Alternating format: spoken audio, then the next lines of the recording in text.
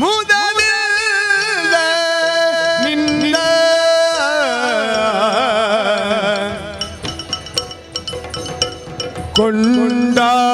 ಕೊಂಡಾಡುವೆನು ಅನವರದ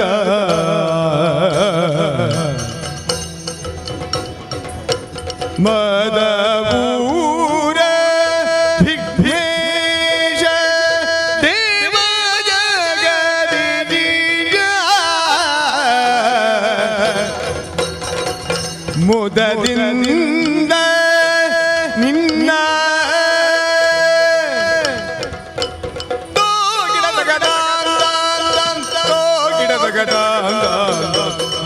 ಗಿಡದ ಗಡದಿಂದ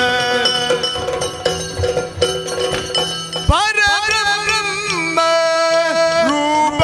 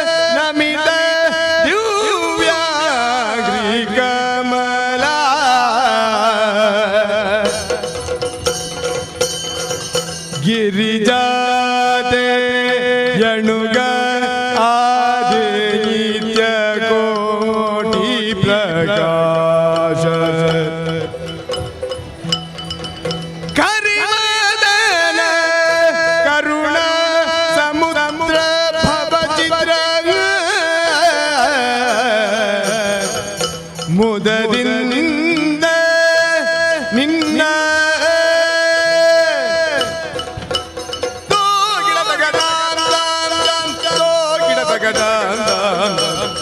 ಗಿಡದ ಗಡದಿಂದ ಪರದಿಂದ ರಕ್ಕಸರ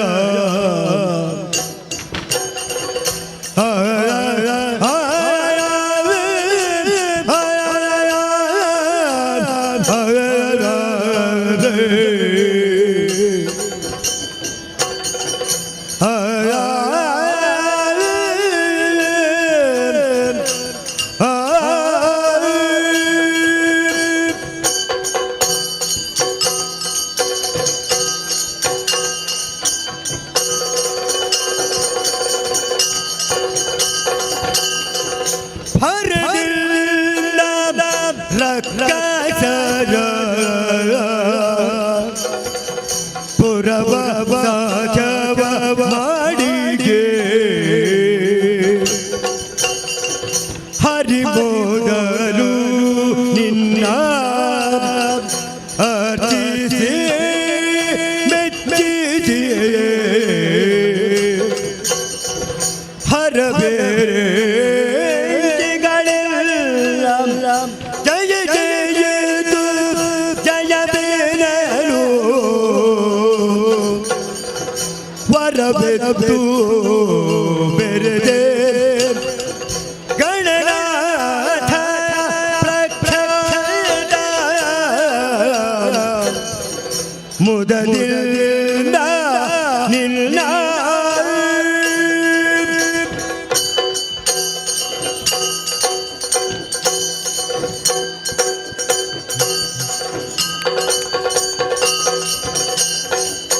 ಹರನಿಲ್ಲ ಮಹಿಮೆಯನು ಪೊಗಳನವಲ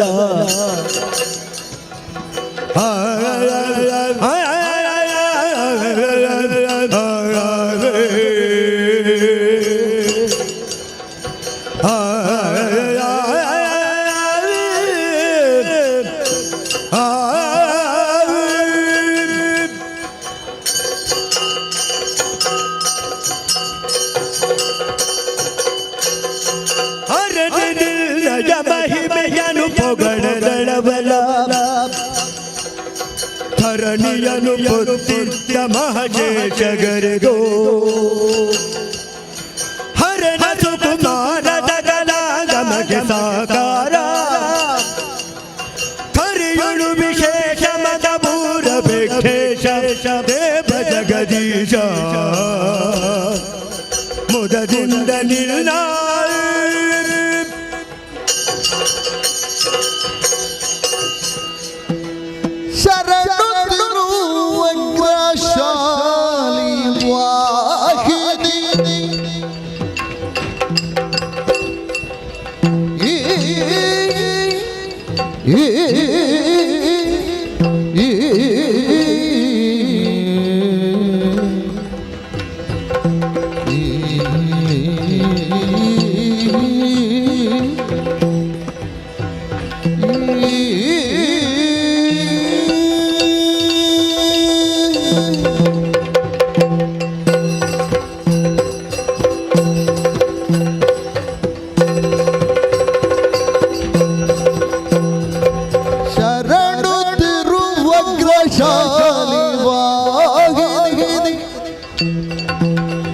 ಶರಣು ಶ್ಯಾಮಲ ರೂಪಿಣಿ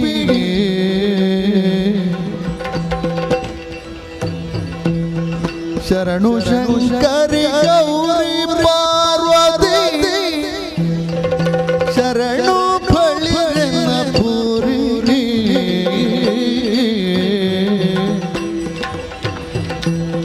ಶರಣು ಶರಣು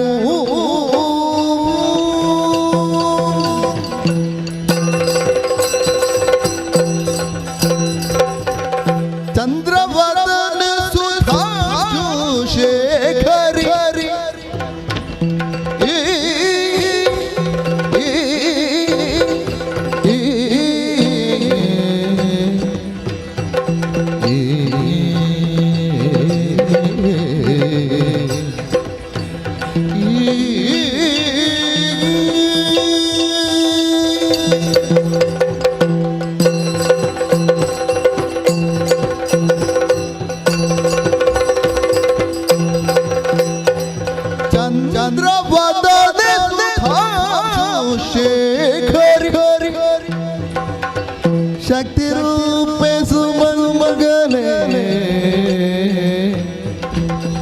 ಮಂತ್ರರೂಪಿಣಿ ಕನಕಭೂಷಿಣಿ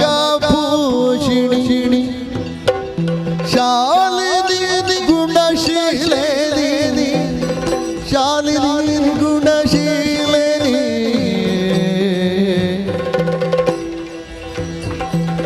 ಶರಣು ಶರಣು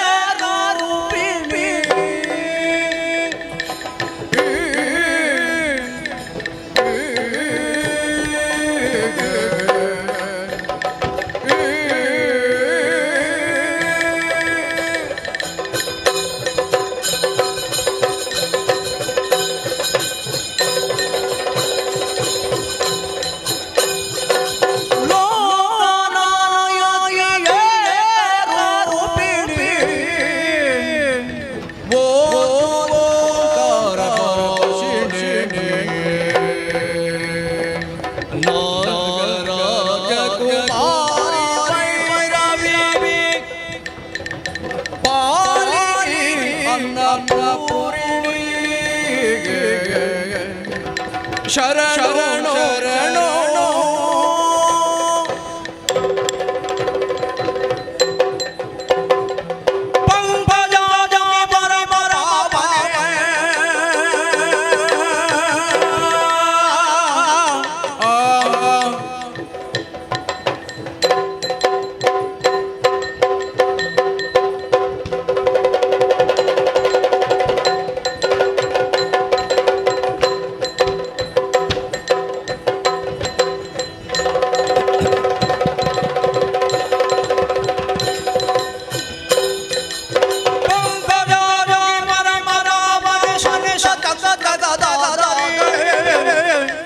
ಶಂಕರ ದೇವಿ ಪದ ಪದ ಹರಿ ನಮೋ ನಮೋ ನಮೋ ಶಂಕರ ದೇವಿ ಪದ ಪದ ಹರಿ ನಮೋ ನಮೋ ನಮೋ ಶರಣ ಶರಣ ಶರಣ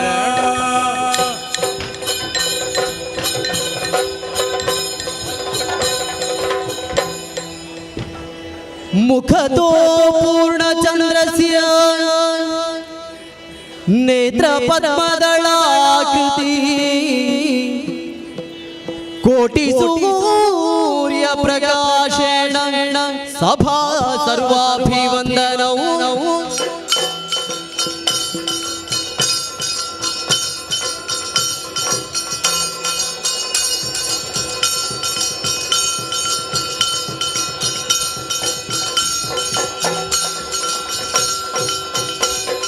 निगमा गोचर नित्य नीरजलोचना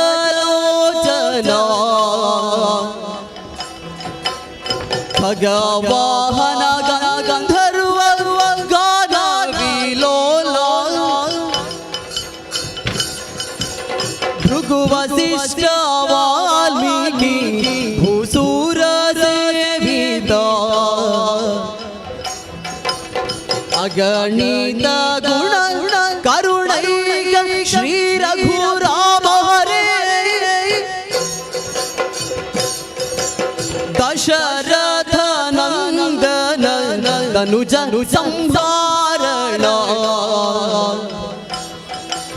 पशुपति प्रिय करुणैक श्री रघुराम हरे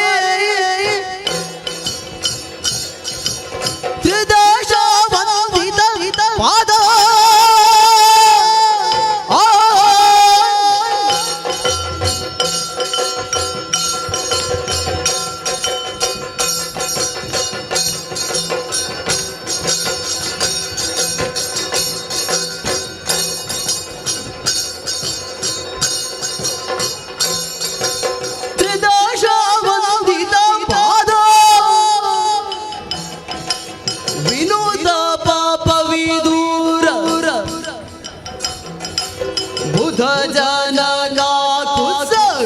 शेखर सतमला समर प्रसंग संगर शूर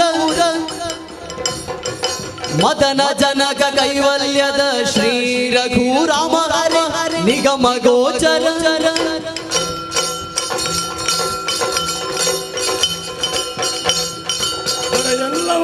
ದಳದೊಳಿರುದಿರ ಸಿರಿಯಂಬಳು ನಿನ್ನ ಚರಣವನರಿಯಳು ಶರಣಾಗತ ರಕ್ಷಾಮಣಿದರ ಹರಿ ಗಗನವೆಲ್ಲವೂ ನಿನನಾಭೆ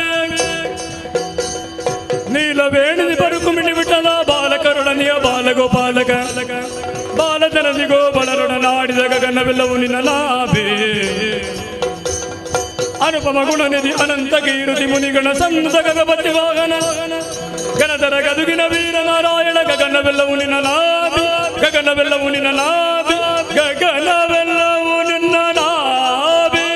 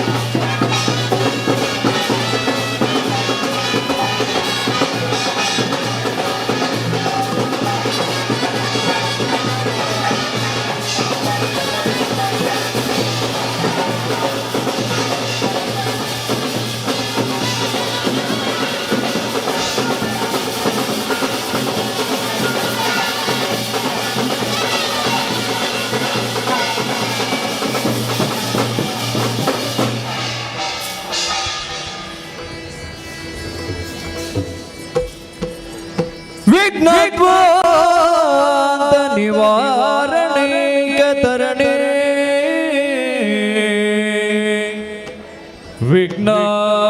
ವಿಘ್ನಾಟವಿ ಹವ್ಯವಾಣ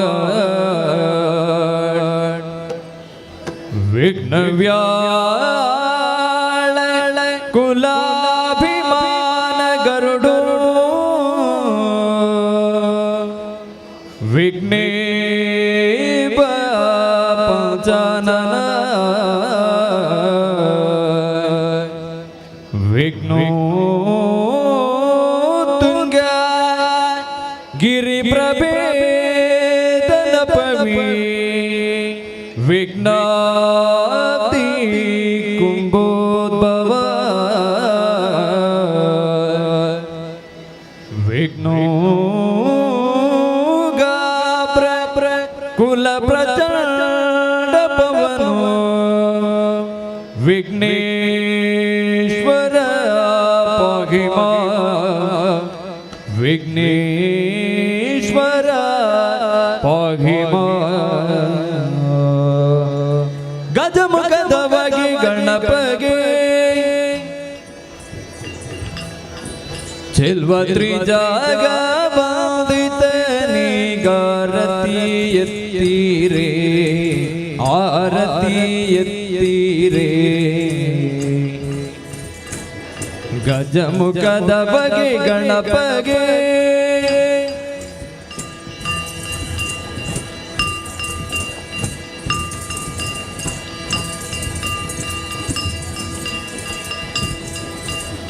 ಕರದುಳು ಪರಶು ಪಾಶಾಂಕುಶಧಾರಿಗೆ ಹರುಷದಿ ಭಕ್ತರ ಪುರಿಬಗೆ ಉರಗಭೂಷಣನ ಕುಮಾರ ಗಜ ವದನನ ಚರಣ ಕಮಲಕಾರತಿ ಎತ್ತಿರೆ ಆರತಿ ಎತ್ತಿರೆ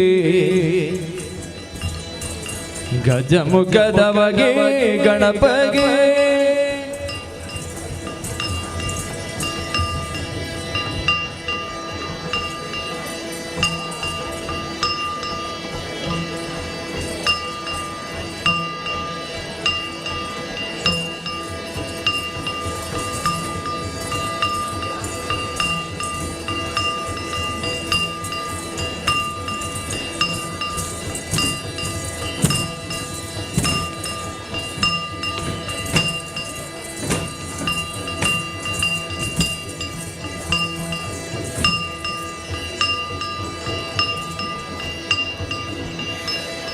ನೆನೆಯರು ಜನರೆಲ್ಲ ಗುಣಯುತನ ಘನಮೂರ್ತಿ ಮದಭೂರ ಗಣನಾಥನ ಘನಮೂರ್ತಿ ಮದಭೂರ ಗಣನಾಥನ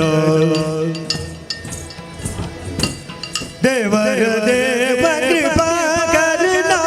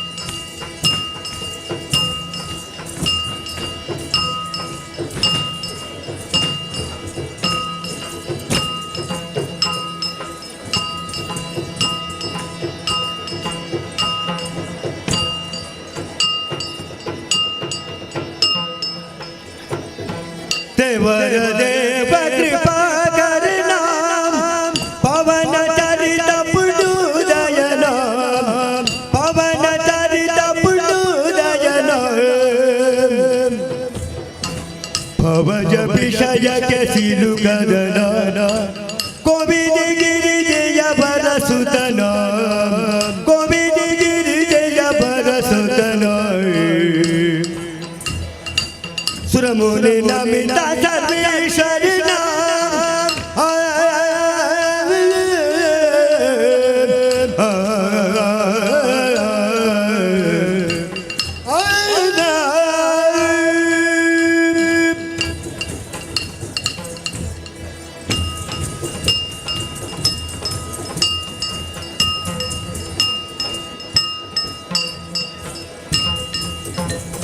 सुरमुनि नमिता सर्वेश्वर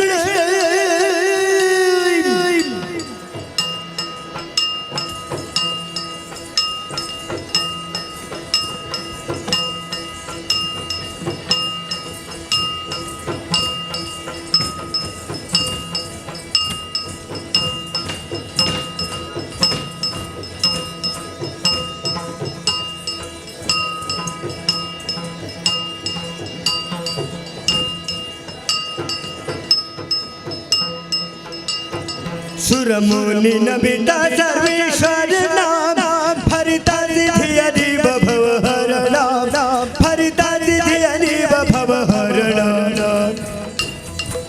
परम दुरित भयंकर परम दूर विखेश्वर परम दूर विखेश्वर निलियरो जनरेल गुणयुतन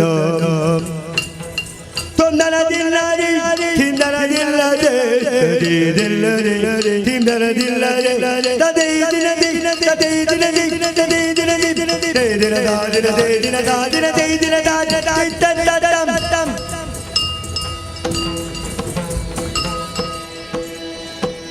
ಗಜಮುಖನ ನಿನ್ನ ಪಾದವ ನೆನೆವೆ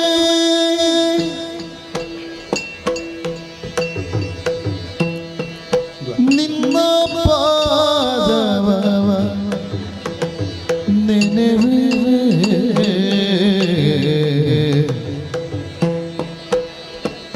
ದೇವಾ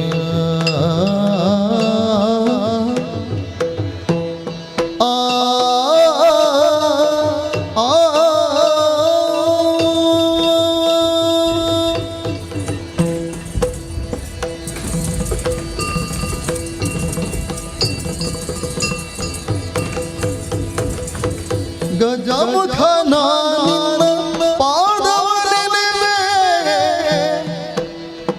ನಿಜವಾಗಿ ಕರುಣಿಸು ವರಗಳ ಪ್ರಭುವೇ ನಿಜವಾಗಿ ಕರುಣಿಸು ವರಗಳ ಪ್ರಭುವೇ ಗಜಮುಖನ ನಿನ್ನ ಪಾದವನೆನೆವೆ ನಿಜವಾಗಿ ಕರುಣಿಸುವರಗಳ ಪ್ರಭುವೇ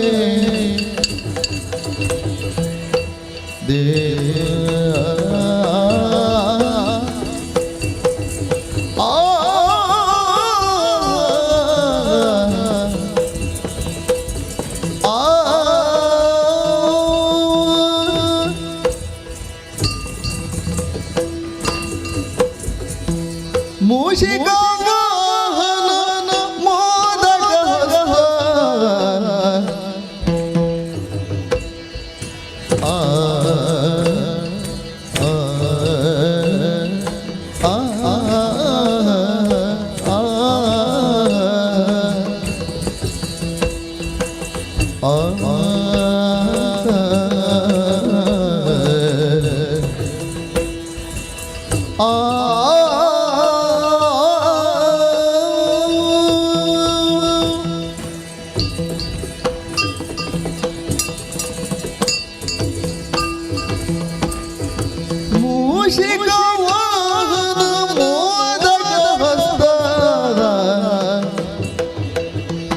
ಪಾಶಾಂಕುಶಧರ ಕಮಲ ಪ್ರಶಸ್ತ ಮೂಷಿಕ ವಾಹನ ಮೋದಗ ಪಾಶಾಂಕುಶಧರ ಕಮಲ ಪ್ರಶಸ್ತ ಶ್ಯಾಮಲ ವರ್ಣ ವಿಲಂಬಿತ ಸೂತ್ರ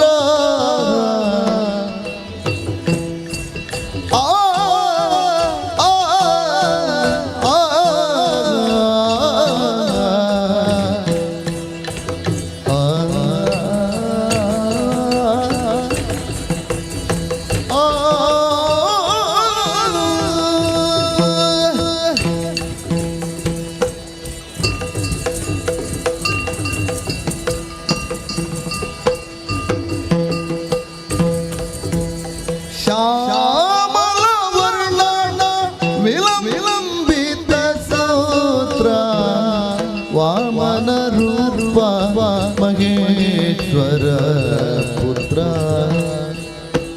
ಶ್ಯಾಮಲ ವರ್ಣ ವಿಲಂಬಿತ ಸೂತ್ರ ವಾಮನ ರೂಪ ಮಹೇಶ್ವರ ಪುತ್ರ ಗಜಮುಖನ ನಿನ್ನ ಪಾದವನೆನೆವೆ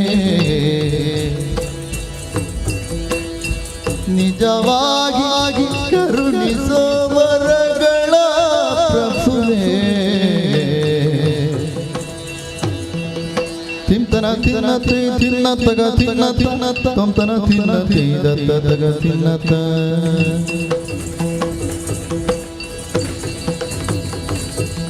ತೊಂತನ ತಿನ್ನತಿ ತಿನ್ನತಗ ತಿನ್ನತ ತಿಂತನ ತಿನ್ನತಿ ದತ್ತಗ ತಿನ್ನತ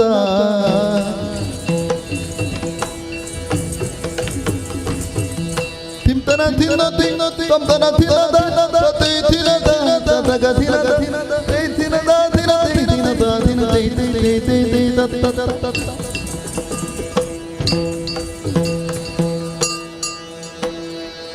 ಪಾಲಿಸು ಗಜಾನನ ಸುಕುಂಡ ವಿಶಾಲ ದಯಾ ಸದನ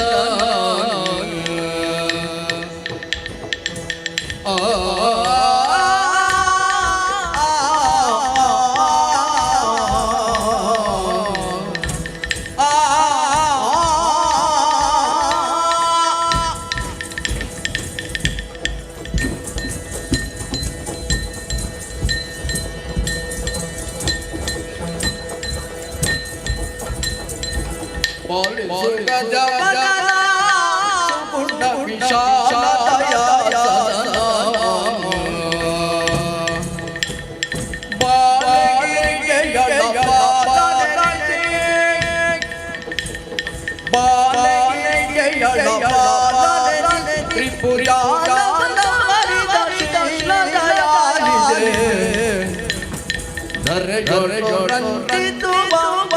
ಮದ ಮದ ಪುರ ತೊಳು ಬೆಳೆದಿರುವ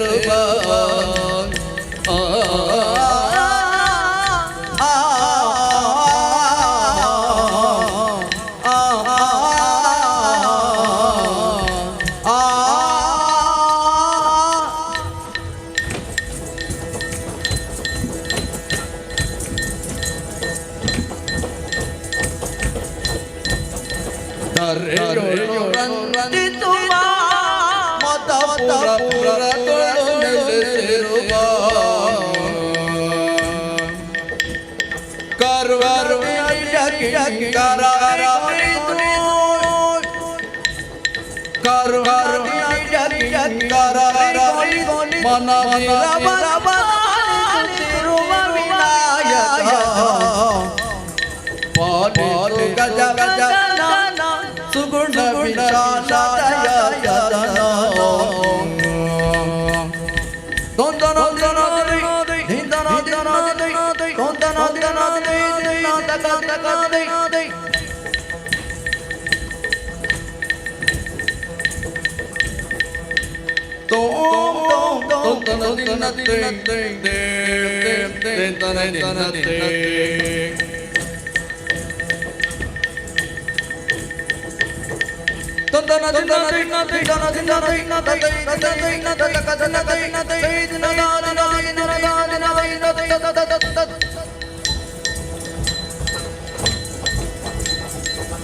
ಒಂದೇ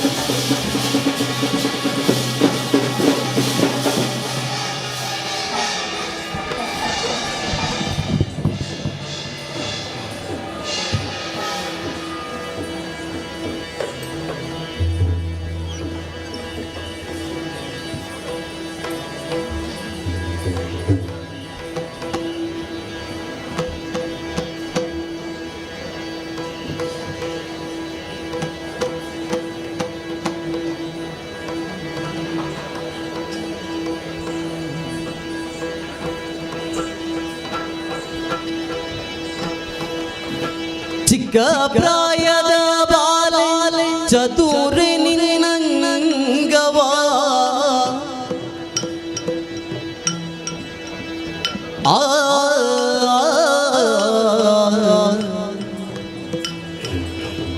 ಆ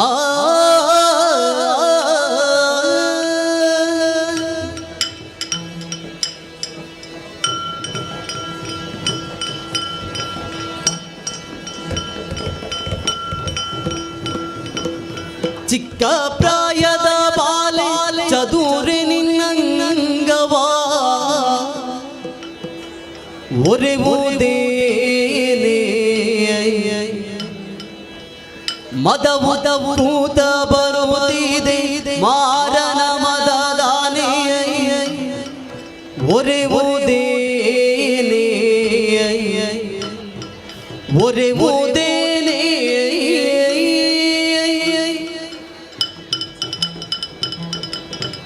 ವಾರಿ ಜಗಂಧಿ ವಾರಿ ಜದಳಲೋಚನೆ ಏ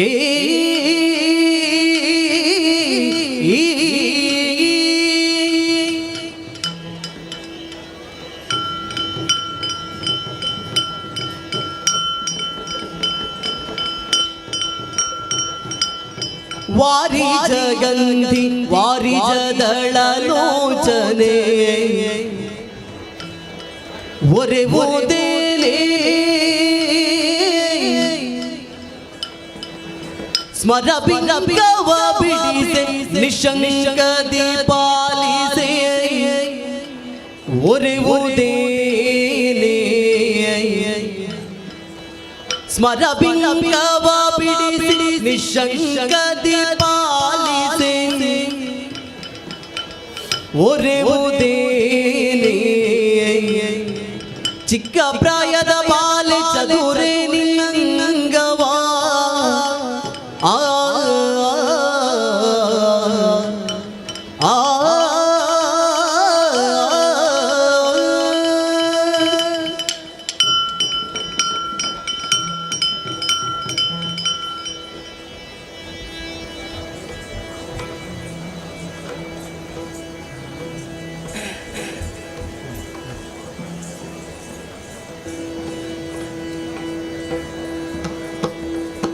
ಕಾಮಿನಿ ಕರೆದು ತಾರೆ ಶ್ರೀ ಮಂಜುನಾಥ ಸ್ವಾಮಿಯ ಬಿಟ್ಟಿರಲಾರೆ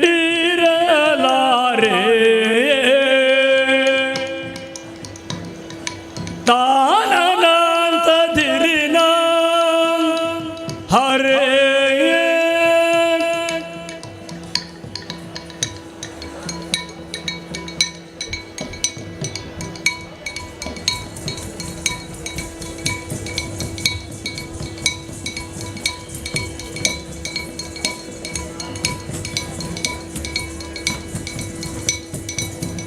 ಕಾಮಿನಿ ಕರೆದು ತಾರೆ ಶ್ರೀ ಮಂಜುನಾಥ ಸ್ವಾಮಿಯ ಬಿಟ್ಟಿರಲಾರೆ ಶ್ರೀ ಮಂಜುನಾಥ ಸ್ವಾಮಿಯ ಬಿಟ್ಟಿರಲಾರೆ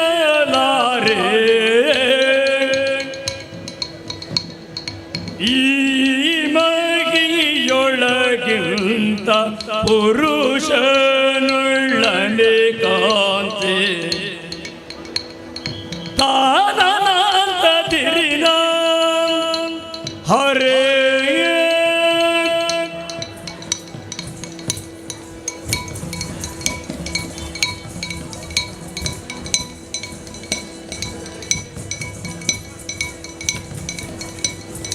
ಈ ಮಹಿಯೊಳಗಿಂತ ಪುರುಷನುಳ್ಳನೆ ಕಾಂತೆ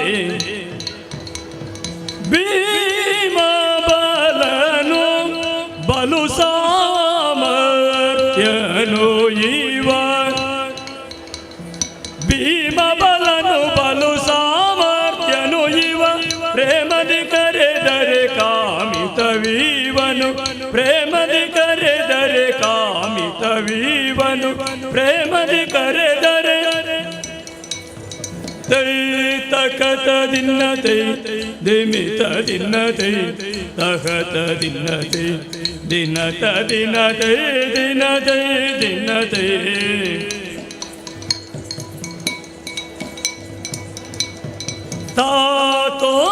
ದಿನ್ನದ ದಿಮಿತ ದಿನ್ನತ ತಕತ ದಿನ್ನತ ತಕತ ದಿನ್ನತ ದಿನತ ದಿನದೈ ದಿನತ ದಿನತೈ ದಿನತ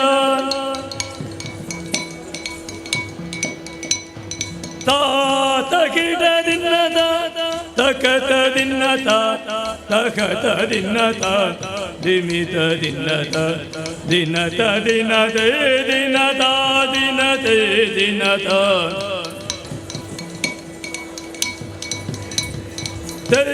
ದಿಮಿತ ದಿನ್ನತೈ ತಕತ ದಿನ್ನತೈ ತಕಿಟ ದಿನ್ನತೈ ತಕತ ದಿನ್ನತೈ ದಿನತ ದಿನತೈ ದಿನತೈ ದಿನತೈ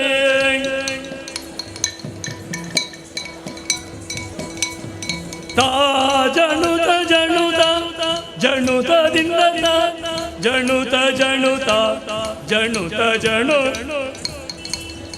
ಧೀಂ ತನ ದಿರಿನ ತೋಂ ತನ ದಿರಿನ ಧೀಂ ತನ ದಿರಿನ ತೋಂ ತನ ದಿರಿನ ಧೀಂ ತನ ತನ ತೋಂ ತನ ತನ ಧೀಂ ತನ ತನ ತೋಂ ತನ ತನ ಧೀಂ ಧೀಂ ದಿನ್ನತ ತಕತ ದಿನ್ನತ ತಕತ ದಿನ್ನತ ತಕಿಟ ದಿನ್ನತ ದಿಮಿತ ದಿನ್ನತ ದಿನತ ದಿನತ ದಿನತ ದಿನತ ದಿನತ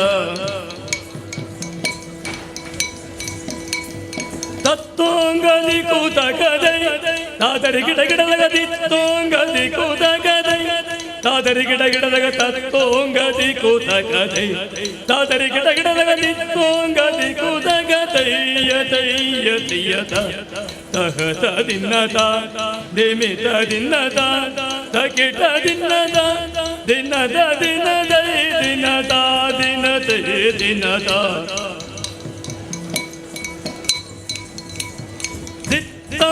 ಗಿಡ ಗಿಡದಾಗ ದರಿ ಗಿಡ ಗಿಡದಾಗ ಗಿಡ ಗಿಡದಾಗ ದರಿ ಗಿಡ ಗಿಡದಾಗ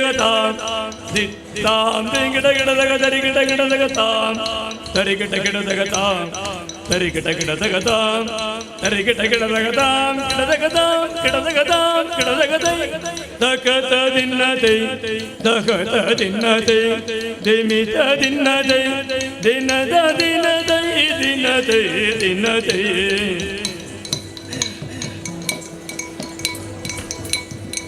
ಗಿಡ ಗಿಡದಾಗ ದರಿ ಗಿಡ ಗಿಡದಾಗ ಗಿಡ ಗಿಡದಾಗ ದರಿ ಗಿಡ ಗಿಡದಾಗ ಗಿಡ ಗಿಡದಾಗ ದರಿ ಗಿಡ ಗಿಡದಾಗ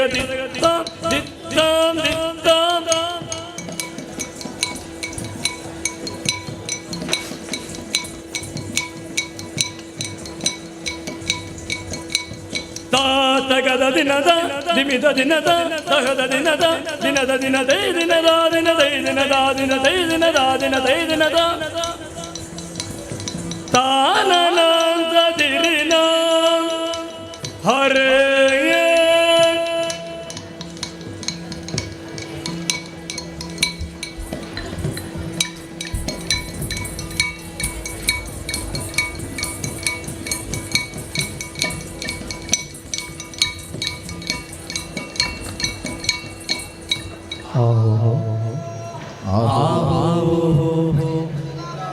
ಕಟೀಲು ಶ್ರೀ ದುರ್ಗಾ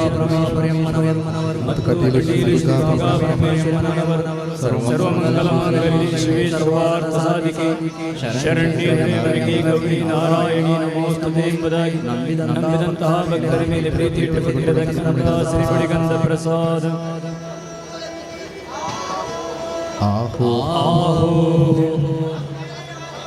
ಮೇಳದಲ್ಲಿ ವಾಸವಾಗಿರುವಂತಹ ಶ್ರೀ ಮಹಾಗಣಪತಿ ದೇವರು ಮತ್ತು ಮೇಳದಲ್ಲಿ ವಾಸವಾಗಿರುವಂತಹ ಶ್ರೀ ಮಹಾಗಣಪತಿ ದೇವರು ವಕ್ರತುಂಡ ಮಹಾಕಾಯ ಪೂರ್ಣಶೌರ್ಯ ಸಮಪ್ರಭ ನಿರ್ವಿಘ್ನಂ ಕುರು ಮೇ ದೇವ ಸರ್ವಕಾರ್ಯೇಷು ಸರ್ವದಾ ಎಂಬುದಾಗಿ ನಂಬಿದಂತಹ ಭಕ್ತರ ಮೇಲೆ ಪ್ರೀತಿ ಶ್ರೀ ಮುಡಿಗಂಧ ಪ್ರಸಾದ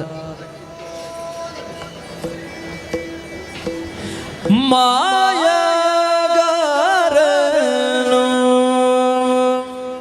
ನೀನೇ ಮಹಿಮನು ನೀನೇ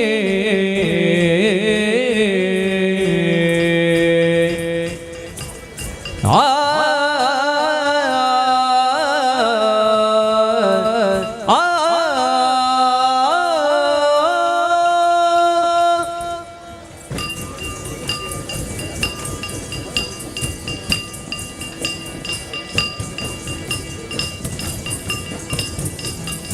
ಮಾಯಗಾರನು ನೀನೇ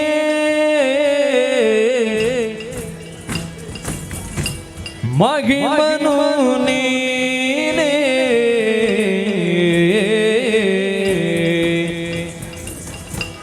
ತೋಯ ಜನಯನ ಉದಾರಿಯು ನೀನೇ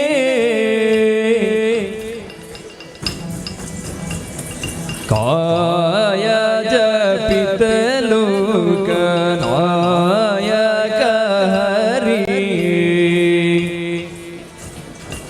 ಕಾಯ ಜಪಿತಲು ಕನಾಯಕ ಹರಿ ಶ್ರೀಯ ರಸನಿಗರಾಯ ಮೂರ್ತಿಯೇ ಶ್ರೀಯ ರಸನಿಗರಾಯ ಮೂರ್ತಿ ಶ್ರೀಯ ರಸನಿಗರಾಯ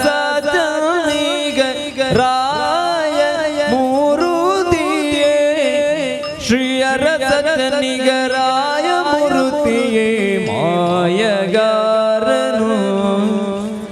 ನೀನೇ ಮಹಿಮನು ನೀನೇ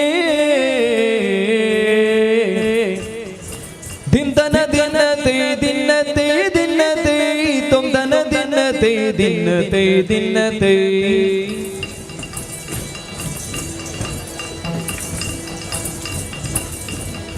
ತಾತಗ ದಿನತೆ ದಿನತೆ ದಿನತೆ ದಿತ್ತಗ ದಿನತೆ ದಿನ ತುಂ ದಿನತೆ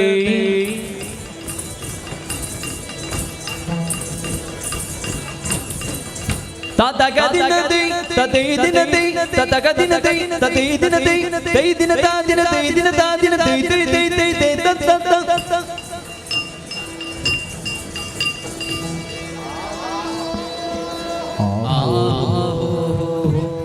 ಶ್ರೀ ದುರ್ಗಾ ಮತ್ತು ಶ್ರೀ ದುರ್ಗಾ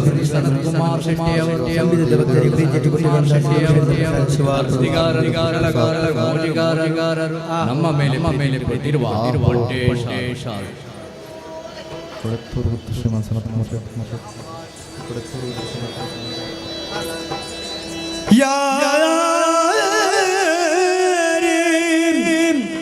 ರಂಗನ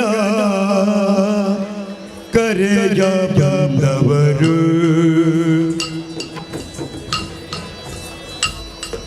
ಯಾರೇ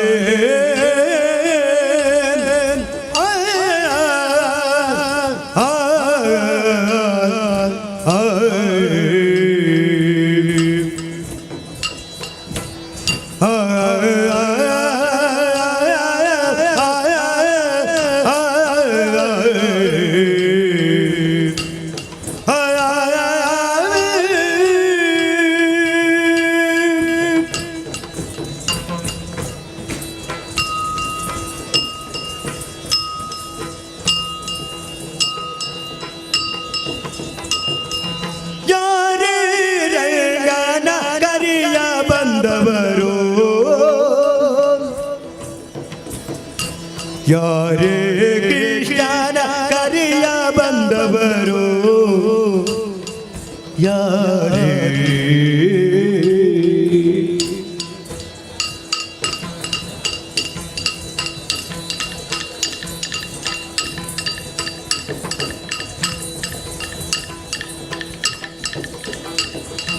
ಯಾರೇ ರಂಗನ ಯಾರೇ ಕೃಷ್ಣನ ಕರಿಯ ಬಂದವರು ಯಾರೇ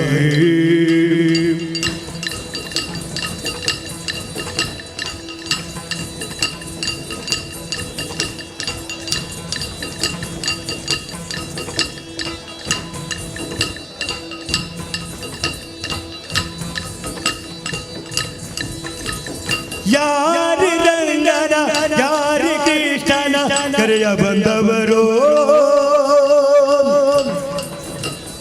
ಯಾರೇ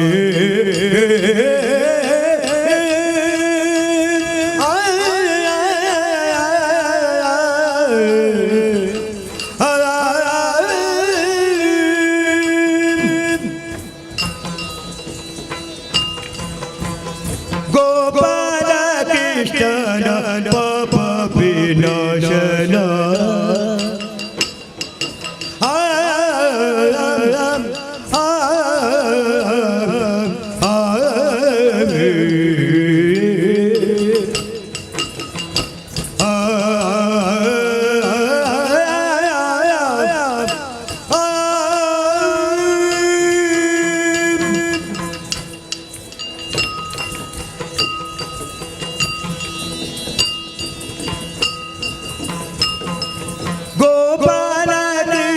ಪಾಪ ವಿನಾಶನ ಈ ಪರಿಗಿಲ್ಲ ಕರೆಯ ಬಂದವರು ಈ ಪರಿಗಿಲ್ಲ ಕರೆಯ ಬಂದವರು ಬೇಡು ಬಿಡುವುದನ ಗಾನ ಬಿಡುಲನ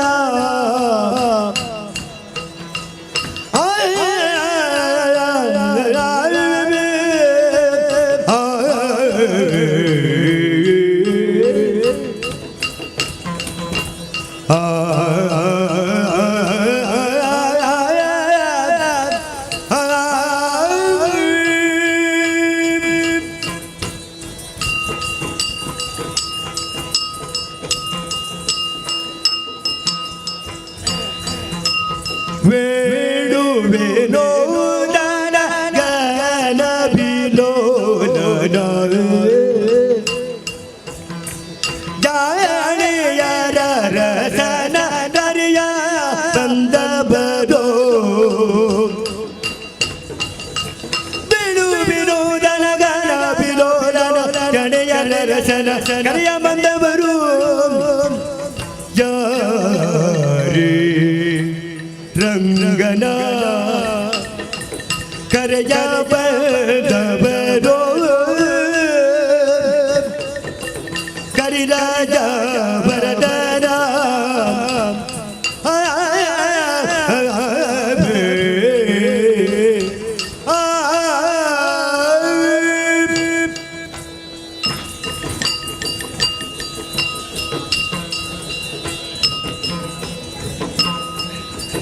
ಕರಿರಾಜ ವರದನ ಪರಮ ಪುರುಷನ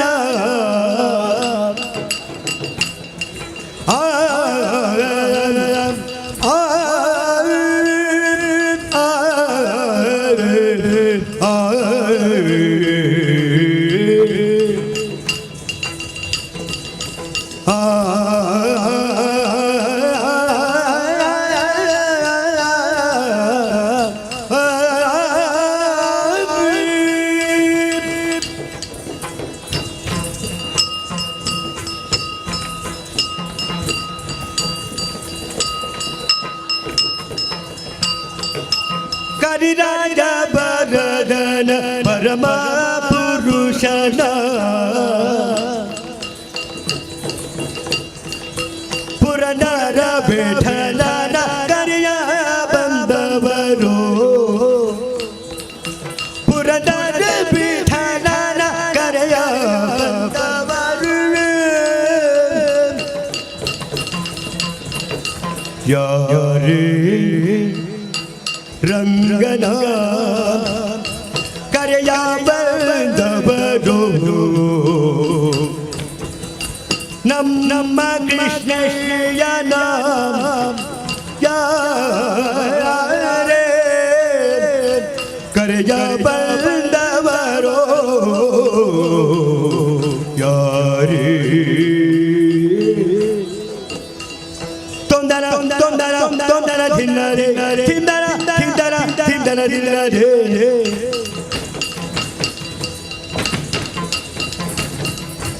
ತೋಮ್ ತೋಮ್ ತೋಮ್ ದಿಲ್ಲರೆ ಧೀಂ ಧೇಂ ದಿಲ್ಲರೆ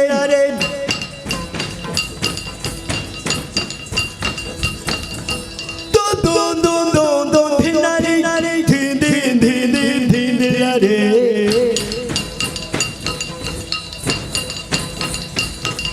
ತದೈ ದಿಲೈ ತದೈ ದಿಲೈ ತದೈ ದಿಲೈ ದಿಲೈ ದಿಲೈ ತತ್ತಂ ತೋಂಗ ತೋಬೊಂದಗ ದಿಲೈ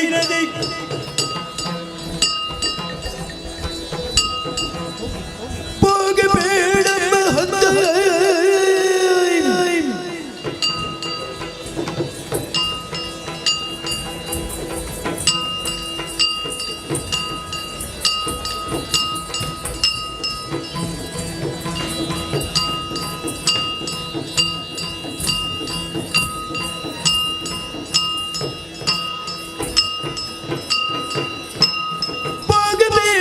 ಹೊತ್ತು ಹೋಗದಿರಾಗೆ ಆ ಆದಿಕೇಶವ ರಂಗಧಾಮ ಬಾರು ಮನೆಗೆ ಕಂಡು ಬಂದಳು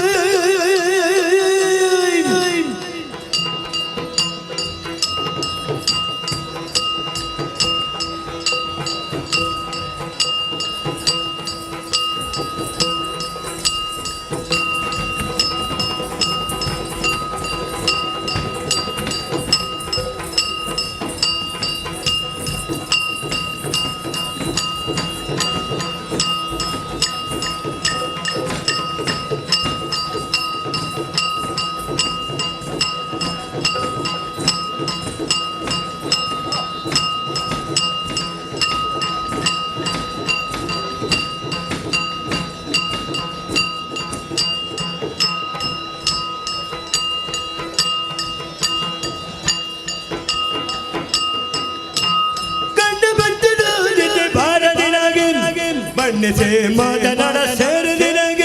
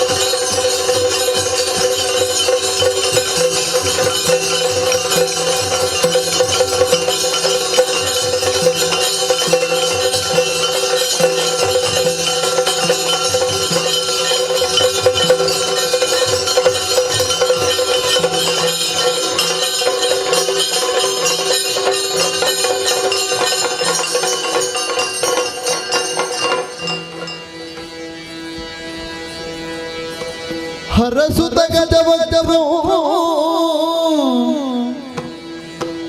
ವಿಘ್ನ ಜೀಮುತಾಯೋ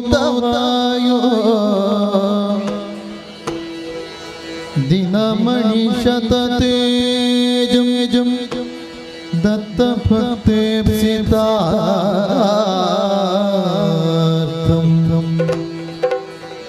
ತಮದನುಜ ವಿನಾಶಂ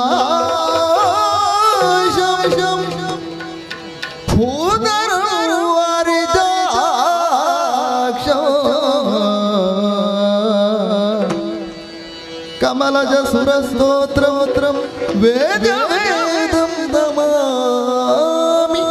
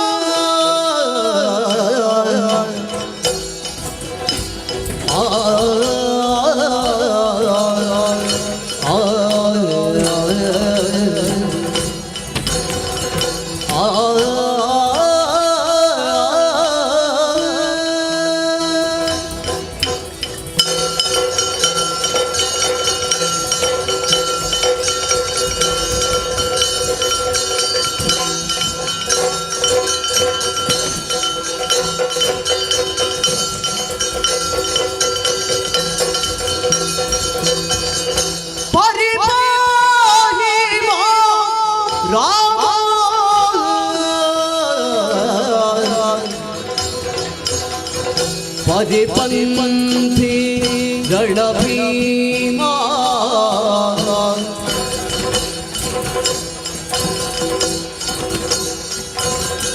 ಪರಿಣಮಿತ ಗುಣಧಾಮ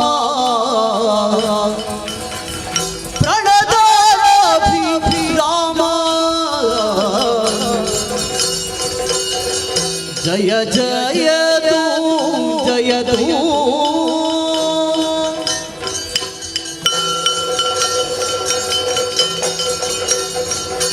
ಮಾರ್ತಾಂಡವರ ಕಿರಣ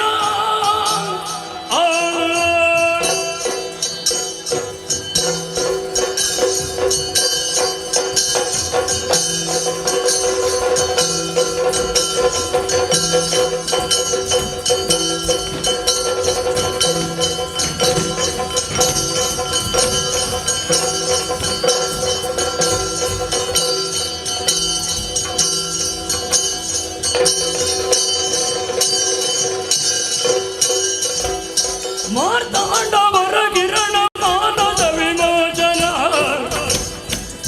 ಶ್ರೀರಾಮ ರಘುವೀರರ ಜೀವನೇತ್ರ ಜಯ ಜಯತು ಜಯತು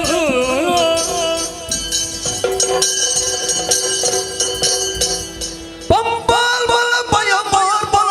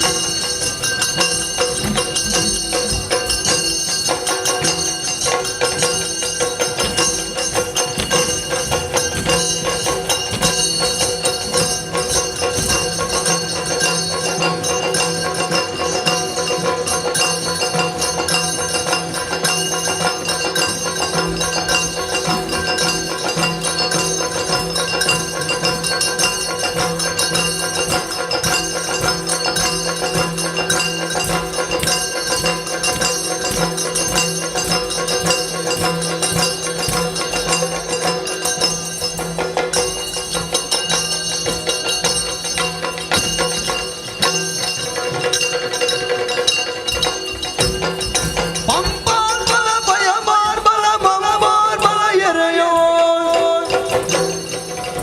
ಅಂಬಾರ್ಜಿತ ಶುಭ ಕೇರಳ ಅಂಬಾರ್ಜಿತ ಶುಭ ಜಯ ಜಯ ಜಯ ಜಯತು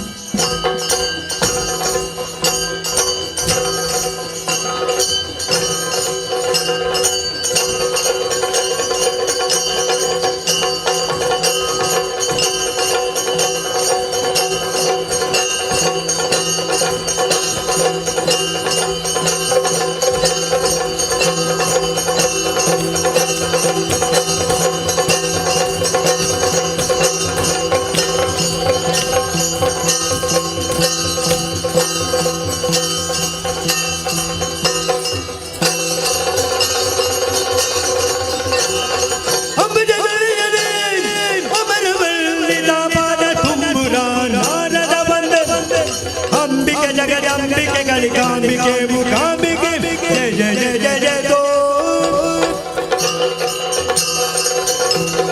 ತಿರುಪತಿ ನಗುತ್ತಿರಿ ಕಡುಮುಳಿದಾದ ಶಮಣ ಸುತ ಬೆಳಿರಿ ಬೆಳಿರಿ ಪಟವಿ ಪುರವಾದ ಮಧುರ ಪುರದಲ್ಲಿ ಗುಡದಲ್ಲಿ ನಿಂತಿ ಒಡೆಯಿ ಉಡಿ ಜಯ ಜಯ ಜಯ ಜಯ ತು ಜಯ ತು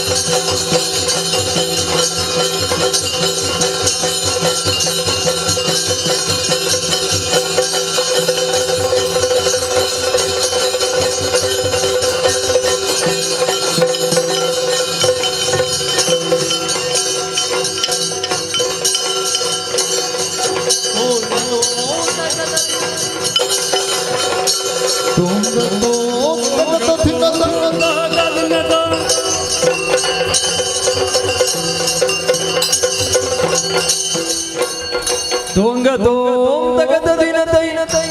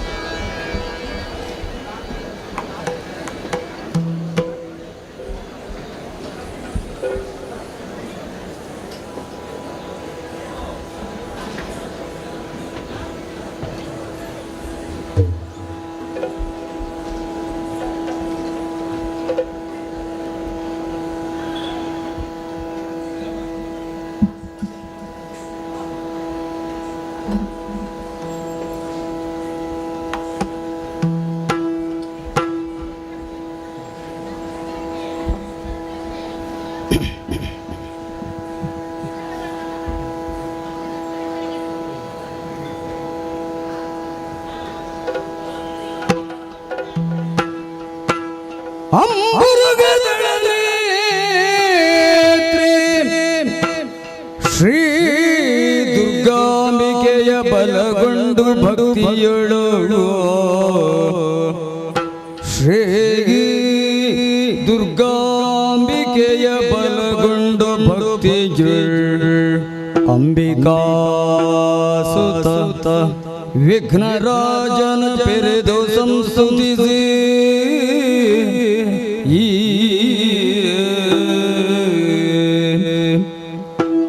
ಅಂಬುನಿಧಿಯ ಮಜಗೆ ಕೈ ಮುಗಿದು ಅಂಬುಜಾಸನ ವಾಣಿಜರ ಪಾದಾಂಬುಜಗೆ ಹೊಡಮಡುತ್ತ ವರ್ಣಿಪನಿ ಕಥಾಮೃತವ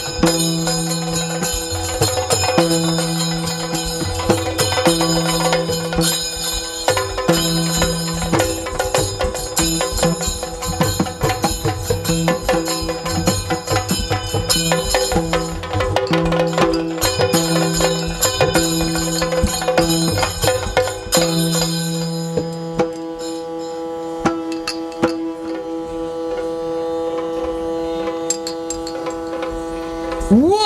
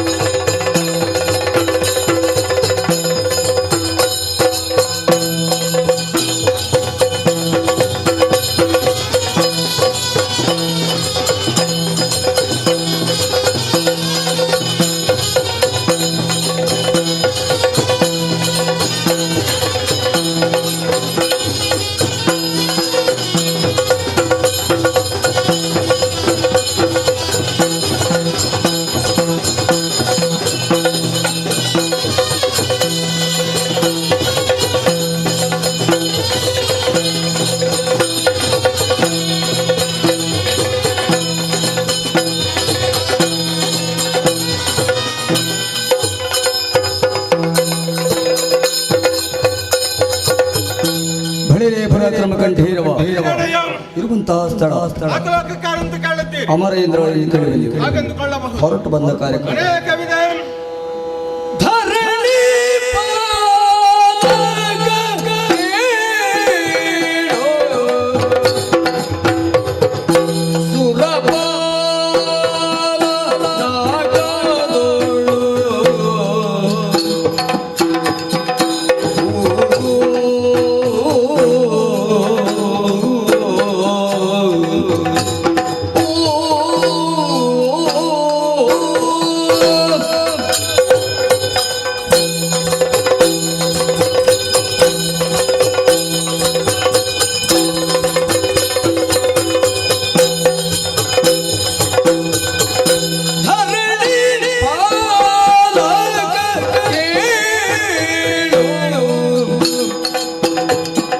ಸುರಪಾಲ ನಾಗ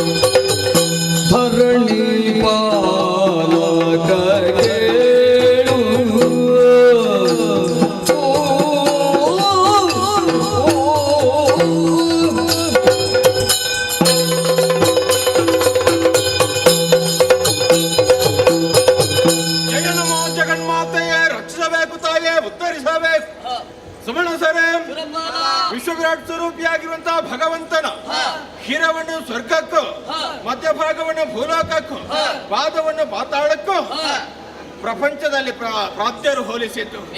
ಹಾಗೆ ಯೋಚಿಸುವಾಗ ದೇಹಕ್ಕೆ ಶಿರ ಹೇಗೆ ಪ್ರಧಾನವಾಗಿರ್ತದೆ, ಹಾಗೆಯೇ ಲೋಕಗಳಲ್ಲಿಯೂ ದೇವಲೋಕ ಎನ್ನುವುದು ಪ್ರಧಾನವಾಗಿರ್ತದೆ. ಅಂತಹ ದಿವ್ಯಲೋಕದ ಅಧಿಕಾರವನ್ನು ಪಡೆಯಬೇಕೆಂಬ ಬಯಕೆಯಿಂದಲೇ ಮೇಘವಂತ ಪರ್ವತವನ್ನು ಸೇರಿ ಶತಧ್ವರವನ್ನು ಮಾಡಿ ಪುಣ್ಯವನ್ನು ಸಂಪಾದಿಸಿ ಈ ಅಧಿಕಾರವನ್ನು ಸಂಪಾದಿಸಿಕೊಂಡಿದ್ದೇನೆ. ಸ್ವರ್ಗ ಅಂದರೇನು? ಸುಖವನ್ನು ಕೊಡುವಂತದ್ದು. ಸುಖಂ ಗತ್ಯತೆ ಇದೇ ಸ್ವರ್ಗ ಎಂಬುದಾಗಿ ಪ್ರಾಜ್ಞರು ಹೇಳಿದ್ದಾರೆ. ಇಲ್ಲಿ ಯಾವತ್ತೂ ಸುಖವೇ ಇರುವುದು. ಆ ಕಾರಣದಿಂದಲೇ ಪ್ರತಿಯೊಬ್ಬರೂ ಸ್ವರ್ಗ ಸುಖವನ್ನು ಅನುಭವಿಸಬೇಕು ಎಂಬ ಭಾವದಿಂದ ಪುಣ್ಯವನ್ನು ಸಂಪಾದಿಸಿ ಮೇಲೇರಿ ಬರ್ತಾರೆ. ಆದ್ರೆ ಎಲ್ಲಿಯವರೆಗೆ ಅವರಿಗೆ ಇರುವುದಕ್ಕಾಗ್ತದೆ? ಅವರ ಪುಣ್ಯ ಎಲ್ಲಿಯವರೆಗೆ ಇರ್ತದೋ ಅಲ್ಲಿಯವರೆಗೆ ಮಾತ್ರ ದೇವಲೋಕದಲ್ಲಿ ಇರುವುದು. ಪುಣ್ಯ ಕ್ಷೀಣವಾದ ಮೇಲೆ ಮತ್ತೊಮ್ಮೆ ಕರ್ಮ ಪ್ರಪಂಚವನ್ನು ಅವರು ಸೇರಲೇಬೇಕಾಗ್ತದೆ. ಆದ್ರೆ ನಮ್ಮದ್ದು ಹಾಗಲ್ಲ. ದಿನದಿಂದ ದಿನಕ್ಕೆ ಪುಣ್ಯ ಎನ್ನುವುದು ವೃದ್ಧಿ ಆಗ್ತದೆ. ಯಾಕಂದ್ರೆ ಸತ್ಕರ್ಮದಲ್ಲಿ ನಿರತರಾಗುವವರು ನಾವು. ಸ್ವಾರ್ಥವನ್ನು ಬದಿಗೊತ್ತಿ ಪರರ ಹಿತವೇ ನಮ್ಮ ಮುಖ್ಯ ಉದ್ದೇಶವಾಗಿದೆ. ಅದಕ್ಕೆ ಬೇಕಾಗಿ ದೇವಲೋಕದ ಸಂಪತ್ತನ್ನೆಲ್ಲ ಉಪಯೋಗಿಸಿಕೊಂಡು ಬಂದಿದ್ದೇವೆ. ಇಂತಹ ಸುವಸ್ತುಗಳ ಬಗ್ಗೆ ಯೋಚಿಸುವಾಗ ಮನಸ್ಸಿಗೆ ಅಭಿಮಾನ, ಸಂತೋಷ. ಯಾಕಂದ್ರೆ ಮಿಕ್ಕ ಲೋಕದಲ್ಲಿ ಇದು ಸಿಗುವುದಕ್ಕೆ ಸಾಧ್ಯವೇ ಇಲ್ಲ. ಹಿಡಿಯುವುದಕ್ಕೆ ವಜ್ರಾಯುಧ, ಮುಡಿಯುವುದಕ್ಕೆ ಪಾರಿಜಾತ, ಏರುವುದಕ್ಕೆ ಐರಾವತ್, ವಿಹರಿಸುವರೇ ನಂದನವನ, ಇದೆಲ್ಲ ನಮ್ಮ ದೇವಲೋಕದಲ್ಲಿ ಉಂಟು. ಅಲ್ಲದೆ ಸಭಾಸದರ ಸಂತೋಷಕ್ಕೆ ಬೇಕಾಗಿ, ಸಭೆಯ ವೈಭವಕ್ಕೆ ಬೇಕಾಗಿ ರಂಭಾದಿ ತರುಣಿಯರ ನರ್ತನ, ಪೂರಕವಾಗಿ ಚಿತ್ರಸೇನನ ಗಾಯನ ಒಂದಕ್ಕೊಂದು ಹೊಂದಿಕೊಂಡು ಕೇಳುವವರಿಗೂ ನೋಡುವವರಿಗೂ ಆನಂದವನ್ನು ಕೊಡ್ತಾ ಉಂಟು. ಇಂತಹ ಸುಖದಿಂದ ಕಾಲ ಕಳೆಯುವಂತಹ ನಾವು ಭವಿಷ್ಯತ್ತಿನ ಬಗ್ಗೆ ಯೋಚಿಸಬೇಕಾ ಬೇಡುವ? ಹಾಗೆ ಯೋಚಿಸಿದಾಗ ನೆನಪಾಗುವುದು ಆ ಖಳರ ಬಗ್ಗೆ. ಸುಮನ ಲಾಲಿ ಪೂದು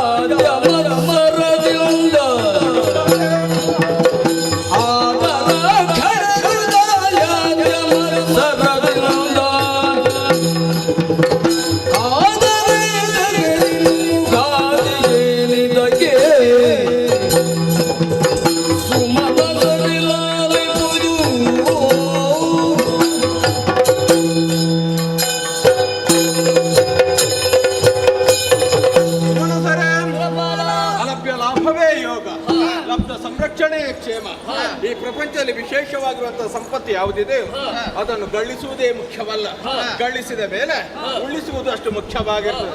ಹಾಗೆ ಯೋಚಿಸುವಾಗ ದೇವಲೋಕದ ಸಂಪತ್ತನ್ನು ಪಡೆಯುವುದಕ್ಕಾಗಿ ಬಯಸುವವರು ಅಂದ್ರೆ ದಾನವರು ಮತ್ಸರದಿಂದ ದೇವತೆಗಳಿಗೆ ಸುಖವಿದೆ ಎಂಬ ಕಾರಣಕ್ಕೆ ಬೇಕಾಗಿ ನಮ್ಮನ್ನೆಲ್ಲ ಹೊಡೆದಾಡಿಸಿ ದೇವಲೋಕಕ್ಕೆ ಬಂದು ಅವರು ಆಡಳಿತವನ್ನು ನಡೆಸಬೇಕು, ಇಲ್ಲಿ ಸುಖವನ್ನು ಹೊಂದಬೇಕು ಎಂಬಂತ ಬಯಕೆಯನ್ನು ಹೊಂದಿ ಮೇಲೆ ಬರ್ತಾರೆ.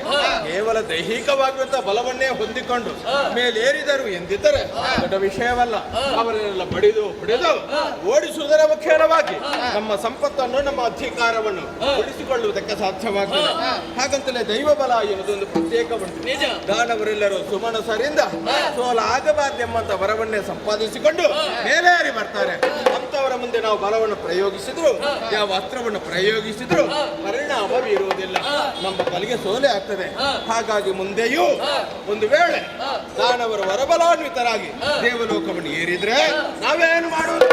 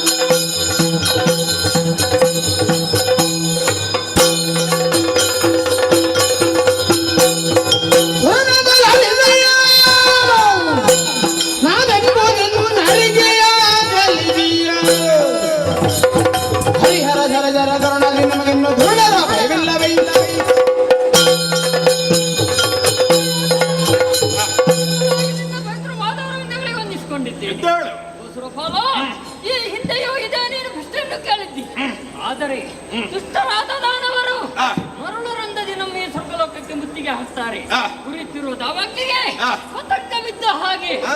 ಈ ಹಿಂದೆ ಬಂದವರನ್ನೆಲ್ಲ ಆ. 3 ಮೂರ್ತಿಗಳ ಧೈರ್ಯದಿಂದ ನಾವು ಕಾಯುತ್ತಿದ್ದೇವೆ. ಇನ್ನು ಮುಂದೆ ಬಂದರೆ ಆ. ನೀನು ಯಾಚಿಸದಿರು ನಾನಿದ್ದೇನೆ. ಆಹಾ ಸುರದೇನು ಕಲ್ಪತರು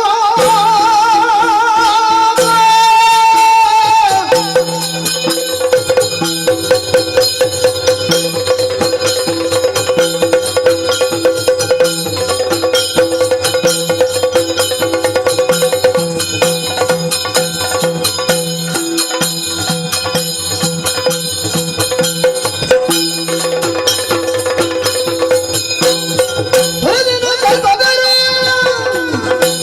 ಮುಂದಾಗಿ ಅವರ ಬಂಧುಗಳ ಕೂಳರು ನಲ್ಲರಂದನಿಗೆ ದೊರಕೈದು ನಮ್ಮಲ್ಲಿ ಹಲವಾರಿಗುವರು ಬದಲಾಗಿ ವಂದಿಸಿಕೊಂಡಿದ್ದೇನೆ. ಸ್ವರ್ಗ ಸುಖವಿದು ಅಲಭ್ಯ ಲಾಭ ಸಿಕ್ಕಿದ್ದನ್ನು ಇದುವರೆಗೆ ಆ ಶ್ರೀಹರಿಯ ಕೃಪೆಯಿಂದ ಸಂರಕ್ಷಿಸಿಕೊಂಡು ಬಂದಿದ್ದೇವೆ. ಸರಿ.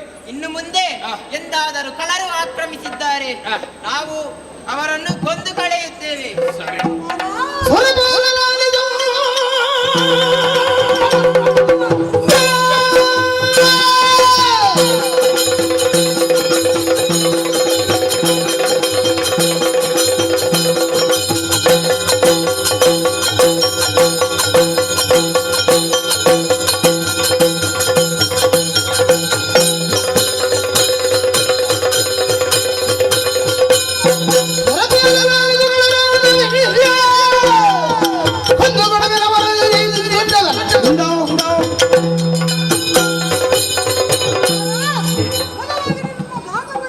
ನಮಸ್ಕರಿಸುತ್ತಿದ್ದೇನೆ. ಆ.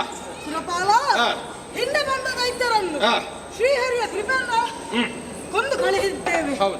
ಮುಂದೆ ಬಂದವರ ಚಿಂತೆಯನ್ನು ಬಿಡು, ಅವರನ್ನು ನಾನು ನೋಡಿಕೊಳ್ಳುತ್ತೇನೆ. ಸುರರಾಳು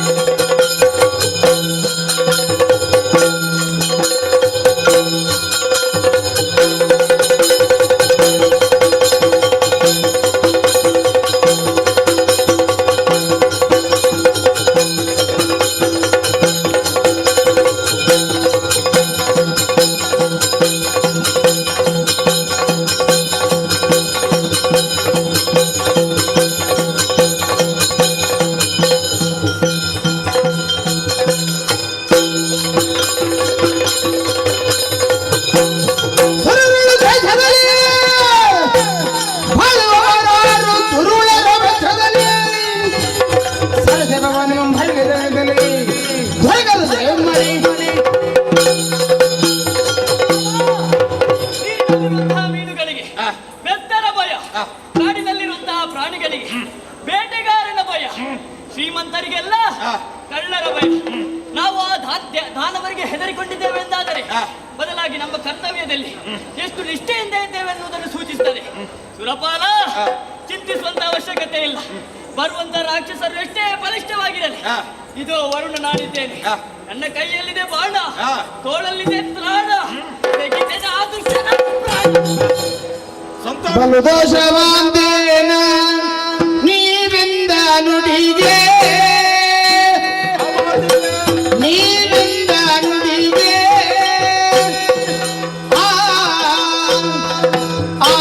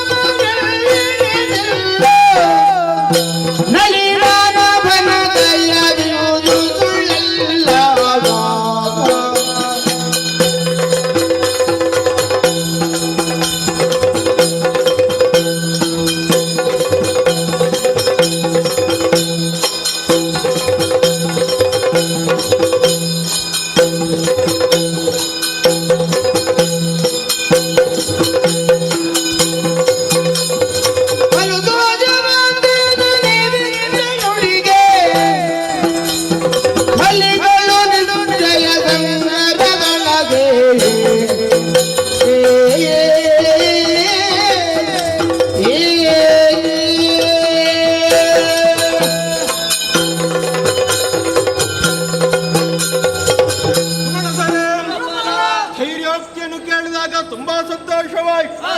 ನಿಮ್ಮತ್ತಾಗಿರುವಂತಹ ಪರಾಕ್ರಮದ ಬಗ್ಗೆ, ನಿಮ್ಮಲ್ಲಿರುವಂತಹ ಬಲದ ಬಗ್ಗೆ, ದೈವಾನುಗ್ರಹದ ಬಗ್ಗೆ ಸಂದೇಹ ಬಂದು ನಿಮ್ಮಲ್ಲಿ ಪ್ರಶ್ನೆ ಕೇಳಿದ್ದಲ್ಲ. ನಾನು ಓರ್ವನೇ ತೀರ್ಮಾನ ತೆಗೆದುಕೊಳ್ಳುವುದಕ್ಕೆ ಆಗೋದಿಲ್ಲ. ಅಧಿಕಾರಿ ನಾನಾಗಿರಬಹುದು, ಹಾಗಂತಲೇ ದೇವಲೋಕದ ರಕ್ಷಣೆಯ ಹೊಣೆ ನಿಮಗೆಲ್ಲರಿಗೂ ಸೇರಿದ್ದು.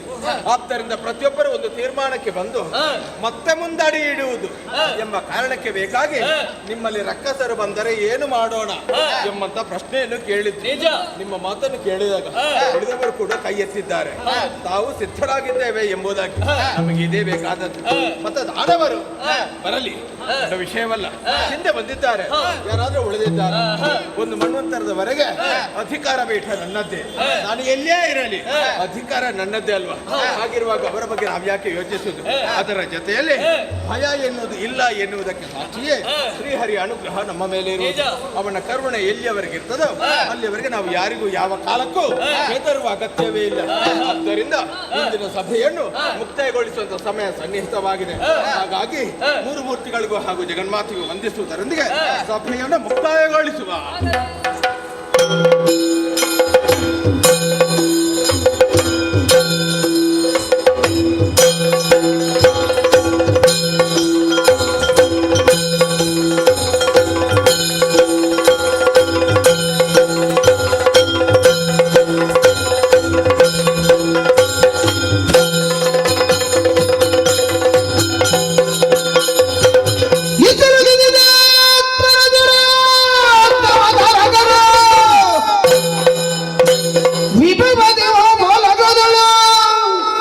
ದೈತ್ಯರ ಮದ್ದವ ನೋಡುತ್ತ ಬಿತ್ತರಿಸಿದ ನಂದು ಮುದದಿ ಗಂಭೀರದೊಳಗದು.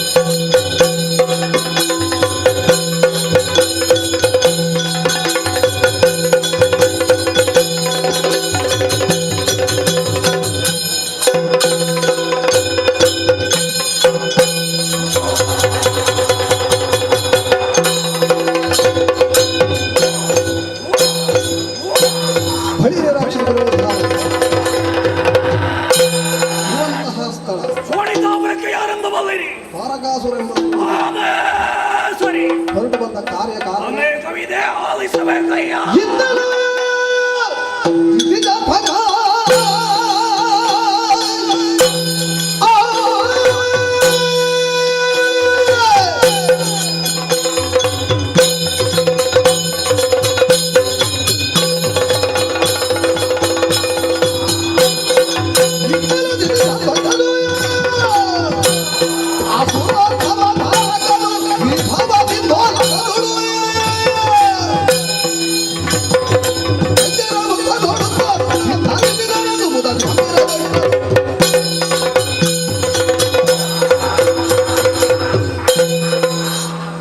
ಶಂಭೋ ಶಂಕರ ರಕ್ಷಣೆ ಮಾಡು ತಂದೆ ಪರಿಪಾಲಿಸು. ಕಶ್ಯಪ ಬ್ರಹ್ಮ ಸುರಸಾದೇವಿಯರ ದಾಂಪತ್ಯ ಜೀವನದಲ್ಲಿ ಹುಟ್ಟಿಕೊಂಡವರು ನಾವು 4 ಮಂದಿ. ಅಣ್ಣನಾದಂತಹ ಶೂರಪದ್ಮಾಖ್ಯ, ತಾರಕಾಸುರ, ತಮ್ಮನಾದಂತಹ ಸಿಂಹಾಸ್ಯ, ಒಬ್ಬಳು ತಂಗಿ ಅಚಮುಖಿ. ಅಣ್ಣನಾದಂತಹ ಶೂರಪದ್ಮಾಖ್ಯ ವೀರಪ್ಪ ಮಹೇಂದ್ರಪುರದಲ್ಲಿ ಅಧಿಕಾರಿಯಾಗಿ ಮೆರೆಯುತ್ತಾ ಇದ್ದೇನೆ.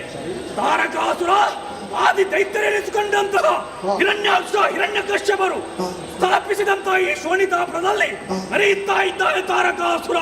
ವರ್ತಮಾನ ಕಾಲದಲ್ಲಿ ನಮ್ಮವರೇ ಆದಂತಹ ಅಸುರರನ್ನೆಲ್ಲ ಜೊತೆ ಸೇರಿಸಿಕೊಂಡು ವೈಭವೋಚಿತವಾಗಿ ಮೆರೆಯುತ್ತಾ ಇದ್ದೇನೆ.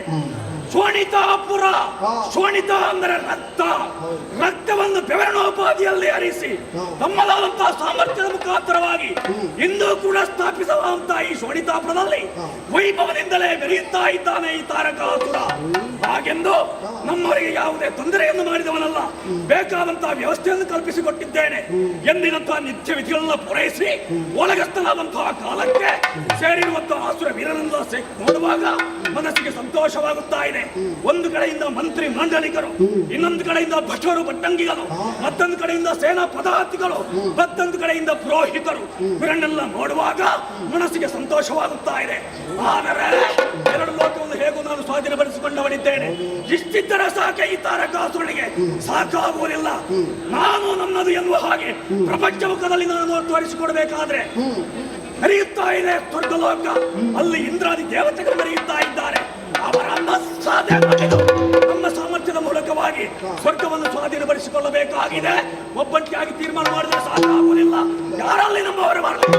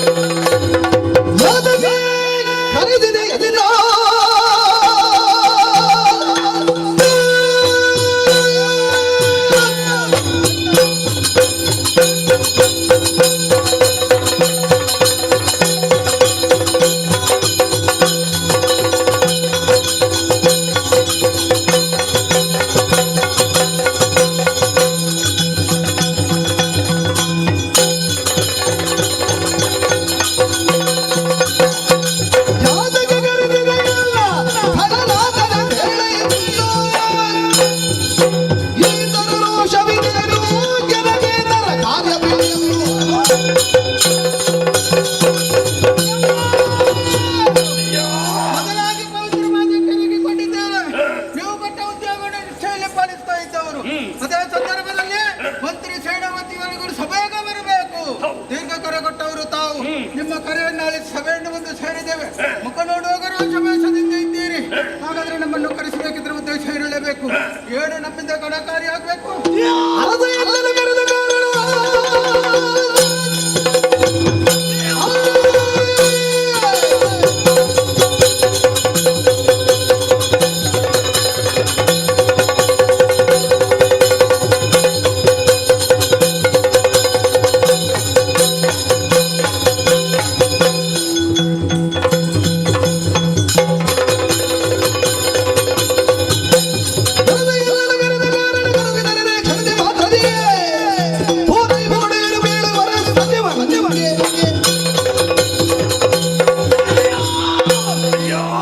ಪವಿತ್ರವಾದ ಪಾದಗಳಿಗೆ ಇರುಗೊಳ್ಳುತ್ತಾ ಇದ್ದೇನೆ.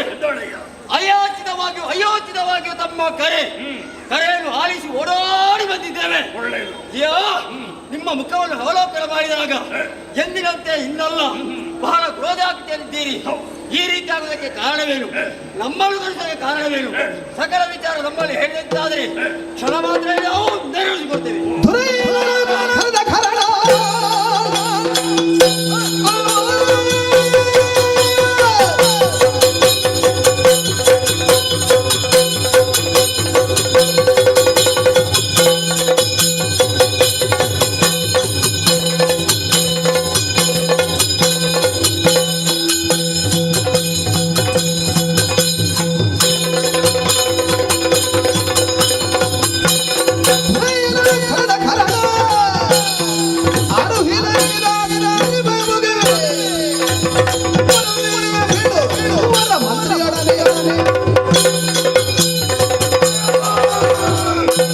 ನಮ್ಮದಾದಂತಹ ಕೆಲಸ ಕಾರ್ಯವನ್ನು ಮಾಡುತ್ತಿರುವಂತಹ ಸಂದರ್ಭ, ದೀರ್ಘವಾದಂತಹ ಕರೆಗೆ ಹೋಗ್ಕೊಟ್ಟು ಬಂದಿದ್ದೇವೆ. ಆಗಬೇಕಾದಂತಹ ಕಾರ್ಯವೇನು ತಿಳಿಸಿ. ನೀವು ಕಿವಿಗೊಟ್ಟು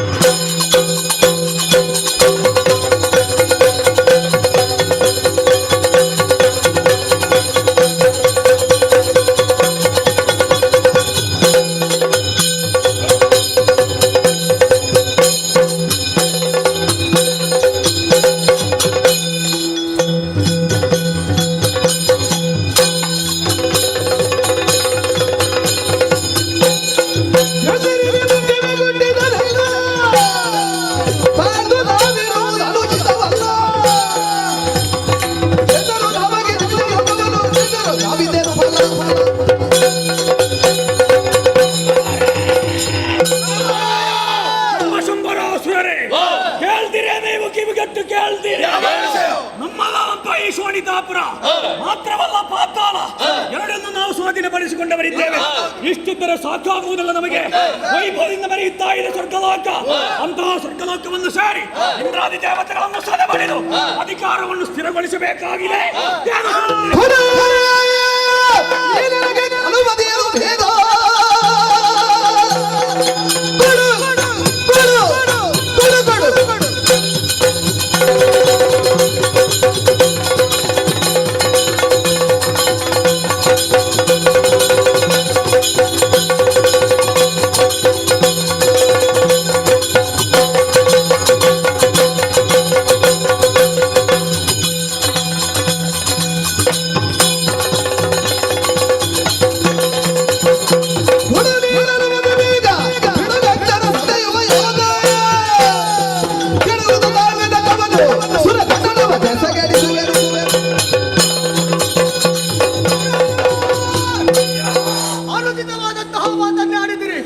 ಎಷ್ಟೋ ಸಮಯದ ಕನಸು ನಮಗೆ.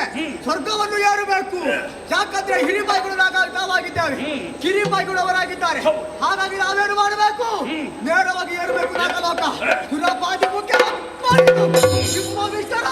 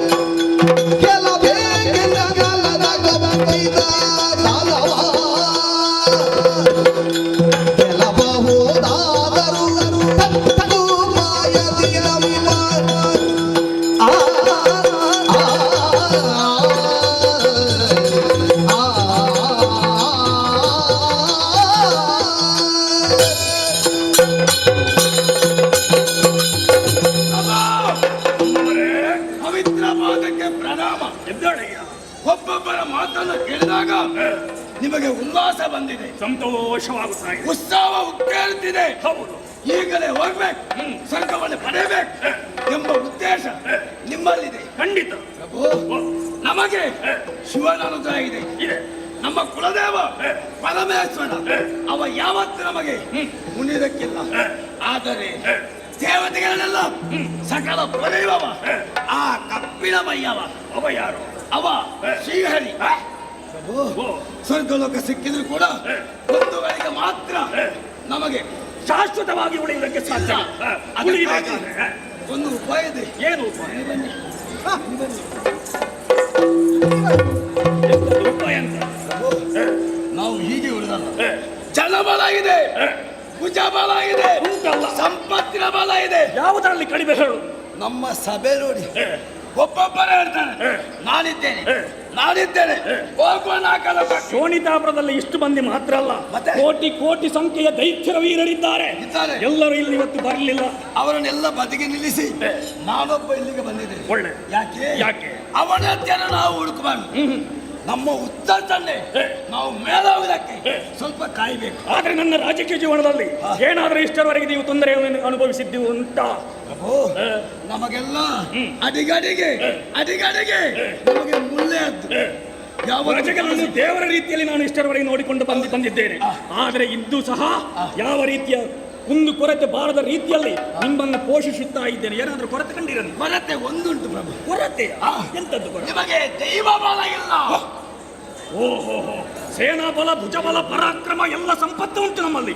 ಆದ್ರೆ ದೈವಿಕವಾದಂತಹ ಶಕ್ತಿ ನನ್ನಲ್ಲಿ ಈಗ ಕುಂಠಿತವಾಗಿದೆ. ನಿಮಗೆ ದೈವ ಬಲ ಇಲ್ಲ. ಆದ್ರೆ ಏನು ಬಲ ಬರ್ಬೇಕಂದ್ರೆ ಏನ್ ಮಾಡ್ಬೇಕು? ಊರನ್ನು ಬಿಡ್ಬೇಕು. ಈಗ ನೀವು ದೊರೆಗಳನ್ನು ಕಾರ್ಯನಿರ್ವಹಿಸುವ ಯೋಜನೆ ತಂದಿರೋದು ದೊಡ್ಡ ಅಧಿಕ ಪ್ರಸಂಗ. ನೀನು ಏನು ನನ್ನನ್ನು ಕಾಡುಗೆ ಕಳುಹಿಸಿ ನೀನು ಇಲ್ಲೇ ಇದ್ದುಕೊಂಡು ಮತ್ತೆ ರಾಜ್ಯಭಾರ ಮಾಡ್ತೇನೆ ಅಂತ ಯೋಚನೆ ಏನು ನಿನ್ನದು? ಅಂತ ಅಭ್ಯಾಸ ನನಗಿಲ್ಲ. ಮತ್ತೆ ಯಾಕೆಂತ ಮಾತನಾಡಿದೆ ನೀನು? ನೀವು ಯಾಕೆ ಕಾಡಿಗೆ ಹೋಗುದು? ಯಾಕೆ? ಬ್ರಹ್ಮದೇವನ ಬಗ್ಗೆ ತಪಸ್ಸು ಮಾಡ್ಬೇಕು, ವಿಧಾತ ಮೈದೋರ್ಬೇಕು, ಅವನಲ್ಲಿ ಕೇಳ್ಬೇಕು ನೀವು ವರ. ನಿಮಗೆ ಮರಣ ಬರಬಾರ್ದು, ನೀವು ಸಾಯಬಾರ್ದು. ಸಾಯಬಾರ್ದು ಪ್ರಭು. ಸ್ವರ್ಗ ಮಧ್ಯ ಪಾತಾಳ ಈ ಮೂರು ಲೋಕದ ಅಧೀಶ ನೀವು ಆಗ್ಬೇಕಂತ ನನ್ನ ಮನಸ್ಸಲ್ವಾ? ಅದಕ್ಕಾಗಿ ನನ್ನ ಒಂದು ಸೂಚನೆ, ನೀವು ಕಾಡಿಗೆ ಹೋಗ್ಬೇಕು, ತಪಸ್ ಮಾಡ್ಬೇಕು, ವಿಧಾತನ ಬಗ್ಗೆ ವರವನ್ನು ಪಡೆಬೇಕು. ಖಂಡಿತ. ಲೇಸನಾಡಿದೆ ಮಂತ್ರಿ, ನೀನು ಲೇಸನಾಡಿದೆ. ಮಂತ್ರಿ ಅಂದ್ರೆ ಹೀಗಿರಬೇಕು, ಸಕಲ ಸಮಯದಲ್ಲಿ ಸಮಸ್ತವಾದಂತಹ ವಿಚಾರವನ್ನು ಮಂಡಿಸುವುದರ ಮೂಲಕವಾಗಿ ನನ್ನದಾದಂತಹ ಕೈಂಕರ್ಯವನ್ನು ಮೇಲೆತ್ತುವಂತಹ ಪ್ರಯತ್ನವನ್ನು ನೀನು ಮಾಡ್ತಾ ಇದ್ದೆ. ಆದರೆ ಹಿಂದೆ ನಾನು ಕಾಡಿಗೆ ಹೋಗುತ್ತೇನೆ. ನಾನು ಬರುವಲ್ಲಿಯವರೆಗೆ ಇಲ್ಲಿಯ ಅಧಿಕಾರವನ್ನು ಇವನಿಗೆ ಒಪ್ಪಿಸಿದ್ದೇನೆ. ಯಾವುದೇ ತೊಂದರೆ ಆಗಕೂಡದು. ಆದಷ್ಟು ಶೀಘ್ರ, ಹೆಚ್ಚು ಸಮಯ ಕಳೆಯಬೇಡಿ, ಆದಷ್ಟು ಬೇಗ ಬರಬೇಕು. ಹೆಚ್ಚು ಸಮಯ ಅಂದ್ರೆ ನಾನು ಇಲ್ಲಿ ಪೇಟೆಗೆ ಹೋಗುವುದಲ್ಲ, ಕಾಡಿಗೆ ಬೇಕಾದನ್ನು ಎಷ್ಟು ಸಮಯ ಕಳೆಯುತ್ತಂತ ಆದ್ದರಿಂದ ಇಲ್ಲಿಂದ ನೇರವಾಗಿ ಕಾನೂನು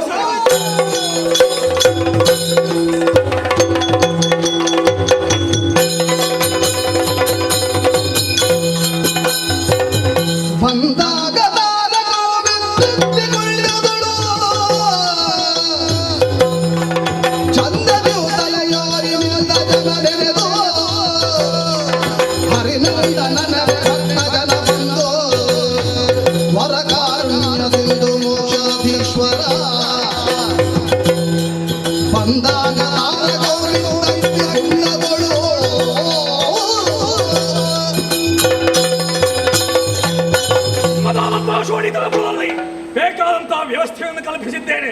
ಮಂತ್ರಿವರಿಯವರು ಹೇಳಿದಂತಹ ಮಾತನ್ನು ಅನುಸರಿಸಿಕೊಂಡು ಘೋರವಾದಂತಹ ಕಾಂತಾರವನ್ನು ಸೇರಿಕೊಂಡೆ. ಕಾಣುತ್ತಿರುವಂತಹ ಸಲಿಲದಲ್ಲಿ ಮಿಂದು ಶರೀರವನ್ನು ಶುದ್ಧೀಕರಿಸಿಕೊಂಡವನಿದ್ದೇನೆ. ಹಾಗೆ ಮನಸ್ಸನ್ನು ನಿಯಂತ್ರಣದಲ್ಲಿರಿಸಿದ್ದೇನೆ. ಅಗ್ನಿಕುಂಡವನ್ನು ನಿರ್ಮಿಸಿ ಅದರ ಭೂಮಧ್ಯದಲ್ಲಿ ದೃಷ್ಟಿಯನ್ನಿರಿಸಿ ಅದರ ಮಧ್ಯದಲ್ಲಿ ಕುಳಿತುಕೊಂಡು ವಿಧಾನವನ್ನು ಕುರಿತು ತಪಸ್ಸನ್ನು ಆಚರಿಸುತ್ತೇನೆ. ನೋಡೋಣ.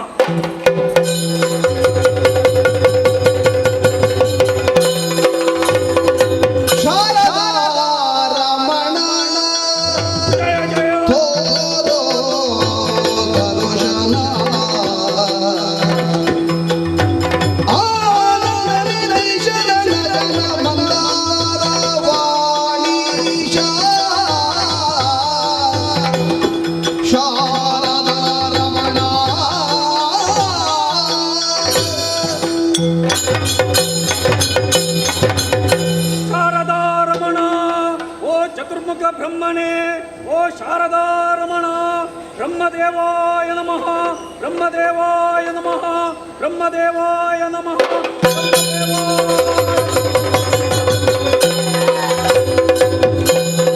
ಮೆಚ್ಚಿದೆನು ಮನದಿ ಚಿಗಿದೆಂಬುದನು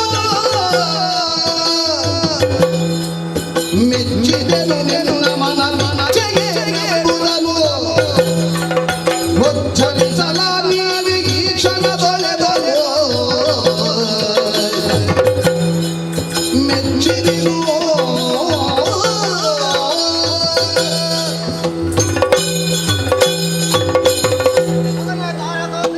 ಬ್ರಹ್ಮದೇವರೇ ನಿನ್ನ ಅನನ್ಯವಾದಂತ ಭಕ್ತಿಗೆ ಮೆಚ್ಚಿದ್ದೇನೆ. ನಿನ್ನ ಮನದ ಅಭಿಲಾಷೆ ಏನುಂಟು ನನ್ನಲ್ಲಿ ಕೇಳಿಕೋ, ಈಡೇರಿಸಿಕೊಡುತ್ತೆ. ಬ್ರಹ್ಮದೇವ ಈ ಸಕಲ ಸದಸರರ ಈ ಸಕಲ ಸದಸರರ ಈ ಶುಭರ ಗೆಲುವ ಈ ಶುಭರ ಗೆಲುವ ಲೇಸಾದವರ ವಿರವು ನೀ ಸಲಹಲಹಗೆ ಈ ಸಕಲ ಸದಸರರ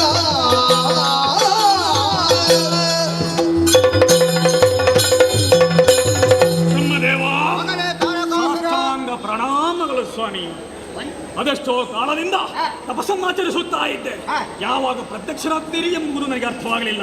ಆದರೆ ಈ ಹೊತ್ತಿನಲ್ಲಿ ನನ್ನದಾದಂತಹ ಭಕ್ತಿಯನ್ನು ಕಂಡಂತಹ ನೀವು ಪ್ರತ್ಯಕ್ಷಗೊಂಡವರಿದ್ದೀರಿ. ಏನು ಬೇಕು ಮಗನೇ ನಿಮಗೆ ವರ ಎನ್ನುವ ಹಾಗೆ ಕೇಳುತ್ತಾ ಇದ್ದೀರಲ್ಲ, ಸಂತೋಷವಾಯಿತು ಸ್ವಾಮಿ.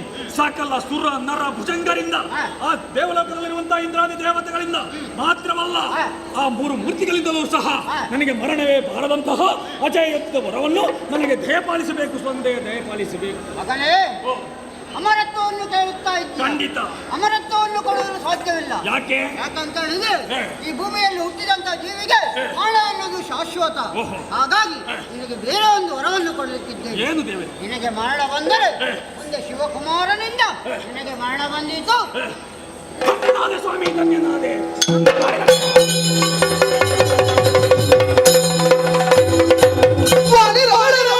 ಪರಮ ಸಾಧಿಸಿ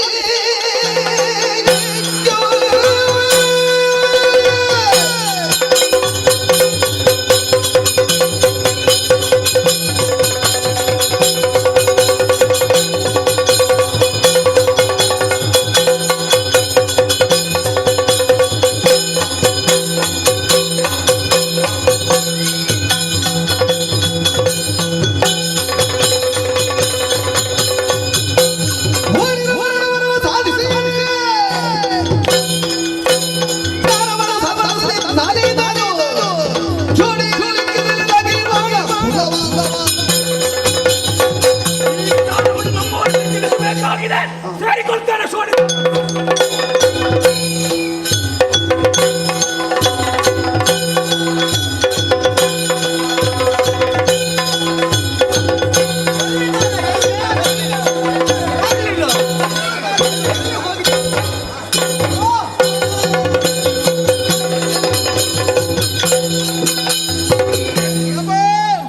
ತಪಸ್ಸು ಮಾಡುವುದಕ್ಕಾಗಿ ಕಾಡಿಗೆ ಹೋದವರು ಹೌದು. ಹೋದ ಕಾರ್ಯ ಗಂಡೋ ಹೆಣ್ಣ? ಹೇಗೆ ಹೇಗೆ? ಹೋದ ಕಾರ್ಯ ಗಂಡೋ ಹೆಣ್ಣ? ನಖರ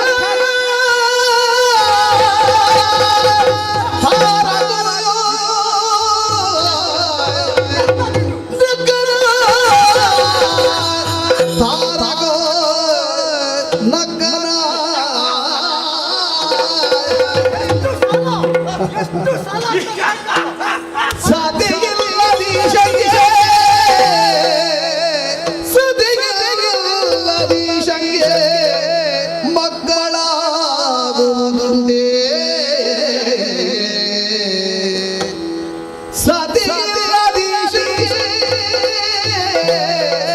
ಮಕ್ಕಳಾಗುವುದುಂದೇ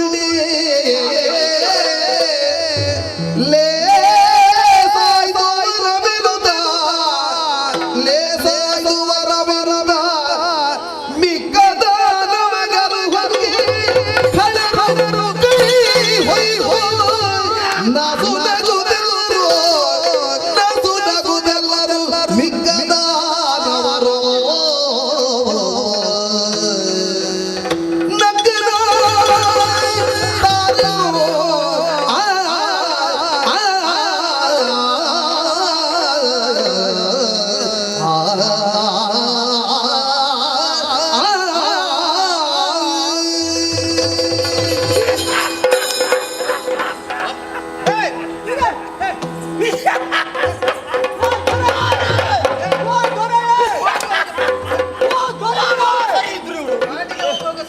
ಇದು ಎಂತದು ಅವಸ್ಥೆ? ಅವಸ್ಥೆ ಎಂತದು? ಹೇಳಿ ಪ್ರಯೋಜನ ಇಲ್ಲ, ಹೇಳಿ ಪ್ರಯೋಜನ ಇಲ್ಲ. ಹೋಗುವಾಗ ಗಾಂಭೀರ್ಯ. ನಾಗಾಡದೆ ಮತ್ತೆ ಅಳುವುದು ಯಾಕೆ ಹೇಳು? ನಾವದೆಲ್ಲ ಯೋಚನೆ ಮಾಡುವುದು. ಎಂತದ್ದು ಯೋಚನೆ ಮಾಡುವುದು? ಹೋಗುವಾಗ ಗಾಂಭೀರ್ಯ ಸ್ಥಿತಿಯಲ್ಲಿದ್ರಿ, ಬರುವಾಗ ಈ ತರ ನಗುವುದಕ್ಕೆ ಕಾರಣ ಏನು ಅಂತ ಬೇಕಲ್ಲ? ನಾನು ಹೋದದ್ದೆಲ್ಲಿಗೆ? ತಪಸ್ಸಿಗೆ. ತಪಸ್ಸು ಮಾಡ್ಲಿಕ್ಕೆ ಅಲ್ವಾ? ಬರುವಾಗ ಹೋಗುವಾಗ ಗಾಂಭೀರ್ಯದಲ್ಲೇ ಹೋಗ್ಬೇಕು. ಬರುವಾಗ ಅಷ್ಟು ಸಂತೋಷದಿಂದ ಬರ್ತಾ ಇದ್ದೇನೆ ಇಲ್ಲಿಗೆ. ಹಾ. ಈಗ ಸಂತೋಷ ಹೆಚ್ಚಾಯ್ತಾ ಅಂತ? ಎಂತದ್ದು ಹೆಚ್ಚಾಗುವುದು? ಸಂತೋಷ. ಹೆಚ್ಚಾಗಲಿಲ್ಲ. ಸಂತೋಷ, ಬಹಳ ಸಂತೋಷ. ಹೋದೆ ನಾನು ಕಾಂತಾರವನ್ನು ಸೇರಿಕೊಂಡೆ. ಬ್ರಹ್ಮದೇವನನ್ನು ಕುರಿತು ತಪಸ್ಸನ್ನು ಆಚರಿಸಿದೆ. ಪ್ರತ್ಯಕ್ಷನಾದ ಬ್ರಹ್ಮದೇವ ಏನು ಬೇಕು ನಿನಗೆ ವರನ್ನು ಕೇಳಿದ. ಅಜೇಯತ್ವದ ವರವನ್ನು ಕೇಳಿದೆ. ಅಮರತ್ವ, ಮರಣವೇ ಬರಕೂಡದು ಎನ್ನುವ ಹಾಗೆ. ಅದನ್ನು ಕೊಡ್ಲಿಕ್ಕೆ ಆಗುವುದಿಲ್ಲ ಅಂತ ಹೇಳಿದ. ಯಾಕೆ? ಹುಟ್ಟಿದವ ಒಂದಲ್ಲ ಒಂದು ದಿನ ಸಾಯಲೇಬೇಕಂತ. ಒಂದು ಕಾಲದಲ್ಲಿ ಅವರಿಗೂ ಕಾಲಗರ್ಭವನ್ನು ಸೇರುವಂತಹ ಪ್ರಮೇಯ ಬಂದು ಒದಗುವುದಕ್ಕೆ ಉಂಟು. ಆದ್ದರಿಂದ ಹುಟ್ಟಿದವರು ಸಾಯಲೇಬೇಕು. ಆದರೆ ನಿನಗೊಂದು ವರವನ್ನು ನಾನು ಕೊಡ್ತಾ ಇದ್ದೇನೆ, ಅಮರತ್ವದ ವರ. ನಿನಗೆ ಮರಣ ಬರುವುದಿದ್ದರೆ ಶಿವಕುಮಾರನಿಂದ ಮಾತ್ರ ನಿನಗೆ ಮರಣ. ಇದನ್ನು ಕೇಳುವಾಗ ನನಗೆ ನಗು ಬಂದದ್ದು. ಕಾರಣ ಉಂಟಯ್ಯ. ಈಗ ಸರಿಯಾಗಿ ಆಲೋಚನೆ ಮಾಡು. ಹಿಂದೆ ನಡೆದಂತಹ ಘಟನೆಗೆ ಸ್ವಲ್ಪ ಹೋಗು. ಅಂದು ದಕ್ಷ ಮಾಡುತ್ತಿರುವಂತಹ ದಕ್ಷ ಯಜ್ಞಕ್ಕೆ ದಾಕ್ಷಾಯಿನಿ ಬಿದ್ದು ಸತ್ತು ಹೋಗಿದ್ದಾನೆ. ಯಾರು? ಶಿವನ ಮಡದಿ ಸತ್ತು ಹೋಗಿದ್ದಾನೋ. ಇವ ವೈರಾಗ್ಯದಿಂದ ಹೆಂಡತಿಯನ್ನು ಕಳೆದುಕೊಂಡು ಹಿಮಾಲಯ ತಪ್ಪಲ ಪ್ರದೇಶದಲ್ಲಿ ತಪಸ್ಸನ್ನು ಆಚರಿಸುತ್ತಾ ಇದ್ದಾನೆ. ಹೌದು, ತಪಸ್ಸನ್ನು ಆಚರಿಸುತ್ತಿರುವಂತಹ ಆತ ಮತ್ತೆ ತಪಸ್ಸನ್ನು ಬಿಟ್ಟು ಮದುವೆಯಾಗಿ ಈ ಮಗುವಾಗಿ ನನಗೆ ನನ್ನನ್ನು ಕೊಲ್ಲುವುದಕ್ಕೆ ಸಾಧ್ಯ ಉಂಟು? ಇದಕ್ಕೆ ಸತ್ಯ ಇಲ್ಲದ ಈ ಶಂಗೆ ಮಕ್ಕಳಾಗುವುದುಂಟು. ಸಂತೋಷಗೊಂಡವನಿದ್ದೆ. ಹೌದು, ಸೇನಬಲ, ಭುಜಬಲ, ಪರಾಕ್ರಮ, ಧೈರ್ಯ, ಸಾಮರ್ಥ್ಯ, ಈಗ ದೈವ ಬಲ. ಸ್ವರ್ಗಲೋಕಕ್ಕೆ ತಡೆ ಮಾಡುವುದಲ್ಲ, ತೆರಳೋಣ ಕಡೆ.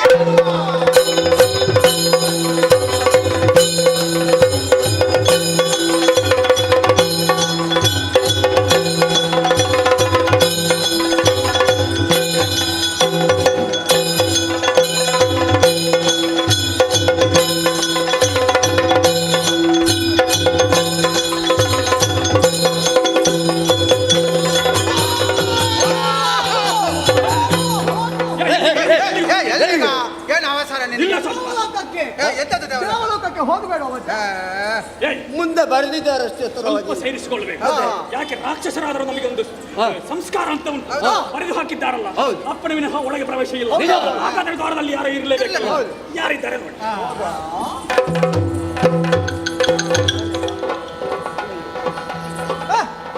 ನಮ್ಮದು ಮುಗಿಲಿಲ್ವಾ? ಇದು ಮುಗಿಲಿಲ್ವಾ? ದ್ವಾರದ ಬಳಿಯಲ್ಲಿ ಒಂದು ಗೊಂಬೆಯನ್ನು ಕೊಲ್ಲಿಸಿದ್ದಾರೆ. ಯಾರು ಅಂತ ಗೊತ್ತಿಲ್ಲ. ಇಂದ್ರ ಆಗಿರಬೇಕು. ಮೊದಲೇ ಮೋಸಗಾರ, ನಂಬಲಿಕ್ಕೆ ಆಗುವುದಿಲ್ಲ. ಈ ಗೊಂಬೆಯನ್ನು ನಿಲ್ಲಿಸಿ ನಮ್ಮನ್ನು ಸ್ವಲ್ಪ ಮೋಸ ಮಾಡಬಹುದು ಅಂತ ಯೋಚನೆ ಆಗಿರ್ಬೋದು. ಅಗತ್ಯ ಇಲ್ಲ. ಗೊಂಬೆ ಕಾಡಿದ ಬೀಸ ಹಾಕಿ.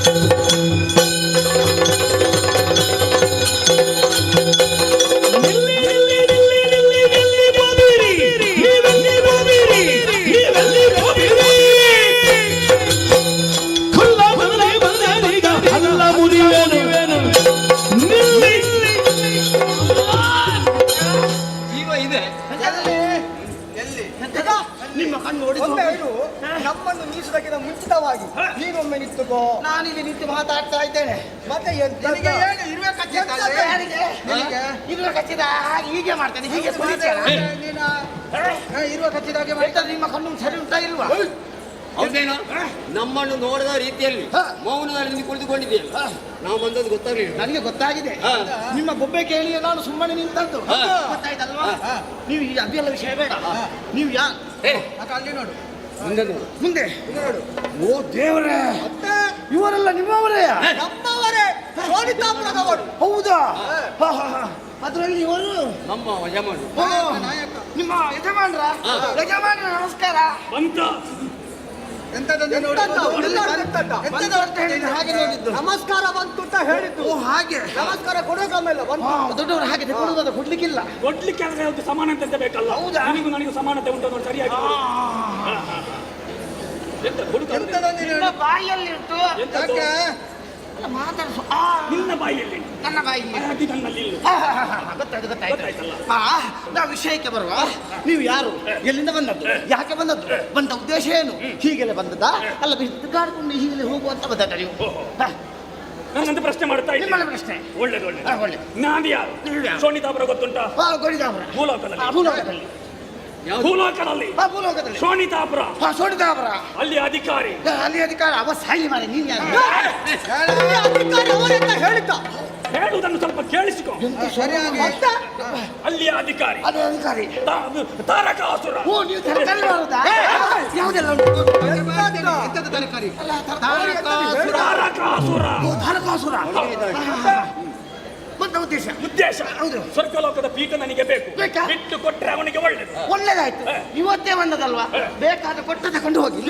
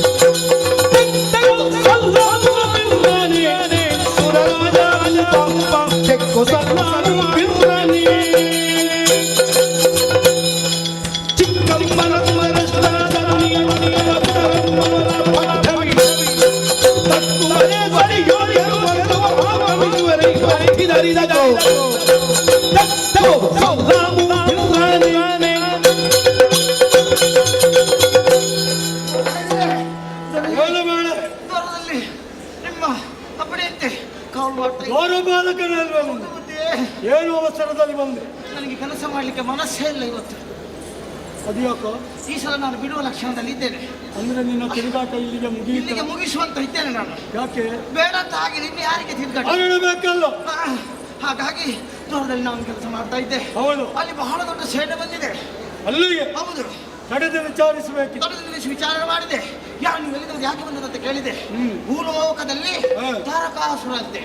ಅವ ಮಾತ್ರ ಬಂದದಲ್ಲ, ಅವನ ಜೊತೆಯಲ್ಲಿ ಮಂತ್ರಿ ಮಾರ್ಬಲ ಮೋಳಿ ಮಾರ್ಬಲ ಸಹಿತ ಎಲ್ಲರೂ ಒಟ್ಟಾಗಿ ಬಂದಿದ್ದಾರೆ. ನೋಡೋದಕ್ಕೆ ಕಾರಣ ಉಂಟಾಗ್ತೇನೆ. ಇಲ್ಲಿ ಅಧಿಕಾರವನ್ನು ಅವರಿಗೆ ಬಿಟ್ಟು ಕೊಡ್ಬೇಕಂತೆ. ಕೊಡದೆ ಇದ್ದರೆ ಬಡಿದಿನ ಮನೆ ಓಡಿಸ್ತಾರೆ.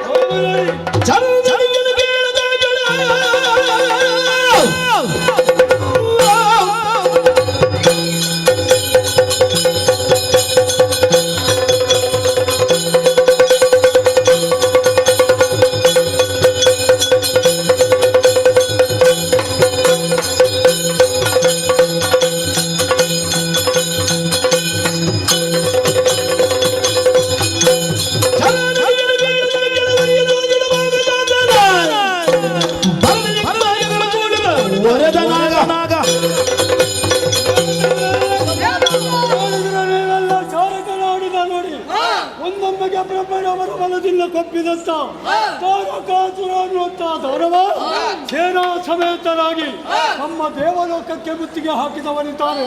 ಅದನ್ನು ಪ್ರಶ್ನಿಸಬೇಕಾದ್ದು ನಮ್ಮ ಕರ್ತವ್ಯ. ಬನ್ನಿ ಹೋಗ.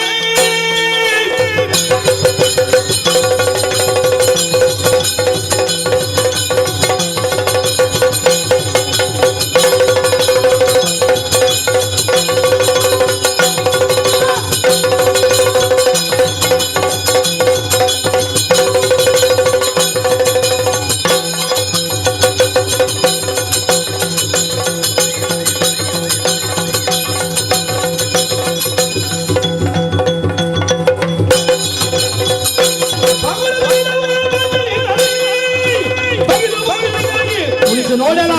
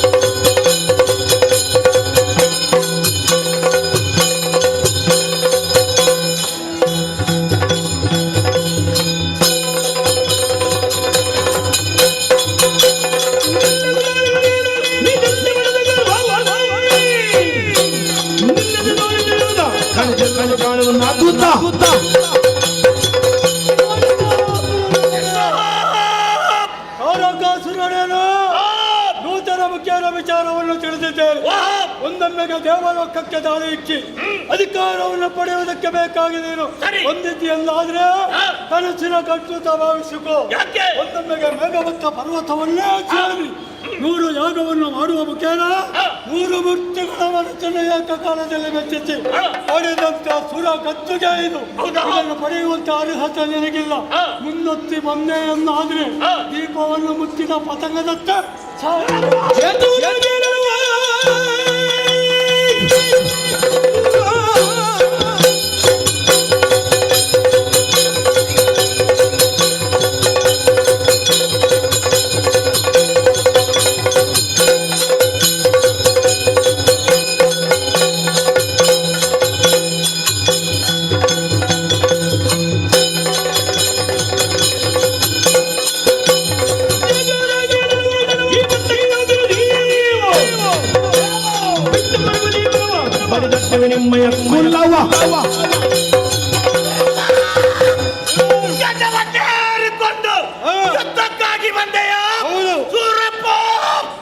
ಹಿರಿಯ ಭಾಗ್ಯಗಳು ನಾವು ಸರ್ಕದ ಸಂಪತ್ತು ಸೌಭಾಗ್ಯ ನಮ್ಮ ಪಾಲಿಗೆ ಸಿಗಬೇಕು. ಏನು ಮಾಡೋಣ ಹೇಳಿ? ಹಿರಿಯ ಭಾಗ್ಯಗಳಂತ ನೀವು ಸ್ವರ್ಗವನ್ನು ಆಳಿಕೊಂಡಿದ್ದೀರಿ. ಅದಕ್ಕಾಗಿ ಏನು ಸ್ವರ್ಗಲೋಕ ಅಧಿಕಾರವನ್ನು ಪಡೆಯುವಂತ ಛಲದಿಂದಲೇ ಬಂದ ಬೇರೆ ಯಾರಲ್ಲ ಶೋಣಿತಾರ್ಜಿತವಲ್ಲ, ನನ್ನ ಸ್ವಾರ್ಜಿತವಾದ ಹೌದಾ ಪಡೆಯುವಂತ ಹಕ್ಕು ಯಾರಿಗಿಲ್ಲ. ಪಡೆಯುವಂತ ಅಧಿಕಾರ 3 ಮೂರ್ತಿಯನ್ನು ಪಡೆದ ಪ್ರಸಾದವಾಗಿ ನಿನಗೆ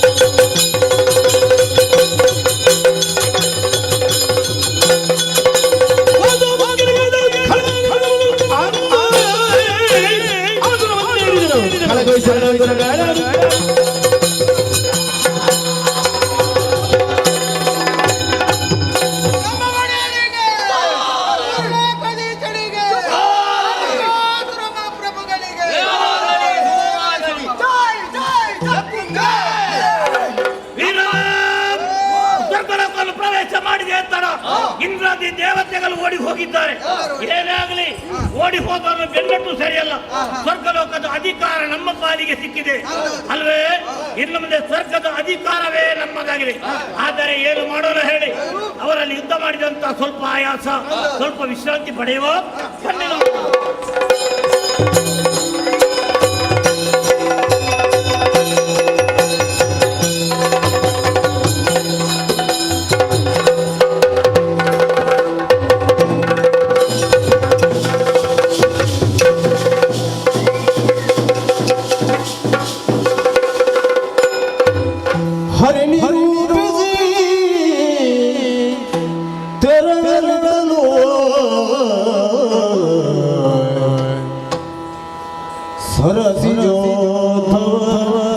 ಅಮರವತಿಯನು ಕರೆದು ಹೋಗಿದ ಮನುಮಥನರುಗಿ ಪುರಹರನ ತಪವಗಿರಿಸಲು ಬೋಧಿಸೋ ತ್ವರಿತದಲ್ಲಿ ಕಳುಹನು ಸುರಪರಂಗಲು ಕುಸುಮಾಪತಿ ಪಟ್ಟಣಗೆ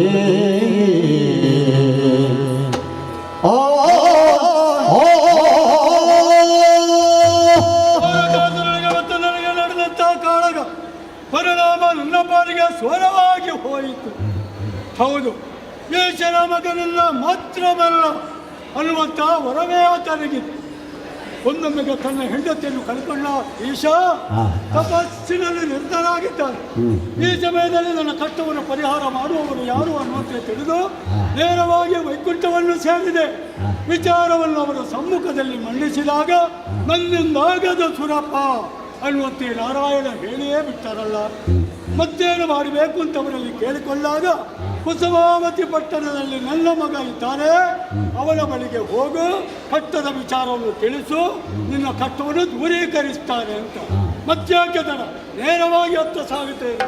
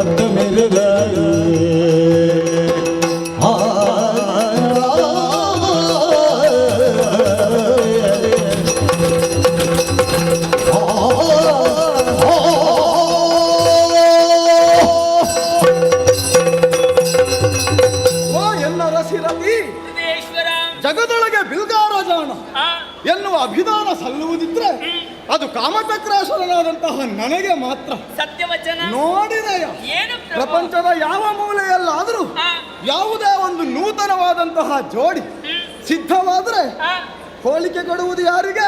ಮನ್ಮಥರಂತೆ ಕಾಣುತ್ತಾ ನಮ್ಮ ಹಾಗೆ ಇದ್ದಾರೆ ಎನ್ನುವ ಹಾಗೆ ಲೋಕದಲ್ಲಿ ವಿಶೇಷವಾದಂತಹ ಸ್ಥಾನಮಾನವನ್ನು ಹೊಂದಿ ಲೋಕದ ಸುಜನರ ಜೀವನಕ್ಕೆ ಬೇಕಾದಂತಹ ವಿಶೇಷವಾದಂತಹ ಅನುಕೂಲವನ್ನು ಮಾಡಿಕೊಳ್ಳುವಲ್ಲಿ ನಾವಿದ್ದೇವೆ ಮುಂಚೂಣಿಯಲ್ಲಿ ಎನ್ನುವುದರಲ್ಲಿ ಅನುಮಾನವೇ ಇಲ್ಲ. ಬ್ರಹ್ಮಾಂಡ ಭುವನ ನಿರ್ಮಾತೃವಾದಂತಹ ಬ್ರಹ್ಮದೇವನಿಗೆ ಸಾಂಬಂಧಿಕವಾಗಿ ತಮ್ಮನೆನಿಸಿಕೊಂಡು ಆತನ ಸೃಷ್ಟಿ ಕಾರ್ಯಕ್ಕೆ ಪರೋಕ್ಷವಾಗಿ ಸಹಕರಿಸುವವನೇ ನಾನು. ತಮ್ಮನಾದಂತಹ ನನ್ನ ಸಹಕಾರ ಇಲ್ಲದೇ ಇದ್ರೆ ಅವನು ಸೃಷ್ಟಿ ಮಾಡುವುದಕ್ಕೆ ಸಾಧ್ಯವೇ ಇಲ್ಲ. ಆದರೆ ಸಂಕಲ್ಪ ಎನ್ನುವುದು ಅವನದ್ದೇ.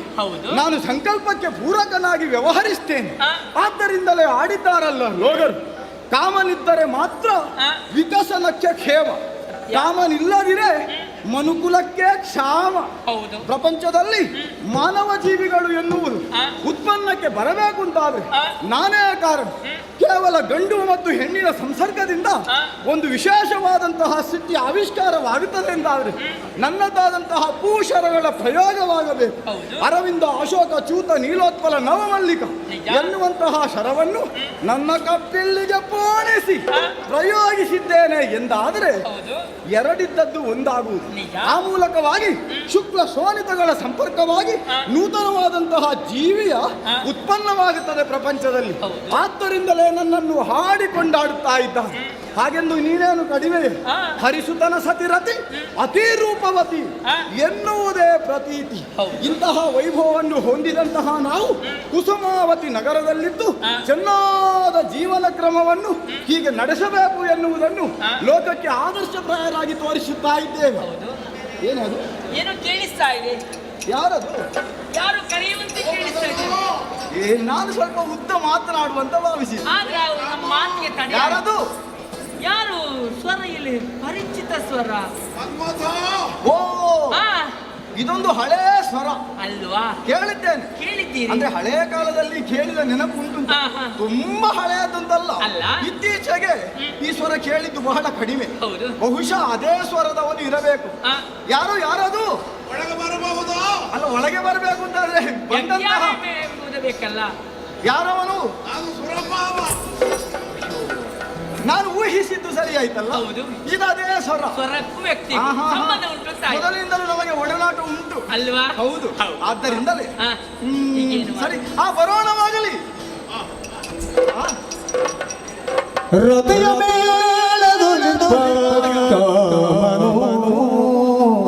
ನಮ್ಮ ಮೇಳಕ್ಕೆ ಯಾರಾದ್ರೂ ಒಬ್ಬೊಬ್ರು ಬರ್ತಾ ಇರ್ತಾರೆ. ರತಿಯ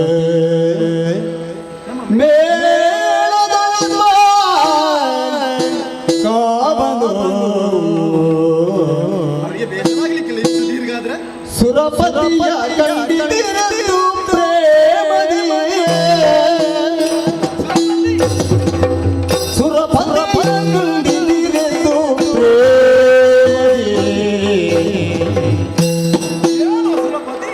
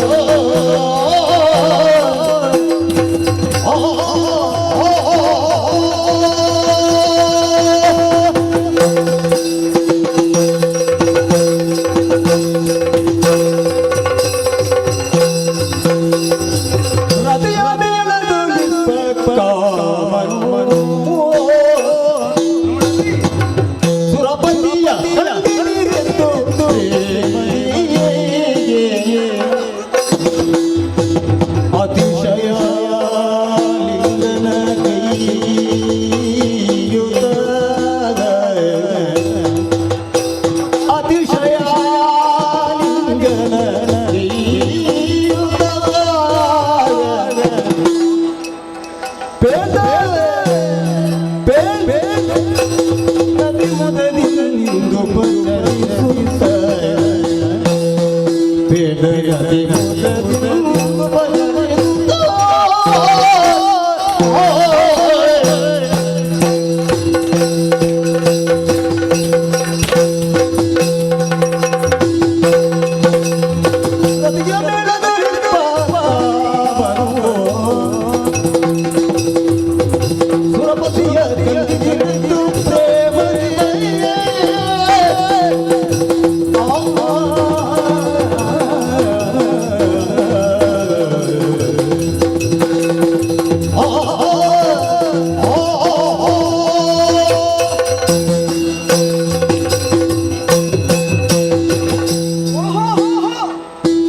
ಸುರಪತಿ ಸುಧರ್ಮ ಸಭಾಧ್ಯಕ್ಷ ಸಗ್ಗದ ಮಗ್ಗಿಯಲ್ಲಿದ್ದು ಹೆಗ್ಗಳಿಕೆಯಿಂದರೆ ಸುಮನಸರ ಸುಗ್ಗಿಯೊಂದಿಗೆ ಕಿರಿ ಹಿಗ್ಗಿ ಪ್ರಪಂಚದ ಏಳಿಗೆಯ ಬಗ್ಗೆ ಚಿಂತನೆಗೈಯಲೇಬೇಕಿದ್ದವನು ನೀವು. ಅದು ಒಂದು ಕಾಲ.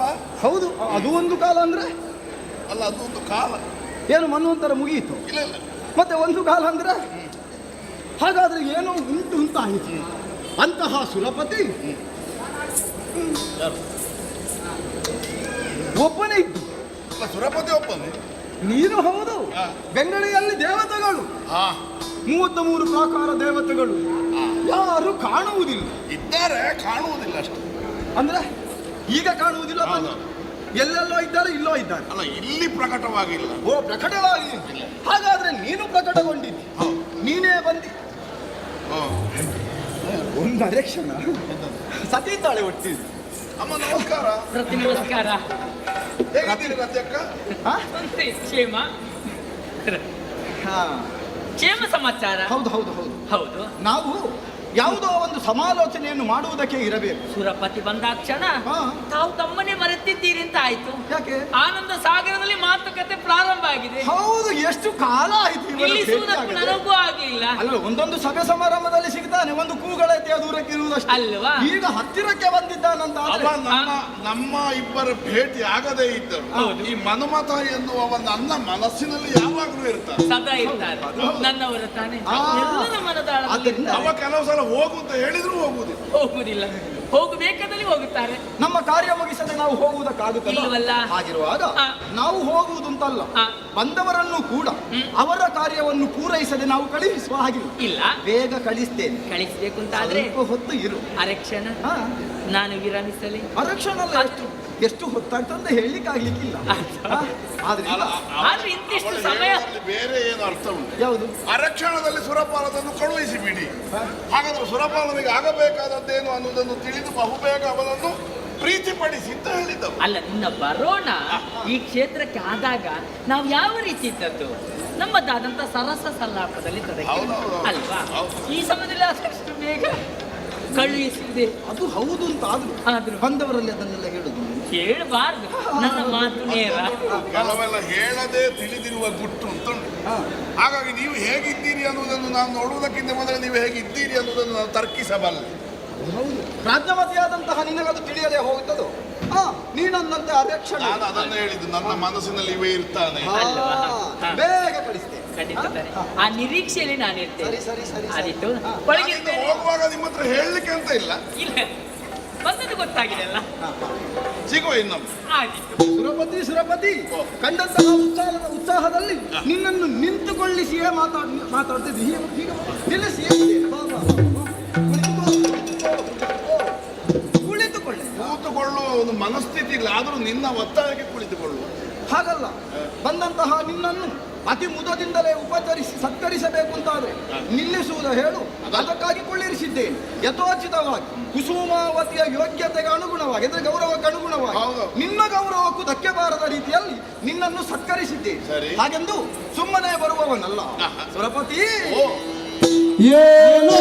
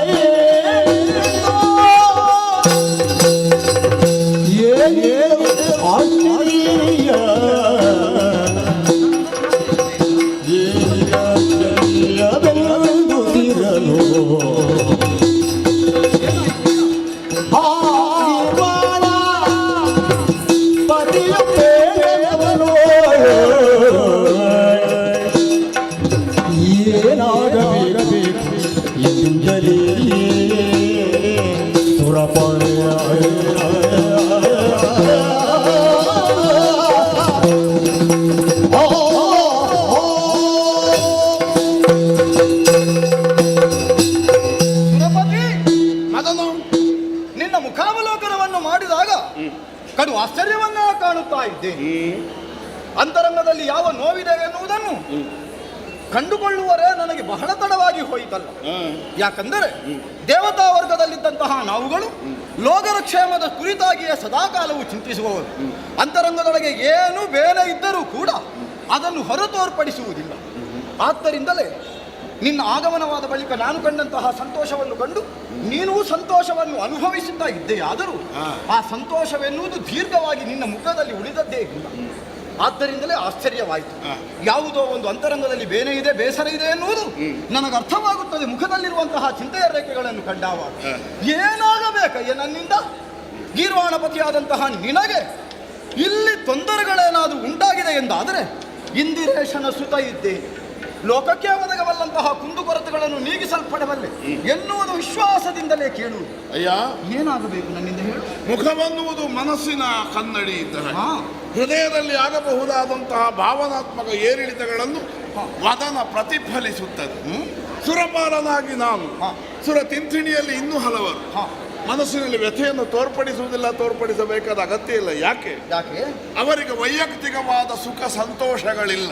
ಹೌದು, ನಾವು ನಮ್ಮ ಬದುಕನ್ನು ಮುಡಿಪಾಗಿ ಇಟ್ಟದ್ದು ಜಗತ್ತಿನ ಕ್ಷೇಮಕ್ಕಾಗಿ. ಹೌದು. ಹಾಗಾದ್ರೆ ನಮ್ಮ ಹೊರೆಯಲ್ಲಿ ಬೇಸರಿಕೆಗಳು ತೋರಿದರೆ ಜಗತ್ತಿಗೆ ಏನೋ ದುಃಖ ಬಂದಿದೆ, ಜಗತ್ತಿಗೆ ಏನೋ ಸಂಕಟ ಬಂದಿದೆ. ಹೌದು, ಇದಲ್ವ ತಾತ್ಪರ್ಯ? ಮತ್ತೇನು? ನೀನು ರತಿಯ ಮೇಳದೊಳಗೆ ಕುಸುಮಾವತಿಯಲ್ಲಿರುವವ, ಜಗದ್ ವ್ಯಾಪಾರಕ್ಕೆ ಸರಿಯಾದಂತಹ ಕರ್ತವ್ಯವನ್ನು ನಿರ್ವಹಿಸುತ್ತಿರುವವ. ಮೇಲ್ನೋಟಕ್ಕೆ ಕಾಣಬಹುದು ರತಿಯಲ್ಲಿ ಅನುರಕ್ತನಾಗಿ ಸದಾ ಕಾಲವು ನಿನ್ನ ಸಮಯವನ್ನು ಕಳೆಯುತ್ತಿದ್ದಿ. ಆದರೆ ರತಿ ಮತ್ತೆ ಕಾಮ, ರತಿ ಮತ್ತೆ ಮನ್ಮಥ ಎರಡು ಏಕತ್ರಗೊಳ್ಳದೆ ಹೋದರೆ ಜಗತ್ತಿನ ವ್ಯಾಪಾರ, ಜಗತ್ತಿನ ವ್ಯವಹಾರ ಮುಂದುವರಿಯುವುದಿಲ್ಲ. ಖಂಡಿತವೂ ಇಲ್ಲ. ಈ ಜಗತ್ತಿನ ಮೂಲ ಉದ್ದೇಶ ಏನು? ಪ್ರಜಾಭಿವೃದ್ಧಿ. ಪ್ರಜಾಭಿವೃದ್ಧಿ ಹೇತುಕನಾಗಿ ನೀನು ಕುಸುಮಾವತಿಯಲ್ಲಿದ್ದು ಪಂಚಶರಗಳನ್ನು ಒಳಗೊಂಡು ಸದಾ ಕರ್ತವ್ಯ ನಿರತನಾಗಿರುವವನು. ಅದನ್ನೇ ನಾನು ಪರೋಕ್ಷವಾಗಿ ಆಡಿದೆ. ಭೋಗಭೂಮಿ ಅಧ್ಯಕ್ಷನಾದ ಈ ಸುರಪಾಲನ ಮನಸ್ಸಿನಲ್ಲಿ ಯಾವಾಗಲೂ ಕಾಮ ನೆಲೆಯಾಗಿರ್ತಾನೆ ಅಥವಾ ಕಾಮ ನೆಲೆಯಾಗಿ ನಿರ್ತದೆ. ಲೋಕದ ಒಳಿತಿಗಾಗಿ ಶ್ರಮಿಸುವ ಎಲ್ಲರ ಮನಸ್ಸಿನಲ್ಲಿಯೂ ನಾನಿದ್ದೆ. ಹೌದು. ಆದರೆ ಈಗ ಇದುವರೆಗೆ ನಾನು ಯಾವುದನ್ನು ಕಾಮಿಸುತ್ತಿದ್ದೇನೋ ಆ ಕಾಮಕ್ಕೆ ಭಂಗ ಬಂದದೆ. ಹೌದೇ? ಕಥೆಯನ್ನು ವಿಸ್ತಾರವಾಗಿ ಹೇಳಲೇ? ಅಯ್ಯೋ,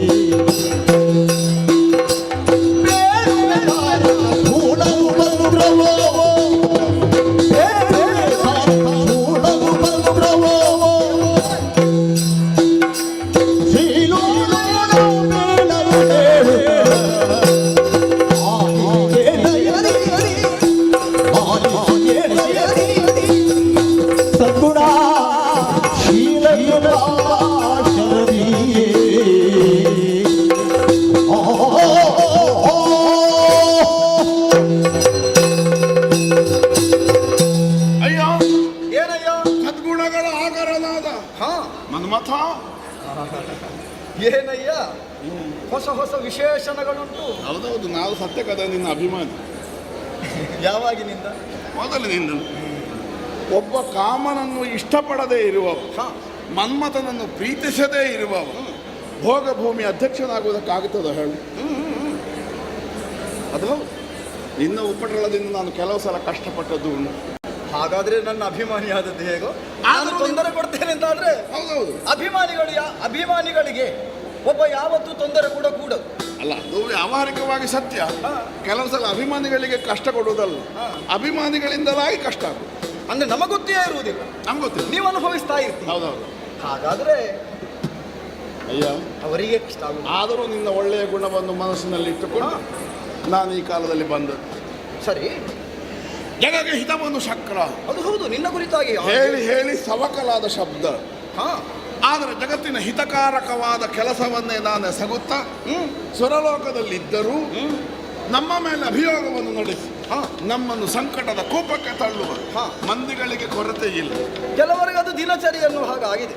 ಈ ಮೊದಲು ನಾವಂತಹ ಸಂತ್ರಸ್ತರಾಗಿ ಬದುಕನ್ನು ಸವೆಸಿದ್ದುಂಟು. ಹೌದು, ಇದೀಗ ಚೋಣಿದಾಮರದ ಅಧಿಪತಿಯಾದ ತಾರಕಾಸುರ ಅನ್ನುವಂತಹ ದಾನವ ವರಬಲವನ್ನು ಹೊಂದಿ ದೇವಲೋಕಕ್ಕೆ ದಾಳಿ ಮಾಡಿ ನಮ್ಮನ್ನೆಲ್ಲ ಬೆಸಗೆಡಿಸಿದ್ದಾನೆ. ಅವನು ಬಂದನಾ? ಅವನು ಒಂದು ಅಂದ್ರೆ ಹುಟ್ಟಿದ ರಕ್ಕಸರೆಲ್ಲರೂ ಅವನ ಮೇಲೆ ನೋಡುದು, ಯಾವಾಗ ಸ್ವರ್ಗಕ್ಕೆ ಹೋಗುವುದು ಅಂತ. ಹೌದೌದು. ಆದ್ರೆ ಇವನೂ ಬಂದ. ರಕ್ಕಸರೆಲ್ಲ ಮೇಲೆ ನೋಡಬೇಕು, ರಕ್ಕಸರೆಲ್ಲ ಮೇಲೆ ಬರಲಿ.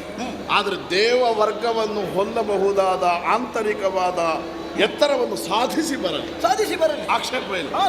ಆದರೆ ಬರುವುದು ರಾಕ್ಷಸನಾಗಿ ಅಲ್ಲಿಯೂ ಆಸುರಿ ಪ್ರವೃತ್ತಿಯನ್ನೇ ಅವನು ವ್ಯಕ್ತಪಡಿಸುವುದು ಅದು ನಮಗೆ ಕಷ್ಟ ಆಗುವುದು. ಹುಟ್ಟುಗುಣ ಅಲ್ವ ಸುರಪತಿ, ಎಷ್ಟೆತ್ತರ ಹೋದ್ರು ಅದು ಬಿಡುವುದೇ ಇಲ್ಲ. ಕಷ್ಟ ಹತ್ತಿದರೂ ಬಿಡುವುದಿಲ್ಲ. ಮತ್ತೆ ಸ್ವರ್ಗಲೋಕಕ್ಕೆ ಹೋದರೆ ಬಿಡುವುದೇ. ಅದೇ ಸ್ವರ್ಗಲೋಕವನ್ನು ಏರಿದ ಅವನ ಯುದ್ಧದಲ್ಲಿ ನಾವೆಲ್ಲರೂ ಪರಾಭವವನ್ನು ಅನುಭವಿಸಿದೆವು. ಈಗ ಸುರಪಾದಿಗಳು ಅಥವಾ ಸುರಪಾಲನೆ ಮೊದಲಾದವು ಸುಖವಾಗಿಲ್ಲ, ಸಂತೋಷವಾಗಿಲ್ಲ. ಆದ್ದರಿಂದಲೇ ನನ್ನ ಹಿಂದೆ ದೇವತೆಗಳಿಲ್ಲ, ಕಣ್ಮರೆಯಾಗಿದ್ದಾರೆ. ನಾನು ಹೇಳುತ್ತಿದ್ದೆ 14 ಲೋಕವನ್ನು ನಾನು ಪರಿಪಾಲಿಸುವ. ಆದರೆ ದೇವೇಂದ್ರನಾಗಿ ನನಗೆ ಸ್ವರ್ಗಲೋಕವನ್ನೇ ಉಳಿಸಿಕೊಳ್ಳುವುದು ಕಷ್ಟ ಆಗಿದೆ. ಹಾಗಾಗಿ ಅದೇನು ಉಳಿಯಲಿಲ್ಲ. ನೀನಾದ್ರೂ ಉಳಿದುಕೊಳ್ಳಬೇಕು ಎನ್ನುವುದಕ್ಕಾಗಿ ಇಲ್ಲಿವರೆಗೆ ಬಂದದ್ದು. ಮರಳಿ ಪಡೆಯಬೇಕೋ ಬೇಡವೋ? ಮರಳಿ ಪಡೆಯುವ ಉದ್ದೇಶದಿಂದ ಬೇಡವಾ? ಅದೇ ನೀನಾಗಿಯೇ ಇಲ್ಲಿ ಸ್ವಲ್ಪ ಸಮಯ ಇದ್ದುಕೊಳ್ಳೋಣ ಎಂದಾದ್ರೆ ನಿಮ್ಮವರೆಲ್ಲರನ್ನು ಒಡಗೂಡಿ ಬರ್ತಾ ಇತ್ತು. ನಮ್ಮಲ್ಲೇನು ಕೊರತೆ ಇಲ್ಲ ಇರುವುದಕ್ಕೆ. ಹಾಗೆಂದು ಮರಳಿ ಪಡೆಯುವ ಉದ್ದೇಶದಿಂದ ಬಂದಿದ್ದಿಂತಾದ್ರೆ ತಾರಕಾಸುರ ನಿಗ್ರಹಿಸಲ್ಪಡಬೇಕು. ಈಗ ನಾನೇನು ಮಾಡಬೇಕು? ತಾರಕಾಸುರನಿಗೊಂದು ವರ ಉಂಟು. ಏನಂತೆ? ಹರದ ಕುಮಾರನ ಹೊರತಾಗಿ ಮರಣ ಇಲ್ಲ. ಹರ ಈಗ ಏನು ಮಾಡುತ್ತಿದ್ದಾನೆ ಬಲ್ಲೆಯ? ಹರ ತನ್ನ ಅರಸಿಯಾದ ಸತೀದೇವಿಯನ್ನು ಕಳೆದುಕೊಂಡ ಮೇಲೆ ಸ್ಥಾಣುವಾಗಿ ಕಠಿಣವಾದ ತಪಸ್ಸರಿಯಲ್ಲಿ ನಿರತನಾಗಿದ್ದ. ಹೌದಾ? ಅವ ಮೇಲೆದ್ದು ಜಗತ್ತನ್ನೊಂದು ಕಾಮಭಾವನೆಯಿಂದ ನೋಡದೆ ಇದ್ದರೆ ಅವನಿಗೆ ಮಕ್ಕಳಾಗುವುದು ಹೇಗೆ? ತಾರಕಾಸುರ ನಿಗ್ರಹಿಸಲ್ಪಡುವುದು ಹೇಗೆ? ಹಾಗಾದ್ರೆ ಬಹಳ ಕಾಯಬೇಕಾಗ್ತದೆ. ಯಾಕಂದ್ರೆ ತಪಸ್ಸಿಗೆ ತೊಡಗಿದವರು ಇಂತಹ ಸಮಯದಲ್ಲೇ ತಪಸ್ಸನ್ನು ಬಿಡ್ತಾರೆ ಎನ್ನುವುದಕ್ಕಾಗುವುದಿಲ್ಲ. ಹಾಗಾದ್ರೆ ಅವನು ತಪಸ್ಸು ಬಿಡುವಲ್ಲಿಯವರೆಗೆ ನಾವು ಕಾಯಬೇಕು. ಒಂದೋ ಅವ ತಪಸ್ಸು ಬಿಡುವಲ್ಲಿವರೆಗೆ ನಾವು ಕಾಯಬೇಕು, ಅಲ್ಲದಿದ್ರೆ ನಾವು ಅವನ ತಪಸ್ಸನ್ನು ಬಿಡಿಸಬೇಕು. ನೋಡು, ತಪಸ್ಸು ಅಂದರೆ ಒಂದರ್ಥದಲ್ಲಿ ಕಾಯುವುದು ಹೌದು. ಅವ ತಪಸ್ಸನ್ನು ಆಚರಿಸಿ ನಾವು ಅವನನ್ನು ಕಾಯುವ ಮೂಲಕವಾಗಿ ನಾವು ತಪಸ್ಸನ್ನೇ ಮಾಡೋಣ. ಅಲ್ಲ, ಅಷ್ಟರವರೆಗೆ ಈ ತಾರಕಾಸುರನ ಬೇಗೆಯಿಂದ ತಪ್ಪಿಸುತ್ತಿರುವ ಭೂಲೋಕವನ್ನು ನಾವು ಹೇಗೆ ಸಮಾಧಾನ ಪಡಿಸುವುದು? ಇದು ತಪ್ಪಿಸುತ್ತಾ ಉಂಟಲ್ಲ ಇಲ್ಲಿ. ಹಾಗಾಗಿ ಪರಮೇಶ್ವರನ ತಪಸ್ಸನ್ನು ನಾವು ಬಿಡಿಸಬೇಕು ಅಥವಾ ಪರಮೇಶ್ವರನ ತಪಸ್ಸನ್ನು ನಾವು ಕೆಡಿಸಬೇಕು. ಹೌದು, ಇಲ್ಲಿ ನಾನೇನು ಮಾಡಬೇಕು? ನೀನು ಕೆಡಿಸುವುದಕ್ಕೆ ಬರಬೇಕು. ಮಾತ್ರವಲ್ಲ, ನಿನ್ನ ಶರವನೊಡಿಸಿ ನಿನ್ನ ಶರವನೊಡಿಸಿ ತಪವನ್ನು ಜಾಡಿಯ ಕೆಡಿಸಿ ತಪವನ್ನು ಜಾಡಿಯ ಕೆಡಿಸಿ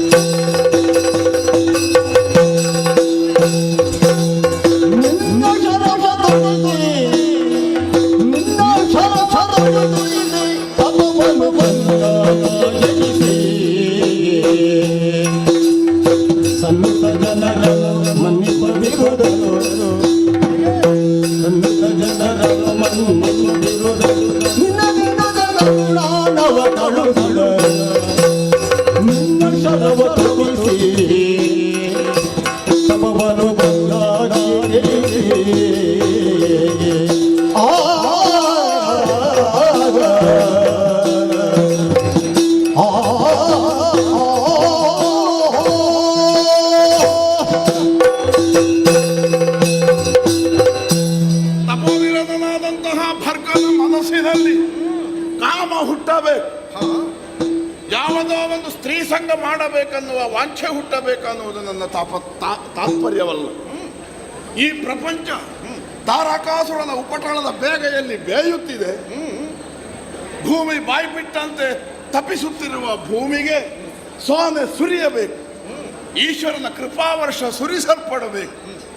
ಭೂಮಿ, ಸ್ವರ್ಗ, ಪಾತಾಳಾದಿ ಲೋಕಗಳು ಸುಖವಾಗಿರಬೇಕನ್ನುವ ಕಾಮ ಈಶ್ವರನ ಮನಸ್ಸಿನಲ್ಲಿ ಹುಟ್ಟಬೇಕು. ಆಗ ಏನಾಗುತ್ತದೆ? ಅದನ್ನು ಉಳಿಸಿಕೊಳ್ಳಬೇಕನ್ನುವ ಭಾವ ಅವನಲ್ಲಿ ಉತ್ಪತ್ತಿಯಾಗುತ್ತದೆ. ಆಮೇಲಿನದೆಲ್ಲ ಸುಲಭದಲ್ಲಿ ನಡೆದು ಹೋಗುತ್ತದೆ. ಆದ್ದರಿಂದ ಪರಮೇಶ್ವರ ತಪಸ್ಸನ್ನು ಕೆಡಿಸುವಲ್ಲಿ ನೀನು ವ್ಯಸ್ತನಾಗಬೇಕು. 5 ಬಾಣಗಳು ಉಂಟಲ್ಲ ನಿನ್ನ ಮೂಡಿಗೆ, ಕಬ್ಬಿಲ್ಲಿಗೆ ಅದನ್ನು ಸಂಯೋಜಿಸಿ ತಪೋನಿರತನಾದ ಆ ಮೃಡನ ಮೇಲೆ ನೀನು ಪ್ರಯೋಗಿಸಿದೆ ಎಂದಾದರೆ 5 ಬಾಣಗಳಿರುವ 5 ವಿಶೇಷ ಗುಣಗಳು ಅವನಲ್ಲಿ ಉತ್ತೇಜಿಸಲ್ಪಟ್ಟು ಅವನ ತಪಸ್ಸು ಕೆಡುತ್ತದೆ. ಈ ಭೂಮಿ ಯಾವುದಕ್ಕಾಗಿ ಕಾಯ್ತದೋ ಆ ತಪಸ್ಸು ಪಕ್ವವಾಗುತ್ತದೆ, ಫಲ ಕೊಡ್ತದೆ. ಆದ್ದರಿಂದ ಮನ್ಮಥ, ನನಗೊಂದು ಉಪಕಾರ ಮಾಡಬೇಕು ನೀನು ಈ ಸಲ. ಇನ್ನು 5 ಬಾಣಗಳನ್ನು ತೆಗೆದು ಆಗಾಗ ನಮ್ಮಂಥವರ ಮೇಲೆ ಪ್ರಯೋಗಿಸಿ ನಮಗೆ ತೊಂದರೆ ಕೊಡುವುದುಂಟಲ್ಲ. ಈಗ ಹಾಗಲ್ಲ, ನಿನ್ನ ಪಂಚಶರಗಳನ್ನು ಆ ಮೃಡನ ಮೇಲೆ ಪ್ರಯೋಗಿಸಿ ಸಂಜನರನ್ನು ಉಳಿಸಿಕೊಡಯ್ಯ, ಉಳಿಸಿ.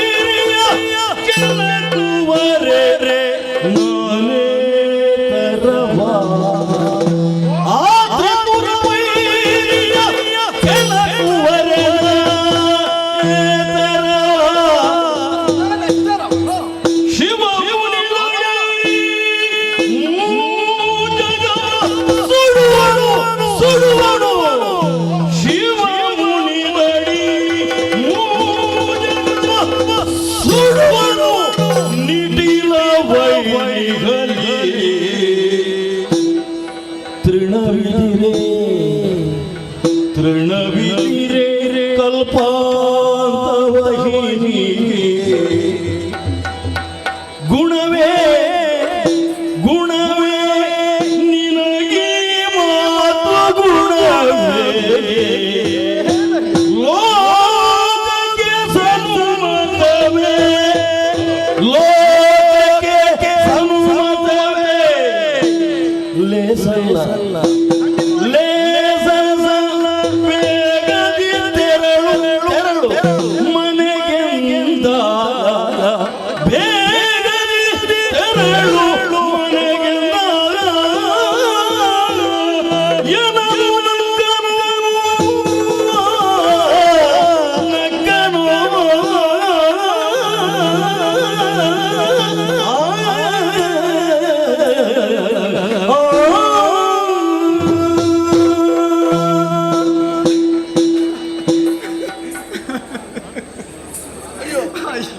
ನನಗೆ ನಾಚಿಕೆ ಆಗುತ್ತದೆ. ನಾನೇನಾದರೂ ತಪ್ಪು ಹೇಳಿದ್ದೇನೆ?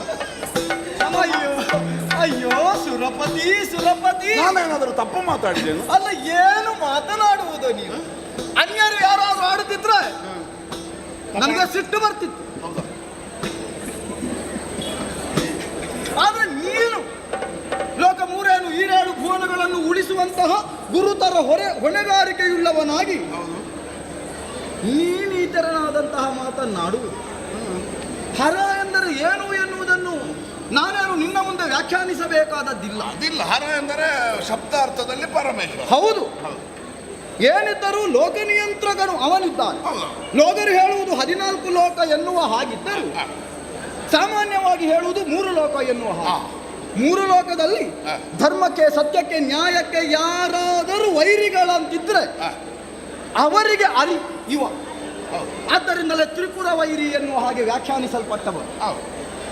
ಅವನು ಯಾಕೆ ವೈರಿಗಳನ್ನು ಸಾಧಿಸುವುದು? ಲೋಕವನ್ನು ಉಳಿಸಿಕೊಳ್ಳುವಂತಹ ಗುರುತರ ಹೊಣೆಗಾರಿಕೆ ಅವನಿಗೂ ಉಂಟು. ಕೇಳುವುದಕ್ಕುಂಟು, ಅವ ಮುಗಿಸಲಿಕ್ಕೆ ಇದ್ದವನುಂಟು. ಅದಲ್ಲ, ನಮಗೆ ಕಷ್ಟ ಆದದ್ದು ಅದೇ. ಈಗ ಅವ 3 ಕಣ್ಣನ್ನು ಮುಚ್ಚಿ ಕುಳಿತಿದ್ದಾನೆ. ಹಾಗಾಗಿ ಲೋಕಕ್ಕೆ ವಿರೋಧವನ್ನು ಎಸಗುವವರು ಯಾರು ಅನ್ನೋದನ್ನು ನಾವು ಅರಿಯದೆ ಹೋಗಿದ್ದ. ಕಣ್ಣು ತೆರೆಸಿದ್ರೆ ಅವನ ಕಣ್ಣು ತೆರೆಸಿದ್ರೆ ನೆನಪಿಸಿದ್ದು ನೀನು. ಆ ಕಣ್ಣಿಗೆ ಇರುವಂತಹ ಮಹತ್ವಕ್ಕೆ ಏನು ಗೊತ್ತೋ? ಸುಡುದು ಅದ ಕಾಲದಲ್ಲಿ ಸುಡುವುದು ಅವನು. ಅದು ಮೂರನೇ ಕಣ್ಣು. ಹೌದು, ಆ ಮೂರನೇ ಕಣ್ಣನ್ನೇನಾದ್ರೂ ಬಿಟ್ಟ ಅಂತಾದ್ರು ಲೋಕಮುಖವನ್ನೇ ಸುಡುವಂತಹ ಸಾಮರ್ಥ್ಯ ವಿಶೇಷವನ್ನು ಹೊಂದಿದವನು. ನಾನೀಗ ಅವನ ತಪಸ್ಸನ್ನು ಕೆಡಿಸುವುದು ಅಷ್ಟೇ ಮಾಡಿದ್ರೆ ಸರ್. ಹಾಗಾದ್ರೆ ಅವನೇನು ಸುಮ್ಮನೆ ಉಳಿತಾನೆ?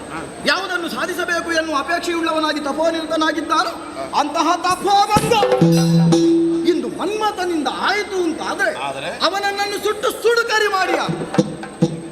ಯಾಕೆ ಮನ್ಮಥ ಸುಟ್ಟ, ಯಾಕೆ ಹೀಗಾದ ಎನ್ನುವ ಹಾಗೆ ಮತ್ತೆ ವಿವರಣೆಗಳು ಕೊಡಬಯಸಿದ್ರೆ ಮೊದಲು ಹೆಸರು ಬರುವುದು ನಿನ್ನಿಗೆ. ಅಂದ್ರೆ ಗುಣವಾದ ಮಾತುಗಳು ಅಂತ ನಿನಗೆ ಅನಿಸ್ತದ? ಸುರಪತಿ ಹೇಳಿದ್ದಂತೆ ಅವಯೇನೋ ಹೇಳಿದ ಕಳಕೊಂಡಂತಹ ಭಾಗ್ಯವನ್ನು ಮತ್ತೆ ಸಂಪಾದಿಸುವುದಕ್ಕಾಗಿ ಇವನಿಗೆ ಬುದ್ಧಿ ಇಲ್ಲವ, ಇಂತಹ ಒಂದು ಕೆಟ್ಟ ಬುದ್ಧಿಯಿಂದ ತನ್ನನ್ನೇ ತಾನು ಕಳೆದುಕೊಂಡ ಎನ್ನುವ ಹಾಗೆ ಮತ್ತೆ ಮಾತನಾಡುವುದಿಲ್ಲ. ನೀನು ಆಡುತ್ತಿ ಅಂತ ಆದ್ರೆ ಲೋಕಕ್ಕೆ ಸನುಮತವಾದುದನ್ನೇ ನೀನು ಆಡಬೇಕಯ್ಯ. ಸಾನುರಾಗದಿಂದ ಆಡಬೇಕಾದಂತಹ ಮಾತುಗಳನ್ನು ಉಳಿದು ಇಂತಹ ಒಬ್ಬನ ಜೀವನವನ್ನೇ ಕಳೆದುಕೊಳ್ಳುವಂತಹ ಮಾತನ್ನಾಡುತ್ತಿ ಅಂತ ಆದ್ರೆ ಏನೋ ಇದಕ್ಕರ್ಥ. ನೀನು ಸುಮ್ಮನೆ ಇಲ್ಲಿ ನಿಲ್ಬೇಡ, ಮನೆಗೆ ಹೋಗು. ಮನೆಗೆ ಇಲ್ಲಿ ದಾರಿ, ಯಾವಾಗ ಇಲ್ಲಿ ದಾರಿ ಇರ್ತಿತ್ತು ಒಂದು ಹೋಗ್ಲಿಕ್ಕೆ. ಇಲ್ಲಿ ದಾರಿ ಈಗಲೂ ಉಂಟು, ನನಗೆ ಮನೆ ಇಲ್ಲ ಅಷ್ಟೇ. ಅದು ಹೌದು, ದಾರಿ ಇದ್ದಲ್ಲೆಲ್ಲ ಹೋದ್ರೆ ನನ್ನ ಮನೆಗೆ ಹೋಗುವುದಕ್ಕೂ ಆಗುವುದಿಲ್ಲ. ಯಾರ್ಯಾರ ಮನೆಗೆ ಹೋದ್ರೆ ಮತ್ತೆ ಅದು ನೀನು ಮನೆಗೆ ಹೋಗಬೇಕು ಅಂತಂದ್ರೆ ನಿನಗೆ ಮನೆಯೇ ಇಲ್ಲ. ಅಲ್ಲ, ಮನೆಗೆ ಹೋಗ್ತೀಯೋ ಎಲ್ಲಿಗೆ ಹೋಗ್ತೀಯೋ ನನ್ನ ಮನೆಯಲ್ಲಿ ನಿಲ್ಲಬೇಕು. ಸುಮ್ಮನೆ ನಮಗೆ ಬೇಕಾದಷ್ಟು ನಾವು ಲೋಕಕ್ಕೆ ನಾವೇನು ಕೆಲಸ ಮಾಡುವುದು, ಏನು ಒಳಿತನ್ನು ಮಾಡುವುದು ನಿನಗೂ ಗೊತ್ತಿದೆ. ನೋಡು, ನಮ್ಮ ಒಂದು ಸಂಬಂಧ ಉಂಟಲ್ಲ, ಈ ನಮ್ಮದು ಮತ್ತು ನಿನ್ನ ಹಿಂದಿನಂತೆಯೇ ಇರಿ.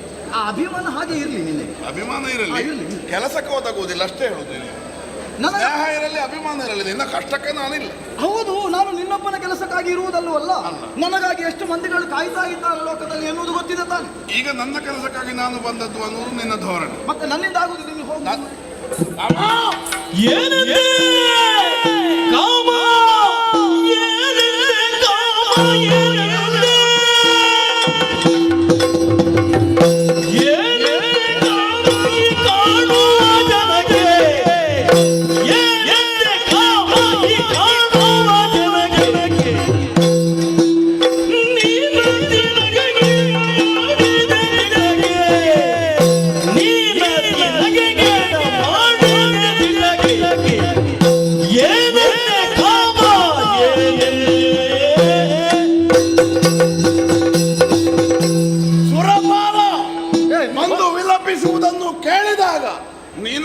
ನಗೆ ಬರುತ್ತದೆ.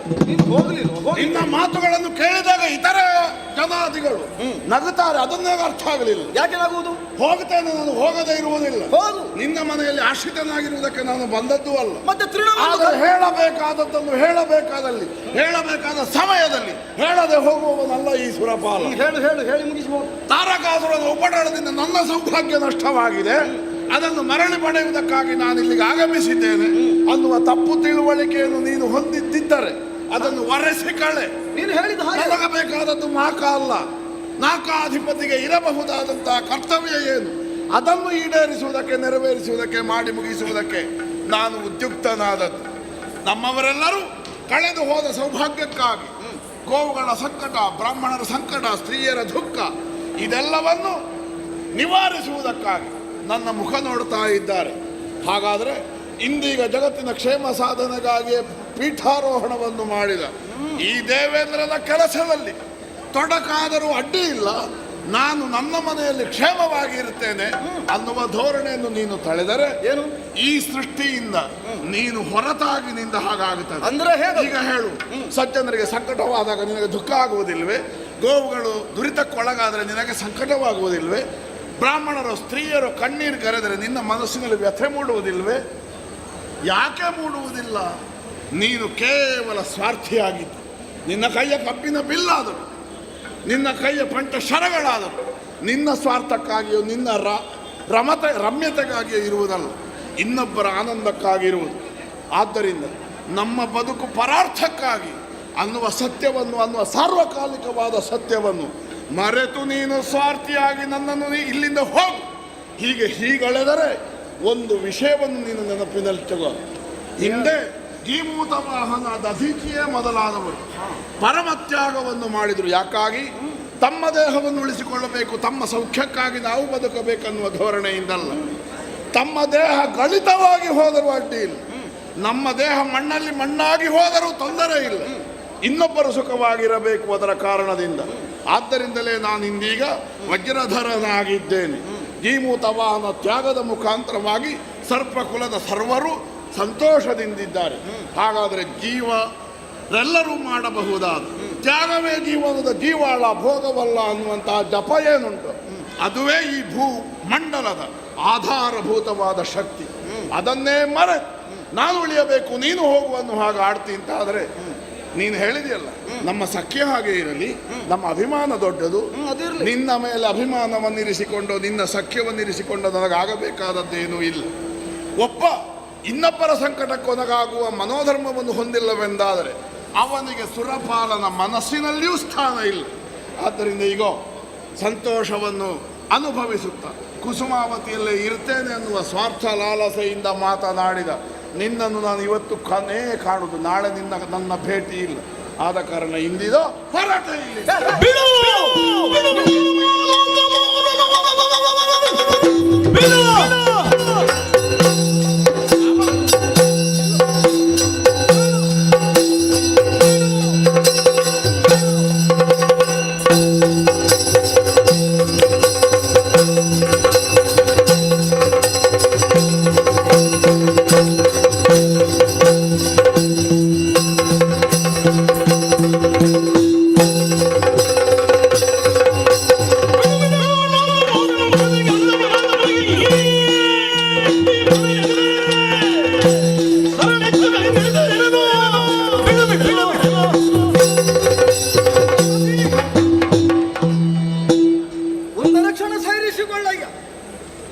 ವಿವೇಕವನ್ನು ಕಳೆದುಕೊಂಡಂತಹ ಮನುಷ್ಯ ಪಶುವಿನಂತೆ ವ್ಯವಹರಿಸುವುದುಂಟಂತೆ.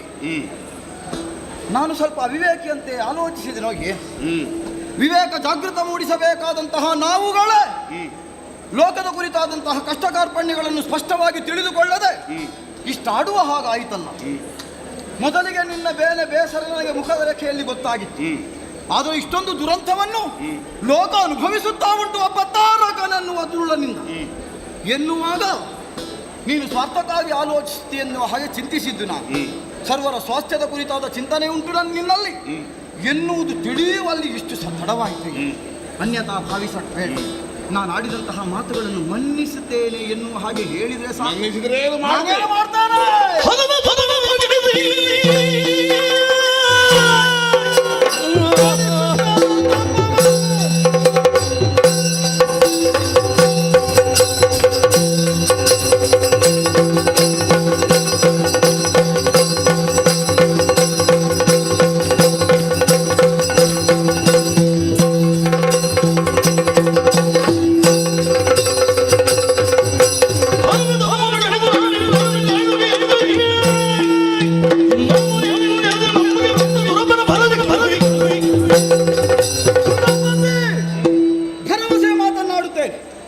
ನಿನ್ನೊಳಗಿರುವಂತಹ ನನ್ನ ಅಭಿಮಾನ ನಾಶವಾಗುತ್ತದೆ ಎನ್ನುವ ಕಾರಣಕ್ಕಾಗಿ ಈ ಮಾತುಗಳನ್ನು ಆಡುವುದಿಲ್ಲ.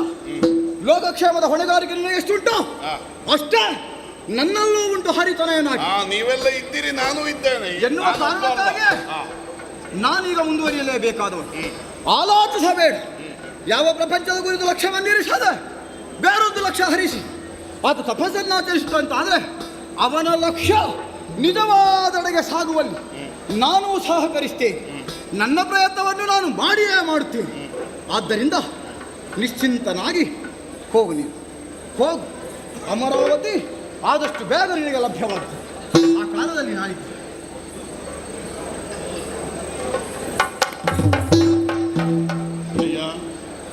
ಒಂದು ಮನ್ವಂತರದ ಅವಧಿ ಕಳೆದ ಮೇಲೆ ದೇವೇಂದ್ರನಿಗೂ ಸ್ವರ್ಗಲೋಕ ಇಲ್ಲ, ಅದಕ್ಕಾಗಿ ನನಗೆ ಖೇದ ಇಲ್ಲ. ಆದರೆ ನಾವು ಇಲ್ಲಿರುವಾಗ ಹೇಗೆ ಇದು ಮುಖ್ಯ. ಹೌದು, ಏನು ಮಾಡೋಣ ಹೇಳು. ನಮ್ಮ ಭೇಟಿ ಇಂತಹ ಒಂದು ಸ್ಥಿತಿಯಲ್ಲಾಯ್ತಲ್ಲ. ಇನ್ನೊಂದು ಬಾರಿ ಯೋಗ ಭಾಗ್ಯ ಇದ್ದರೆ ಹೀಗೆ ನಾವು ಇನ್ನೊಮ್ಮೆ ಕಾಣೋಣ. ಹೀಗೆ ಕಾಣುವುದು ಬೇಡವಯ್ಯ. ಆವಾಗ ನಮ್ಮ ಕುಸುಮಾವತಿಯಲ್ಲಿ ಉತ್ಸವವನ್ನು ಆಚರಿಸ್ತೇವೆ. ಆ ಕಾಲದಲ್ಲಿ ಸಂಭ್ರಮಿಸುವ ಕಾಲದಲ್ಲಿ ನನ್ನ ಒಡನಾಡಿ ನೀನು ಒಂದು ವಿಷಯ ನೆನಪಿಟ್ಟು, ಮದನೋತ್ಸವ ಎಂದರೆ ದೇವೇಂದ್ರನಿಗೂ ಇಷ್ಟ. ಅದಕ್ಕೆ ಆವಾಗ ಭೇಟಿಯಾಗೋಣ. ಲೋಕ ಉತ್ಸವವನ್ನು ಆಚರಿಸುವ ನಾನು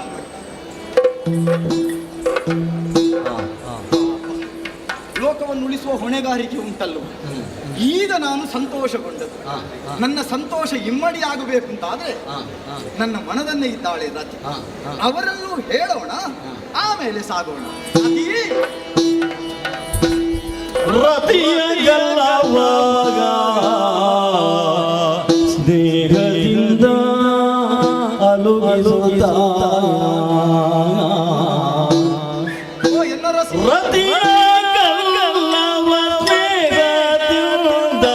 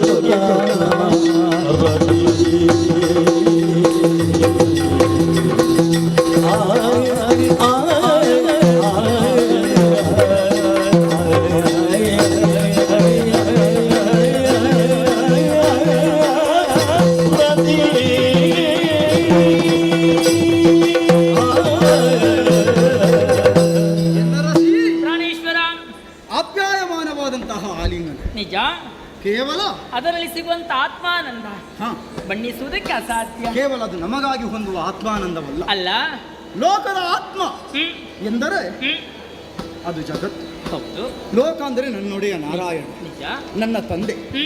ಅವನ ಆತ್ಮ ಎಂದರೆ ಪ್ರಪಂಚ. ಹೌದು, ಅದು ಅತ್ಯಾನಂದದ ಉನ್ನತಿಯನ್ನು ಹೊಂದಬೇಕು ಅಂತಾದ್ರೆ ನಾವು ಅಪ್ಪಿಕೊಳ್ಳುವ ಹೌದು ಈ ಆಲಿಂಗನ ಉಂಟಲ್ಲ, ಹೌದು, ಅದು ಅದಕ್ಕೆ ಸಹಕಾರಿಯಾಗಬೇಕು. ಸತ್ಯ.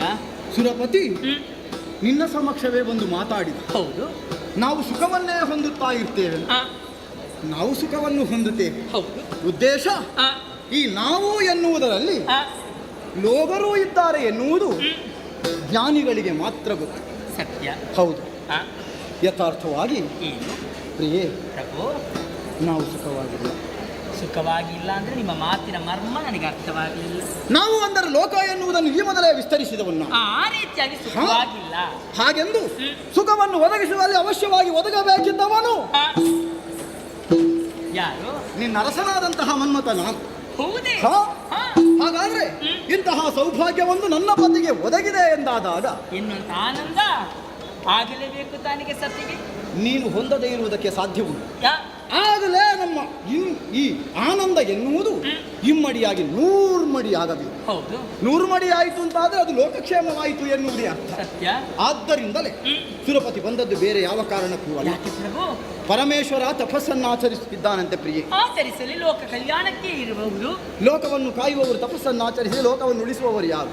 ಅದು ಯಾರೆಲ್ಲ ಸ್ಥಾಣುವಾಗಿ ಇದ್ದಾನೆ, ಅಂದ್ರೆ ತಟಸ್ಥನಾಗಿದ್ದಾನೆ. ಲೋಕವನ್ನು ನಡೆಸಬೇಕಿದ್ದವನು ನಡೆಯುತ್ತಲೇ ಇರಬೇಕು. ತಾನೊಬ್ಬನೇ ನಡೆಯುವುದಲ್ಲ, ತನ್ನಂತೆಯೇ ಧರ್ಮದ ಕುರಿತಾಗಿ ಜಾಗೃತಿ ಮನೋಭಾವವನ್ನು ಹೊಂದಿದಂತಹ ಅನೇಕರನ್ನು ನಡೆಸಬೇಕು. ದೇವನಾಗಿದ್ದವನು ಆಗ ಮಹಾದೇವನಾಗುತ್ತಾನೆ. ಹೌದು. ಮಹಾದೇವ ಎನ್ನುವ ಹಾಗೆ ಈ ಮೊದಲೇ ಅವನು ಹೊಂದಿದವನು ಬೀರುದನು.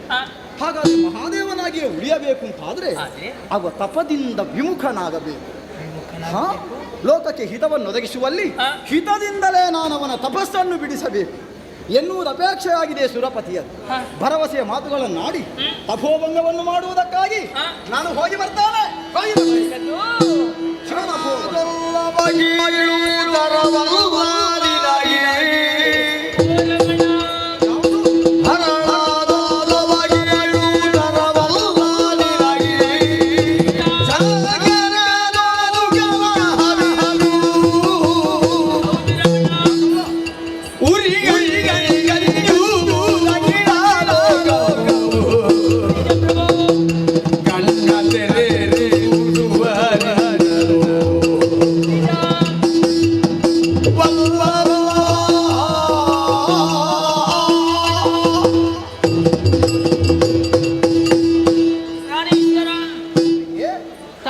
ಸನ್ನಿಧಾನಕ್ಕೆ ಕರೆದು ಅಮಿತವಾದ ಆನಂದವನ್ನು ಅನುಭವಿಸುವಂತ ವಚನವನ್ನು ತಾವು ಆಡುತ್ತಿದ್ದೀರಿ ಎನ್ನುವಂತ ಆಸೆಯಿಂದ ತಮ್ಮ ಬಳಿಗೆ ಓಡೋಡಿಕೊಂಡು ಬಂದೆ. ಈಗ ಮಾತನಾಡುತ್ತಾ ನಿಮ್ಮ ಮಾತು ಪೂರ್ಣವಾಗುವಲ್ಲಿ ನನಗೊಂದು ರೀತಿಯಂತ ವೇದನೆ ಆಗುತ್ತಾ ಉಂಟು, ನೋವಾಗುತ್ತಾ ಉಂಟು. ಪ್ರಭು, ಏನಾಯಿತು ಅಂತದ್ದು? ಮನಸ್ಸು, ಚಿತ್ತ, ಬುದ್ಧಿ, ಅಹಂಕಾರವನ್ನು ಒಳಗೊಂಡಿರುವ ನನ್ನ ಪ್ರಾಣವನ್ನು ಆಕರ್ಷಣೆಗೊಂಡ ಕಾರಣ ನಿಮ್ಮನ್ನು ಪ್ರಾಣಕಾಂತ ಎಂಬುದಾಗಿ ಸಂಬೋಧಿಸಿದ್ದೇನೆ ಪ್ರಭು. ಸರಿ, ಆಂತರಿಕವಾಗಿಯೂ ಅಂತರ್ಗತವಾಗಿಯೂ ಚೆನ್ನಾಗಿ ಅರ್ಥವಿಸಿಕೊಂಡು ನಿಮ್ಮ ಹೃದಯ ಸಾಮ್ರಾಜ್ಯದಲ್ಲಿ ಸಾಮ್ರಾಜ್ಞಿಯಾಗಿ ಮೆರೆದಾಗಿ ರತಿ ಇದ್ದಾಳೆ. ಬಹಳ ಅವಸರದಲ್ಲಿದ್ದೇನೆ ನಾನು. ಹೌದು ಪ್ರಭು, ಕೇವಲರು ಮಾತನಾಡುವ ರೀತಿಯಲ್ಲಿ ಮಾತನಾಡುತ್ತಾ ಇದ್ದೀವಿ. ಸುಜ್ಞಾನಿಗಳು ತಾವು ಅಜ್ಞಾನಿಗಳಂತೆ ವ್ಯವಹರಿಸ್ತಾ ಇದೆಯಲ್ಲ. ನನ್ನೊಂದಿಗೆ ಜ್ಞಾನ ಎನ್ನುವ ಬೆಳಕಾಗಿ ಇರುವವಳು ನೀನು. ಹೌದು. ಹಾಗಿರುವಾಗ ಸಾಮಾನ್ಯರಂತೆ ನಾನು ಆಡುವುದಕ್ಕೆ ಸಾಧ್ಯ ಉಂಟೆ ಹೇಳು? ಹೆಂಡತಿಯಾದ ನಾನು ಸಕಾಲದಲ್ಲಿ ಆ ಜ್ಞಾನವನ್ನು ಒದಗಿಸಿಕೊಳ್ಳುವಲ್ಲಿ ಅಪರಾಧವಿಲ್ವಲ್ಲ? ಹೆಂಡತಿ ಅಂದರೆ ಗಂಡನ ಹೃದಯ, ಗಂಡನ ಮತಿ ಎನ್ನುವುದೇ ಅರ್ಥ ಅಲ್ವಾ? ಮತ್ತೆ ಮತಿಹೀನಂತೆ ನಾನು ವ್ಯವಹರಿಸುವುದಕ್ಕೆ ಸಾಧ್ಯ ಉಂಟೆ? ಆದರೂ ಹೊತ್ತಿನಲ್ಲಿ ನೀನು ಸದಾ ಇರುತ್ತಿದ್ದಾನೆ. ಇದ್ದೇನೆ. ಆದ್ರೆ ತಮ್ಮ ನಡೆಯಲ್ಲಿ ಯಾಕೆ ಈ ರೀತಿ ಅಂತ ಬದಲಾವಣೆ ಆಯ್ತು ಅಂತ ನನಗೆ ಅರ್ಥವೇ ಆಗುತ್ತಾ ಇಲ್ವಲ್ಲ. ನುಡಿದಂತೆ ನಡೆ ನನ್ನದು ಪ್ರಿಯೆ, ಅದು ಅರ್ಥ ಬದಲಾಯಿತು ನನ್ನ ನಡೆ. ಆದ್ರೆ ಈಗ ಬದಲಾವಣೆ ಆಗಿದೆ ಅಲ್ಲ. ಕಡೆ ದಿಕ್ಕಿನ ಒಡೆಯನಾದಂತ ಪ್ರಭು ಪರಮೇಶ್ವರನ ಯೋಗ್ಯತೆಯನ್ನು ಚೆನ್ನಾಗಿ ಅರ್ಥವಿಸಿಕೊಂಡವರು ತಾವಲ್ಲಿ. ಸ್ವಾಮಿ, ಈ ಪ್ರಪಂಚದಲ್ಲಿ ಇರುವವರೆಲ್ಲರೂ 2 ಕಣ್ಣುಗಳನ್ನು ಹೊಂದಿದ್ದರೆ ಆತ 3 ಕಣ್ಣುಗಳನ್ನು ಹೊಂದಿದ್ದಾನಂತೆ. ಒಂದು ವೇಳೆ ನೀವು ಆತನ ತಪಸ್ಸನ್ನು ಕೆಡಿಸುವುದಕ್ಕೆ ಹೋದಿರಿ ಅಂತಾದ್ರೆ 3ನೇ ಕಣ್ಣನ್ನು ತೆರೆದು ಇಡೀ ಪ್ರಪಂಚವನ್ನು ಸುಡುವಂತ ಸಾಮರ್ಥ್ಯ ಉಂಟು. ಪರಿಣಾಮದಿಂದ ಏನಾಗಬಹುದು ಎಂಬುದಕ್ಕೆ ನಾನು ಊಹಿಸಲಿಕ್ಕೆ ಅಸಾಧ್ಯ. ಈ ಸಮಯದಲ್ಲಿ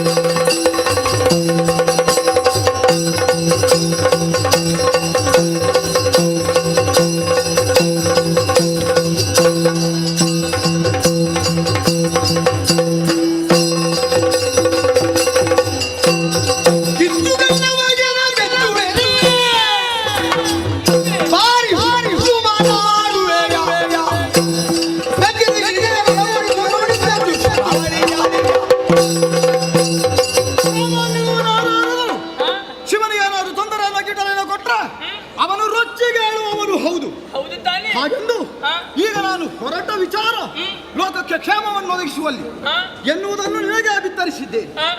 ಸಾಮಾನ್ಯನಂತೆ ನಾನು ಆಡುತ್ತೇನೆ ಎನ್ನುವ ಹಾಗೆ ನೀನು ಆಡುತ್ತಿ. ಆದರೆ ರಾಜ್ಯಮತಿಯಾದಂತಹ ನೀನು ಆಡುವ ಮಾತುಗಳು ಹುಚ್ಚುತನವನ್ನು ಬಿಂಬಿಸ್ತಾ ಇದೆ. ಮತ್ತೇನು ಕಿಚ್ಚುಗಣ್ಣನು ಯಾರು ಬೆಚ್ಚುವನು? ಖಂಡಿತವಾಗಿ ಬೆಚ್ಚುವವನಲ್ಲ, ಹರಿಕುಮಾರಕನಿದ್ದೆ. ಮನ್ಮಥನು ಯಾವತ್ತಾದ್ರೂ ಯಾವುದಕ್ಕಾದ್ರೂ ಬೆಚ್ಚುವವನೇ ಅಲ್ಲ. ಹೆಚ್ಚು ಮಾತುಗಳನ್ನಾಡಿ ಮನವನ್ನು ಇನ್ನೂ ಅತಿ ಹೆಚ್ಚಾಗಿ ನೋಯಿಸಿಕೊಳ್ಳಬೇಡ. ಹರನ ತಪಸ್ಸನ್ನು ಚಾಡಿ ಆದಷ್ಟು ಶೀಘ್ರವಾಗಿ ಒದಗಿ ಬರ್ತೇನೆ, ನಿಶ್ಚಿಂತೆಯಿಂದ. ರಾಮನಗೆ ಲಭ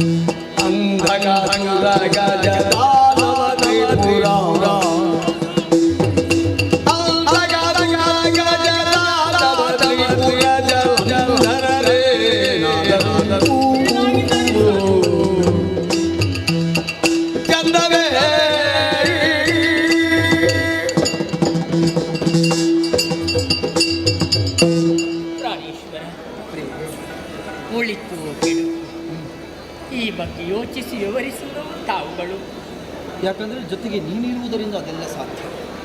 ಹೌದು ತಾನೆ? ನಾನು ಹೇಳಿದಂತ ಮಾತನ್ನು ತಾವು ಒಪ್ಪಿದ್ದೀರಿ ತಾನೆ? ಹೃದಯ ಹೇಳಿದ ಮಾತನ್ನು ನಾನು ತಪ್ಪಿಯೂ ಇಲ್ಲ ಎನ್ನುವುದಕ್ಕುಂಟು. ಆ ರೀತಿಯಂತ ಭಾವನೆಯಲ್ಲಿ ಕಾಡುತ್ತಾ ಇದೆಯಲ್ಲ ಸ್ವಾಮಿ. ಏನಾಯಿತೆ ಅಂತದ್ದು? ನಾನು ಆಡಿದ್ದಕ್ಕೆ ವ್ಯತಿರಿಕ್ತವಾಗಿ ಅಭಿಪ್ರಾಯವನ್ನು ತಿಳಿಸುತ್ತಾ ಇದ್ದೀರಿ. ನಿಜವಾದ ಅಭಿಪ್ರಾಯ ಇದು. ಇದುವೇ ಭಿನ್ನತೆಯನ್ನು ಕಂಡುಕೊಳ್ಳುವವಳು ನೀನೀಗ. ಅಭಿನ್ನರು ನಾವು ಎನ್ನುವುದನ್ನು ಲೋಕವೇ ಒಪ್ಪಿಕೊಂಡಿದೆ ಇವಾಗ. ಸರಿ, ಅದೇ ಮುಂದುವರಿಯಬೇಕು ಯಾವಾಗ. ಲೋಕ ಒಪ್ಪಿಕೊಂಡಿದೆ, ಹೌದು. ತಾವು ದೃಢಬದ್ಧರಾಗಿ ಹೊರಟು ನಿಂತಿದ್ದೀರಿ. ಈ ಪೂರ್ವದಲ್ಲಿ ನಡೆದಂತ ಘಟನೆಯನ್ನು ಮರೆತು ಹೋದಿದೆ ಸ್ವಾಮಿ. ಪೂರ್ವದಲ್ಲಿ? ಹೌದು. ಪೂರ್ವದಲ್ಲಿ ನಡೆದದ್ದೆಲ್ಲವೂ ಅದು ಭವಿತವ್ಯಕ್ಕೆ ಆಧಾರವಾಗುತ್ತದೆ. ಏನಾಗಿದೆ ಪೂರ್ವದಲ್ಲಿ?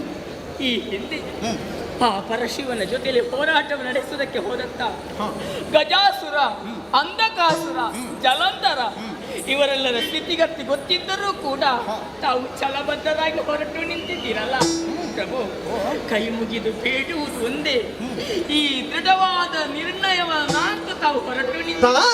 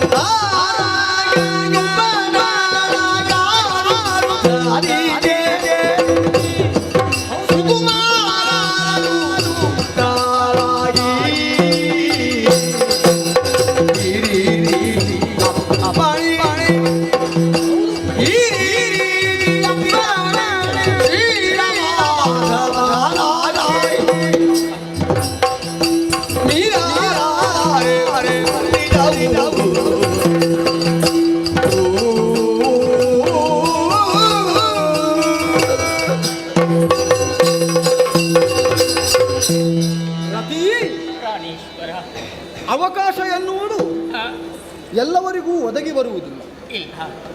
ಅವಕಾಶವನ್ನು ನಾವು ಬಯಸುವುದೂ ಇಲ್ಲ. ಹಾಗಾದರೆ ಅವಕಾಶವೊಂದು ಒದಗಿ ಬರ್ತದೆ ಎಂದಾದರೆ, ಅದು ತನ್ನಿಂದ ತಾನಾಗಿಯೇ ಒದಗುತ್ತದೆ ಎಂದಾದರೆ ಅದು ದೈವದತ್ತವಾಗಿಯೇ ಒದಗಿದೆ ಎನ್ನುವುದರ್ಥ. ಯಾಕಂದರೆ ನಾವು ದೇವತೆಗಳು, ನಿಜವಾದ ದೇವತ್ವವನ್ನು ಹೊಂದಿದವರು ಮೂರ್ತಿತ್ರಯರು. ಒಬ್ಬ ಸೃಷ್ಟಿಯನ್ನು ಮಾಡುತ್ತಾನೆ, ಮತ್ತೊಬ್ಬ ಪಾಲಿಸುತ್ತಾ ಇದ್ದಾನೆ, ಮತ್ತೊಬ್ಬನು ಲೋಕವನ್ನು ನಿಯಂತ್ರಿಸುತ್ತಾ ಲಯ ಎನ್ನುವಂತಹ ಶೂಲದಲ್ಲಿ ಅದನ್ನು ಸ್ಥಾಪಿಸಿರ್ತಾನೆ. ಇಬ್ಬರು ಮಾತ್ರ ಈಗ ಉದ್ಯೋಗಸ್ಥರಾಗಿದ್ದಾರೆ. ಲೋಕವನ್ನು ನಿಯತ್ತಿನಿಂದಲೇ ನಿಯಂತ್ರಣಗೊಳಿಸಬೇಕಾದಂತಹ ಆ ವಿರೂಪಾಕ್ಷ ತಪೋನಿರತನಾಗಿದ್ದಾನೆ. ನೋಡಿದೆಯಾ, ಯಾವುದೋ ಒಂದು ರೀತಿಯ ಬೇಗ ಕುಸುಮಾವತಿಯನ್ನು ಆವರಿಸುತ್ತಾ ಇದೆ ಈ ಕಾಲದಲ್ಲಿ. ನಾವು ತಿಳಿಯುವುದು ಇದು ಕಾಲದ ಪ್ರಭಾವ ಎನ್ನುವ ಹಾಗೆ. ಬದಲಾಗಿ ಹೌದು, ಈ ಕಾಲದಲ್ಲಿ ಯಾರು ಧರ್ಮವನ್ನು ಮೀರಿ ವಾಸಿಸುತ್ತಾ ಇದ್ದಾರೋ ಅವರು ನಡೆಯುತ್ತಿರುವಂತಹ ಕಾಲದ ಪ್ರಭಾವ. ಮತ್ಯಾರು ಅಲ್ಲ, ದುರುಳನಾದಂತಹ ತಾರಕ ಎಲ್ಲ ಮೇರಿ ಹೋಗುತ್ತಾ ಇದ್ದ. ಆತನನ್ನು ಕುಮಾರ ಸಂಭವವಾಗಬೇಕು. ಆದ್ದರಿಂದಲೇ ತಪೋನಿರತನಾದಂತಹ ಶಿವ ತಪವನ್ನು ಬಿಡಬೇಕು. ವಿಶ್ವನಾಥನಿದ್ದಾನೆ. ವಿಶ್ವನಾಥನಿಗೆ ಕುಮಾರ ಸಂಭವವಾಗಬೇಕು ಅಂತಾದರೆ ವಿಶಾಲಾಕ್ಷಿಯೊಂದಿಗೆ ಆತನ ಕಲ್ಯಾಣವಾಗಬೇಕು. ವಿಶಾಲವಾದಂತಹ ದೃಷ್ಟಿಕೋನವುಳ್ಳವರಾಗಿ ಪ್ರಪಂಚದ ಏಳಿಗೆಯ ಬಗ್ಗೆ ಚಿಂತನೆ ಗೈಯಬೇಕಾದವರೇ ಕಣ್ಮುಚ್ಚಿ ಕುಳಿತಿದ್ದಾರೆ ಅಂತಾದರೆ ಕಣ್ತೆರೆದಂತಹ ನಾವುಗಳು ಏನು ಮಾಡುವುದಕ್ಕೆ ಸಾಧ್ಯ ಹೇಳು? ಎಲ್ಲವರ ನಿರೀಕ್ಷೆ ಇರುವುದು ಕುಮಾರ ಸಂಭವ. ಕುಮಾರ ಸಂಭವವಾಗುವ ಮೊದಲೇ ವಿಶಾಲಾಕ್ಷಿ ಕಲ್ಯಾಣ ಆಗಲೇಬೇಕು. ಅದಕ್ಕಾಗಿ ತಪೋನಿರತನಾದವನನ್ನು ಮದುವೆ ಮಾಡಿಸುವುದಕ್ಕೆ ಸಾಧ್ಯವಿಲ್ಲ. ನನ್ನಲ್ಲಿರುವಂತಹ ಪೂಷರಗಳನ್ನು ಪ್ರಯೋಗಿಸಿ ಅವನ ತಪಸ್ಸನ್ನು ಕೆಡಿಸುವಲ್ಲಿ ನಾರಾಯಣನಿಂದಲೇ ಲೋಕರಕ್ಷಣೆಯ ಆಜ್ಞೆಯನ್ನು ಹೊಂದಿದಂತಹ ಸುರಪನಾಡಿ. ಹಾಗಿರುವಾಗ ನಾನು ಹೋಗದೇ ಇದ್ರೆ ಒದಗಿದಂತಹ ಅವಕಾಶವನ್ನು ನಾನೇ ಕಳೆದುಕೊಂಡ ಹಾಗಾಗುವುದು. ಹೋಗಿ ಬರ್ತೇನೆ. ಸಂಬಂಧದಲ್ಲಿ ಈ ಪ್ರೀತಿ ಅಂತ ಕಟ್ಟಿ ಬಿದ್ದು ನನ್ನ ಆಡಿದಂಥ ಮಾತು ಇದು. ಪ್ರಭು, ಈ ಪ್ರಪಂಚದಲ್ಲಿ ಪ್ರತಿಯೊಬ್ಬ ಹೆಣ್ಣು ಬಯಸುವುದು ಒಂದೇ, ಹಣೆಯ ತಿಲಕ, ಕೊರಳ ಮಾಂಗಲ್ಯ ಪದಕ, ಇದು ಗಂಡ ಇರುವಲ್ಲಿವರೆಗೆ ತನಕ. ಪರಶಿವನ ತಪಸ್ಸನ್ನು ಕೆಡಿಸುವುದಕ್ಕೆ ಹೊರಟು ನಿಂತ ನಾವು ಅಲ್ಲಿ ಹೋದಾಗ ಎಲ್ಲಿಯಾದ್ರೂ ಅಘಟಿತವಾದ ಘಟನೆ ನಡೆಯಿತು ಅಂತ ಆದ್ರೆ ಮತ್ತೆ ಈ ರತಿಗೆ ಭವಿತವ್ಯದ ಬದುಕು ಹೇಗೆ ಎಂಬುದಾಗಿ ತಾವೇ ತಿಳಿಸಬೇಕು. ಆಲೋಚಿಸಬೇಡ ನೀನೇನನ್ನು. ಒಬ್ಬನ ಸಾವು ಸದ್ಧರ್ಮ ಸಾಧನೆಗೆ ಸಮರ್ಪಿತವಾಗಬೇಕಂತ ಸುರಪನೇ ಅಂದಿದ್ದಾನೆ. ಮನ್ವಂತರದಲ್ಲಿ ಅಧಿಕಾರವನ್ನು ಒದಗಿದ ಅವಕಾಶವನ್ನು ನಾನು ಕಳೆದುಕೊಳ್ಳಬೇಕು ಎನ್ನುವ ಹಾಗೆ. ಹಾಗೆಯೇ ಕಲ್ಪಾಂತ್ಯದ ಪ್ರಳಯ ಪ್ರವಾಹದಲ್ಲಿ ದೇವತಾ ವರ್ಗದವರು ಕೂಡ ತಮ್ಮನ್ನು ತಾವು ಕಳೆದುಕೊಳ್ಳಲೇಬೇಕು. ಕಳೆದುಕೊಂಡಂತಹ ಅವರ ಜೀವನ ಹೇಗೆ ಲೋಕಕ್ಕೆ ಬಳುವಳಿಯಾಗಿದೆ ಎನ್ನುವುದೇ ಪ್ರಶ್ನೆಯಾಗಿ ಉಳಿಯುವುದು. ಹಾಗಾದರೆ ನಮ್ಮ ಬದುಕಿನಲ್ಲಿ ಹಾಗಲ್ಲವಲ್ಲ. ನನ್ನ ಸಾವು ಎನ್ನುವುದು ಸದ್ಧರ್ಮ ಸಾಧನೆಗೆ ಸಮರ್ಪಿತವಾಗುತ್ತದೆ. ನನ್ನಲ್ಲಿರುವುದು ಕಬ್ಬಿಲ್ಲು. ತಾನು ನೋವುಂಡಾದರೂ ಲೋಕರಿಗೆ ಸಿಹಿಯನ್ನು ಒದಗಿಸುವಂತಹ ಸ್ವಭಾವ ಇದೆ. ನಾವು ಲೋಕದ ಕುರಿತಾಗಿ ಕಬ್ಬೇ ಆಗಬೇಕು. ನಾವು ನೋವನ್ನು ಅನುಭವಿಸಬೇಕು. ನಮ್ಮನ್ನು ಜಗಿಯುವವರು ಅಥವಾ ನಮ್ಮನ್ನು ಬಳಸಿಕೊಳ್ಳುವವರು ಸಿಹಿಯನ್ನು ಅನುಭವಿಸ್ತಾರೆ ಎಂದಾದರೆ ನಮ್ಮ ಅಳಿವಿನಲ್ಲಿಯೂ ಯಾವುದೋ ಒಂದು ರೀತಿಯ ಸುಖವನ್ನು ಮತ್ತೊಬ್ಬರು ಉಣ್ಣುತ್ತಾರೆ ಎನ್ನುವಾಗ ಇದಕ್ಕಿಂತ ಮಿಗಿಲಾದುದು ಏನುಂಟು? ಏನಿಲ್ಲ. ಹಾಗಾಗಿ ನಾನು ಕಳೆದುಕೊಳ್ಳುತ್ತೇನೆ ನಿಮ್ಮನ್ನು ಎನ್ನುವ ಹಾಗೆ ಆಡುತ್ತೀನಿ. ನೆನಪಾಗುತ್ತಾ ಉಂಟು, ಇಲ್ಲಿ ಹರಿಯ ನಿರೂಪ ಎನ್ನುವುದಾಗಿದೆ. ಸುಮನಸ್ಸರ ಒಡೆಯನಾದಂತಹ ದೇವೇಂದ್ರನಿಗೆ ಈಗ ಆದದ್ದು. ಆದರೆ ಈ ಹರಿನಿರೂಪ ಎನ್ನುವುದು ಬಹಳ ಹಿಂದೆಯೇ ನನಗಾಗಿದೆ. ಅಂದೊಂದು ದಿನ ಶಾರದಾ ಮಹೋತ್ಸವದ ಸಂದರ್ಭದಲ್ಲಿ ತನ್ನ ಮಗಳಾದಂತಹ ಶಾರದೆಯನ್ನು ಆಮಂತ್ರಣ ಕೊಡಲಿಲ್ಲ ಉತ್ಸವಕ್ಕೆ ಎನ್ನುವ ಕಾರಣದಿಂದ ನಾನು ಶರಪ್ರಯೋಗದ ಚಮತ್ಕಾರದಿಂದ ಅವಳು ಬ್ರಹ್ಮನಲ್ಲಿ ಅನುರಕ್ತಳಾಗುವಂತೆ ಮಾಡಿದ್ದೇನೆ. ಅದಕ್ಕೆ ಪರಮೇಶ್ವರನ ಬೆಂಬಲವೂ ಇತ್ತು. ವಿದ್ಯಾಧಿಪೀಠದ ಗೌರವವನ್ನು ಕೊಡಬೇಕಾದಂತಹ ಶಾರದೆಯನ್ನು ಬ್ರಹ್ಮ ಮದುವೆ ಆಗಿದ್ದ ಆ ಕಾಲದಲ್ಲಿ. ಈ ಕುತಂತ್ರಕ್ಕೆ ಕಾರಣ ನಾನು ಪರಮೇಶ್ವರ ಎನ್ನುವ ಹಾಗೆ ಬ್ರಹ್ಮನಿಗೆ ಗೊತ್ತಾಯಿತು. ಪರಮೇಶ್ವರ ನನಗೆ ಗುರು ಶಿಷ್ಯರು ಒಂದಾಗಿ ಈ ರೀತಿಯಾದಂತಹ ಲೋಕಕ್ಕೆ ನಗೆಗೀಡಾಗುವಂತಹ ಈ ಕಾರ್ಯವನ್ನು ಮಾಡಿದ್ದಾರೆ ಎಂದಾದರೆ ಒಂದಲ್ಲ ಒಂದು ದಿನ ಗುರುವಿನಿಂದಲೇ ಶಿಷ್ಯನಾದಂತಹ ನನ್ನ ದಹನವಾಗಲಿ ಎನ್ನುವ ಹಾಗೆ ಶಾಪವಾಕ್ಯವನ್ನಾಡಿದ್ದಾನೆ. ನೊಂದಂತಹ ನಾನು ಅಪ್ಪಯ್ಯನಲ್ಲಿ ಹೇಳಿದ ಕಾಲಕ್ಕೆ ನೀನೇನು ಆಲೋಚಿಸಬೇಡ, ಸಾವು ಎನ್ನುವುದು ದೇವತೆಗಳಾದಂತಹ ನಮ್ಮನ್ನು ಬಾಧಿಸುವುದಕ್ಕೆ, ಆದರೆ ನಮ್ಮ ಈ ಸಾವನ್ನು ಸದ್ಧರ್ಮಕ್ಕಾಗಿ ವಿನಿಯೋಗಿಸು ಎಂದಿದ್ದಾನೆ. ಯಾವತ್ತಾದರೂ ಶಿವನ ಮುನಿಸಿಗೆ ತುತ್ತಾಗುವವನು ನಾನು. ಆದರೆ ಇಂದು ನಾನು ತುತ್ತಾದರೆ ಲೋಕಕ್ಕೆ ಒಳಿತಾಗುವಂತಹ ಕಾಯಕವೂ ಕಾರ್ಯವೂ ಮುಂದೊಂದು ದಿನ ನಡೆಯುವುದಕ್ಕುಂಟು. ಹಾಗಾದರೆ ಹೇಳುತ್ತೇನೆ, ನಾನು ಹೋಗಿ ಅವನಲ್ಲಿ ಸುಡುಕರಿಯಾಗಿದ್ದೇನೆ ಎಂತಾದರೆ ನಿನ್ನ ಅಂತರಂಗವೂ ಕೂಡ ಒಳ್ಳೆಯ ಮನಸ್ಸಿನಿಂದ ಅದನ್ನು ಒಪ್ಪಿಕೊಂಡಿದೆ ಎನ್ನುವ ಸತ್ಯ ಲೋಕಕ್ಕೆ ಗೊತ್ತಾಗಬೇಕು. ಯಾಕಂದರೆ ಅರೆಕ್ಷಣವೂ ನನ್ನ ಅಗಲುವಿಕೆಯನ್ನು ಸಹಿಸಲಾರದೆ ಇದ್ದುದರಿಂದಲೇ ಅಲ್ವೇ ರತಿಯ ಮೇಳದೊಳಿಪ್ಪ ಕಾಮನು ಎನ್ನುವ ಹಾಗೆ ವ್ಯಾಖ್ಯಾನಿಸಿದ್ದು. ಲೋಕದ ಕ್ಷೇಮವನ್ನು ಬಯಸಿದ ಸುರಪತಿಯೇ ಹೇಳಿದ್ದಾನೆ, ತಪವನ್ನು ಚೆನ್ನಾಗಿಯೇ ಕೆಡಿಸಬೇಕು ಅಂತ. ಈ ಕೆಡಿಸುವುದಿಂತಾದರೆ ಚೆನ್ನಾಗಿ ಎನ್ನುವುದಾಗುವುದಕ್ಕೆ ಸಾಧ್ಯ ಉಂಟು. ಹಾಗಾದರೆ ಲೋಕಕ್ಕೆ ಚೆನ್ನಾಗುವಂತೆ ನಾವು ಕೆಡಿಸಬೇಕು ಅಂತ ಆದರೆ ಯಾವುದೋ ಒಳಿತನ್ನು ಮಾಡುವಲ್ಲಿ ನಾವಿದ್ದೇವೆ ಎನ್ನುವುದೇ ಅರ್ಥ. ಸರಿ, ಏನಾದರೂ ನನಗೆ ನೀನು ಊಹಿಸಿದಂತೆ ನಡೆಯಿತು ಎಂತಾದರೆ ಉತ್ತರಿಸುವವನು ಜಗನ್ನಿಯಾಮಕನಾದಂತಹ ಶ್ರೀಮನ್ನಾರಾಯಣ. ಅವನಲ್ಲಿ ನಿನ್ನ ಕಷ್ಟವನ್ನು ಹೇಳಿಕೋ.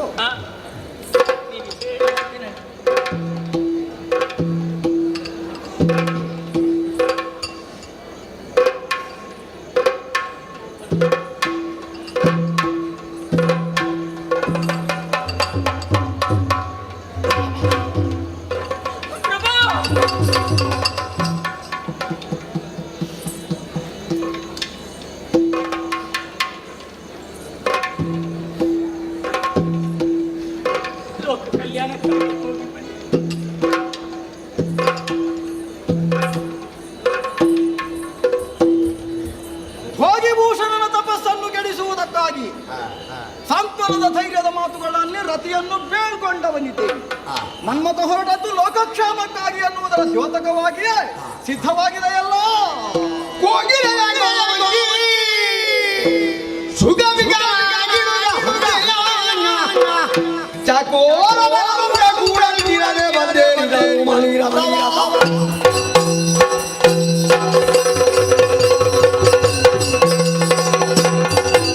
ಲೋಕಕ್ಕೆ ವಿಶ್ವಾಸವನ್ನು ಹುಟ್ಟಿಸುವಲ್ಲಿ ನಾನು ಮುಂದುವರಿದಂತಹ ಈ ಕಾಲದಲ್ಲಿ ಲೋಕಕ್ಷೇಮಕ್ಕೆ ನಾವು ಸಹಕರಿಸುತ್ತೇವೆ ಎನ್ನುವುದಕ್ಕಾಗಿ ಮೃಗಗಳು ಪಕ್ಷಿಗಳು ಸಿದ್ಧವಾಗಿದೆ. ನನ್ನೊಂದಿಗೆ ಪುಷ್ಪಗಳಿಂದಲೇ ಸಿದ್ಧವಾದಂತಹ ಚೈತ್ರ ರಥ ಸಿದ್ಧವಾಗಿದೆಯಲ್ಲ. ಚೈತ್ರ ರಥವನ್ನೇರಿಕೊಂಡು ಶಿವ ತಪೋಭೂಮಿಯ ಕಡೆಗೆ ಸಾಗುತ್ತೇನೆ.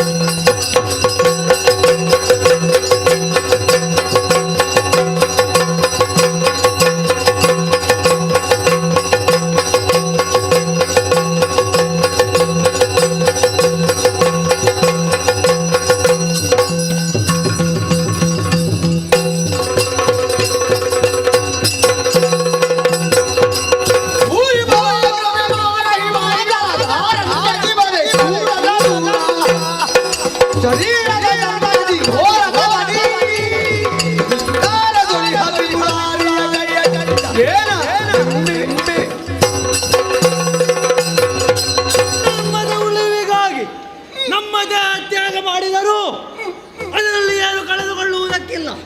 ಅಳೆಯುವುದು ಕಾಯ ಉಳಿಯುವುದು ಕೀರ್ತಿ. ಈ ನಿಲುಮೆಯಿಂದಲೇ ಹೊರಟು ಬಂದವರಾರು ನದಿಯನ್ನು ಬೀಳ್ಕೊಟ್ಟು ಬಂದು ಸೇರಿದ ಸ್ಥಳ ಇದೇ ತಾಳೆ ಹಿಮಗಿರಿಯ ತಪ್ಪಲು. ಆದರೆ ಎಲ್ಲಿದ್ದಾನೆ ಪರಮೇಶ್ವರ? ಯಾವೆಡೆಯಲ್ಲಿ ಕುಳಿತಿದ್ದಾರೆ? ತಪ ಮಾಡುವ ಸ್ಥಳವನ್ನು ನೋಡಬೇಕು ಅಂತ ನೋಡಿದ್ರೆ ತಪ್ಪಾದ ಜಾಗ ಬಿಸಿಯಾಗಿದೆ. ಏನು ಅಂತ ನೋಡ್ಬೇಕಲ್ಲ.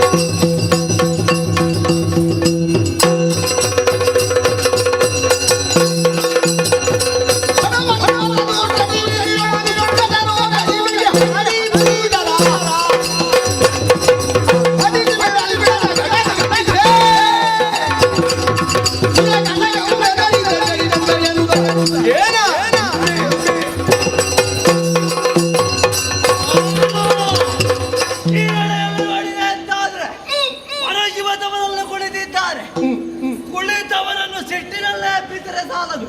ಯಾಕಂದ್ರೆ ಸಿಟ್ಟಿನಿಂದ ಯಾವುದನ್ನು ಪಡೆಯುವುದಕ್ಕಾಗುವುದಿಲ್ಲ. ಭಕ್ತಿಯ ಮುಖೇನ ಏನನ್ನು ಸಂಪಾದಿಸಬಹುದು. ಇದು ನಾನು ತಂದೆಯಿಂದ ಕಲಿತದ್ದು. ಹಾಗಾದ್ರೆ ಏನು ಮಾಡುವ? ಪರಮೇಶ್ವರನಲ್ಲಿ ಕ್ರೋಧ ತೋರಿಸುವುದೇ ಸರಿಯಲ್ಲ. ಅದಕ್ಕಾಗಿ ಶರಣಾಗಿ ಕೇಳಬೇಕು.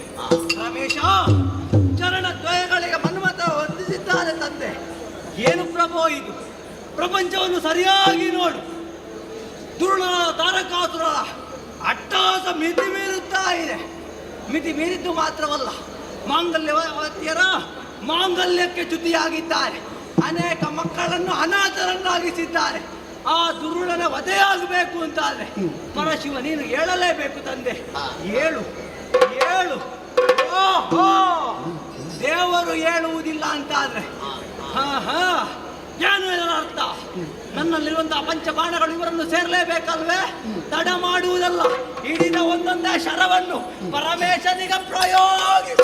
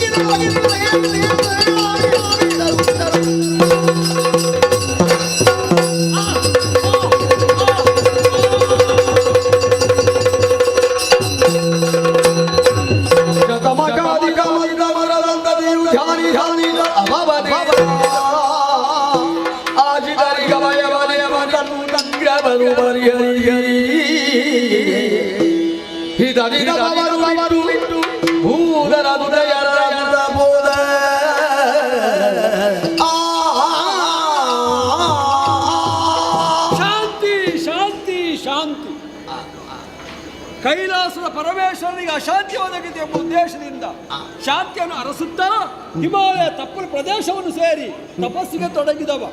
ಒಂದೊಮ್ಮೆಗೆ ನನ್ನನ್ನು ಕೆಳಕುವ ಧೈರ್ಯ ಯಾರಿಗಿದೆ ಎಂಬುದರಿಂದ ಮೂರನೇ ಕಣ್ಣು ತೆರೆದಾಗ ಹೊರಟಂತ ಬೆಂಕಿಗೆ ಆಹುತಿಯಾದವ ಬೇರೆ ಯಾರೂ ಅಲ್ಲ, ಅವನು ಮನ್ಮಥನಲ್ಲವೇ. ಲೋಕದತ್ತ ದೃಷ್ಟಿಯನ್ನು ಹಾಯಿಸಿದ್ರೆ ಗಂಡ ಹೆಂಡತಿ ಬೇರೆ ಬೇರೆ ಆದಾಗ ಕೈ ಚಪ್ಪಾಳೆ ತಟ್ಟಿ ನಗಾಡೋರು ಅದೆಷ್ಟೋ ಮಂದಿ ಇರಬಹುದು. ಆದರೆ ಇವನು ಹಾಗಲ್ಲ, ಗಂಡ ಹೆಂಡತಿಯನ್ನು ಒಂದು ಮಾಡುವುದರ ಮೂಲಕವಾಗಿ ಲೋಕಕ್ಕೆ ವಿಶೇಷವಾದ ಕೊಡುಗೆಯನ್ನು ನೀಡಿದ್ದಾನೆ ಎಂದಿರುವಾಗ ಸರಿ ಸರಿ ಕೆರೆಯ ನೀರನ್ನು ಕೆರೆಗೆ ಚೆಲ್ಲುವಂತೆ ನಾನೇ ಅನುಗ್ರಹಿಸಿದ ಆ ಪಂಚಶರಗಳನ್ನು ನನಗೆ ಎಸೆದಿದ್ದಾನೆ. ತಪಸ್ಸನ್ನು ಕೆಡಿಸಿದ್ದು ಮಾತ್ರವಲ್ಲ, ನನ್ನಲ್ಲಿ ಕಾಮನೆ ಉಂಟಾಗಿದೆ. ಹಾಗಿರುವಾಗ ನನ್ನ ಅರಸನ್ನು ಅರಸುತ್ತಾ ಮುಂದೆ ಸಾಗಬೇಕಾಗಿದೆ. ಆದರೆ ಹೌದೌದು, ಎಲ್ಲಿದ್ದಾಳೆ ಅಂತ ನೋಡಿದರೆ ಪರ್ವತರಾಯನ ಮಗಳಾಗಿ ಪಾರ್ವತಿಯಾಗಿ ಕಾಣಿಸಿಕೊಂಡಿದ್ದಾಳೆ ಎಂಬುದರಿಂದ ಗಂಧದ ತುಂಡನ್ನು ಕಲ್ಲಿನ ತೇದಾಗ ಪರಿಮಳ ಹೇಗೆ ಪ್ರಕಟವಾಗ್ತದೋ, ಬಂಗಾರವನ್ನು ಬೆಂಕಿಯಲ್ಲಿ ಕಾಯಿಸಿ ಸುತ್ತಿಗೆಯಿಂದ ಬಡಿದಾಗ ಕಾಳಿಮೆಯನ್ನು ಕಳೆದುಕೊಂಡಂಥ ಕನಕ ಹೇಗೆ ಪ್ರಕಾಶಿಸ್ತೋ, ಹಾಗೆ ಅವಳ ಶೀಲದ ಬಗ್ಗೆ ಏನು ಹೇಗೆ ಎಂಬುದನ್ನು ತಿಳಿಬೇಕಾಗಿದೆ. ನಡೆಯುತ್ತೇನೆ ಮುಂದೆ.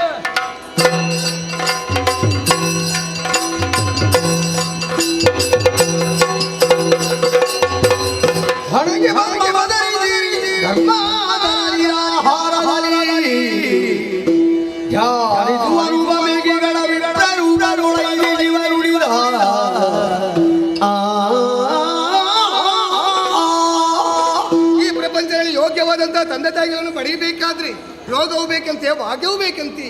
ಆ ಬಗ್ಗೆ ಯೋಚನೆಯನ್ನು ಮಾಡಿಕೊಂಡರೆ ನನಗೆ ಯೋಗ ಉಂಟು, ಭಾಗ್ಯ ಉಂಟು. ಪರ್ವತರಾಜನ ಮುದ್ದಿನ ಕುಮಾರಿಯಾದಂತೆ ನನಗೆ ಪಾರ್ವತಿ ಎಂಬುದೇ ಹೆಸರಿಟ್ಟವರಿದ್ದಾರೆ. ಯಾವುದನ್ನು ಒಂದು ರೀತಿಯ ಕೊರತೆಯನ್ನು ಮಾಡಲಿಲ್ಲ, ಪ್ರೀತಿಯಿಂದ ಸಾಕಿದವರಿದ್ದಾರೆ. ಆದರೆ ಒಬ್ಬ ಹೆಣ್ಣು ಮದುವೆ ಆಗುವಂಥ ಪ್ರಾಯ ಬಂದ ಬಳಿಕ ಆಕೆ ಬಯಸುವುದು ಯಾವುದು? ನಾನು ಮದುವೆ ಆಗುವಂಥ ಗಂಡು ಅವ ರೂಪವಂತನಾಗಿರಬೇಕು, ವಿದ್ಯಾವಂತನಾಗಿರಬೇಕೆಂಬುದಾಗಿ ನಾನಾ ರೀತಿ ಬಯಸಿದಲ್ವೇ ಅಲ್ಲ, ಆ ಹರನನ್ನೇ ಮದುವೆ ಆಗಬೇಕು ಎಂಬುದಾಗಿ ಬಯಸಿಕೊಂಡು ಅವಳಿದ್ದೇನೆ. ಆದರೆ ಆ ಪರಮೇಶ್ವರ ದೇವರನ್ನು ಪಡೆಯುವುದೇ ಯಾವ ರೀತಿಯಾಗಿ ನೇರವಾಗಿ ಪಡೆಯುವುದಕ್ಕೆ ಸಾಧ್ಯವೇ ಇಲ್ಲ. ಹಾಗಾಗಿ ತಪಸ್ಸಿನ ಮೂಲಕ ಪಡೆಯಬೇಕು ಎನ್ನುವಂತಹ ಉದ್ದೇಶವನ್ನಿರಿಸಿಕೊಂಡು ನೇರವಾಗಿ ಅರಣ್ಯದ ಕಡೆಗೆ ಬಂದಿದ್ದೇನೆ. ಕಾಣುತ್ತಾ ಉಂಟು ಕಲ್ಲುಬಂಡಿ, ಅಲ್ಲಿ ಕುಳಿತುಕೊಂಡು ಹರನ ಕುರಿತಾಗಿ ತಪಸ್ಸನ್ನು ಆಚರಿಸುತ್ತೇನೆ.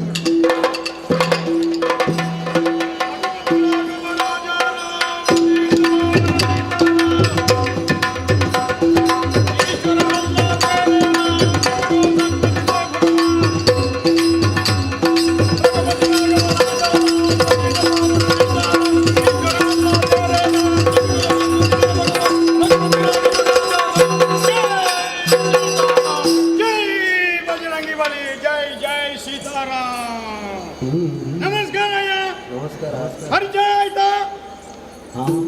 ನಾವೆಲ್ಲ ಭಯಂಕರ ವೈರಾಗ್ಯರಲ್ವ? ಹೌದು, ಭಯಂಕರ ವೈರಾಗ್ಯ ಅಂದ್ರೆ ಗೊತ್ತಾಯ್ತು. ಜೀವನದಲ್ಲಿ ಅತಿ ಹೆಚ್ಚು ವೈರಾಗ್ಯ ತಳೆದವರು ಭಯಂಕರ ವೈರಾಗ್ಯಗಳು. ಹೌದೌದು, ನಮಗೆಲ್ಲ ಬಹಳ ಇಲ್ಲಿಗೆ ಬಂದು ಇನ್ನೇನು ಮಾಡುವುದು, ತೀರ್ಥಕ್ಷೇತ್ರ ಸಂದರ್ಶನ ಮಾಡುವುದು ಅಂತ ಹೊರಟದ್ದು ನಾವು. ನೇರ ಕೊಲ್ಲೂರಿಗೆ ಹೋದೆ. ಹೌದು, ಕೊಲ್ಲೂರಿನಲ್ಲಿ ಶ್ರೀಕೃಷ್ಣನಿಗೆ ಒಂದು ಅಲಂಕಾರ ಪೂಜೆ ಮಾಡಿಸಿದೆ. ಅಲ್ಲಿಂದ ಉಡುಪಿಗೆ ಬಂದೆ.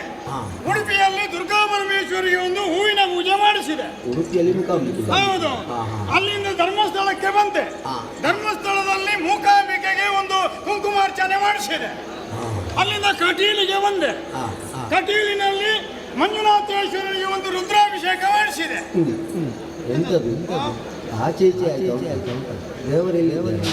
ನಿಮಗೆ ಆಚೀಚೆ ಆ ದೇವರ ಎಲ್ಲ ವರ್ಗಾವರ್ಗಿ ಆಗಿದ್ದಾರೆ ಅಂತಲ್ಲ, ಕಾರಣ ಉಂಟು.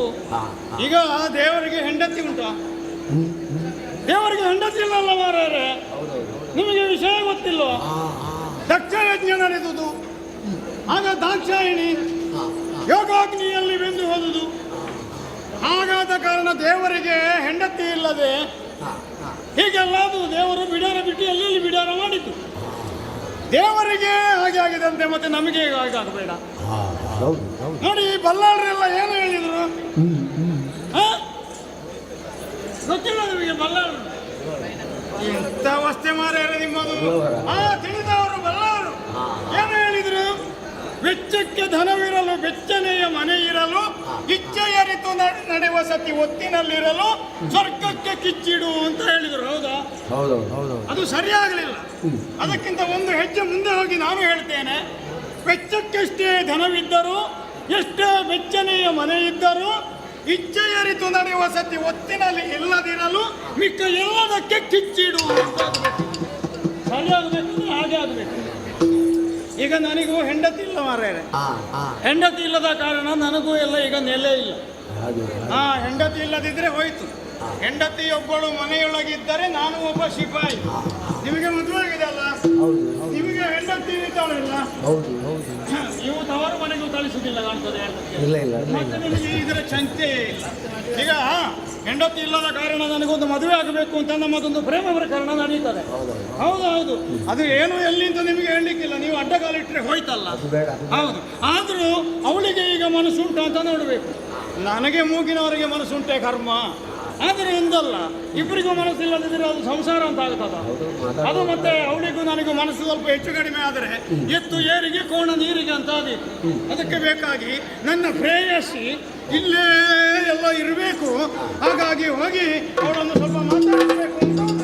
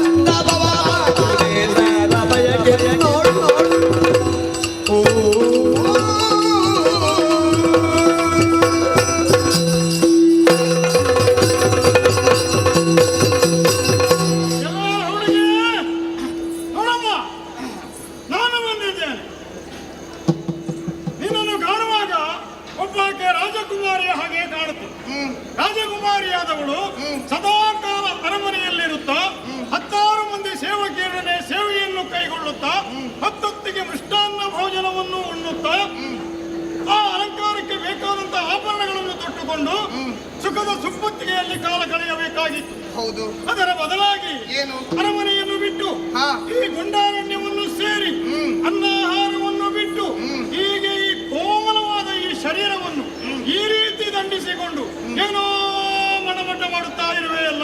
ಇದೇನು ಮಾಡುವುದು ನಿನ್ನಲ್ಲಿ?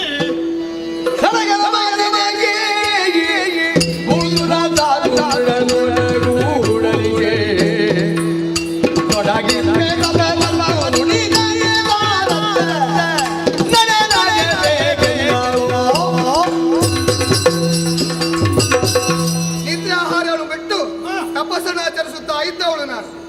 ನೇರವಾಗಿ ಬಂದಿ ನನ್ನ ತಪಸ್ಸನ್ನು ಕೆಡಿಸಿ ಬಿಟ್ಟೆ. ಕೆಡಿಸಲಿಲ್ವಿ? ಕಣ್ಣು ತೆರೆದು ನೋಡಿದ್ರೆ ಯಾವುದು ಕಣ್ಣು ತೆರೆದು ನೋಡಿದಾಗ ಬ್ರಾಹ್ಮಣರಾಗಿ ಕಾಣುತ್ತಾ ಇದ್ದೀರಿ. ನೀವು ಬ್ರಾಹ್ಮಣರನ್ನು ಅನ್ನೋದ್ರಲ್ಲಿ ಅನುಮಾನವೇ ಇಲ್ಲ. ಬ್ರಾಹ್ಮಣರನ್ನು ನಾವು ಕೈ ಮುಗಿಯುತ್ತೇವೆ, ಪೂಜಿಸುತ್ತೇವೆ. ಯಾಕೆ ಲೋಕದಲ್ಲಿ ಕಣ್ಣಿಗೆ ಕಾಣುವ ದೇವರು ಯಾರಂತ ಕೇಳಿದ್ರೆ ಅದು ಬ್ರಾಹ್ಮಣರು. ಅಂತಹ ನೀವು ಇಂತಹ ಕೆಲಸ ಮಾಡುವುದು ಸರಿಯಾಗ್ತದೆ ಹೇಳಿ? ಯಾರೇ ಆಗಲಿ ಒಬ್ಬರಿಗೆ ಉಪಕಾರವನ್ನು ಮಾಡಬೇಕು, ಉಪದ್ರವ ಮಾಡೋಕೆ ಹೋಗಬಾರದು. ಹೌದಲ್ಲ? ತಪಸ್ಸನ್ನು ಮಾಡುವಂತಹ ಸಂದರ್ಭದಲ್ಲಿ ತಪಸ್ಸನ್ನು ಕೆಡಿಸಿ ಯಾರ ಕುರಿತಾಗಿ ತಪಸ್ಸು ಈ ರೀತಿಯಾಗಿ ಕೇಳುತ್ತಾ ಇದ್ದೀರಿ? ಈ ರೀತಿಯಾಗಿ ತಪಸ್ಸು ಮಾಡುವುದಕ್ಕೊಂದು ಕಾರಣ ಉಂಟು. ಪರಮೇಶ್ವರನ ಕುರಿತಾಗಿ ತಪಸ್ಸನ್ನು ಆಚರಿಸುತ್ತಾ ಇದ್ದೇನೆ. ಅವರನ್ನೇ ಮದುವೆ ಆಗಬೇಕೆನ್ನುವಂತ ಉದ್ದೇಶವನ್ನು ಇರಿಸಿಕೊಂಡು ತಪಸ್ಸನ್ನು ಆಚರಿಸುವುದು. ಹಾಗಾಗಿ ಹೇಳುತ್ತೇನೆ, ನನ್ನ ತಪಸ್ಸಿಗೆ ಭಂಗವನ್ನು ತರಬೇಡಿ. ಇಲ್ಲಿಂದ ಹೋಗಿ ನೀವು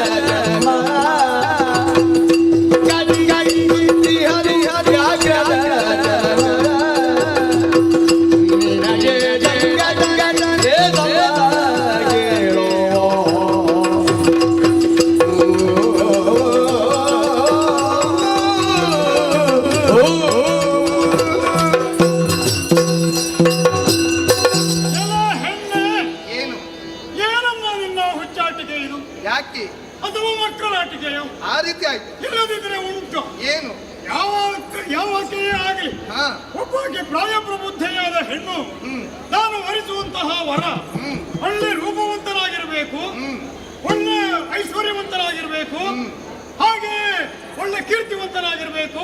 ಹೀಗೆಲ್ಲ ಹಲವು ಅಪೇಕ್ಷೆಗಳನ್ನು ಕಟ್ಟಿಕೊಂಡಿರ್ತಾಳೆ. ಅದು ತಪ್ಪಲ್ಲ, ಸ್ತ್ರೀ ಸಹಜವಾದ ಗುಣ. ಅಂತಹುದರಲ್ಲಿ ನೀನು ಇಷ್ಟು ಕಷ್ಟಪಟ್ಟು ತಪಸ್ಸಾಚರಿಸಿ ಪರಮೇಶ್ವರನನ್ನು ಒಲಿಸಿಕೊಳ್ಳಬೇಕು ಗಂಡನನ್ನಾಗಿ ಅಂತ ಹೇಳ್ತೀನಿ. ಅವನ ಹಣೆ ಬರಹವೇ ಅವನಲ್ಲಿ ಏನಿದೆ ಅಮ್ಮ?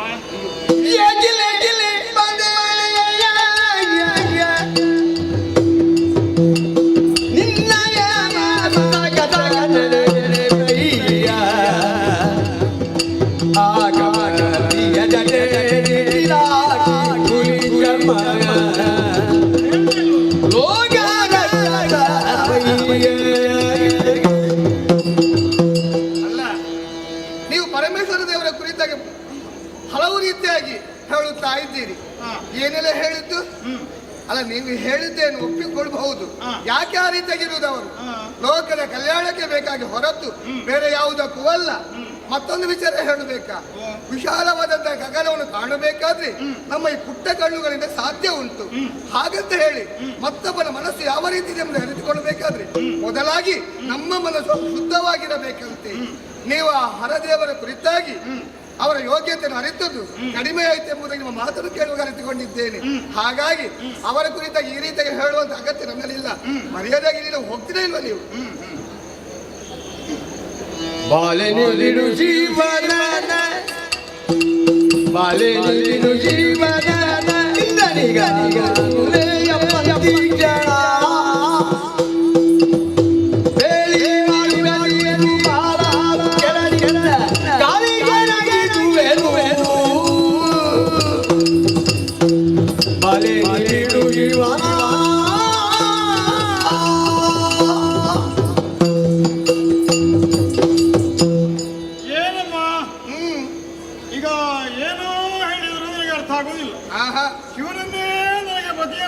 ಪಡಿಬೇಕು ಎನ್ನುವುದಾಗಿ ಹಂಬಲಿಸುತ್ತಾ ಇದ್ದಿ.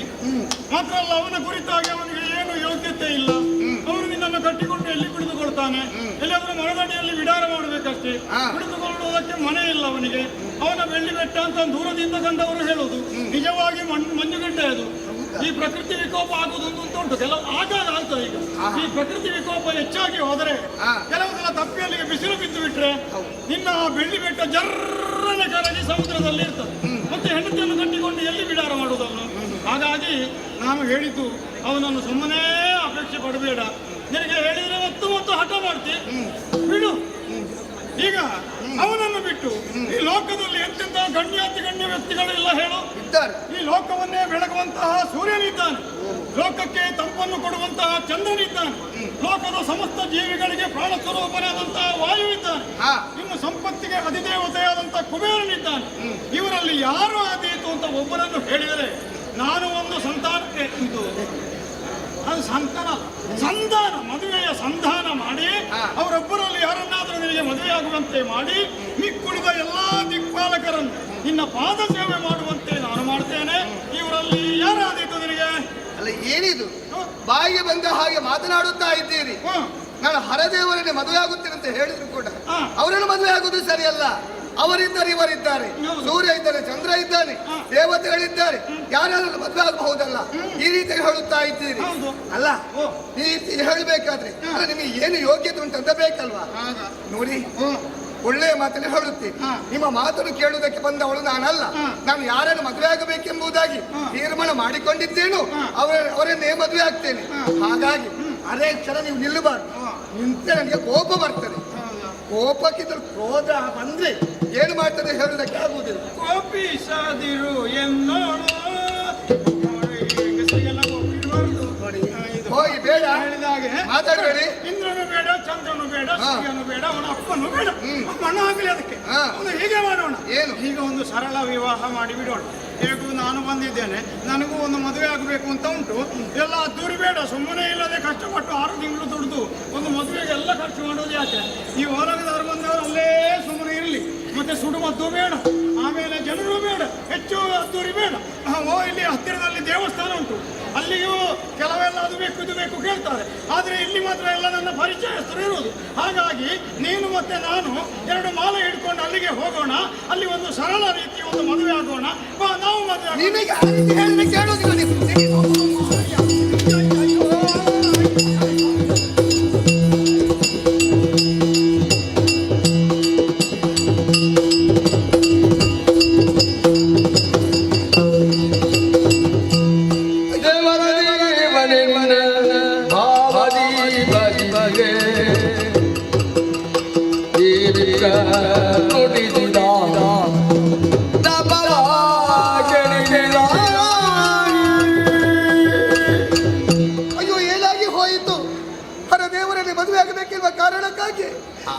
ಆಚರಿಸಿದೆ.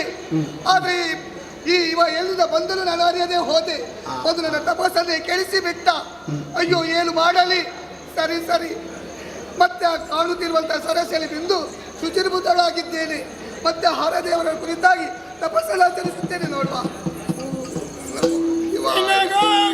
ಓಡೋಡಿ ಬಂದೆ ವಿರಹ ವಿರಹ ಎಲೆ ಎಣ್ಣೆ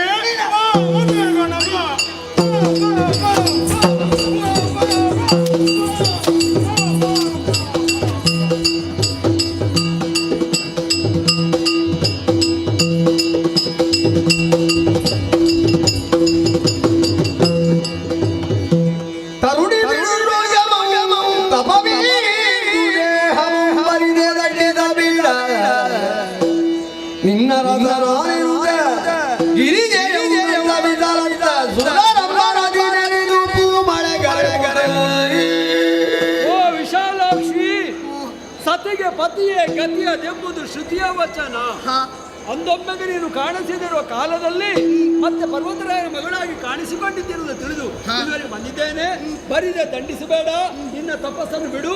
ನಿನ್ನ ರಸ ನಾನೇ ಕೈಲಾಸಕ್ಕೆ ಕರ್ಕೊಂಡು ಹೋಗುವುದಕ್ಕೆ ಸಿದ್ಧನಾಗಿದ್ದೇನೆ. ನೀವು ಎಂಬುದಕ್ಕೆ ಅರಿಯದೆ ಹೊಡೆದೆ ಬಡೆದೆ ತಪ್ಪನ್ನು ಕ್ಷಮಿಸಬೇಕು ಮೊದಲಾಗಿ. ಏನು ತಪ್ಪಾಗ್ಲಿಲ್ಲ, ಹೋಗೋಣ.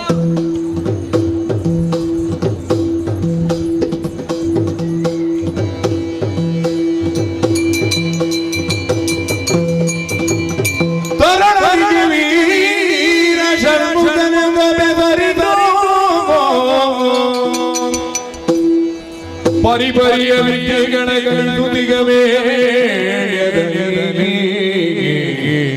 ಹರನಿಗೆ ಸುರಪಾಲ ನಡೆದು ಮಣಿದು ಕೈ ಮುಗಿದೆಂದ ಖಳರ ಭಯ ಭಯ ತರಳನಿಗೆ ಷಣ್ಮುಖನು ಬೆಸರಿಟೋ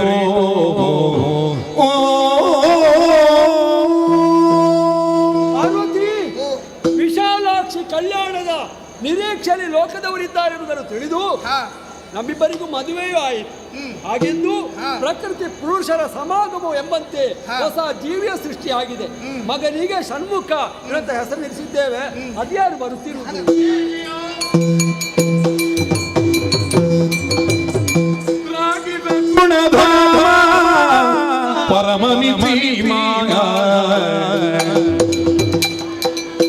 ರಾಗಿ ಸಜ್ಜನ ಪ್ರೇಮ ಸುರ ಸಾರ್ವಭೌಮ ರಾಗಿ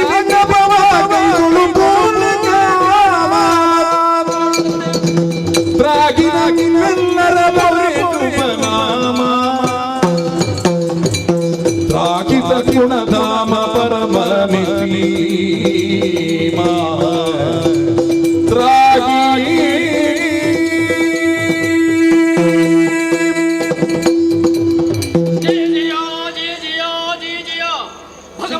ಶತಮನ್ಯು, ಪವಿತ್ರವಾದ ಪಾದತ್ರಯಗಳಿಗೆ ಉಭಯಕರಗಳನ್ನು ಜೋಡಿಸಿಕೊಂಡಿದ್ದೇನೆ. ರಕ್ಷಿಸಬೇಕು, ರಕ್ಷಿಸಬೇಕು. ಎದ್ದೇಳು. ಕೋಟಿ ದೇವತೆಗಳ ಅಧೀಶ ನೀನು, ಸಂತೋಷಿಸಬೇಕಾದ ನೀನು ಬೇಸರು ಹೊತ್ತುಕೊಂಡು ಬಂದೇ ಅಲ್ಲ. ಏನು ಕಾರಣ? ಏನಾಯ್ತು? ಸನ್ನಿಧಾನದಲ್ಲಿ ಆಡುವಂತಹ ಮಾತುಗಳನ್ನು ಪ್ರೀತಿಯಿಂದ ಅವತರಿಸಬೇಕು. ಆಗಲಪ್ಪ. ಲೋಕಗಂಠಕನಾಗಿ ಮೆರೆಯುತ್ತಾ ಇದ್ದಾನೆ ತಾರಕಾಸುರ. ಅವನ ದೆಸೆಯಿಂದ ಸಾಧು ಸಜ್ಜನರಿಗೆ ಬದುಕುವುದಕ್ಕೆ ಕಷ್ಟವಾಗಿದೆ. ಅವನ ವಧೆಯಾಗಬೇಕಾದ್ರೆ ನಿಮ್ಮ ಮಗನನ್ನು ಕಳಿಸಿಕೊಡಬೇಕು. ಕಳಿಸಿಕೊಡು.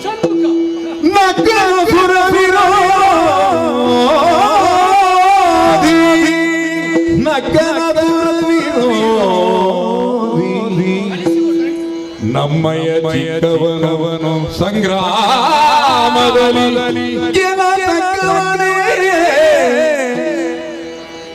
ದಾನವರ ಗರ್ಜನೆ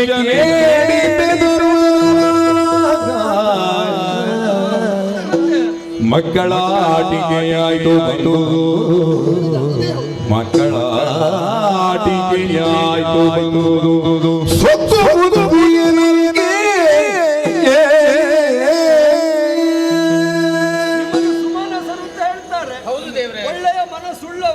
ಹೀಗೆಲ್ಲ ಮಾತಾಡಿದ್ರೆ ಯಾರಾದ್ರೂ ಒಳ್ಳೆ ಮನಸ್ಸು ಅಂತ ಹೇಳಿ ಯಾರ? ತಪ್ಪು ಮಾತಾಡಿದ್ದೇನೆ. ತಾರಕಾಸುರನ ಉಪಟಳ ವಿಪರೀತವಾಗಿದೆ. ಹೌದು.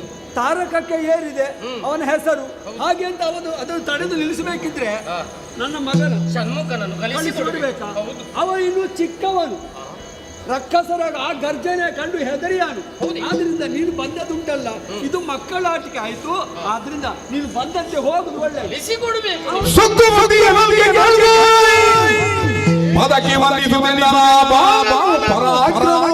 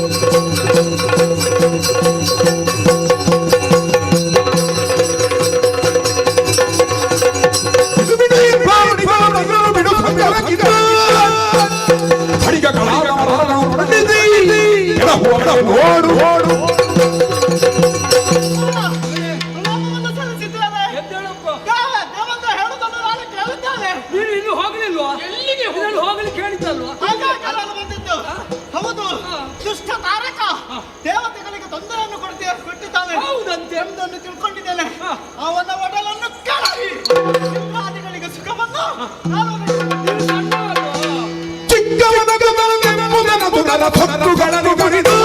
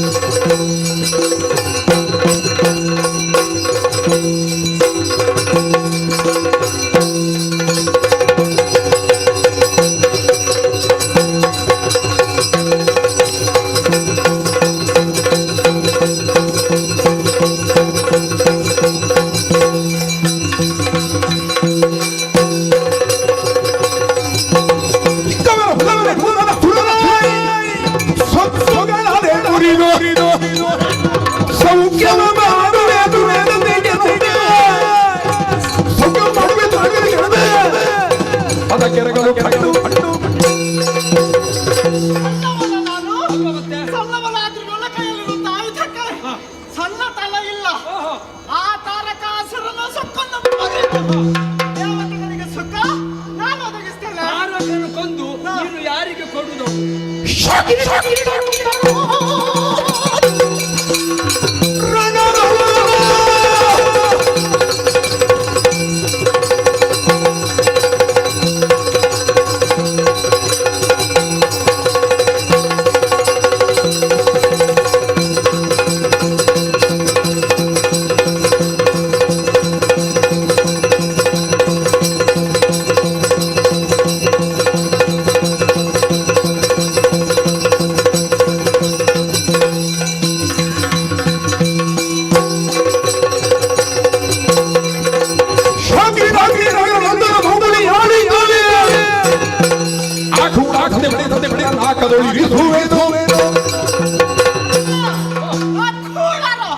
ಸದ ಬಳಿದ್ದೇನೆ. ಅವರನ್ನು ಕೊಂದು ಶಾಕಿನಿ, ಡಾಕಿನಿ, ಮಾಲಿನಿ, ಜ್ವಾಲಿನಿ ಭೂತ ಕಲೆಗಳಿಗೆ ಗುಣಪಡಿಸ್ತೇನೆ.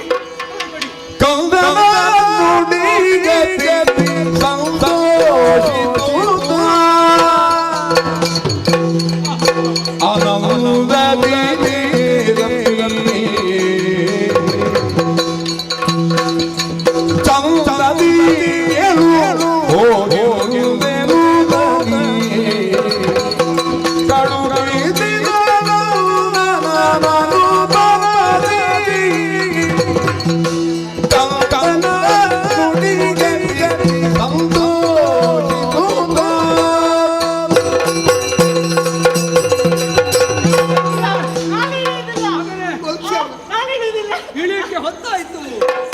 ಅವ ಇದ್ದಾನೆ ಕಾದುಕೊಂಡಿದ್ದಾನೆ ನಿನ್ನನ್ನೇ. ಮುಖ ನೋಡಿ ಆದ್ರೂ ಇಳಿಬೇಕು. ಮತ್ತೆ ಎದ್ದುಕೊಳ್ಳುವುದಕ್ಕೆ ಅವ ಇದ್ದಲ್ಲ. ಅಲ್ಲ, ನನಗೆ ಶರೀರದಲ್ಲಿ ಬಲ ಇಲ್ಲ. ದೇವಲೋಕ ಬಿಟ್ಟು ಎಷ್ಟು ಸಮಯ ಆಯ್ತು ನಾನು. ಓ ದೇವೇಂದ್ರ, ಮಗನ ವೀರೋಚಿತವಾದ ಮಾತನ್ನು ಕೇಳಿ ಸಂತೋಷವಾಯಿತು. ಇವನಲ್ಲಿ ನವೀನತೆಯ ಯುದ್ಧ ಕೌಶಲ ಇದೆ. ಆದ್ದರಿಂದ ತೋರ್ಪಡಿಸುವ ಮೂಲಕವಾಗಿ ತಾರಕನು ಕೊಂದು ನಿನಗೆ ಸ್ವರ್ಗ ಪೀಠ ಸ್ಥಿರಪಡಿಸಿ ಮಾಡಿದ್ರೆ ಸಾಕು ದೇವರೇ. ಎತ್ತಿಕೊಂಡು ಹೋಗ್ಬೇಕು. ಎತ್ತಿಕೊಂಡು ಹೋಗ್ಬೇಕು. ಕರ್ಕೊಂಡು ಹೋಗುದಲ್ಲ. ಸಣ್ಣವ ಎತ್ತಿಕೊಂಡು ಹೋಗ್ಬೇಕು. ದೇವಲೋಕ ಬಿಟ್ಟು ಎಷ್ಟು ಸಮಯ ಆಯ್ತು. ಅದಕ್ಕೆ ದೇವಲೋಕದ ಅಧಿಕಾರ ತಾರಕನ ಕೈಯಲ್ಲಿ. ಈಗ ನನಗೆ ನಿಲ್ಲುವುದಕ್ಕೆ ಬಲ ಇಲ್ಲ. ರಕ್ಕಸ ಸಾಯ್ಬೇಕಾ ಬೇಡವಾ? ಸಾಯ್ಬೇಕಾದ್ರೆ ಕರ್ಕೊಂಡು ಹೋಗ್ಬೇಕು. ನನಗೆ ಅಧಿಕಾರ ಬೇಕಾದ್ರೆ ನಾನು ಎತ್ತಿಕೊಂಡು ಹೋಗ್ಬೇಕು. ಜಾಗ್ರತೆಯಲ್ಲಿ ಕರ್ಕೊಂಡು ಬರ್ಬೇಕು. ಆಯ್ತು ಈಗ ನಿನಗೆ ಅಲ್ಲಿ ಕೆಲಸ ಮಾಡೋದಕ್ಕೆ ಜನ ಬೇಡವಾ? ಅಂದ್ರೆ ನಿನ್ನ ಕೆಲಸ ಅಲ್ಲ, ದುಷ್ಟನವದೆ. ಅದೇ ಆ ಕೆಲಸಕ್ಕೆ ಜನ ಬೇಡವಾ? ಯಾರು? ನೀವು ಬರ್ಬೇಕು. ಹಾಗಾದ್ರೆ ಎತ್ತಿಕೊಂಡು ಹೋಗ್ಬೇಕಾದದ್ದು ಯಾರು? ಮತ್ತೆ ಏನು ಮಾಡ್ಲಿ? ಏನು ನಿನ್ನ ಕೆಲಸ ಆದ ಮೇಲೆ ನಮ್ಮ ಬಿಟ್ಟು ಅದಿಗೋ ಬಾ ಬಾ ಬಾ.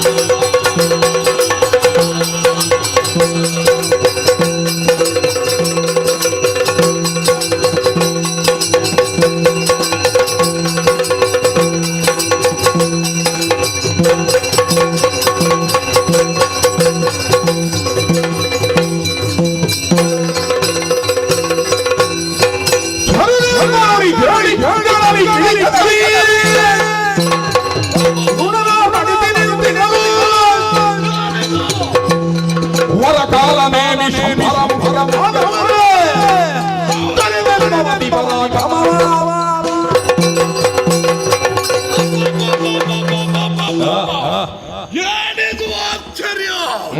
ಅಂಬರವೇ ಕುಸಿಯಿತು, ಭೂಮಿಯೇ ಬಾಯ್ದೆರೆಯಿತು, ಸರದಿಯೇ ಬತ್ತಿ ಹೋಯಿತು ಎನ್ನುವ ಹಾಗೆ ಈ ಶೋಣಿತಾಪುರವೇ ಗಡ ಗಡ ಗಡ ನಡುಗುತ್ತಾ ಇದೆಯಲ್ಲ. ಯಾರೋ ದೂತರಾಡಿದ ಮಾತು ಕೇಳಿಸಿಕೊಂಡೆ.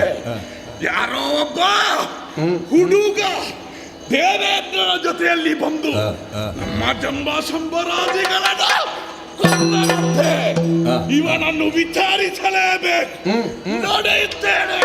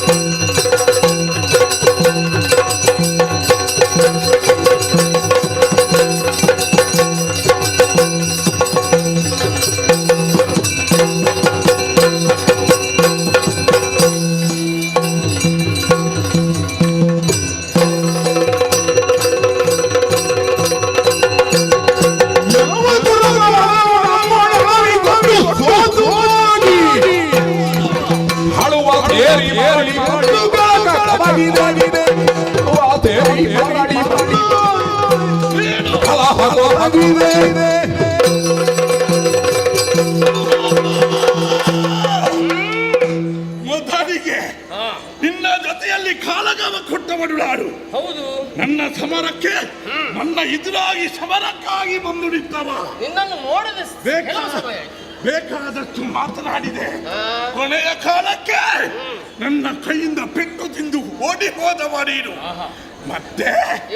ಮತ್ತೆ ಈ ತಾರಕನ ಮುಂದೆ ನೀನಾಗಿ ಕಾಣಿಸಿಕೊಂಡೆಯೋ ಮತ್ತೆ ಪಡೆಯುವ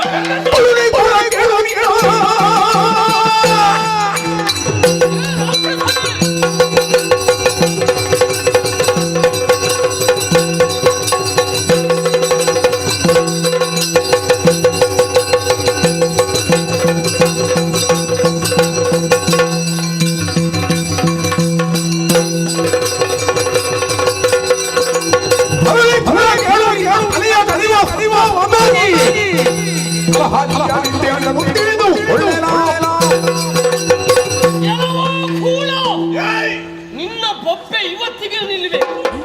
ಇನ್ನು ನಿನ್ನ ಬೊಬ್ಬೆ ಕೇಳುವುದು ಸಾಧ್ಯ ಇಲ್ಲ. ನಿನ್ನ ಬೊಬ್ಬೆ ನಿಲ್ಲಿಸುವುದಕ್ಕೆ ಬೇಕಾಗಿ ಬಂದವ ನಾನು ಒಬ್ಬನೇ ಬಂದದ್ದಲ್ವಾ. ಈ ಸಲ ನಿನ್ನದು ಮುಗಿಯಿತು. ಯಾರಿದ್ದಾರೆ ನನ್ನ ಜೊತೆಯಲ್ಲಿ ನೋಡಿದ್ಯಾ? ಬಂದದ್ದು ಯಾರು? ಒಬ್ಬ ಹುಡುಗನನ್ನು ಕರೆದುಕೊಂಡು. ಸಾಮಾನ್ಯ ಹುಡುಗ ಅಂತ ಭಾವಿಸಬೇಡುವ. ಕಡೆಯದಿಕ್ಕಿನ ಒಡೆಯನಾದ ಪರಮೇಶ್ವರ ದೇವರ ಪ್ರೀತಿಯ ಸುಕುಮಾರ ನಿನ್ನ ಮದವನ ಕೈಯಿಂದ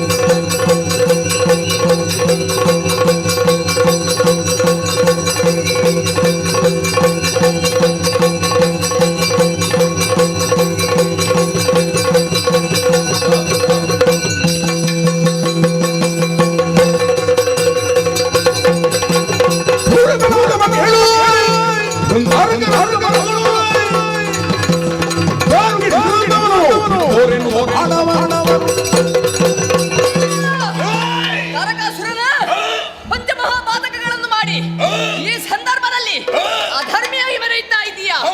ನಿನ್ನ ಅಧರ್ಮವನ್ನು ನಿಲ್ಲಿಸುವುದಕ್ಕಾಗಿ, ನಿನ್ನ ಅಧರ್ಮವನ್ನು ನಿಲ್ಲಿಸುವುದಕ್ಕಾಗಿ ನಿನ್ನೆದುರಾಗಿ ಬಂದವನು ಸಾಮಾನ್ಯನೆಂದು ಭಾವಿಸಬೇಡ. ಷಣ್ಮುಖನಿದ್ದಾನೆ.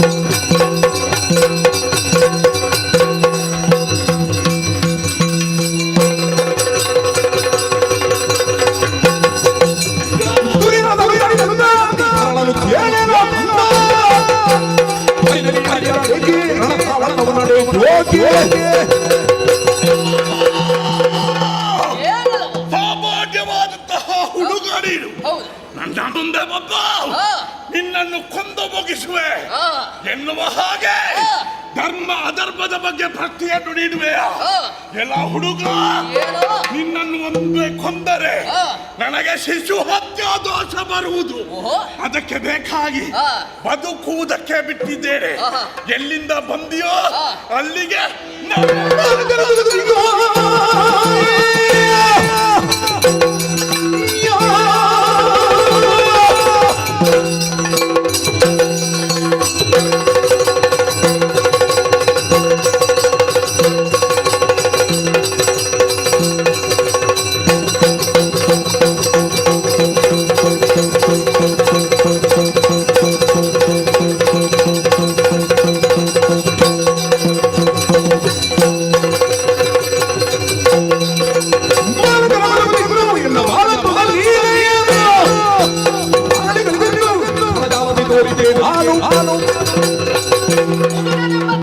ಮನೋಭಾವನೆಯಿಂದ ಕಾಣ್ತಾ ಇದ್ದೀಯಾ? ನಾನು ಬರೇ ಹುಡುಗನು ಅಥವಾ ದೇವರ ಮಗನು ಎಂಬ ಹಾಗೆ ನಿನ್ನ ಕೊಲ್ಲುವುದರ ಮುಖ್ಯವಾಗಿ ತೋರಿಸಿಕೊಂಡು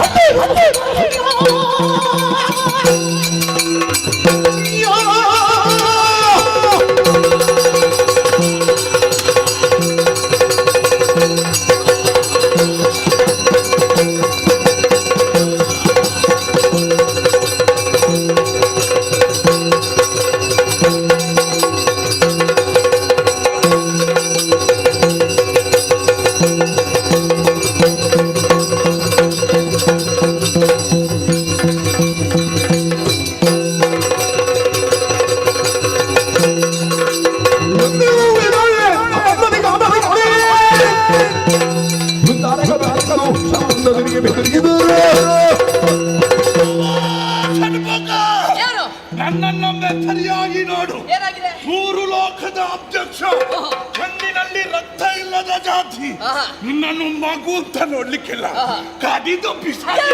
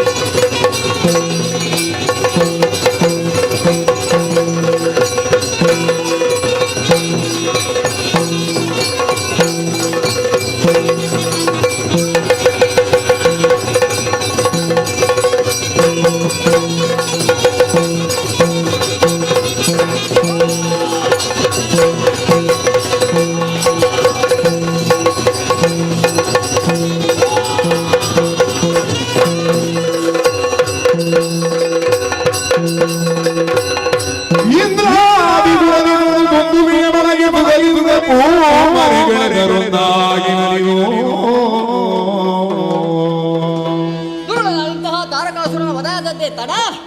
ದೇವತೆಗಳೆಲ್ಲರೂ ದೇವದುಂದುಬೆಯನ್ನು ಮೊಳಗುತ್ತಾ ಇದ್ದಾರೆ, ಜೊತೆಗೆ ಪುಷ್ಪ ವೃಷ್ಟಿಯನ್ನು ಸುರಿಸುತ್ತಾ ಇದ್ದಾರೆ.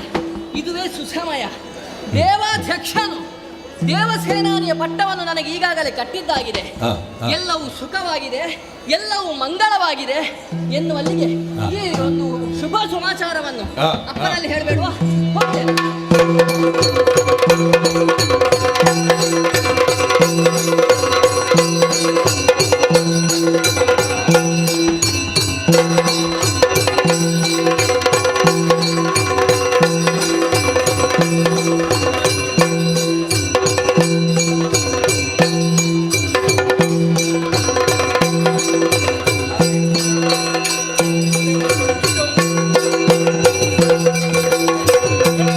ಜಯ ಜಯ ನಾರಾಯಣ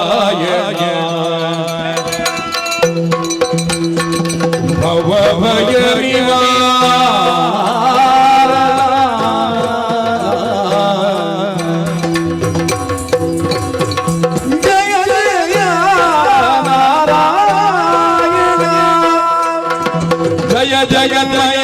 ಸಜ್ಜನ ಪ್ರಿಯ ಲಯ ವಿವರ್ಜಿತ ವಿಶ್ವವಂದಿತ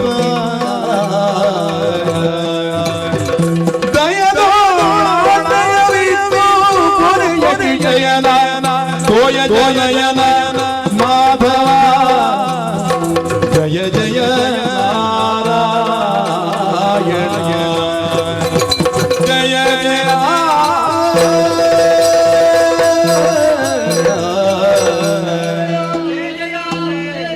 ವೈಕುಂಠವಾಸನೆ ನಾರಾಯಣ ದೇವನೇ ಓ ಸ್ವಾಮಿಯೇ ಇದು ಏನು ಏನು ಬೀರಿತು ನಮ್ಮ ಮುಖ್ಯರು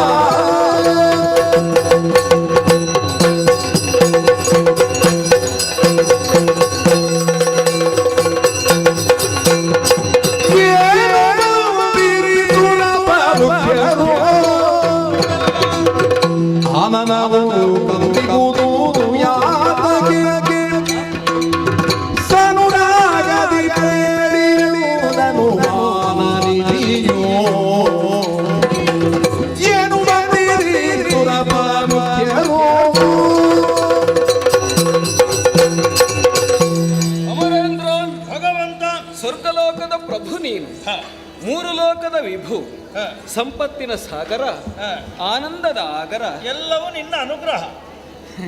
ಆದರೆ ನಿನ್ನ ಮುಖದಲ್ಲಿ ಆ ಸಂತೋಷ ಸೌಭಾಗ್ಯದ ಕಳೆ ಕಾಣಿಸುತ್ತಾ ಇಲ್ಲ ಸ್ವಾಮಿ. ಸುಧರ್ಮ ಸಭೆಯ ಅಧ್ಯಕ್ಷ ನೀನು, ನೀನೇ ಹೀಗಾದರೆ ಹೇಗಯ್ಯ? ಕೆತ್ತ ಬಲ್ ಗತ್ತಲೆಗೆ ತರಣಿ ಮುಂಗಾಣದಿರೆ ಪೊತ್ತು ಬೆಳಗಂಬೇರೆ ತೋರ್ಪರಾರು, ಘರ್ಮೋತ್ತರಕ್ಕೆ ಮಾರುತಂ ಬೆಮರೆ ಬೀಸುವರ್ ಬಳಿಕ ಆಲವಟ್ಟದಿಂದೆ, ಕೃತ್ರಿಮದ ವಿಷದ ಸೋಂಕಿಗೆ ಗರುಡ ನಳವಳಿಯೇ ಮತ್ತೆ ರಕ್ಷೆಗೆ ಮಂತ್ರಿಸುವರಾರು. ದೇವೇಂದ್ರ, ನೀನೇ ಅನುತಾಪಕ್ಕೆ ಎಡೆಗೊಟ್ಟರೆ ಈ ಲೋಕವನ್ನು ಕಾಯಬಲ್ಲವರಾರು. ನಿನಗೆ ಬಂದಂತಹ ಸಂಕಷ್ಟವೇನು? ಮುಖವೇಕೆ ಮುದುಡಿ ಮುದ್ದೆ ಆಯಿತು? ಇಲ್ಲಿಗೆ ನೀವೆಲ್ಲರೂ ಒಟ್ಟಾಗಿ ಬಂದು ನನ್ನನ್ನು ಸ್ತುತಿಸುವುದಕ್ಕೆ ಕಾರಣ ಏನು? ಹೇಳು ದೇವೇಂದ್ರ.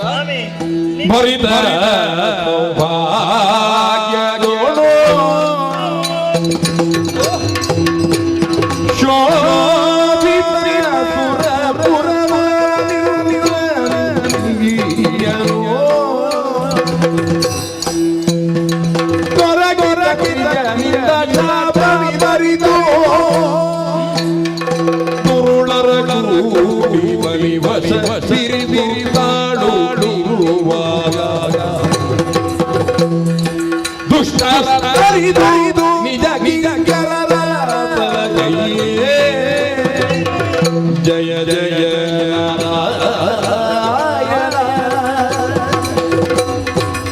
ಜಯ ಜಯ.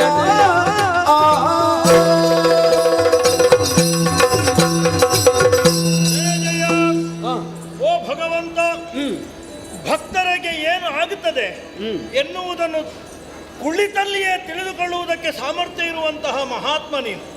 ಅಂತಲ್ಲಿ ನನ್ನಲ್ಲೇ ಕೇಳ್ತಾ ಇದ್ದಿ, ಆ ನನ್ನ ಕಂದಿಹುದು ಬಂದ ಕಾರಣ ಏನು ಅಂತ. ಮಗು ಅಳುವುದು ಯಾಕೆ ಅಂತ ಗೊತ್ತಿರ್ತದೆ ಅಮ್ಮನಿಗೆ. ಮತ್ತೆ ಮತ್ತೆ ಮಗುವಿನ ಹತ್ರವೇ ಲಲ್ಲೆಗರೆದು ಕೇಳುವುದು ಯಾಕೆ? ಅಳದೆ ಕೊಡುವುದು ಬೇಡ ಅಂತ. ದುಃಖೇ ದುಃಖಾಧಿಕಾನ್ ಪಶ್ಯೇತ್, ಸುಖೇ ಪಶ್ಯೇತ್ ಸುಖಾಧಿಕಾನ್. ನಿನ್ನ ಹೃದಯದ ಭಾರ ಸ್ವಲ್ಪ ಕಡಿಮೆ ಮಾಡಿಕೊಳ್ಳುವುದಕ್ಕಾಗಿಯಾದರೂ ಹೇಳು ಸ್ವಾಮಿ. ಏನು ಹೇಳೋಣ ಹೇಳು. ನಿನ್ನ ಅನುಗ್ರಹದಿಂದಲೇ ಸುರಲೋಕವನ್ನು ನಾವೆಲ್ಲರೂ ವೈಭವದಿಂದ ಆಡಿಕೊಂಡು ಬರ್ತಾ ಇದ್ದವರು. ಕೆಲವೊಮ್ಮೆ ಹಾಗೆ ವಿಪರೀತವಾದಂತಹ ವೈಭವ ಒಬ್ಬನಿಗೆ ದಕ್ಕಿತು ಅಂತ ಆದರೆ ತಲೆಗೆ ಅಡರಿ ಹೋಗ್ತದೆ ಅಹಂಕಾರ. ಹೌದಪ್ಪ, ಗೊತ್ತಿಲ್ಲ, ಇದು ನನ್ನ ಅನುಭವದ ಮಾತು. ಯಾಕೆ? ಅದು ನಾನೇ ಅನುಭವಿಸಿದವೈ. ಹೌದಪ್ಪ, ಏನಾಯ್ತು? ಅಂತಹ ಅಹಂಕಾರದಿಂದ ಸ್ವರ್ಗಲೋಕದಲ್ಲಿರುವಂತಹ ಸಕಲ ಸಂಪತ್ತನ್ನು ಪ್ರಪಂಚ ಮುಖಕ್ಕೆ ತೋರಿಸಿಕೊಡಬೇಕೆನ್ನುವಂತಹ ಅಹಂಭಾವದಿಂದ ಹಾಗೆ ಸ್ವರ್ಗಲೋಕದ ರಾಜಬೀದಿಯಲ್ಲಿ ಮೆರವಣಿಗೆ ಹೋಗ್ತಾ ಇದ್ದ ಐರಾವತವನ್ನು ಏರಿ ಆ ಹೊತ್ತಿಗೆ ದೂರ್ವಾಸರು ಆಗಮಿಸಿದರು. ನನ್ನ ಭೇಟಿಗೆ ಅವಕಾಶವನ್ನು ಕೇಳಿದರು. ರಾಜ್ಯಸಭೆಗೆ ಬನ್ನಿ ಅಂತ ಹೇಳಿದೆ. ಆದರೂ ಅವರ ಕೈಯಲ್ಲಿರುವಂತಹ ಒಂದು ವಿಶೇಷವಾದಂತಹ ಪುಣ್ಯತಮವಾಗಿರುವಂತಹ ಸುಮಮಾಲೆ ಅದನ್ನು ನನ್ನ ಕೈಗೆ ಕೊಟ್ಟು ನನಗೆ ಅಹಂಕಾರ ತಲೆಗೆ ಅಡರಿತ್ತಲ್ವ. ಹಾಗಾದ ಗೊತ್ತಿರಲಿಲ್ಲ, ಆಗ ಗೊತ್ತಿರಲಿಲ್ಲ, ಈಗ ಅರ್ಥ ಆಯ್ತು. ಗೊತ್ತಾದ್ರೆ ಮತ್ತೆ ಅಲ್ಲಿ ಅಹಂಕಾರ. ಹೌದು. ಹಾಗಾಗಿ ಈ ಕೇವಲ ಸುಮಮಾಲೆಯನ್ನು ಹಿಡ್ಕೊಂಡು ದೇವೇಂದ್ರ ತ್ರಿಲೋಕದ ಅಧಿಪತಿ ಏನು ಮಾಡುವುದಕ್ಕೆ ಉಂಟು ಎನ್ನುವಂತಹ ಉದ್ದೇಶದಿಂದ ಐರಾವತಕ್ಕೆ ಕೊಟ್ಟೆ. ಅದಕ್ಕೆ ಅದರ ಬೆಲೆ ಅರ್ಥ ಆಗ್ತದ. ಅದು ಅದನ್ನು ಕೆಳಕ್ಕೆ ಹಾಕಿ ಕಾಲಿನಿಂದ ಜಜ್ಜಿ ಆ ದೃಶ್ಯವನ್ನು ನೋಡಿದಂತ ದೂರ್ವಾಸರಿಗೆ ಸಿಟ್ಟು ನೆತ್ತಿಗೇರಿ ನಿನಗೆ ಬರಲಿಕ್ಕಿಲ್ವ ಅಲ್ವಾ? ನೀನು ಕೊಟ್ಟದ್ದನ್ನು ಒಂದು ಎಸೆದು ಬಿಟ್ಟು ಯಾರಿಗಾದ್ರೂ ಬಂದಿದ್ದು ದೂರ್ವಾಸರಿಗೆ ಬರಲೇಬೇಕು. ಅವರ ಮೂಗಿನ ತುದಿಯಲ್ಲಿ ಸಿಟ್ಟು ಅಲ್ವಾ? ಪರಮೇಶ್ವರ ದೇವರು ಅಪರಾವತಾರಿ. ಮಾತು ಮಾತಿಗೆ ಮುನಿಯುವ ಕಾರಣದಿಂದಲೇ ಅವರು ಮುನಿಗಳು ಅಲ್ವಾ ಸ್ವಾಮಿ? ಏನು ಮಾಡೋಣ? ಸಿಟ್ಟುಕೊಂಡಂತಹ ದೂರ್ವಾಸರು ಶಾಪವನ್ನು ಕೊಟ್ಟರು. ಏನು? ಯಾವ ಕಾರಣದಿಂದ ನಿನಗೆ ಈ ರೀತಿಯಾದಂತಹ ಅಹಂಕಾರ ತಲೆಗೆ ಅಡರಿತು, ಅಂತಹ ಸುರ ಸಂಪತ್ತೆಲ್ಲ ಶರದಿ ಪಾಲಾಗಲಿ. ಅಷ್ಟು ಮಾತ್ರವಲ್ಲ, ಅದನ್ನು ಹೊಂದಿಕೊಂಡು ದುಷ್ಟರಾಗಿರುವಂತಹ ರಾಕ್ಷಸರು ದೇವಲೋಕಕ್ಕೆ ದಾಳಿ ಇಟ್ಟು ನಿಮ್ಮಿಂದ ಅಧಿಕಾರವನ್ನು ಕಸಿದುಕೊಂಡು ನೀವೆಲ್ಲರೂ ಕೂಡ ನಿರ್ವಸಿತರಾಗಿ ಹೋಗಿ ಎನ್ನುವ ಹಾಗೆ ಶಾಪವನ್ನು ಕೊಟ್ಟು. ಋಷಿಗಳ ಮಾತು ಸುಳ್ಳಾಗುವುದಕ್ಕೆ ಸಾಧ್ಯ ಇಲ್ಲ. ನಾವು ನಿನಗೇನಾಯಿತು ಸ್ವಾಮಿ? ಋಷಿಗಳ ಮಾತನ್ನು ಅನುಲಕ್ಷಿಸಿ ಭವಿಷ್ಯ ನಿರ್ಧಾರವಾಗ್ತದಂತೆ. ಏನು ಮಾಡೋಣ? ಯಾರು ಹೋಗಿ ಹೇಳಿದ್ರು ಗೊತ್ತಿಲ್ಲ. ಬಲಿ ಅವ ಸೇನೆಯನ್ನು ಸೇರಿಕೊಂಡು ಸ್ವರ್ಗಲೋಕಕ್ಕೆ ಅಭಿಯೋಗವನ್ನು ನಡೆಸಿ ನಮ್ಮ ಮೇಲೆ ಯುದ್ಧವನ್ನು ಹೂಡಿ ನಮ್ಮನ್ನೆಲ್ಲ ಸೋಲಿಸಿದ್ದಾರೆ ಸ್ವಾಮಿ. ವರ್ತಮಾನ ಕಾಲದಲ್ಲಿ ಸ್ವರ್ಗಲೋಕದಲ್ಲಿ ಸಂಪತ್ತು ಇಲ್ಲ, ಸ್ವರ್ಗಲೋಕದ ಅಧಿಕಾರವೂ ಇಲ್ಲ. ಆದ್ದರಿಂದ 3 ಲೋಕಗಳಲ್ಲಿಯೂ ಕೂಡ ಅಧರ್ಮ ತಾಂಡವವಾಡುತ್ತಾ ಉಂಟು. ನೀನೇ ರಕ್ಷಿಸಿ. ಅದಕ್ಕಾಗಿ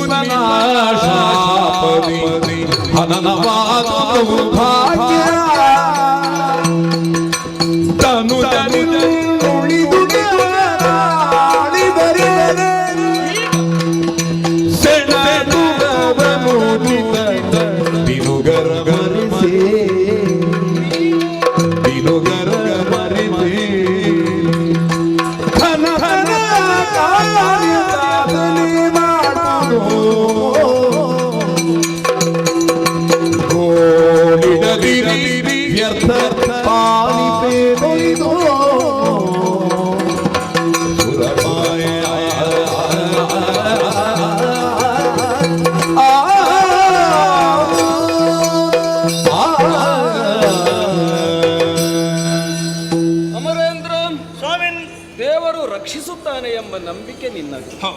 ಆದ್ದರಿಂದಲೇ ಈ ಹೊತ್ತಿಗೆ ಇಲ್ಲಿಗೆ ನೀನು ಬಂದಿದ್ದಿ. ನಿನ್ನ ಕೈ ಬಿಡುವುದಕ್ಕೆ ಆಗುವುದಿಲ್ಲ. ಅದೇ ಧೈರ್ಯದಿಂದಲೇ ಬಂದದ್ದು. ಯಾಕೆಂದ್ರೆ ಸುಧರ್ಮ ಸಭೆಯ ಅಧ್ಯಕ್ಷ ನೀನು.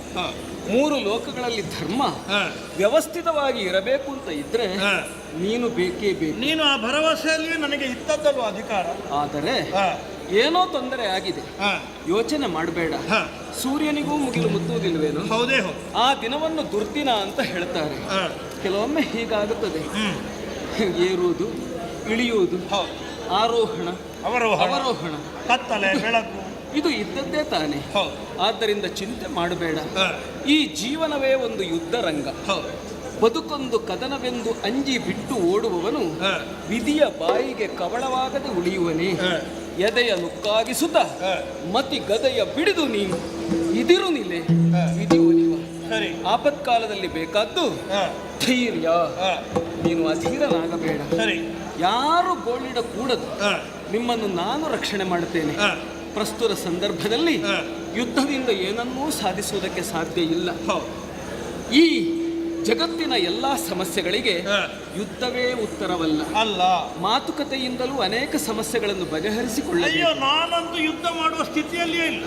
ಆದರೆ ತಾಳ್ಮೆ ಬೇಕು, ಮತ್ತೆ ಸಾಮರಸ್ಯದ ಕಡೆಗೆ ಲಕ್ಷ್ಯವನ್ನು ಹರಿಸಬೇಕು. ಅಹಂಕಾರವನ್ನು ಬಿಟ್ಟಾಗ ಇದು ಎಲ್ಲವೂ ಸಾಧ್ಯವಾಗುತ್ತದೆ. ನಾನು ಎಂಬ ಭಾವ ಹೃದಯಗಳನ್ನು ದೂರ ಮಾಡುತ್ತದೆ. ನೀನು ಎಂಬ ಸಮರ್ಪಣಾ ಭಾವ ಹೃದಯವನ್ನು ಹತ್ತಿರ ಮಾಡುತ್ತದೆ. ಆದ್ದರಿಂದ ದೇವೇಂದ್ರ, ನೀನೀಗ ಮಾಡಬೇಕಾದ್ದೇನು ಗೊತ್ತುಂಟು ಸ್ವಾಮಿ? ಯುದ್ಧವಲ್ಲ. ಅಯ್ಯೋ, ನನಗೆ ಆ ಸ್ಥೈರ್ಯವೇ ಇಲ್ಲ. ಮನಸ್ಸಿನಲ್ಲಿ ಯಾವುದೇ ಕ್ಲೇಶಗಳನ್ನು ಇಟ್ಟುಕೊಳ್ಳಕೂಡದು. ಸರಿ. ಕಳೆದುದೆಲ್ಲ ಒಂದು ಕನಸು ಅಂತ ನೀನೀಗ ಗ್ರಹಿಸಬೇಕು. ನೀನು ಮಾಡಬೇಕಾದ್ದೇನು ಗೊತ್ತಾ? ಸಮುದ್ರ ಮಂಥನ ಅಂತ ಒಂದು ಕೆಲಸವನ್ನು ಮಾಡಬೇಕು. ಎಲ್ಲ ಸಮುದ್ರದಲ್ಲಿ ಉಂಟಲ್ಲ, ಸರದಿ ಪಾಲಾಗಿದೆ. ಈಗ ಮೊಸರು ಕಡದಾಗ ಏನ್ ಬರ್ತದೆ? ಬೆಣ್ಣೆ ಬರ್ತದೆ. ಹೌದು. ಹಾಗೆ ಸಮುದ್ರದ ತಳದಲ್ಲಿರತಕ್ಕಂತಹ ಸುರಮ್ಯ ಸುರಭವನದ ಸುವಸ್ತುಗಳನ್ನು ಮರಳಿ ಪಡೆಯಬೇಕು ಅಂತಂದ್ರೆ ಸಮುದ್ರ ಮಥನ ಮಾಡಬೇಕು. ಸ್ವಾಮಿ, ಸಮುದ್ರವನ್ನ ಮಥನ ಮಾಡಬೇಕು. ಹೌದು, ನಾವೆಲ್ಲರೂ ನಮ್ಮ ಶಕ್ತಿಯನ್ನು ಈಗಾಗಲೇ ಕಳಕೊಂಡಾಗಿದೆ. ನಮ್ಮಿಂದ ಆಗ್ಲಿಕ್ಕಿಲ್ಲಪ್ಪ. ಅಲ್ಲ, ಶಕ್ತಿ ನಿಮ್ಮಲ್ಲಿ ಇರಬಹುದು, ಆದರೆ ಅದು ಸಾಲದು. ಆದರೂ ಆತ್ಮವಿಶ್ವಾಸ ಬೇಕು. ಅದು ಆತ್ಮವಿಶ್ವಾಸದಿಂದ ಒಂದು ಕಾರ್ಯವನ್ನು ಕೈಗೊಂಡ್ರೆ ಅದು ಅರ್ಧ ಕಾರ್ಯ ಪೂರೈಸಿದಂತೆ. ಸರಿ. ಆಕಾಶ ಕುಸಿದರೂ ಬದುಕಬಹುದು, ಆತ್ಮವಿಶ್ವಾಸ ಇಲ್ಲದೆ ಹೋದ್ರೆ ಬದುಕುವುದಕ್ಕೆ ಸಾಧ್ಯ ಇಲ್ಲ. ಸರಿ. ನೀನು ಮೊದಲು ಆತ್ಮವಿಶ್ವಾಸವನ್ನು ತಾಳಬೇಕು, ಆ ಬಳಿಕ ಆ ರಾಕ್ಷಸರ ಸಖ್ಯವನ್ನು ಮಾಡಬೇಕು. ನಿಮ್ಮ 33 ಕೋಟಿ ಸಾಕಾಗೋದಿಲ್ಲ, ಅಲ್ಲಿರುವ 66 ಕೋಟಿಯನ್ನು ಸೇರಿಸಿಕೊಳ್ಬೇಕು. ಸಖ್ಯ ರಾಕ್ಷಸರಲ್ಲಿ ನಾವು ಸ್ವಾಮಿ ನಮ್ಮನ್ನು ಅವರು ಯುದ್ಧದಲ್ಲಿ ಸೋಲಿಸಿದ್ದಾರೆ. ಅವರೊಟ್ಟಿಗೆ ಹೋಗಿ ಸ್ನೇಹವ ನಿಮ್ಮ ಜ್ಞಾತಿಗಳನ್ನು ಜ್ಞಾತಿ ಹೌದಪ್ಪ, ಜ್ಞಾತಿ ಹೌದು. ಅವರಿಗೆ ನಮ್ಮನ್ನು ಸ್ವೀಕರಿಸ್ತಾರೆ. ನಮ್ಮನ್ನು ನೋಡಿದ ಒಳ್ಳೆ ಪೆಟ್ಟು ಹೊಡಿಲಿಕ್ಕೆ ಬಂದ. ನಿನಗೊಂದು ಗಾದೆ ಗೊತ್ತುಂಟ? ಎಂತದ್ದು? ಕಾರ್ಯ ಆಗಬೇಕು ಅಂತ ಇದ್ರೆ ಕಾಗೆ ಕಾಲು ಹಿಡಿಬೇಕು ಅಂತ. ಅದಕ್ಕೆ ಹಳ್ಳಿಯ ಹೆಣ್ಮಕ್ಳು ಇದನ್ನು ಹೇಳ್ತಾರೆ, ಗೊತ್ತಾ ನಿನಗೆ? ಅದಕ್ಕಾಗಿ ನಿನಗೊಂದು ಕಥೆಯನ್ನು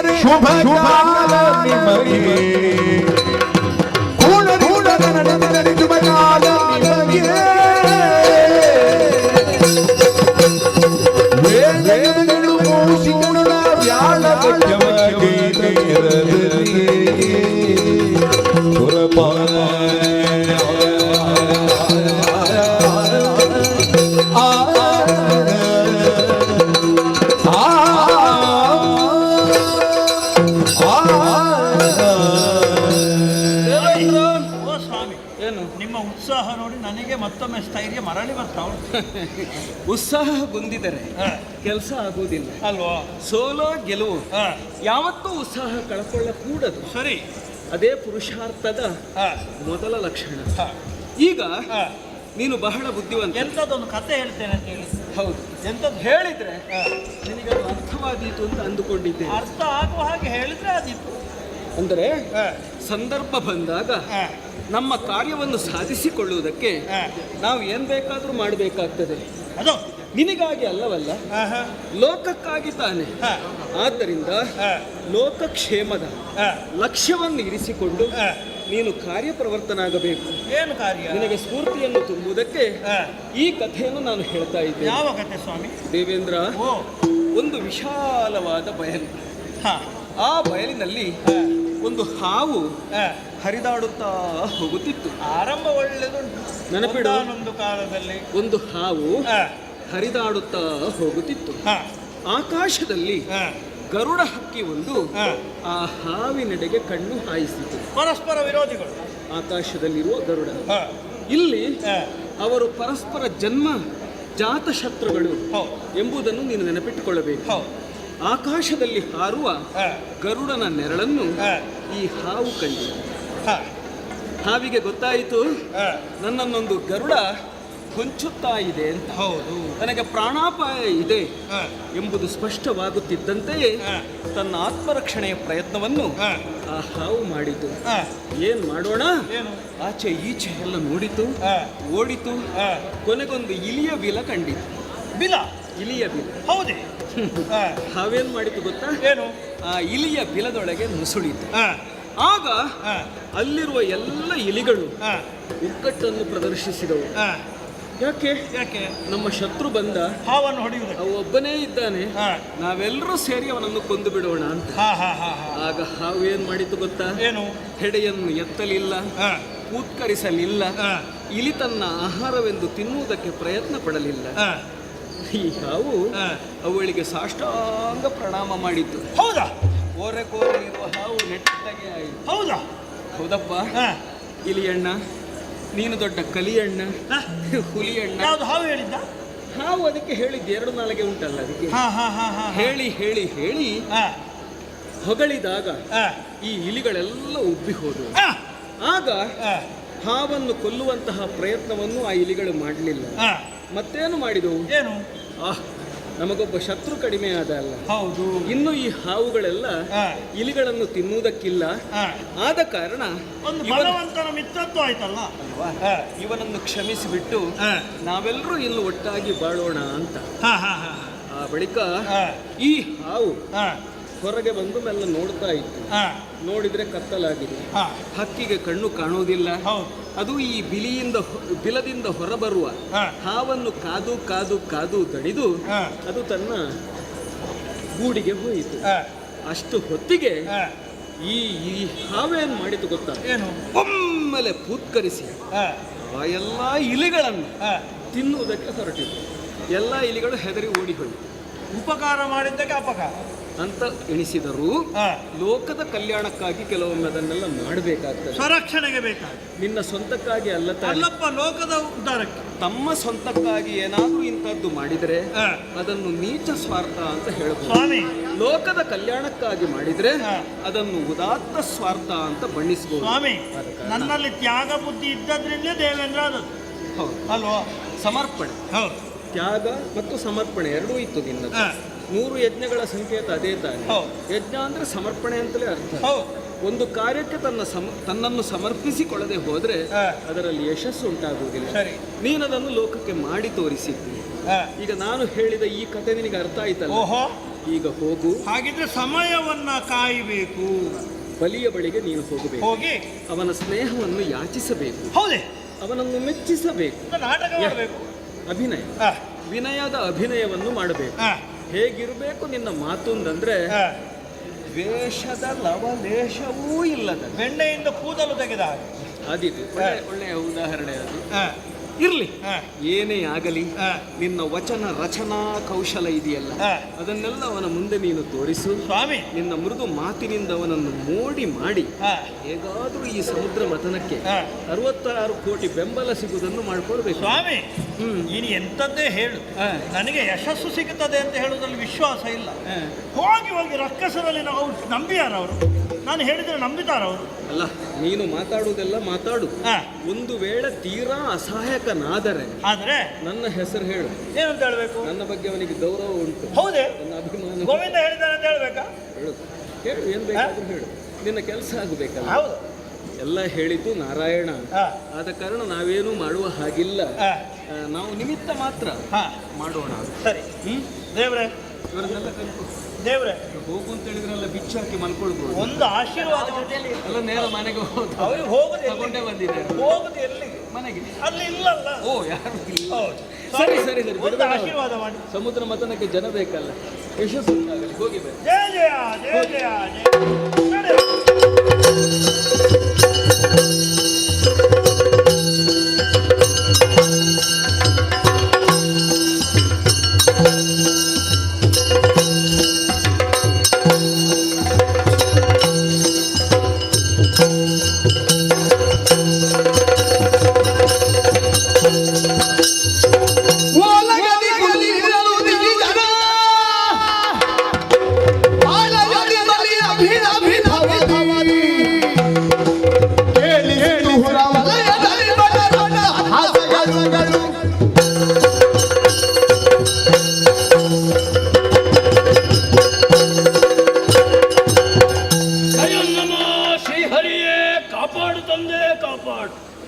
ಹರಿಭಕ್ತನನ್ನೇ ಖ್ಯಾತಿ ಗಳಿಸಿದಂತಹ ಪ್ರಹ್ಲಾದರಿಗೆ ಮೊಮ್ಮಗನಾಗಿದ್ದೇನೆ.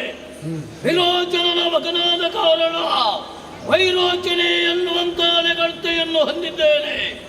ಎಂದಿನಂತೆ ಎಂದೂ ಕೂಡ ವೈಭವೋಪೇತವಾದಂತಹ ಸಭೆಯನ್ನ ಸೇರಿದ್ದೇನೆ. ಮೂಲಗಸ್ತನಾದ ಈ ಸಂದರ್ಭ ಅದೇನು ಹೊರವಲಯದಲ್ಲಿ ಭಟರ ಅಟ್ಟಹಾಸವೇ ಕೇಳುತ್ತಾ ಇದೆ ಅಲ್ಲ. ಗೊಂದಲ ಯಾರು ಹೊಡಿಬೇಡಿ, ಒಳಬಿಡಿ.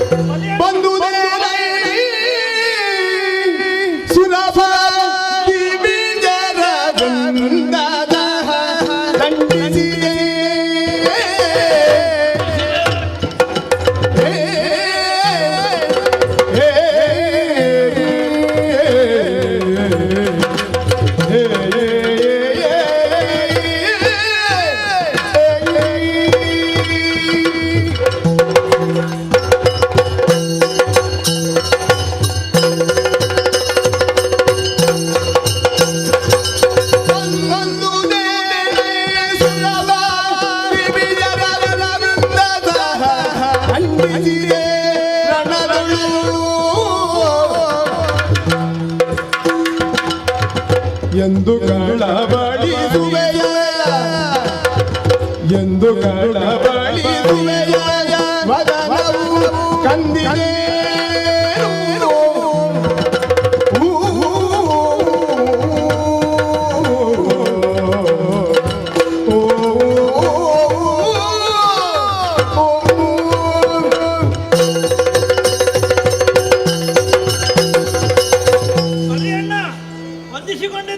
ಏಳು ಏಳು ಏಳು ಅಣ್ಣಯ್ಯ ಕ್ಷೇಮ ಅಲ್ವಾ? ತೊಂದರೆ ಇಲ್ಲ.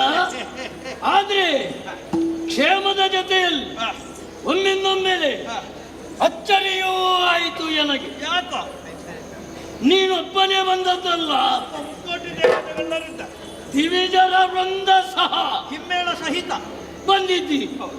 ಆದ್ರೆ ನಿನ್ನ ಬರೋಣ ನನಗೆ ಅಚ್ಚರಿಯನ್ನು ಮೂಡಿಸಿದೆ. ಕಾರಣ? ಆದ್ರೆ ನಿನ್ನ ಮುಖವನ್ನೊಮ್ಮೆ ನಾನು ನೋಡಿದಾಗ ನತ ಮಸ್ತಕರಾಗಿದ್ದೆ, ಕಣೆಯೇ ಇಲ್ಲ, ಕಂದಿದೆ ಕುಂದಿದೆ. ಓ ನಿನ್ನಲ್ಲಿ ಪೆಟ್ಟು ತಿಂದ ಈಗ ನನಗೆ ಅರ್ಥವಾಯಿತು. ಏನು ಬಲ್ಲೆಯ, ಹಿಂದಕ್ಕಾದ್ರೆ ರಣಧಾರುಣಿಯಲ್ಲಿ ನಿನ್ನನ್ನು ದಂಡಿಸಿದ್ದೇನೆ ಎನ್ನುವಂತ ಕಳವಳ ನಿನ್ನನ್ನು ಆವರಿಸಿಕೊಂಡಿದೆ. ಭಯ ಇನ್ನೂ ಹೋಗಲಿಲ್ಲ ಅಣ್ಣಯ್ಯ. ಭಯ ಪಡಬೇಡ. ಬಂದ ಹದನ ಏನು ಎನ್ನುವ ಹಾಗೆ ವಿವರಿಸು. ಬಲಿರಾಯ ಲಾಲಿಸು ಬಲಿರಾಯ ಕೀರ್ತಿ ವಿಶಾಲ ಭಾನು ತೇಜ ಲಾಲಿಸು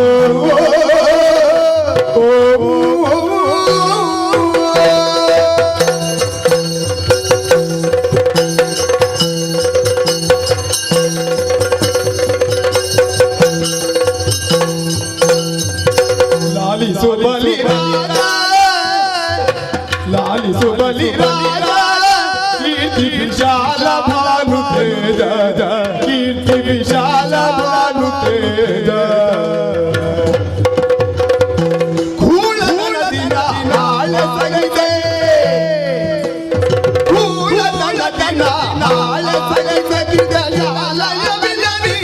ಆಲಿದರೆ ಲಾಲಿಸು ಬಲಿರಾಯ ಲಾಲಿಸು ಲಾಲಿಸೋ ಬಲಿರಾಜ ಕೀರ್ತಿ ವಿಶಾಲ ಭಾನುತೇಜ ಲಾಲಿಸೋ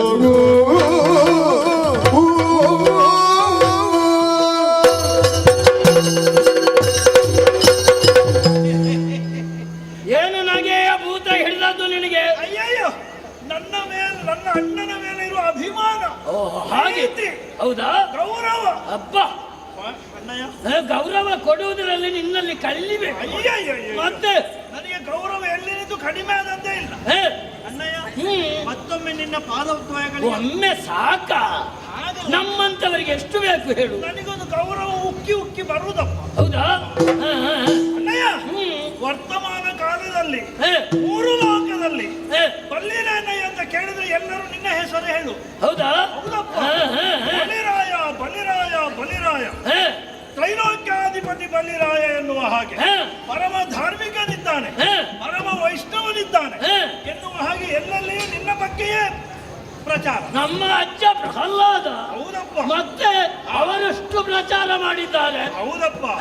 ಹಾಗಾದ್ದರಿಂದ ಈಗ ಸುರೇಶನು ಅದನ್ನೇ ಹೇಳು, ಲಾಲಿಸು ಬಲಿರಾಯ. ಹೌದೇ? ಸ್ವಾಮಿ, ಏನು ವಿಶೇಷ? ಅಣ್ಣಯ್ಯ, ಓ, ಎಂತದ್ದು ಮಾಡುದು ಹೇಳು? ಮಾಡ್ಲಿಕ್ಕೆ ಈಗ ಏನುಂಟು ನಿನ್ಗೆ? ಕೆಲವಾರು ಬಾರಿ ನಮಗೆ ಅಹಂಕಾರ ತಲೆಗೆ ಅಡರಿದ್ರೆ ಹೀಗೆಲ್ಲ ಆಗುದು. ನನ್ನ ಕೂಳತನದಲ್ಲಿಯೇ ನನ್ನಲ್ಲಿದ್ದಂತ ಸ್ವರ್ಗಲೋಕದ ಸಂಪತ್ತನ್ನೆಲ್ಲ ಕಳೆದುಕೊಂಡೆ. ಗೊತ್ತಾಯ್ತು ನೀನು. ಆದ್ರೆ ಒಂದು ಸಮಾಧಾನ, ಏನದು? ಬೇರೆ ಎಲ್ಲಿಗೆ ಹೋಗ್ಲಿಲ್ಲ, ನನ್ನ ಅಣ್ಣನಿಗೆ ಸಿಕ್ಕಿದ್ದಲ್ಲ. ಎಂತದು? ಸ್ವರ್ಗಲೋಕ. ಸ್ವರ್ಗಲೋಕದಲ್ಲಿ ಏನುಂಟು? ಅದೆಲ್ಲ ನನಗೆ ಸಿಕ್ಕುವಾಗ ಏನುಂಟು ಅಂತ ಹೇಳೋದು. ಆದ್ರೆ ಭೌತಿಕವಾದಂತಹ ಒಂದು ಆಕಾರ ಉಂಟಲ್ಲ, ಪೀಠ ಮಾತ್ರ. ಹೌದು ಅಣ್ಣಯ್ಯ. ಆದ್ದರಿಂದ ನನ್ನ ಅಣ್ಣಯ್ಯನಿಗೆ ಕೇವಲ ಪೀಠ ಮಾತ್ರ ಅಲ್ಲ, ಪೂರ್ವದಲ್ಲಿ ಸ್ವರ್ಗಲೋಕದಲ್ಲಿ ಯಾವ ವೈಭವ ಇತ್ತು ಅದು ಮತ್ತೊಮ್ಮೆ ಇಲ್ಲಿ ಪುನಃಸ್ಥಾಪನೆ ಆಗಬೇಕು. ಹೌದಾ? ಅಂತಹ ವಿಶಾಲ ದೃಷ್ಟಿಕೋನವನ್ನು ಹೊಂದಿಕೊಂಡು ನಾನು ನಿನ್ನಲ್ಲಿಗೆ ಬಂದಿದ್ದೇನೆ. ಹೌದಾ? ಕಳ್ಕೊಳ್ಳುವಾಗ ಇರ್ಲಿಲ್ವಾ ಕೋಣ? ಅದು ಮಾಡಿದ್ರೆ ಕೆಲವು ಬಾರಿ ಎಲ್ಲ ಹೋದ ಮೇಲೆ ಗೊತ್ತಾಗುತ್ತೆ. ಹೌದಾ? ಗೊತ್ತಾಗುವಾಗ ತಡ ಆಗುತ್ತದೆ. ಏನು ಮಾಡಿದೆ ಅಣ್ಣಯ್ಯ? ಈಗ ಸ್ವರ್ಗಲೋಕದಲ್ಲಿ ಎಂತದಿಲ್ಲ. ಹೌದು, ಎಲ್ಲ ಶರದಿ ಪಾಲಾಗಿದೆ. ನಿಜ. ಹಾಗಾಗಿ ನನ್ನದೊಂದು ಸಲಹೆ ಏನದು? ಯಾರಿಗೆ? ಹಿಂದೆ ಮಾಡ್ಕೊಳ್ಳಿಕ್ಕೆ. ಹಾಗೆ ಸಂಧಿಯ ಸಗಿನಾವು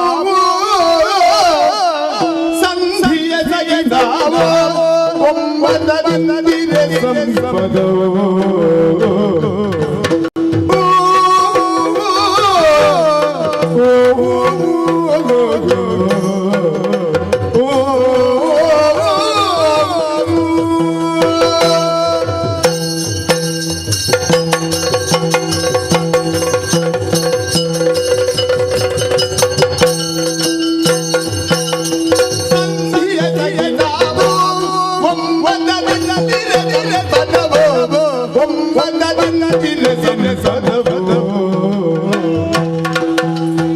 ಸಿಂಧುವಿನಲ್ಲಿ ಹೊಲಿ ಹೂವುದಗೆ ಸಿಂಧುವಿನಲ್ಲಿ ಹೊಲಿ ಹೂವುದಗೆ ನಮಗು ಮಾಯ ಗೋವಿಂದನ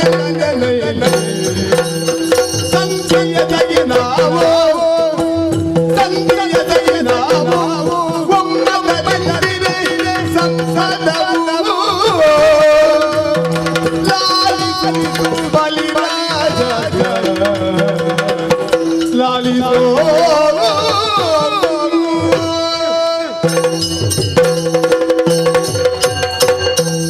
ಬಲಿಯಣ್ಣ ಇಂದ್ರ ಒಂದು ಸಲಹೆಯನ್ನು ಹೊತ್ತುಕೊಂಡು ನಾನು ಬಂದವ. ಹೌದೇ?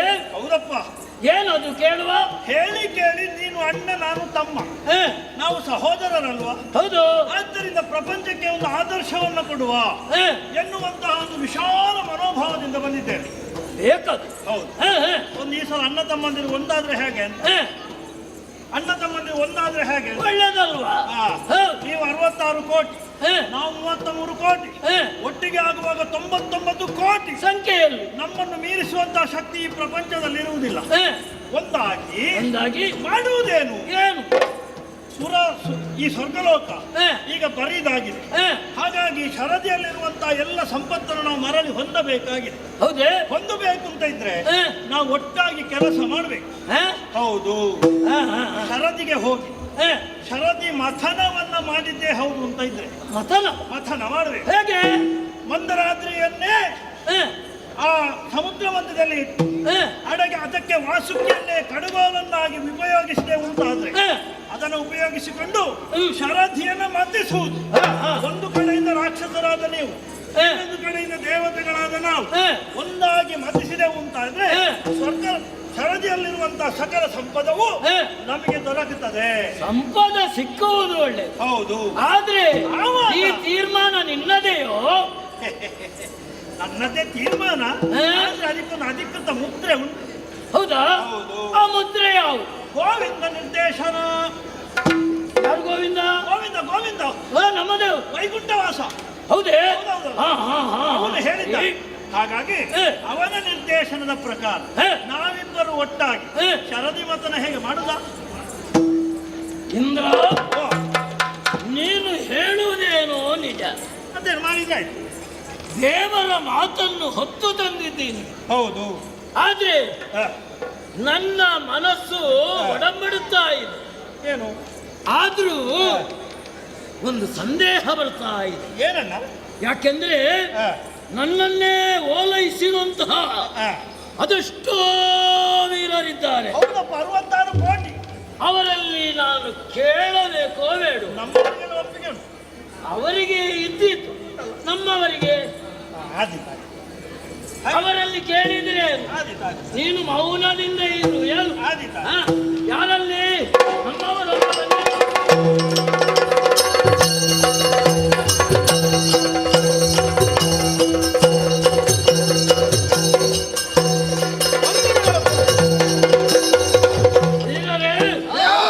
ಆ ಕಡೆ ನೋಡಿದಿರಾ?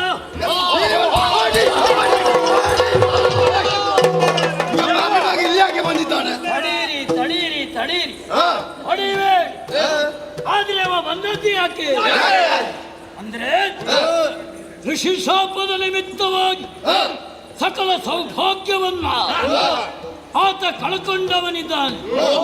ಅದು ಶರದಿಗೆ ಹೋಗಿದೆ.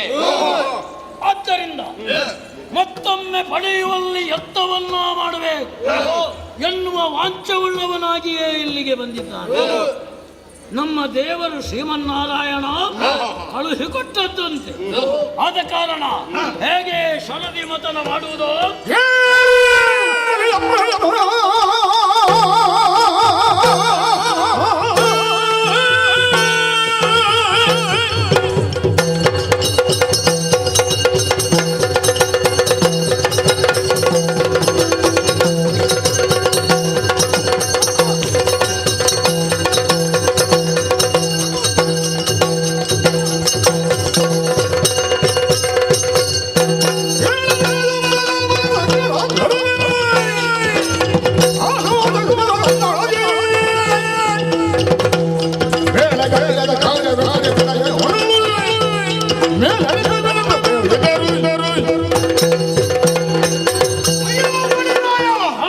ಮೊದಲಾಗಿ ವಂದನೆಗಳು. ಅನಿರೀಕ್ಷಿತವಾದಂತಹ ಆಗಮನ ಇವನದ್ದು. ಈ ಸುರಪ್ಪ ಅವನು ಹೇಗೆ, ಅವನು ಎಷ್ಟು, ಅವನ ಏನು ನಮ್ಮಲ್ಲಿ ಇರುವಂತಹ ಯಾವ ರೀತಿಯಾಗಿ ಷಡ್ಯಂತ್ರವನ್ನು ಬಳಸ್ತಾ ಇದ್ದಾನೆ ಎಂಬುದನ್ನು ನಾವು ಚೆನ್ನಾಗಿ ಅರಿತವರಾಗಿದ್ದೇವೆ. ಈ ಹೊತ್ತಲ್ಲಿ ಇದ್ದಂತ ಒಬ್ಬ ಮುನಿಪ ಕೊಟ್ಟಂತಹ ಶಾಪದಿಂದಾಗಿ ಇದ್ದಂತ ಪದವಿ ಮಾತ್ರ ಉಳಿದಿದೆ. ಸಂಪತ್ತನ ಶರದಿ ಬಾಳಾಗಿದೆ. ಶರದಿ ಮತನವನ್ನು ಮಾಡಬೇಕಂತಾದ್ರೆ ನಮ್ಮ ಸಹಾಯವನ್ನು ಕೇಳಿಕೊಂಡು ಬಂದಿದ್ದಾನಂತಾದರೆ ಇದರಲ್ಲಿ ಯಾವುದೋ ತಂತ್ರ ಇವನದು ಉಂಟು. ನನ್ನ ಒಪ್ಪಿಗೆ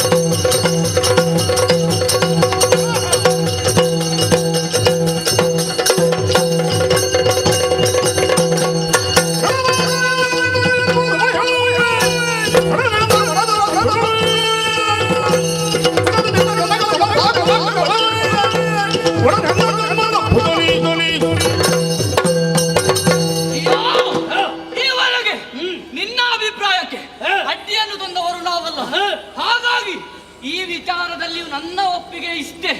ಅವನ ಮಾತಿಗೆ ಒಪ್ಪಿಗೆಯನ್ನು ಸೂಚಿಸಿ ಇದರಲ್ಲಿ ಕಾರ್ಯೋನ್ಮುಖರಾಗುವುದೇ ಒಳ್ಳೆಯದು. ಹೌದೇ? ಹೌದು.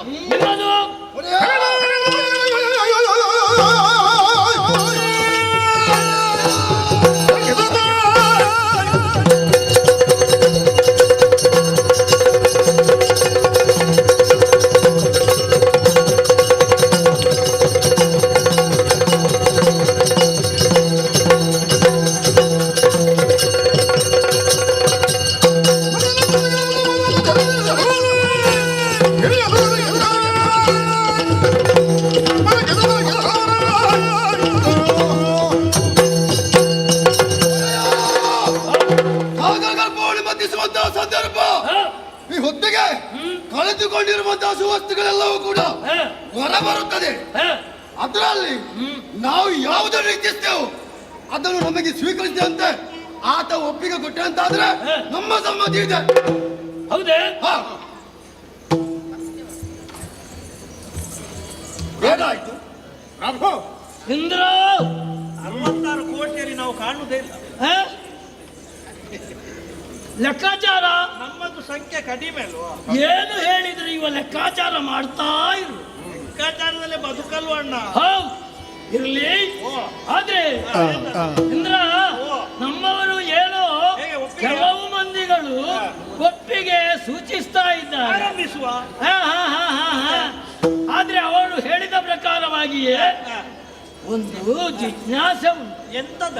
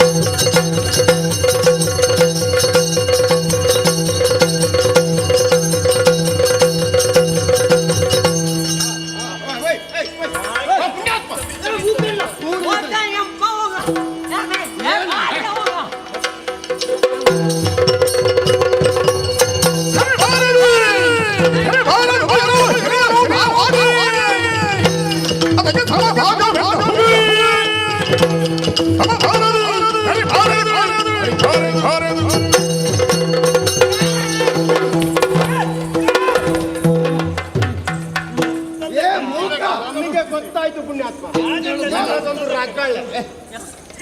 ಏನಾಯ್ತು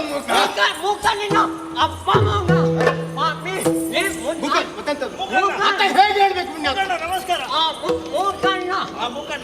ನಮಸ್ಕಾರ. ನೀನು ನಮಸ್ಕಾರ ರಾಜು ಪಾಪಿ ಪಾಪಿ ನೀನು ಅದು ನನ್ನ ತಿತ್ತಲಿಗೆ ಬ್ರಹ್ಮದೇವರು ಬಂದು ಬರೆದು ನಿಮ್ಮ ಎಲ್ಲಿಂಟದು? ಮೈತಗತ್ತಿ ಬಲಿ ಚಕ್ರವರ್ತಿ ನಿಮ್ಮ ಗುಣತ್ವವಾದ ಕೆಲವನ್ನು ನಿಮ್ಮ ಕೆಲವನ್ನು ಹಾಗೆ ಕಾಣ್ತೇನೆ ನಾನು. ನೀವು ಹಾಗಲ್ಲ, ಪುನೀತವಾದ ವಾದ. ಎಂತದು ಜಮ ಜಮ? ನಮೋ ನಮಃ.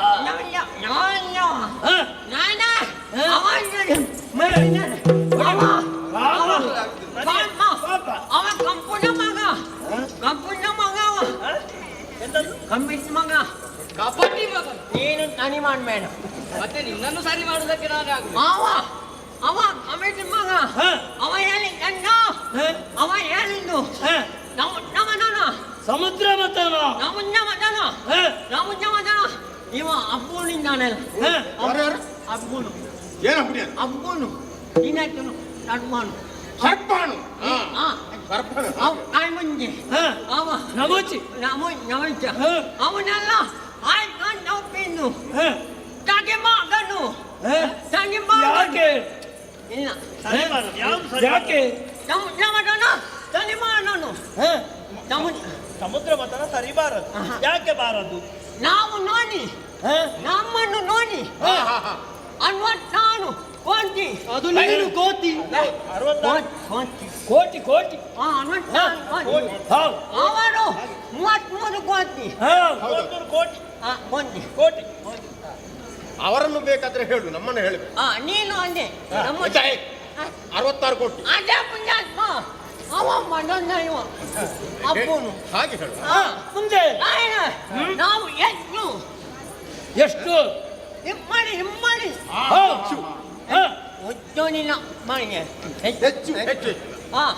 ನಾವು ಇಮ್ಮಡಿ ಅವನು ಕಡಿಮೆ ಆದ್ರಿಂದ ಮೂಗು ಬಾಲಾಗಬೇಕು.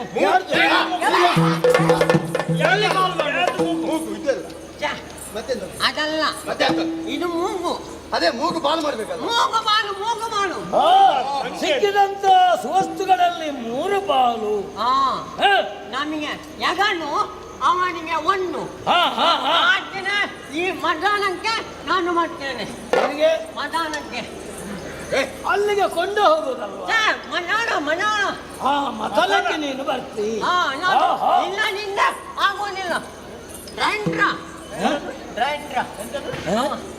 ದೇವೇಂದ್ರ ನೀನು ಇಂದ್ರ, ನಮ್ಮವರು ಹೇಳಿದ್ದನ್ನು ಕೇಳಿದೆಯಲ್ಲ. ಸಿಕ್ಕಿದಂತ ಸುವಸ್ತುಗಳನ್ನು 3 ಪಾಲು ಮಾಡಬೇಕು. 2 ಪಾಲು ನಮಗೆ, 1 ಪಾಲು ನಿಮಗೆ.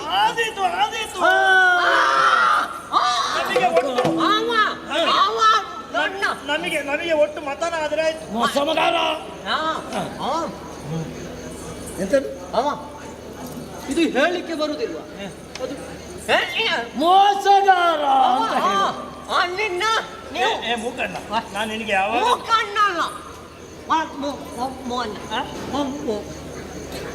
ಪ್ರಭು ಮೂಕ ಪ್ರಭು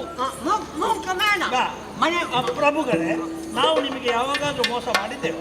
ಇಲ್ಲ ಮಾಡಿಲ್ಲ. ಹಾಗೆ ಮುಂಜಾಗರೂಕತಾ ಕ್ರಮ. ಮುಂಜಾಗರೂಕತ ಅದು ಏನಾಯ್ತು ಮುಖ? 3 ಪಾಲು ಮಾಡಿದ್ರೆ ಒಪ್ಪಿಗೆ ಉಂಟು. ಯಾರಿಗೆ ಮಾತ್ರ? ಯಾರಿಗೆ ಮಾತ್ರ? ಭಾಷೆ ನಿಮ್ಮ ಒಂದು ವಿಶ್ವಾಸಕ್ಕೆ ಬೇಕಾ? ನಿನ್ನ ಬಲಿಯಣ್ಣ ನಮಗೆ ನಂಬಿಕೆ ಬರಬೇಕು ಅಂತ. ಆದ್ರೆ ಭಾಷೆ ಕೊಡಬೇಕು. 99 ಕೋಟಿ ಸಂಖ್ಯೆಯ ವೀರರ ಎದುರು ನಿನಗೆ ಬಲಗೈಯನ್ನು ತಟ್ಟಿ ಭಾಷೆ ಕೊಡ್ತಾ ಇದ್ದೇನೆ. 3ರಲ್ಲಿ 2 ನಿನಗೆ, 1 ನನಗೆ. ಒಪ್ಪಿಗೆ ಆಯ್ತಲ್ಲ? ಇನ್ನು ಹೋಗುವ? ಹೋಗ್ಲಿಕ್ಕಿಲ್ಲ. ನನಗೆ ಮಾತಬೇಕು. ನಿನಗೂ ಆಗ್ಬೇಕಾ? ನನಗೆ ಮಾತಬೇಕು. ದೊಡ್ಡವರಿಗೆ ಕೊಟ್ಟರೆ ಸಾಕಾಗುದಿಲ್ಲ? ಇನ್ನು ಹಂಗಬೇಕು. ಎಡಗೈಯಲ್ಲಿ ಬಲಗೈ ಕೈಯಲ್ಲಿ. ನಿನ್ನ ಅವನೆಲ್ಲಿದ್ದಾನೆ? ನಿನ್ನ ಹೊತ್ತಿಗೆ ಅವನು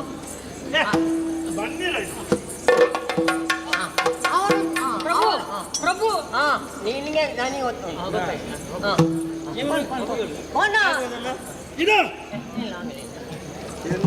ಸ್ವಲ್ಪ ಉಚ್ಚ ಸರಿ ಉಂಟಾ? ಮಣ್ಣುಂಟಲ್ಲಿ ಸರಿ ಉಂಟು. ಇನ್ನು ಮತನ ಶುರು ಆಗ್ಬೇಕಲ್ಲ.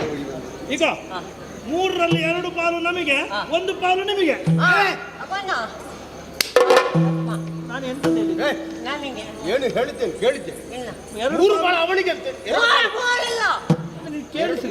ನಂಗೆ ಗೊತ್ತಾಗಲಿಲ್ಲ. ನಾನು ನಿನ್ನ ಕೈಯ ನೋಡ್ತೇನೆ. ಇನ್ನೊಮ್ಮೆ ನನಗೂ 3ರಲ್ಲಿ 3ರಲ್ಲಿ 2 ಪಾಲು ನಿನಗೆ, ಯಾಕಂಡಲ್ಲ 2 ಪಾಲು ನಿನಗೆ. ಅದು 2 ಪಾಲು ನಿನಗೆ, 1 ಪಾಲು ನಮಗೆ. ಗಟ್ಟಿ ಬಜಕ್ಕ ಒಪ್ಪಿಗೆ ತಾನೆ ಇಂದ್ರ?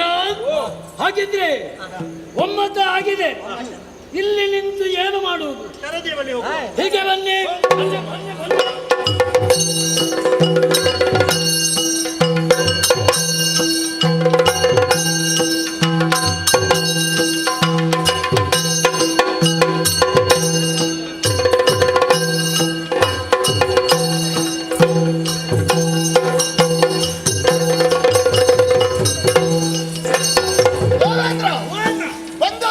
ಸರದಿ ತಡಿಗೆ ಬಂದಿದ್ದೇವೆ. ಮಥನ ಆರಂಭಿಸಬೇಕು. ಪಾಲ್ಗಡಲು ತಡಿಗೆ ಬಂದಿದ್ದೇವೆ ಅಣ್ಣಯ್ಯ. ಈಗ ನಾವು ಆರಂಭಿಸುವುದೇನೋ ಹೌದು, ಆದ್ರೆ ನಿರ್ದೇಶನ ಕೊಟ್ಟ ಗೋವಿಂದ ಬೇಕಾ ಬೇಡ? ನಿಮ್ಮ ಮನೆ ಪಕ್ಕದವ ನಾವು ದೇವರು ನಾರಾಯಣ ದೇವರು. ನಾವು ಬಂದು ಮಾಡುವ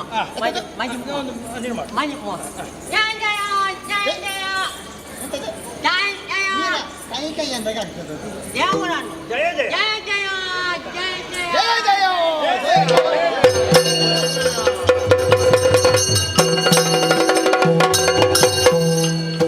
ಓ ಚಿಮ್ಮಣ್ಣ ನಾರಾಯಣ, ಓ ಕುಂಟ ನಾರಾಯಣ, ಓ ಗೌಡವಾಯನ, ಓ ನಮ ನಮ. ಅಲ್ಲ ಈ ಎಂತದ್ದು? ಹೇಳು ಮೇಲೆ. ಈಗ ಒಂದೊಂದನ್ನೇ ಹೇಳ್ಬೇಕು. ಈಗ ಇವ ಜನ ಯಾರು? ನಮ್ಮವ ಇವನ ಹೆಸರೇನು? ಮೂಕಾಸುರ. ನಾವು ಗೌರವದಿಂದ ಮೂಕಣ್ಣ ಅಂತ ಹೇಳಿ. ಅವರೆಲ್ಲ ಮೂಕ ಅಂತ ಹೇಳಿದ್ರೆ ನಿನ್ನ ಅಪ್ಪ ಮೂಕ ಅಂತ ಹೇಳಿದ್ದೇನೆ. ನನಗೆ ಹೇಳುದಿಲ್ಲ. ಮರ್ಯಾದೆ ನೀವು ದೇವರಲ್ಲ, ಆದೀತು. ದೇವರೇ. ನೀನು ಮೂಕ. ಚಿಮ್ಮಣ್ಣ ನಾರಾಯಣ. ಎಂತ ನಾರಾಯಣ? ಚಿಮ್ಮಣ್ಣ ನಾರಾಯಣ. ಎಲ್ಲಿಯ ನಾರಾಯಣ? ನೀವೇ ಚಿಮ್ಮಣ್ಣ. ಶ್ರೀಮನ್ನಾರಾಯಣ. ಶ್ರೀಮನ್ನಾರಾಯಣ. ವೈಕುಂಠ ನಾರಾಯಣ. ಅದಕ್ಕೆ ಕುಂಟ ನಾರಾಯಣ ಅಂತ. ಅಲ್ಲ, ನೀವು ವೈಕುಂಠ ನಾರಾಯಣ ಅಲ್ಲ. ತುಂಬಾ ನಾರಾಯಣರು ಇದ್ದಾರೆ ಇಲ್ಲಿ, ನಾವು ನೆನಪು ಮಾಡೋದು ಬೇಡ. ಅಲ್ಲ, ಈಗ ನಿಮ್ಮನ್ನು ನೋಡುವಾಗ ಬಹಳ ಸಂತೋಷ ಆಗ್ತದೆ. ರಾಕ್ಷಸರು ದೇವತೆಗಳು ಹುಟ್ಟ ಶತ್ರುಗಳು ಹೌದಾ? ಇಲ್ಲಿ ನೀವು ಒಟ್ಟಾಗಿದ್ದೀರಿ ಅಲ್ವಾ?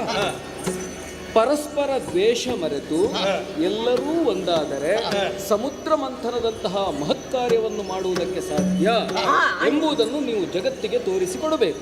ಸಮುದ್ರ ಮಂಥನದ ಪ್ರಯೋಜನ ಏನು ಅಂತ ಗೊತ್ತುಂಟಲ್ಲ ನಿಮಗೆ? ಎಂತದೆಲ್ಲ? ಕೊನೆಗೆ ಮೂತ್ರ ಮಾಡ್ತಾನೆ ಅಂತ ಹೇಳಿದ್ದೀನಿ. ನಿನಗ? ಅಲ್ಲ, ನೀವು ಹೇಳಿ ನನ್ನೆ ದೇವೇಂದ್ರನಿಗೆ ಮುನ್ನ ಮಾಡ್ತಾನೆ ಕೊನೆಗೆ ಅದನ್ನು ಕುಡಿದ್ರೆ ಮಾತನ್ನ ಕೇಳಿದ್ರೆ ಅದು ಬಂದಿದ್ದು ತಿರುಗಿ ಹೋತಿತ್ತು. ಇಲ್ಲಿ ಇವನಿಗೆ ಮಾತು ಬರುವುದಿಲ್ಲ, ಆದ್ರೆ ಭಾವ ಚೆನ್ನಾಗಿದೆ.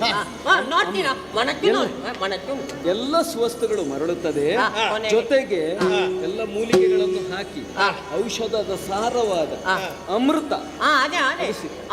ಈಗ ನೀನೇನು ಹೇಳಿದ್ದು? ಅಮೃತ. ನೀನೇನು ಹೇಳಿದ್ದು? ಅಮೃತ. ಆಗ ಏನು ಹೇಳಿದ್ದು? ಅಮೃತ ಅಲ್ಲ, ಅದಂದ್ರೆ ಅದು ಕುಡಿಯುವ ಒಂದು ಪದಾರ್ಥ. ನೀನು ಹೇಳಿದ್ದನ್ನು ಕುಡಿಯುತ್ತೀಯ ನೀನು? ಅಲ್ಲ, ನೀವು ಹೇಳಿದ್ರೆ ದೇವ್ರೆ ಇದು ಇದು ಹೋಗ್ಲಿ ಬಿಡು. ಅದನ್ನು ಕುಡಿದ್ರೆ ಜ್ವರ ಬರೋದಿಲ್ಲ ಅಲ್ಲ? ಏನು ಬರುವುದಿಲ್ಲ, ನೀನು ಸಾಯುವುದೇ ಇಲ್ಲ, ಯಾವಾಗಲೂ ಜೀವಂತವಾಗಿರ್ತೀವಿ. ಆದೀತಾ? ಈ ಸಲ ಕುಡಿಬೇಕಂತ ಉಂಟು. ಇನ್ನು 6 ತಿಂಗಳು ಅದೇ ಕೆಲಸ ಮಾಡು. ಆಯ್ತು, ನೀವು ಹೇಳಿದ್ರೆ ಮುಗೀತು. ಈಗ ಶುರುವಿಗೆ ಅಂದ್ರೆ ಆರಂಭಕ್ಕೆ ಈ ಸಮುದ್ರ ಮಂಥನ ಎಂಬ ಕೆಲಸವನ್ನು ಮಾಡಬೇಕು. ನೀವೆಲ್ಲ ಒಟ್ಟಾಗಿದ್ದೀರಿ, ನಿಮ್ಮ ಸಂಕಲ್ಪ ಶಕ್ತಿ, ಇಚ್ಛಾಶಕ್ತಿ ಬಹಳ ದೊಡ್ಡದು, ಕೆಲಸ ಖಂಡಿತ ಪೂರೈಸಲ್ಪಡುತ್ತದೆ. ಕಡಲನ್ನು ಕಡೆಯುವುದು ಎಂತದು? ಕಲ್ಲನ್ನು ಕಡಿಯುವುದು. ಕಲ್ಲನ್ನು ಕಡಿಯುವುದು. ಕಡಲನ್ನು, ಸಮುದ್ರವನ್ನು, ಶರದಿಯನ್ನು. ಕಲ್ಲನ್ನ ಕಡಿಲಿಕ್ಕೆ ಆಗ್ತದ? ಶರದಿ, ಚೆನ್ನಾಗಿ ಕಡಲು. ಕಲ್ಲಲು ಕಡಿಬೇಕಿದ್ರೆ ಕಡೆಗೋಲು ಬೇಕೋ ಬೇಕೋ? ನೋಡಿದ್ಯಾ ನೀನು? ಇಲ್ಲ. ನಿನ್ನ ಅಜ್ಜಿ ಮೊಸರು ಕಡಿಯೋದು ನೋಡಿದ್ಯಾ? ಅದಕ್ಕೆ ಕಡೆಗೋಲು ಇಡುವುದಿಲ್ವಾ? ಇಷ್ಟು ದೊಡ್ಡ ಸಮುದ್ರಕ್ಕೆ ಕಡೆಗೋಲು ಇಲ್ಲಿಂದ ತರ್ತಿ ನೀನು? ಅಜ್ಜಿ ಅದಿತ್ತಲ್ಲ, ಅಜ್ಜಿ ಅದ್ದಿ ಅಜ್ಜಿಯ ಕಡೆಗೋಲೆಲ್ಲ ಇರ್ಲಿಕ್ಕಿಲ್ಲ, ಆಗ್ಲಿಕ್ಕಿಲ್ಲ. ಅಷ್ಟು ಸಣ್ಣದು ಇಷ್ಟು ದೊಡ್ಡ ಸಮುದ್ರಕ್ಕೆ ಅಲ್ವಾ? ಅಲ್ಲ, ಅಜ್ಜಿಯಲ್ಲಿ ಎರಡು ಒಂದು ದೊಡ್ಡ. ಎಷ್ಟು ದೊಡ್ಡದಿದ್ರು ಸಮುದ್ರಕ್ಕಾಗ್ತದೆ? ಆಗ್ಲಿಕ್ಕಿಲ್ಲ. ಮತ್ತೆ ಬೇರೆ ಎಂತ ಮಾಡೋದು? ಒಂದು ಕೆಲಸ ಮಾಡೋಣ. ಮಂದರ ಪರ್ವತ ಇದೆಯಲ್ಲ, ಬೃಹತ್ತಾದ ಪರ್ವತ, ಅದೇ ಇಲ್ಲಿಗೆ ಕಡೆಗೋಲು. ನೀವೆಲ್ಲರೂ ಹೋಗಿ ಆ ಮಂದರ ಪರ್ವತವನ್ನು ಹೊತ್ತುಕೊಂಡು ಬನ್ನಿ. ದೇವರ ಮಂದಿರಿಯಲ್ಲಿ ಉಂಟು. ನಿನ್ನ ಹೆಂಡತಿ ಮದುವೆ ಆಗಿದೆ ನಿನಗೆ? ಇಲ್ಲ. ಅಮ್ಮ ಇದ್ದಾಳ? ಅಮ್ಮನ ಹತ್ರ ಕೇಳಿದ್ರೆ ಕೊಡಬಹುದು.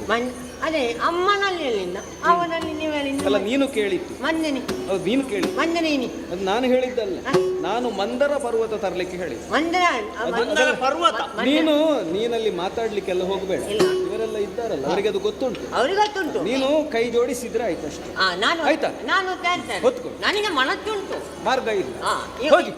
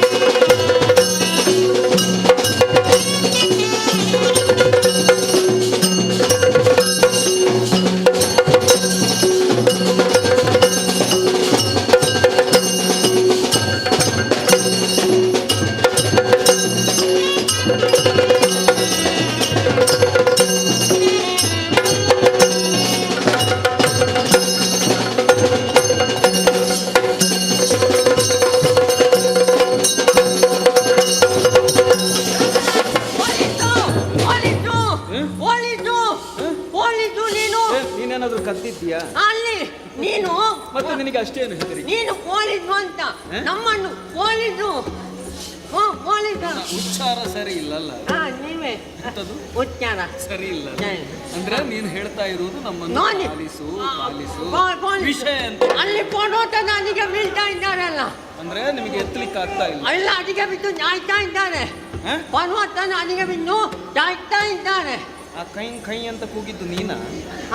ನಾನು ನನ್ನ ಒಂದು ಬೆರಳು ಸಿಕ್ಕಿದ್ದಂತ. ಹೋಗ್ಲಿ ಬಿಡು, ಒಂದು ಕೆಲಸ ಮಾಡೋಣ, ಪಾಪ ತರಬೇಕಷ್ಟೇ ಅಲ್ವಾ? ಏ ಗರುಡ, ಆ ಪರ್ವತವನ್ನು ಎತ್ತಿಕೊಂಡು ಇಲ್ಲಿ ತಾ ನೋಡೋಣ ಒಮ್ಮೆ.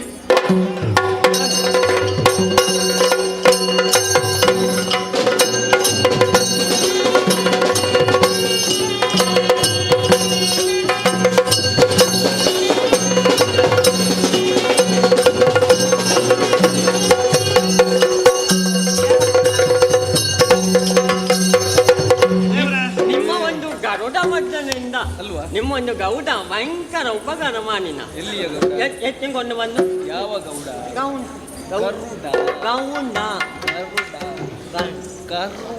ಗೌಡ ಅದಾಗ್ಲಿಕ್ಕಿಲ್ಲ. ಈ ಜನ್ಮದಲ್ಲಿ ನೀವು ಉದ್ಧಾರ ಆಗುದಿಲ್ಲ ಅಂದ್ರೆ ಸರಿ ಇಲ್ಲ ಅಲ್ಲ ಅಲ್ವಾ? ತೊಂದರೆ ಬರುವಾಗ ಬಿಡು ಬಿಡು. ಇನ್ನು ದೇವ್ರೆ, ಒಂದು ಈ ಪ್ರಸಂಗ ಮುಗಿದ ಕೂಡಲೇ ಅನುಗ್ರಹ ಮಾಡಿ ಅರ್ಥ ಸರಿಯಾದಿತ್ತು. ಸರಿಯಾದ ಸೇವೆ ಮಾಡ್ತಾರೆ, ಸೇವೆ ಮಾಡಿದ್ರೆ ಸರಿಯಾದ. ಅವ ಈಗ ಸ್ವಲ್ಪ ಈಗ ಮಹತ್ ಕಾರ್ಯವನ್ನು ನೀವು ಮಾಡಿದ್ದೀರಿ, ಕಡೆಗೋಲ ಆಯ್ತು, ಕಡೆಗೋಲ ಆಯ್ತು. ಇನ್ನು ಅದಕ್ಕೆ ಏನಾಗಬೇಕು ನೋಡಿದ್ಯಾ? ಅಜ್ಜಿ ಕಡೆಯುವುದು ಹಗ್ಗ ಬೇಡುವ, ಹಗ್ಗದಲ್ಲಿ ತಾನೇ ಈಗ ಇಷ್ಟು ದೊಡ್ಡ ಕಡೆಗೋಲಿಗೆ ಹಗ್ಗ ಯಾವುದು? ಅಜ್ಜಿ ಅಜ್ಜಿ ಆಗಿತ್ತ ಕಡೆಗೋಗ್ಲಾಗ್ಲಿಲ್ಲ. ಅಜ್ಜಿಯನ್ನು ಬಿಟ್ಟರೆ ಬೇರೆ ಪ್ರಪಂಚ ಇಲ್ವಾ? ಅಲ್ಲ, ನೀವು ನನ್ನ ಉದಾಹರಣೆ ಅಜ್ಜಿಯೇ ಕೊಡುವಾಗ ಅಜ್ಜಿ ಅಜ್ಜಿ ನಗಲಿಲ್ಲ ಅಲ್ಲ. ಪುಣ್ಯಾತ್ಮ, ನೀನದನ್ನು ನೋಡಿದ್ಯಲ್ವಾ? ಅದೊಂದು ಮಾದರಿ ಮಾತ್ರ. ಇಲ್ಲಿ ದೊಡ್ಡ ಪರ್ವತಕ್ಕೆ ದೊಡ್ಡ ಹಗ್ಗ ಬೇಕಲ್ವಾ? ವಾಸುಕಿಯನ್ನು ಕರ್ಕೊಂಡು ಬನ್ನಿ, ನಾನು ಹೇಳಿದ್ದೇನೆ. ವಾಸುಕಿ ವಾಸುಕಿ ಎಲ್ಲಿ ಉಂಟು? ವಾಚುಕಿ ಎಲ್ಲಿ ಉಂಟು? ವಾಚುಕಿ ಅವನಿಗೆ ಗೊತ್ತಿಲ್ಲ. ಅದಕ್ಕೆ ಅದೊಂದು ಉಂಟಾ? ಅಂಥದ್ದೊಂದು ಉಂಟಾ? ವಾಚುಕಿ ನೀನು ತಲೆ ಕೆಡಿಸಬೇಡ, ಅವನ ಗುರುತ ಇವನಿಗೆ ಆಯ್ತಾ? ನೀನು ಇವನೊಟ್ಟಿಗೆ ಹೋದ್ರೆ ಒಂದು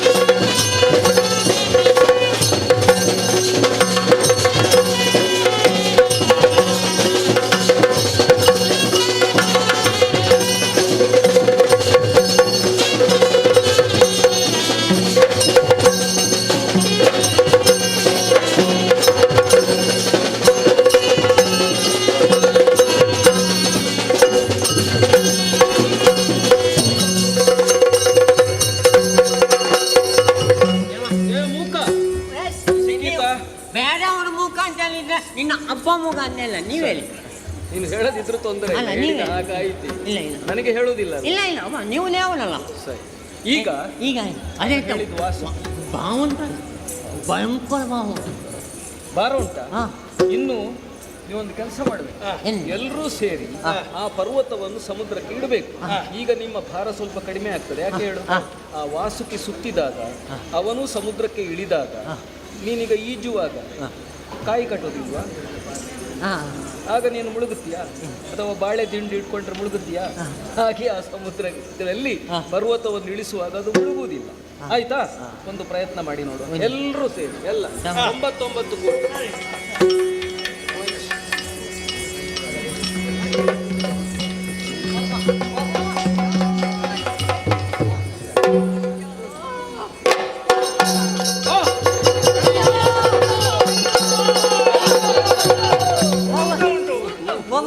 ಮುಳುಗಿಲ್ಲ ಮುಳುಗಿದೆ. ಪರ್ವತ ಮುಳುಗಿದೆ. ವಾಸುಕಿ ಎಷ್ಟೇ ಪ್ರಯತ್ನ ಪಟ್ಟರು ಇಲ್ಲ ಇಲ್ಲ ಮೇಲೆ ಹೋಗುದಿಲ್ಲ.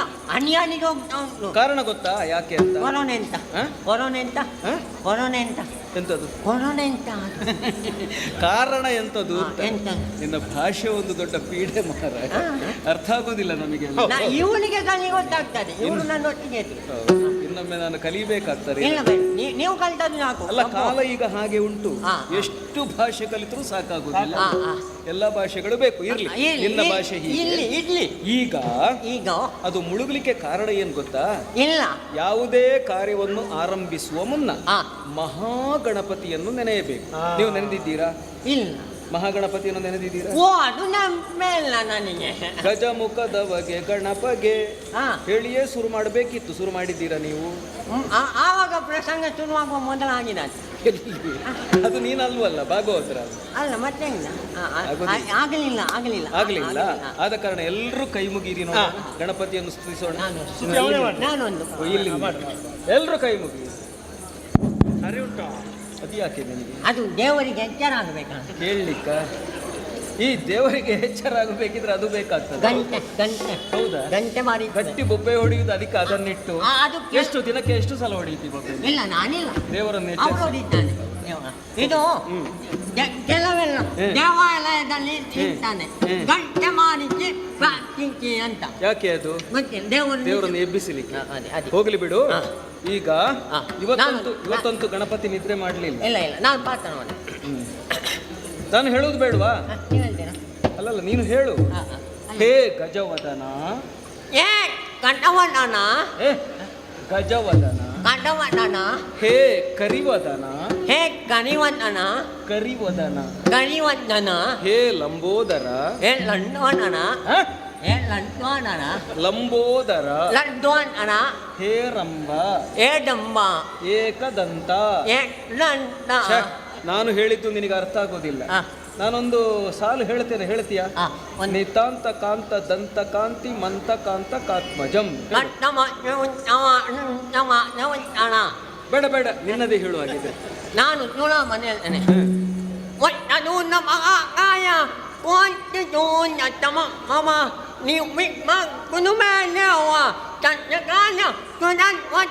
ಸಾಕು ಮಾರ, ನಿನ್ನ ಮಂತ್ರ ಕೇಳಿದ್ರೆ ಗಣಪತಿ ಆತ್ಮಹತ್ಯೆ ಮಾಡಿಕೊಂಡ.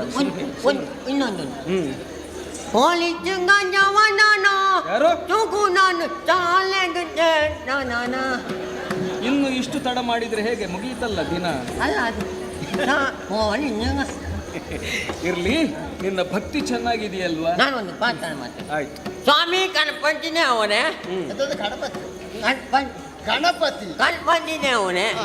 ಯಾವುದೇ ಒಂದು ನಮ್ಮ ಈ ಕಾರ್ಯಕ್ರಮಕ್ಕೆ ಎಡಿಟಿಂಗ್ ಬರಬಾರ್ದು. ಎಂತದು? ಎಡಿಟಿಂಗ್ ಬರಬಾರ್ದು. ಎಡಿಟಿಂಗ್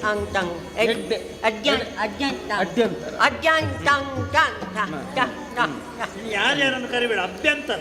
ಅಜ್ಞಾಂತಂಕ, ಅಡ್ಡಿ ಆತಂಕ. ಎಡರು ತೊಡರು ಹೇಳು. ಎಡಮುಗದನು ಬೇಡ, ನೀನು ಮಾತಾಡ್ಲಿಕ್ಕೆ ಎಡರುತ್ತನನು. ಸರಿ, ಬರಕೂಡ ನಿನ್ನ ಪ್ರಾರ್ಥನೆ.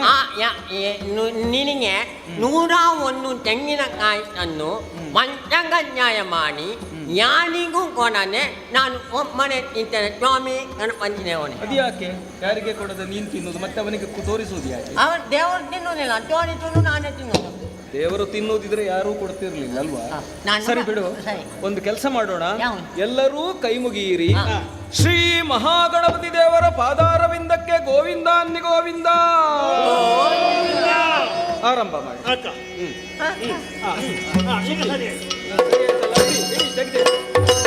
ಈಗ ಒಂದು ಕೆಲಸ ಉಳಿದಿದೆ, ನಾನದನ್ನು ಮಾಡಲೇಬೇಕು.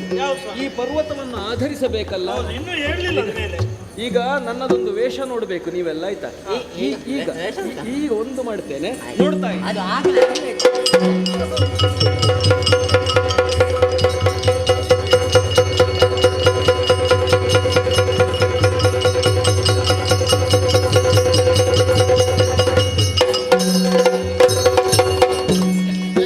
ನೋಡಿದ್ರಾ? ಎಲ್ಲಿದ್ದಾನೆ? ಏ ಮೂಕ, ಮೂಕಾಸುರ ಎಂತದ್ದು ನೀನು ಹೇಳಬಾರ್ದಲ್ಲ. ನೀವೇ ಪೂರಿ ಕೂರ್ಮ ಬಂದದ್ದಲ್ಲ, ನಿಮಗೆ ಗೊತ್ತೇ ಇಲ್ಲ. ಇಲ್ಲಿ ಅಲ್ಲಿ ಬಂದು ನೋಡು. ಅದಕ್ಕೆ ಇಲ್ಲೇ ಈಗ ಹೋಗ್ಲಿಕ್ಕೆ ಎಲ್ಲಿ ಉಂಟು?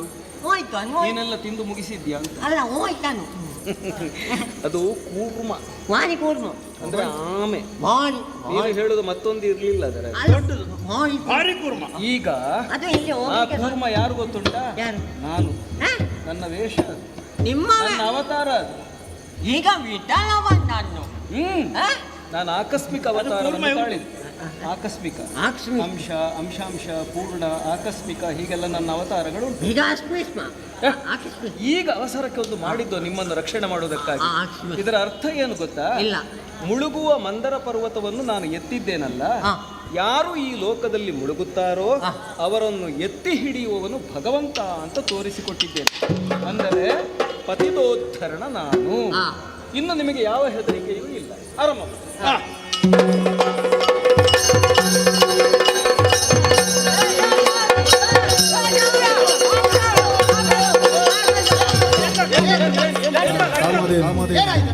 ಎಂತದ ಅಲ್ಲಲ್ಲ ತಲೆಭಾಗ. ನಮಗೆ ತಲೆಭಾಗ. ಇಬ್ರು ತಲೆಭಾಗ ಅಂತ ಹೇಳಿದ್ರೆ ಅಲ್ಲ ನೋಡಿ ನೀವು ಇದು ನನಗೆ ಒಟ್ಟು ಗಡಿಬಿಡಿ ಆಯ್ತು ಒಟ್ಟು ಏನು ಗಡಿಬಿಡಿ ಮಾಡಬೇಡಿ. ಮತ್ತೆ ಇದು ಅಂತ ಸಾವಕಾಶ ಅಂತ ಇದು ನನಗೆ ಇಟ್ಟು ಬಂದಿದೆ. ಮತ್ತೆ ನಾವು ಗಿನ್ನಿ ದೊಡ್ಡವರು ಅವನು ಕಿರಿಯರು ತಲೆ ಗಿನ್ನಿದ್ದಾರೆ ನಾವು ಬಾಲಾಡಬೇಕು. ಈಗ ನನಗೆ ಅರ್ಥ ಆಯ್ತು. ನೀವು ಹಿರಿಯ ಭಾಗಿಗಳು. ಮುಖ ಬಾಯ್ಚೆ ಸಿಟ್ಟು ಮಾಡಬೇಡ. ನೀವು ಹಿರಿಯ ಭಾಗಿಗಳು, ನಿಮಗೆ ತಲೆ ಭಾಗ ಅಂದ್ರೆ ಅದು ದೊಡ್ಡ ಭಾಗ ಆಗಬೇಕು ಅಂತ ಅಲ್ವಾ? ನೀನು ನಿನಗೆ ನೀನು ಹೇಳ್ತೇವೆ ಬಲಿ ನನಗೂ ತಲೆ ಬೇಕು. ಬಲಿ ಏನು ಹೇಳ್ತೀಯ? ತಲೆ ನಾವು ನೀನು ನೀನು ನನಗೂ ತಲೆ ಬೇಕು. ನೀನು ತಲೆ ನಮಗೆ ತಲೆ ಎರಡು ತಲೆ ಉಂಟು ಅದರಲ್ಲಿ ನೋಡಿ. ದೇವೇಂದ್ರ, ನೀನು ಸ್ವಲ್ಪ ಸುಮ್ಮನೆ ಕೂತ್ಕೋ. ನೀವು ಹೇಳಿದಾಗೆ ತಲೆ ಭಾಗ ಅವರಿಗೆ ಬೇಕಾಗುತ್ತೆ. ದೊಡ್ಡವರು ಅವರಿಗೆ ತಲೆ ಭಾಗ ಆಗ್ಬೇಕು.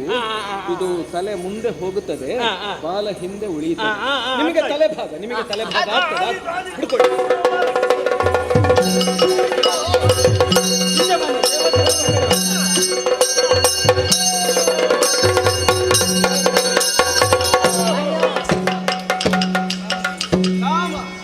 ದೇವತೆಗಳು ಈ ಕಡೆ ಬನ್ನಿ. ಕಾಮಧೇನು. ಕಾಮಧೇನು ನನಗೆ ನಮಗೆಲ್ಲ ಹಸು ಎಂತದಕ್ಕ ನಿನಗೆ? ಕರೀಲಿಕ್ಕೆ ಅಂತಾನೆ ಕರೀಲಿಕ್ಕೆ ಹಾಲು ಹಾಲು ಕುಡಿತೀಯ ನೀನು? ಇಲ್ಲ. ಮತ್ತೆ ನಿನಗೆ ಯಾಕೆ ಅದು? ನನಗೆ ಇವರಿಗೆ ಮಾರಾಟ ಅಲ್ಲ, ನಾವು ಕುಡಿಯುವವರಿಗೆ. ನಮಗೆ ಕಾಮಧೇನು ನಮಗೆ. ನೋಡು, ಏನು ನೀವು ಅವಸರ ಮಾಡುವುದು ಬೇಡ. ಕಾಮಧೇನುವಿನ ಸಂತತಿಯನ್ನು ನಾವು ಋಷಿಗಳಿಗೆ ಕೊಡೋಣ. ಪಾಪ ಏನಾದ್ರೂ ನಾವು ಕೊಟ್ಟಿದ್ದೇವೆ ಋಷಿಗಳಿಗೆ. ಋಷಿ ನಿಮ್ಮ ಅಪ್ಪ ಯಾರು? ಹಿರಿಯವ ನಿಮ್ಮ ವಂಶದವ? ಕಶ್ಯಪ ಮಹರ್ಷಿ. ಯಾವಾಗಲೂ ದೇವತೆಗಳನ್ನು ಮತ್ತೆ ಪಿತೃಗಳನ್ನು ಮರೆಯಕೂಡದು. ಹೌದಾ?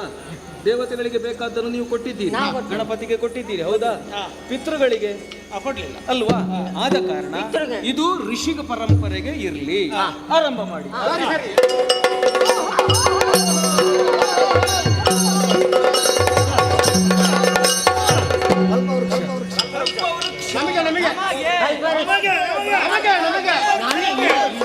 ನನಗೆ ಬೇಕು, ಇದು ನನಗೆ ಸ್ವಂತ ಬೇಕು. ಬೇಡುವ. ಒಬ್ಬ ಸತ್ತು ಸ್ವರ್ಗಕ್ಕೆ ಹೋದನ, ಕಲ್ಪವೃಕ್ಷದ ಬಡಿಯಲ್ಲಿ ನಿಂತನ, ಅದು ಬೇಕಾದ್ದು ಕೊಡ್ತದಲ್ವಾ? ಮೇಲೆ ನೋಡುವಾಗ ತುಂಬಾ ದೊಡ್ಡ ದೊಡ್ಡ ದೊಡ್ಡ ದೊಡ್ಡ ಕಾಯಿ ಹಣ್ಣುಗಳೆಲ್ಲ ಇತ್ತಂತೆ. ಆ ಕಾಯಿ ಹಣ್ಣು ನನಗೆ ಬೇಕು ಅಂತ ಹೇಳಿದನಂತೆ. ಇವ ಕೂಡ್ಲೆ ಅವನ ತಲೆಗೆ ಹಣ್ಣು ಬಿತ್ತಂತೆ. ಅವ ಸತ್ತೇ ಹೋದನಂತೆ ಸ್ವರ್ಗದಲ್ಲಿ. ಬೇಕಾದ್ರೆ ನಿನಗೆ? ಬೇಡ ಬೇಡ ಬೇಡ. ಸ್ವರ್ಗಕ್ಕೆ ಸ್ವರ್ಗಕ್ಕೆ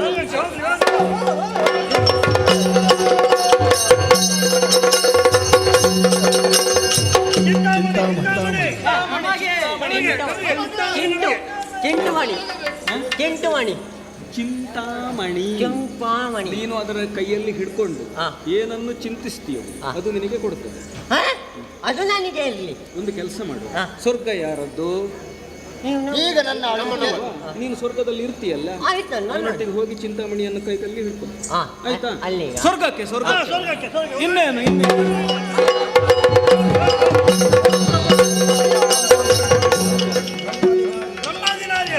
ರಂಭಾದಿನಾರಿಯರು.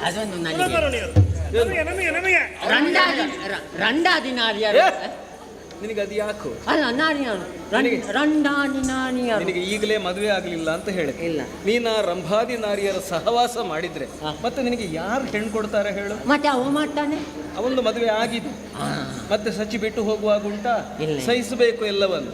ನಿನಗೆ ಮದುವೆ ಆಗಲಿಲ್ಲ, ಮದುವೆ ಆದ್ಮೇಲೆ ಯಾರು ನಿನಗೆ ಹೆಣ್ಣು ಕೊಡ್ಲಿಕ್ಕಿಲ್ಲ. ಒಂದು ವೇಳೆ ಹೆಣ್ಣು ಕೊಟ್ಟರು ಹುಡುಗಿ ನಿನ್ನ ಹತ್ರ ಬರ್ಲಿಕ್ಕಿಲ್ಲ. ಇಲ್ಲದಿದ್ರು ಹೆಣ್ಣು ಸಿಗುವುದು ದೊಡ್ಡ ಸಮಸ್ಯೆ. ಆದ ಕಾರಣ ಅವರನ್ನೆಲ್ಲ ಸ್ವರ್ಗಕ್ಕೆ ಕಳಿಸು, ಸ್ವರ್ಗಕ್ಕೆ.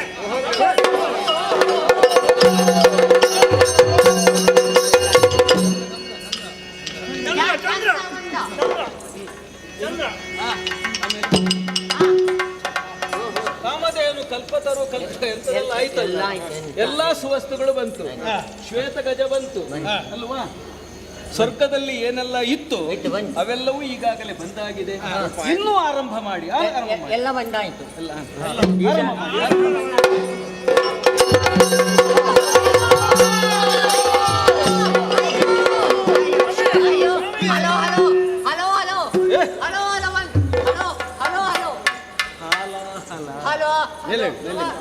ಎಲ್ಲರೂ ಮೇಲೇಳಿ ಮೇಲೇಳಿ ಮೇಲೇಳಿ ಮೇಲೇಳಿ ಎಲ್ಲ ಸ್ವಲ್ಪ ಚೇತರಿಸಿ. ಈಗ ಆಗುವುದಕ್ಕೆ ಅನುಗ್ರಹ ಮಾಡ್ತೇನೆ ಮೇಲೇಳಿ, ಎಲ್ರಿಗೂ ಅನುಗ್ರಹ ಮಾಡಿದ್ದೇನೆ ಮೇಲೇಳಿ. ಈಗ ಯಾಕೆ ಹಾಗಾಯಿತು ಗೊತ್ತಾ? ಸಮುದ್ರದ ತಳದಿಂದ ಸಂಘರ್ಷದಲ್ಲಿ ಉತ್ಪತ್ತಿಯಾದಂತಹ ಆಮೇಲೆ ಬಿರುಸಿನಿಂದ ನೀವು ಎಳೆಯುವಾಗ ವಾಸುಕಿಯ ಬಾಯಿಯಿಂದ ಹೊರಟಂತಹ ಕಾಲಕೂಟ, ಎರಡೂ ವಿಷಗಳು ಒಟ್ಟಾಗಿ ಇಂತಹ ದುಷ್ಪರಿಣಾಮವನ್ನುಂಟು ಮಾಡಿದೆ. ಈಗ ಏನ್ ಮಾಡುವುದು? ಇದನ್ನು ನಿವಾರಣೆ ಮಾಡಬೇಕಲ್ಲ. ನನ್ನ ಕೈಯಿಂದಲೂ ತಡಿಲಿಕ್ಕಾಗುದಿಲ್ಲ. ಒಂದು ಕೆಲಸ ಮಾಡೋಣ, ನಾವು ಶಿವನನ್ನು ಈ ಸಂದರ್ಭದಲ್ಲಿ ಪ್ರಾರ್ಥಿಸೋಣ. ಎಲ್ಲರೂ ಹೇಳಿ, ಶಿವನನ್ನು ಪ್ರಾರ್ಥನೆ ಉಂಟೇನಾ? ಪ್ರಾರ್ಥನೆ ಉಂಟಾ? ಇಲ್ಲ ಇಲ್ಲ. ಜಂಬೋ ಶಂಕರ ಉಂಡಮಾಲ ಗಜ ಚರ್ಮುರಿ.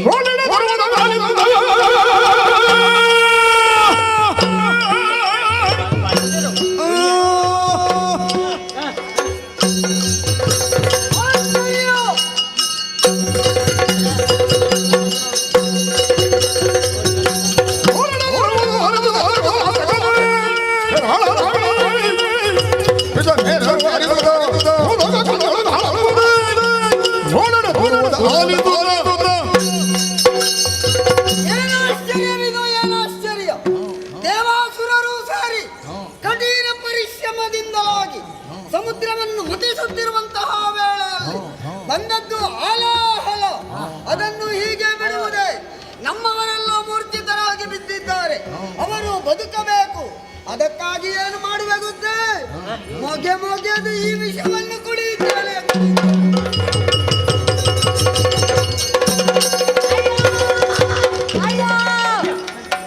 ಏನಾಯ್ತು ನಿನಗೆ? ಏನಾಯ್ತಾ?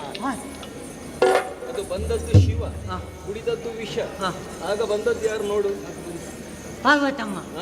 ಪಾರ್ವತಮ್ಮನಿಗೆ ಸೀರೆ ಕೊಡ್ತೇನೆ ಅಂತೇಳಿ ಕೊಡ್ಲಿಲ್ಲ, ಅದಕ್ಕೆ ಕೊಡಲಿದ್ದದ್ದು ನೋಡಿ. ಏನ್ ಈಗ ಸಾಯಿಸ್ತಾರೆ ಅವರು. ನಿನ್ನ ಮನೆಯ ಹೆಂಗಸರಾಗೆ ಅಂತ ಎಣಿಸಿದ್ಯಾನೆ? ಮತ್ತೆ ಅವರು ಹೆಂಗಸರು ದೇವಿ ಅಮ್ಮ ಯಾಕೆ ಬಂದದ್ದು ಗೊತ್ತುಂಟಾ? ಅಮ್ಮ ಯಾಕೆ? ಆ ವಿಷವನ್ನು ಎಲ್ಲಿಯಾದರೂ ಶಿವ ಕುಡಿದು ಹೊಟ್ಟೆಯೊಳಗೆ ಹೋದ್ರೆ ಏನಾದೀತು? ವಿಷ ಏನಾಯ್ತು? ಅದು ಹೋಗಕೂಡದಂತೂ ಕಂಠದಲ್ಲಿ ಔಕಿ ಹಿಡಿದದ್ದು. ಈಗ ದೇವರನ್ನು ನೋಡು, ಕಂಠದ ಬಣ್ಣ ನೋಡು, ನೀಲಕಂಠ. ನೀಲಕಂಠ. ನೀವು ಆಗ ಬೇರೆ ಹೇಳಿದ್ದೀನಿ, ಏನು? ಈಗ ನೀಲುಗಂಡ ಅಂತ ಹೇಳ್ತಾ ಇದ್ದೀನಿ. ಎಂತ ಒಂದೊಂದು ಮಾತಾಡಬಾರ್ದು ನೀವು. ಪಾರ್ವತಿ ಅಮ್ಮನ ಗಂಡನೇ ಈಗ ನೀಲಕಂಠ. ಅದು ಬೇಡ ಆಗಿದ್ರೆ ನಂಜುಂಡ. ಗಂಜುಂಡ? ನಂಜು ನಂಜು, ವಿಷವನ್ನು ನಂಜು ಅಂತ ಹೇಳುದು. ಗಂಜುಂಡ ನಂಜುಂಡ. ಗಂಜುಂಡ ದೇವರೇ. ಆ ದೇವರಿಗೆ ಒಂದು ಪ್ರಾರ್ಥನೆ ಮಾಡು, ಇನ್ನು ನಮ್ಮನ್ನು ಬಿಟ್ಟು ಹೋಗ್ಬೇಡಿ.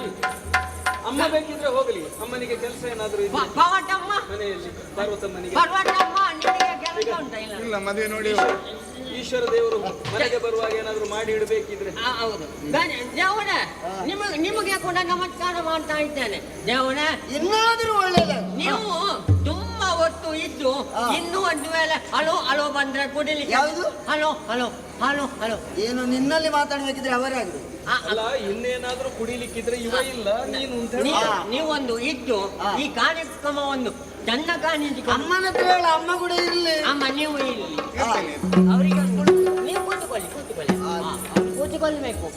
ಅವ್ರು ಕೂತ್ಕೊಳ್ಬೇಕು. ಜೋಡಿ ಭಯಂಕರ ದಂಡ ಉಂಟು. ಮತ್ತೆ ಅವರು ನಡಿಬಾರ್ದು, ಈಗ ನಡಿಬಾರ್ದು. ಅವರು ಬಂದ ಕೂಡಲೇ ಕುಡಿದ್ರು, ಕುಡಿದು ಇನ್ನು ಆಚೆ ಈಚೆ ಹೋಗಿ ಪುಣಕ ನೀರಿಗೆ ಬಿದ್ದರೆ ಕೂತ್ಕೊಳ್ಳಿ ಸ್ವಲ್ಪ ಪಾಪ. ಅದಕ್ಕೆ ಹಿಡ್ಕೊಳ್ಳಿಕ್ಕೆ ಅಮ್ಮ ಬಂದ್ರಲ್ಲ, ಮುಡ್ದದ್ದೊಬ್ಬ ಮಾತ್ರ ಅಲ್ಲ, ಇಬ್ಬರು ಬಿದ್ದರೆ ಇರು. ಈಗ ಆರಂಭ ಮಾಡಿ.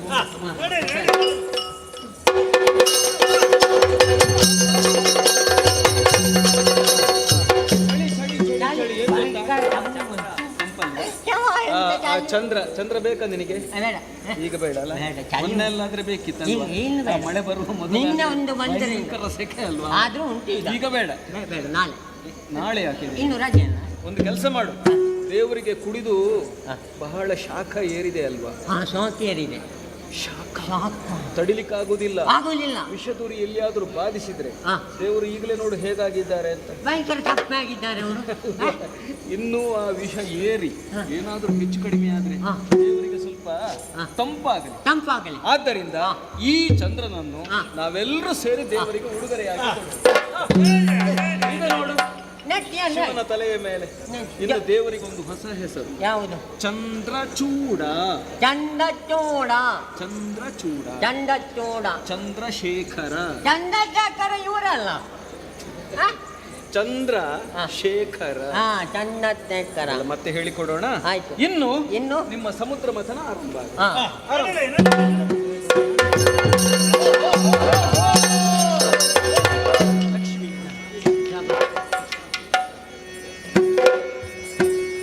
ಬೆರಗುಗೊಂಡಿರಲ್ಲ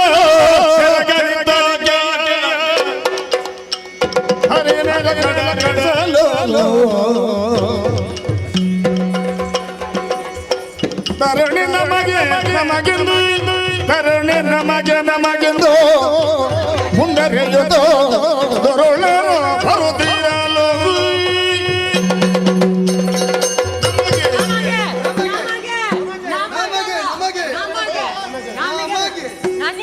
ಸಾಕು ಸಾರಿಸಿ ನಿಮ್ಮೊಳೆ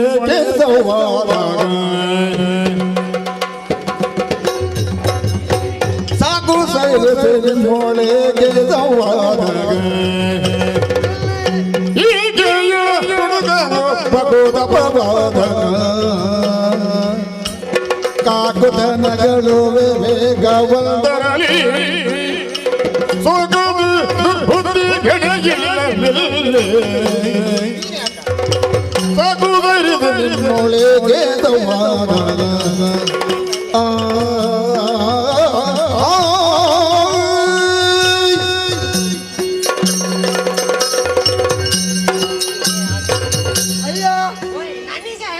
ಎಂತದು? ನಿಮಗೆ ಅಂತ ನಾನಿರುವಾಗ ಸಾಕು ಸೈರಿಸಿ. ಹೌದು, ಸ್ವಲ್ಪ ಕಾಲಾವಕಾಶ ತಗೊಳ್ಳಿ. ನೀವು ಯಾಕೆ ಗಡಿಬಿಡಿ ಮಾಡುದು? ನನಗೆ ಅಂತ ನನಗೆ ನನಗೆ ನನಗೆ ಎನ್ನುವ ಹಾಗೆ ಜಂಜಾಟ ಮಾಡ್ತಾ ಇದ್ದೀರಲ್ಲ. ಇಲ್ಲಿ ಯಾರೂ ಕೂಡ ನಿರ್ಧರಿಸುವುದಲ್ಲ, ಅವಳು ಅವಳಾಗಿಯೇ ನಿರ್ಧರಿಸ್ತಾರೆ. ಸುಮ್ಮನಿದ್ದು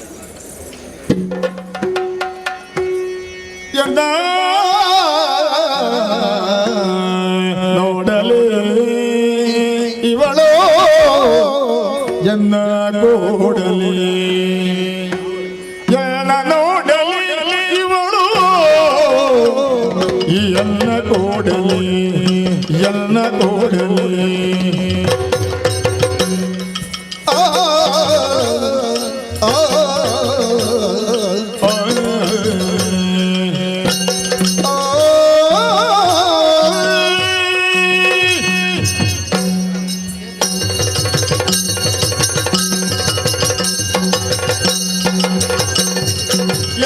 ನೋಡು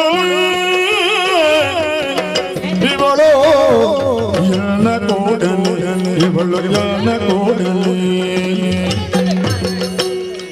ಕಣ್ಣ ಜಗವನ್ನ ತನ್ನ ಕಣ್ಣ ನೋಟದಿಂದ ಸೆಳೆವೋ ಕಣ್ಣ ಜಗವನ್ನ ತನ್ನ ಕಣ್ಣ ನೋಟದಿಂದ ಸೆಳೆವೋ ಸ್ವರ್ಣ ಗೋತಿಮೋ ಕನ್ನೆ ಗೆಲ್ಲುವ ಎದ್ದು ಬರಲಿ ಸ್ವರ್ಣ ಗೋತಿಮೋ ಕನ್ನೆ ಗೆಲ್ಲುವ ಬಲಿದು ಬರಲಿ ಎಲ್ಲ ನೋಡಲಿ ಇವಳು ಎಲ್ಲ ನೋಡಲಿ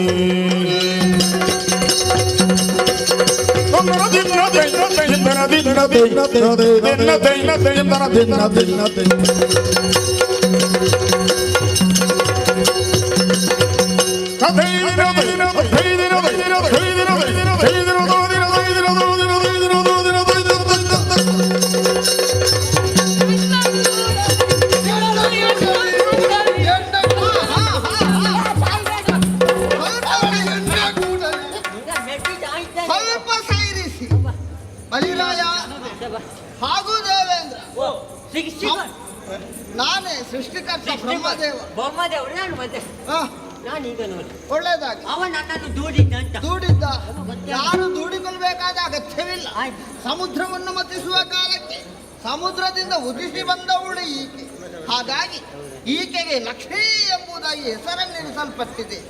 ಮಾತ್ರವಲ್ಲ, ಕಾಮಧೇನುವಿನ ಹಾಲಿನಿಂದ ಋಷಿಮುನಿಗಳು ಇವರನ್ನು ಅಭಿಷೇಕಗೈದವರಿದ್ದಾರೆ. ಅಷ್ಟು ಮಾತ್ರವಲ್ಲದೆ ದೇವೇಂದ್ರನೇ ಆಸನವನ್ನಿದ್ದವನಿದ್ದಾನೆ. ಅಷ್ಟೇ ಅಲ್ಲದೆ ವರುಣನು ವೈಜಯಂತಿ ಮಾಲೆಯನ್ನು ಕೊಟ್ಟಿದ್ದಾನೆ. ಮಹಾಶೇಷನು ಕಿವಿಗೆ ಕುಂಡಲವನ್ನು, ಹಾಗೆಯೇ ಪಾರ್ವತೀ ದೇವಿಗೆ ಕೈಗೆ ಕಂಕಣವನ್ನು, ನನ್ನ ಮಡದಿಯಾದಂತಹ ಶಾರದೆ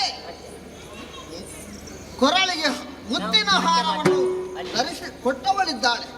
ಇಷ್ಟೆಲ್ಲವನ್ನು ಪಡೆದಂತಹ ಈಕೆಯ ಕೈಗೆ ಹಾರವನ್ನು ಒದಗಿಸುವವನಿದ್ದೇನೆ. ಇವಳಿಗೆ ಲಕ್ಷ್ಮಿ, ನಿನಗೆ ಯಾರನ್ನು ಮದುವೆಯಾಗಬೇಕು ಎಂಬುದಾಗಿ ಮನಸ್ಸಾಗುತ್ತದೋ ಅವರನ್ನೇ ಮದುವೆಯಾಗುವವಳ.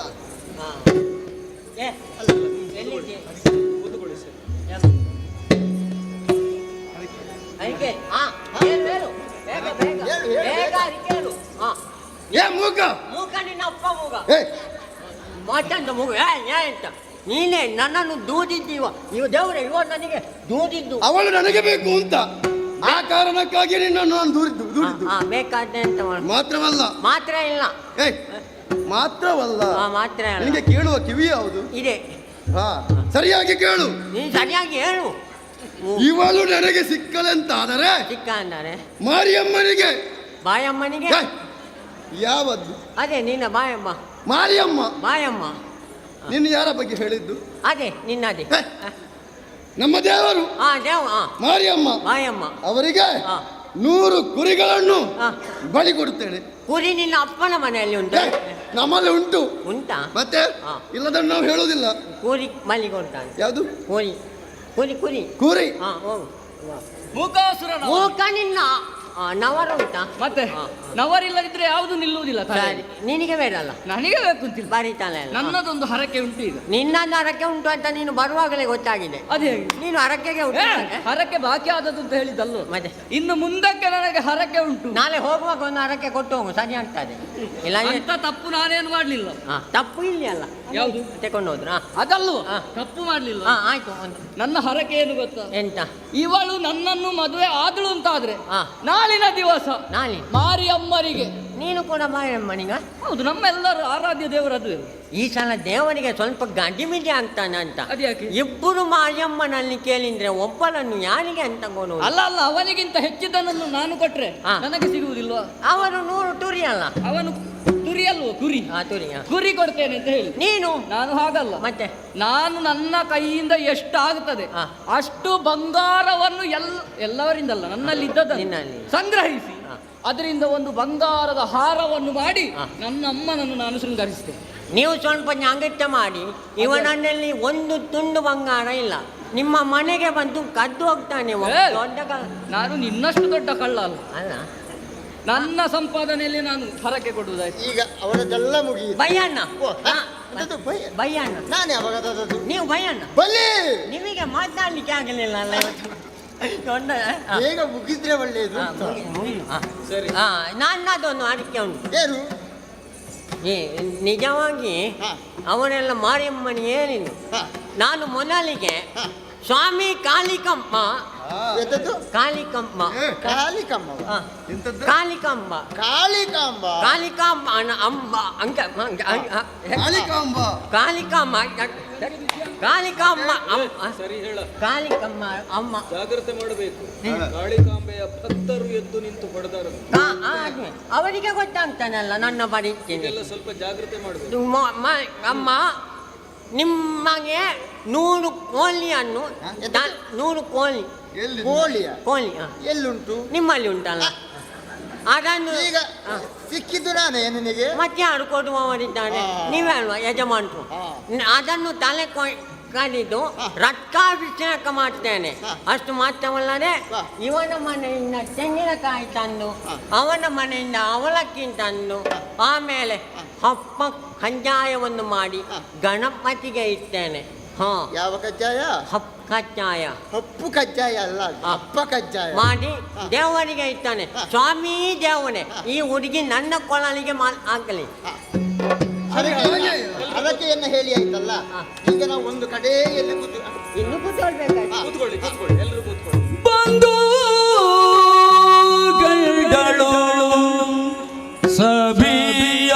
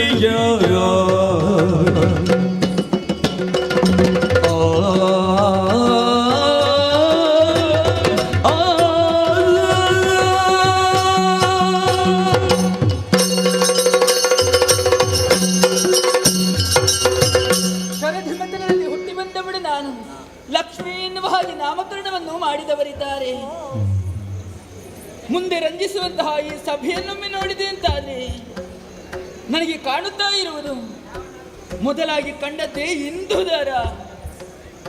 ಅವನನ್ನು ಸರಿಯಾಗಿ ನೋಡಿದೆ ಎಂದಾದರೆ ಸಹೋದರ ಭಾವ ಮೂಡಿ ಬರ್ತಾ ಇದೆ. ಮತ್ತೊಬ್ಬ ಅರವಿಂದ ಭವನಾದಂತಹ ಬ್ರಹ್ಮ, ಅವನನ್ನು ಗಮನಿಸಿದೆ ಎಂದಾದರೆ ಮಗನೆನ್ನುವಂತಹ ಮಮಕಾರ ಹೆಚ್ಚಾಗುತ್ತಾ ಇದೆ. ಮಾತ್ರವಲ್ಲ, ಈ ಕಡೆಗೊಮ್ಮೆ ದೃಷ್ಟಿ ಹಾಯಿಸಿ ನೋಡಿದೆ ಅಂತಾದ್ರೆ ಸುಮನಸರೆಲ್ಲ ಇದ್ದಾರೆ. ಸ್ವಲ್ಪ ಮುಂದುವರಿದು ಈ ಕಡೆಗೆ ನೋಡಿದೆ ಅಂತಾದ್ರೆ ಅಸುರರಿದ್ದಾರೆ, ಋಷಿ ಮುನಿಗಳೆಲ್ಲ ಬಂದು ಸೇರಿದವರಿದ್ದಾರೆ. ಅವರವರ ಭಾವಕ್ಕೆ ತಕ್ಕಂತೆ ಆ ಪರಮಾನಂದವನ್ನು ಹೊಂದಿದವರವರು. ಈ ಸಂದರ್ಭದಲ್ಲಿ ಬ್ರಹ್ಮದೇವನನ್ನ ಕೈಗೆ ಸುಮಮಾಲಿಕೆಯನ್ನು ಕೊಟ್ಟು ನಿನಗೆ ಸ್ವಯಂವರ ಎನ್ನುವ ಹಾಗೆ ತೀರ್ಮಾನಿಸಿದ್ದೇವೆ, ನಿಮ್ಮ ವರನನ್ನು ನೀನು ಆಯ್ಕೆ ಮಾಡಿಕೊಳ್ಳಬೇಕು ಎನ್ನುವ ಹಾಗೆ ಅವಕಾಶವನ್ನು ಒದಗಿಸಿಕೊಟ್ಟವರಿದ್ದಾರೆ. ಹಾಗಾದರೆ ಇಲ್ಲೇ ನಿಂತು ನಾನು ನೋಡುವುದಲ್ಲ, ಇನ್ನು ಸ್ವಲ್ಪ ಮುಂದುವರಿದು ನೋಡುತ್ತೇನಂತೆ. ಈ ನೆರೆದ ಸಭೆಯಲ್ಲಿ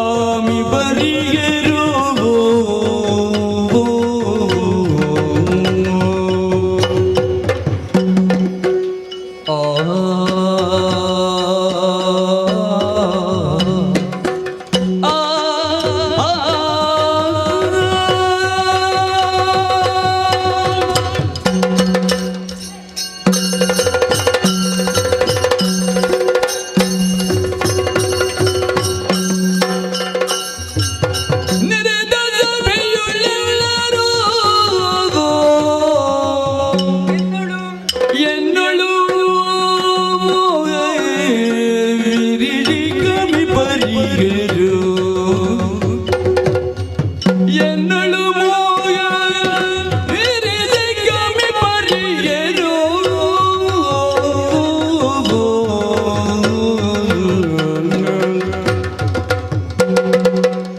ಈಗಾದಿ ಸ್ಮರಿಸಿಯಾಗಿ ಬರೀ ಬರೋ ಈಗಾದಿ ಸ್ಮರಿಸಿಯಾಗಿ ಬರೀ ಬರೋ ಸಮಮನ ಮಾಡು ಮರೆ ಮಾಜುವರು ಕೆಲರು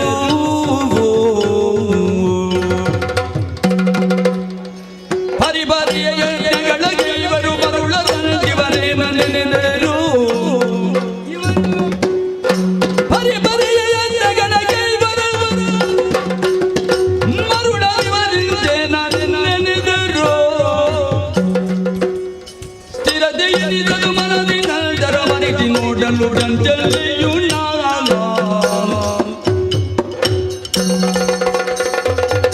ನೆರೆದ ಬೆಯುಳಿಲ್ಲೆರು ಇನ್ನೊಳ್ಳು ಮೋಗ ಬಿರಿದಿ ಗಮಿ ಬರಿ ಬರು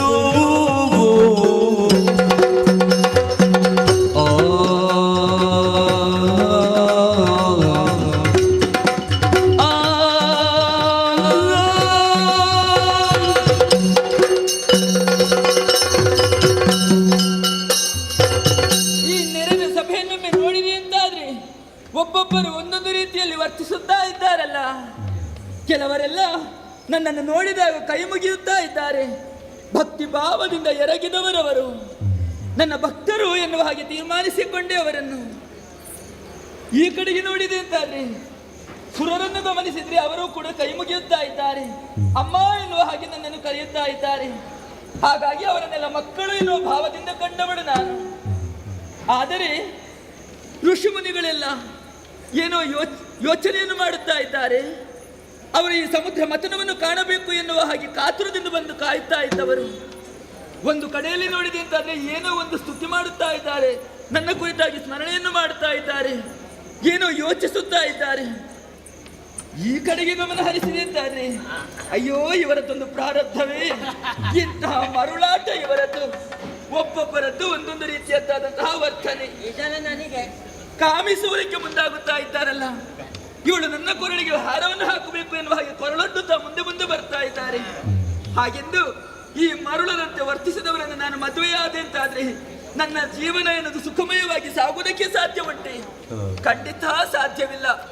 ಹಾಗಾದರೆ ಚಂಚಲೆಯಾದಂತಹ ನನ್ನನ್ನು ಸ್ಥಿರಪಡಿಸಬೇಕು ಅಂತಾದ್ರೆ ನನ್ನನ್ನು ಭರಿಸಿಕೊಳ್ಳುವಂತಹ ಸಾಮರ್ಥ್ಯವುಳ್ಳವನನ್ನೇ ನಾನು ಮದುವೆಯಾಗಬೇಕಾದದ್ದು ಸತ್ಯ. ಹಾಗಾದರೆ ನನ್ನನ್ನು ಭರಿಸಿಕೊಳ್ಳುವಂತಹ ಧರಿಸಿಕೊಳ್ಳುವಂತಹ ಯೋಗ್ಯತಾವಂತಹ ಪುರುಷೋತ್ತಮನಾದರೂ ಎಲ್ಲಿದ್ದಾನೆ ಎನ್ನುವ ಹಾಗೆ ಇಲ್ಲೇ ನಿಂತು ನೋಡುವುದಲ್ಲ, ಇನ್ನೂ ಸ್ವಲ್ಪ ಮುಂದುವರಿಯುತ್ತೇನಂತೆ. ಸುದ್ದ ನಿರಿಗೆ ಸುಧಾ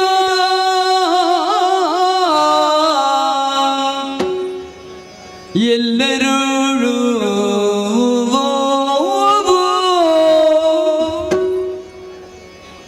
ಉತ್ತಮನು ಎನಿಸು ಬನ್ನಾವನೆಂದೈದರುದ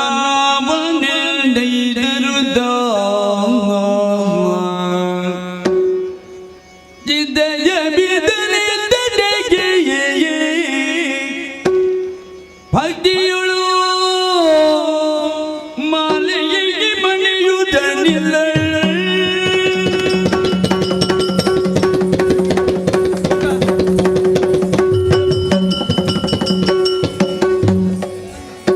ಸರದಿ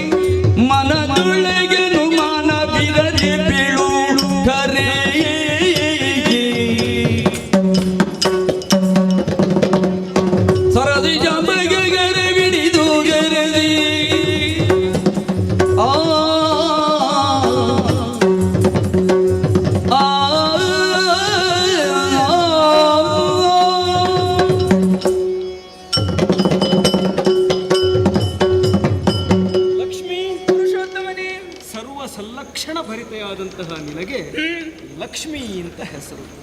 ಲಕ್ಷ್ಮಿ ಅಂದ್ರೆ ಸಮೃದ್ಧಿ, ಸಂಪತ್ತು, ಸೌಭಾಗ್ಯ ಎಲ್ಲವೂ ಹೌದು. ನಿಜ. ಪ್ರೀತಿಯಿಂದ ಒಲಿದು ನನ್ನ ಕೊರಳಿಗೆ ವರ್ಣ ಮಾಲೆಯನ್ನು ಇಕ್ಕಿ ನನ್ನನ್ನು ಪತಿಯನ್ನಾಗಿ ಪರಿಗ್ರಹಿಸಿದವಳು ನೀನು. ಸತ್ಯ. ತುಂಬಾ ಸಂತೋಷವೇ. ಯಾವತ್ತೂ ಗಂಡು ಹೆಣ್ಣಿನ ಹಿಂದೆ ಹೋಗಬಾರದು. ತನ್ನ ಹಿಂದೆ ಯಾವ ಹೆಣ್ಣು ಬರ್ತಾಳೋ ಅಂತವರನ್ನೇ ಮದುವೆ ಆಗಬೇಕು. ಆಗ ಮಾತ್ರ ಆ ದಾಂಪತ್ಯದಲ್ಲಿ ದಾಂಪತ್ಯ ಧರ್ಮವನ್ನು ಪಾಲಿಸುವುದಕ್ಕೆ ಅವಕಾಶ ಆಗುತ್ತದೆ. ಲಕ್ಷ್ಮಿ, ನನ್ನ ಮೇಲೆ ಗೌರವ ಇರಿಸಿ ಪ್ರೇಮವಿರಿಸಿ ನನ್ನನ್ನು ಪತಿಯಾಗಿ ಸ್ವೀಕರಿಸಿದ ನಿನ್ನಲ್ಲಿ ಒಬ್ಬ ಆದರ್ಶ ಪತಿಯಾಗಿ ನಾನು ಪ್ರಶ್ನೆ ಮಾಡ್ತಾ ಇದ್ದೇನೆ. ಏನದು? ಯಾಕೆಂದ್ರೆ ಹೆಂಡತಿಯ ಮನದಾಸೆಗಳೆಲ್ಲವನ್ನೂ ತೀರಿಸಬೇಕಾದ್ದು, ಕಾಮ ಪ್ರೇಮಗಳಲ್ಲಿ ಸತಿಯನ್ನು ಸಂತೈಸಬೇಕಾದ್ದು ಗಂಡನ ಕರ್ತವ್ಯ ಅಲ್ವೇ? ಈ ಕಾರಣದಿಂದ ಪ್ರಶ್ನಿಸುತ್ತಾ ಇದ್ದೇನೆ. ನಿನಗೇನು ಬೇಕು ಹೇಳು, ಅದನ್ನು ನಾನು ಕೊಡ್ತೇನೆ. ಮತ್ತೊಮ್ಮೆ ನಿಮ್ಮ ಮದುವೆಗಳಿಗೆ ವಂದಿಸಿಕೊಂಡಿದ್ದೆ. ನಿಮ್ಮ ಮಾತುಗಳನ್ನು ಕೇಳಿದಾಗ ಮಹದಾನಂದವಾಯಿತು ನನಗೆ. ನನಗೆ ಪತಿಯಾಗಿ ಒದಗಿ ಬಂದವರು ನೀವು. ನಿಮ್ಮನ್ನು ಪತಿಯನ್ನಾಗಿ ಪಡೆಯಬೇಕು ಅಂತಾದ್ರೆ ನನ್ನ ಪೂರ್ವಜನ್ಮದ ಪುಣ್ಯ ವಿಶೇಷವೇ ಹೌದು ಅಂತ ನಾನು ಹೇಳಬಲ್ಲೆ. ಅಷ್ಟೇ ಅಲ್ಲ, ನೀನು ಒಂದು ಕಾಲದಲ್ಲಿ ನನ್ನ ಹೆಂಡತಿ, ಆ ಬಳಿಕ ಸಮುದ್ರ ಪಾಲಾಗಿ ಈಗ ಮತ್ತೆ ನನ್ನನ್ನು ವರಿಸುತ್ತಾ ಇರುವೆ. ಈಗ ನಿನಗೆ ಏನ್ ಬೇಕು ಹೇಳು. ನಿಮ್ಮ ಹೃದಯದಲ್ಲಿ ಒಂದು ಜಾಗವನ್ನು ಕೊಟ್ಟರೆ ಒಳ್ಳೇದಿತ್ತು ನನಗೆ. ಅಷ್ಟೇ ತಾನೆ? ಅಷ್ಟೇ ಬೇಕಾದದ್ದು. ಒಳ್ಳೆಯ ಮಾತಿದು. ಹದಿಬದೆಯಾದಂತಹ ಹೆಣ್ಣು ಗಂಡನ ಮನವೊಲಿಸಿ ಆತನ ಹೃದಯದಲ್ಲಿ ಜಾಗವನ್ನು ಪಡೆಯುವುದಕ್ಕೆ ಬಯಸ್ತಾಳೆ. ನೀನು ಅದನ್ನೇ ಮಾಡಿದ್ದೀನಿ. ಆದರ್ಶ ಹೆಣ್ಣು ನೀನು. ಹೆಂಡತಿ ಹೇಗಿರಬೇಕು ಅಂತ ಹೇಳಿದ್ರೆ ನಿನ್ನ ಹಾಗಿರಬೇಕು. ನಿನಗೆ ಅಷ್ಟೇ ತಾನೇ ಬೇಕಾದ, ಬೇರೆ ಏನು ಬೇಡ. ಅಷ್ಟು. ಇದರಿಂದ ನಾನು ದೊಡ್ಡವನಾಗಿದ್ದೇನೆ. ಹೇಗೆ ಗೊತ್ತಾ? ನೀನು ಲಕ್ಷ್ಮೀ ತಾನೆ, ಶ್ರೀ. ನನ್ನ ಹೃದಯದಲ್ಲಿ ಈಗ ನೀನು ಸ್ಥಾನವನ್ನು ಪಡೆದಿದ್ದಿ. ಯಾರಲ್ಲಿ ಹೃದಯ ಶ್ರೀಮಂತಿಕೆ ಉಂಟು ಆತನೇ ಪುರುಷೋತ್ತಮ ಎಂಬಂತಹ ಸಂದೇಶವನ್ನು ಲೋಕಮುಖಕ್ಕೆ ಸಾರುವುದಕ್ಕೆ ಇದು ಅನುಕೂಲವಾಗಿದೆ. ನಾವೆಲ್ಲ ಸ್ವಲ್ಪ ಸಮಯ ಇರಬೇಕಾಗಿದೆ. ಯಾಕೆಂದ್ರೆ ಸಮುದ್ರ ಮಾತ್ರ ನಡೀತಾ ಇದೆ ತಾನೆ. ಆ ಬಳಿಕ ನಿನ್ನನ್ನು ವೈಕುಂಠ ಲೋಕಕ್ಕೆ ಕರೆದುಕೊಂಡು ಹೋಗ್ತೇನೆ.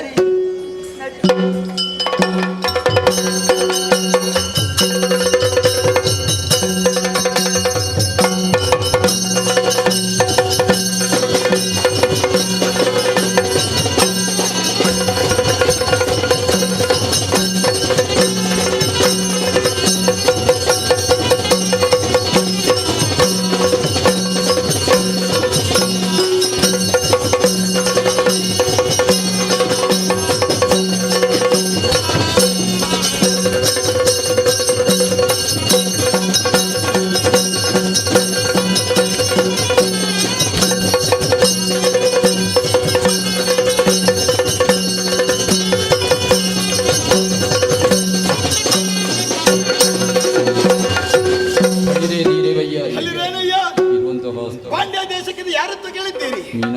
ಹಾಗೆಂದುಕೊಳ್ಳಬಹುದು. ಅನೇಕ ವಿಧಾನಿಸಬೇಕು.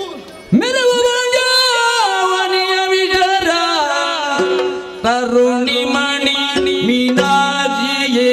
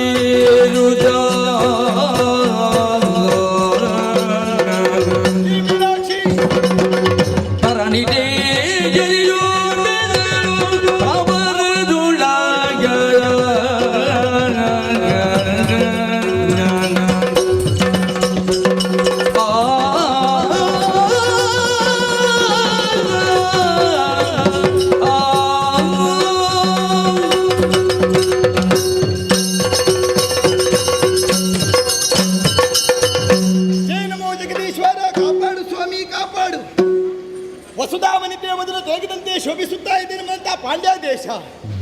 ವರ್ತಮಾನ ಕಾಲದಲ್ಲಿ ಇಲ್ಲಿ ಅರಸನಾಗಿ ಮೇರು ನನ್ನಪ್ಪ ಮಲಯಕೇತ ಮತ್ತು ಕಾಂಚನ ಮಲೆಯ ಮಗಳು ನಾನು ಮೀನಾಕ್ಷಿಯನ್ನು ಕೊಂಡಾಡುತ್ತಾ ಇದ್ದಾರೆ. ಆದರೆ ಹುಟ್ಟಿನ ವಿಚಿತ್ರ ಘಟನೆ ನಡೆದು ಹೋಯಿತು. ಮದುವೆಯಾಗಿದಷ್ಟು ವರ್ಷಗಳು ಕಳೆದು ಹೋಯಿತಂತೆ. ಜೀವನದಲ್ಲಿ ಸಂತಾನ ಪಡೆಯುವುದಕ್ಕೆ ತಂದೆ ತಾರ ಸಾಧ್ಯವಾಗಲಿಲ್ಲ. ನಾರದರು ಬಂದು ಆಡಿದ ಮಾತಿನ ಪ್ರಕಾರದಂತೆ ಪುತ್ರಕಾಮೇಷ್ಟಿಯಾಗುವುದು ಮಾಡುವುದರ ಮೂಲಕ ಪುತ್ರ ಸಂತಾನ ಪಡೆಯುವುದಕ್ಕೆ ಸಾಧ್ಯವಾಯಿತು. ಹೆಣ್ಣು ಶಿಶುವೊಂದು ಹುಟ್ಟಿತು ಸ್ವಾಮಿ. ಈ ಪ್ರಪಂಚದಲ್ಲಿ ತಂದೆ ತಾಯಿ ಮಕ್ಕಳಿಲ್ಲಂತಹ ಸಂದರ್ಭದಲ್ಲಿ ಮಗುವೊಂದು ಹುಟ್ಟಿದಾಗ ಆನಂದ ಹೆಚ್ಚಾಗಬೇಕು. ನನ್ನಮ್ಮ ಒಂದು ಕಡೆಯಿಂದ ಸಂತೋಷವನ್ನು ಪಟ್ಟರೆ ಇನ್ನೊಂದು ಕಡೆಯಿಂದ ದುಃಖದಲ್ಲಿದ್ದರಂತೆ. ಕಾರಣ ಇಷ್ಟೇ, ಎಲ್ಲರ ಹಾಗೆ ಹುಟ್ಟು ನನ್ನದ್ದಲ್ಲ. ಹುಟ್ಟಿದಂತಹ ಸಂದರ್ಭದಲ್ಲಿ ಹೆಚ್ಚಿನ ಸ್ತನವೊಂದು ಗೋಚರಿತವಾಯಿತು ಅಂತೆ. ಅಬ್ಬಾ, 3 ಮಲೆಯನ್ನು ಹೊಂದಿದ್ದ ಮಗು ಏನು ಮಾಡೋಣ ಎನ್ನುವುದಾಗಿ ಆಶ್ಚರ್ಯಪಟ್ಟಾಗ ನಾರದರಾಡಿದಂತಹ ಮಾತು. ಮುಂದೊಂದು ದಿವಸ ಈ ಹೆಣ್ಣು ಮಗಳು ಹೋಗುವಂತಹ ವೇಳೆಯಲ್ಲಿ ಯಾರ ಆಯುಧ ಸ್ಪರ್ಶವಾದಾಗ ಮಾಯವಾಗಿ ಹೋಗುತ್ತದೋ ಅವನೇ ಇವಳಿಗೆ ಪತಿಯಾಗುತ್ತಾನೆ ಎನ್ನುವುದಾಗಿ ತಂದೆ ತಾಯರ ಆಶೀರ್ವಾದ ಆಯಿತು ಸ್ವಾಮಿ. ಬೆಳೆದು ದೊಡ್ಡವಳಾದೆ, ಅಪ್ಪನನ್ನು ಕಳೆದುಕೊಂಡೆ. ಧಾರಾಕರಮ್ಮ ಚಿಂತಾಕ್ರಾಂತರಿದ್ದ, ಕಣ್ಣೀರು ಸುರಿಸುತ್ತಾ ಇದ್ದರು. ಏನು ಮಾಡುವುದೆಂದು ಗೊತ್ತಾಗುವುದಿಲ್ಲ. ಹುಟ್ಟಿದವಳು ಹೆಣ್ಣು ಶಿಶು, ಏನು ಮಾಡುವನೆಂದು ಆಲೋಚನೆ ಮಾಡಿದಾಗ ತಾಯಿಯ ಅನುಗ್ರಹದಿಂದ ಪಟ್ಟವನ್ನು ಕಟ್ಟಿದರೆ ಯಾಕೆ ಇಲ್ಲಿಯ ಪ್ರಜೆಗಳಿಗೆ ಯಾವುದೇ ಕುಂದುಕೊರತೆ ಬರಬಾರದೆನ್ನುವ ಕಾರಣಕ್ಕಾಗಿ ಅರಸನಿಲ್ಲದಿದ್ದರೂ ಮಗಳಿಗೆ ಪಟ್ಟವನ್ನು ಕಟ್ಟಿ ಈ ಜವಾಬ್ದಾರಿಯನ್ನ ಮೇಲೆ ಹೊರಿಸಿದರು ತಾಯಿ. ಮಾತೆಯಿಂದ ಆಶೀರ್ವಾದವನ್ನು ಪಡೆದುಕೊಂಡೇ ದಿಗ್ಗಜಾತ್ರೆ ಹೋಗಬೇಕೆನ್ನುವ ಮೀನಾಕ್ಷಿಯಾಗುತ್ತಾ ಉಂಟು. ನಾನೊಬ್ಬಳೇ ಹೋಗುವುದು ಸರಿಯೇ ಅಲ್ಲ. ನಮ್ಮ ಹಿಂದಿನ ಮಂತ್ರಿಗಳಿದ್ದಾರೆ, ನನ್ನ ಅಪ್ಪನ ಕಾಲದಲ್ಲಿದ್ದವರು. ಎಲ್ಲಿ ಮಂತ್ರಿಗಳು? ಈ ಕಡೆಗೆ ಬನ್ನಿ.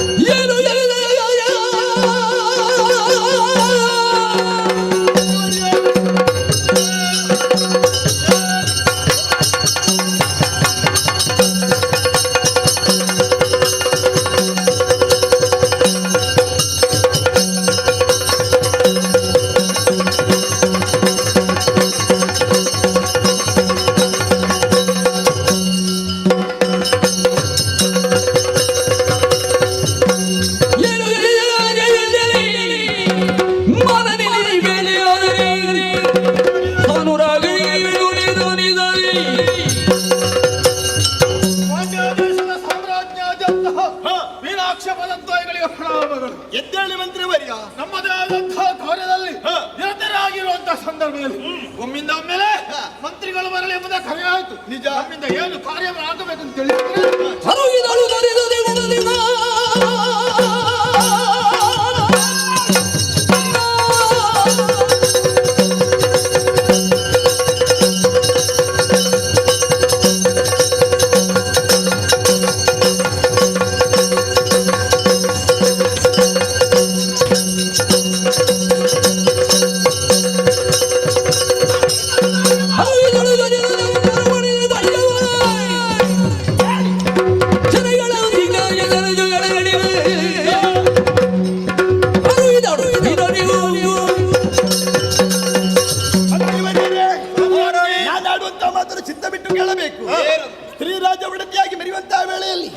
ಎಲ್ಲ ಹೆಣ್ಣು ಮಕ್ಕಳಂತೆ ನಾನಲ್ಲ.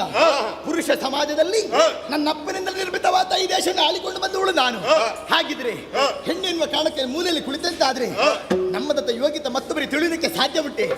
ಆದುದರಿಂದ ಕಪ್ಪ ಸಂಗ್ರಹಣೆ ಮಾಡಬೇಕೆನ್ನುವ ಉದ್ದೇಶದಿಂದ ದಿಗ್ಗಜಾತ್ರೆ ಹೊರಟವಳು ಯಾರ ಅಭಿಪ್ರಾಯ? ಹೆಣ್ಣು ನೀನವರುಳೆ ಸಣ್ಣವಳು ಓ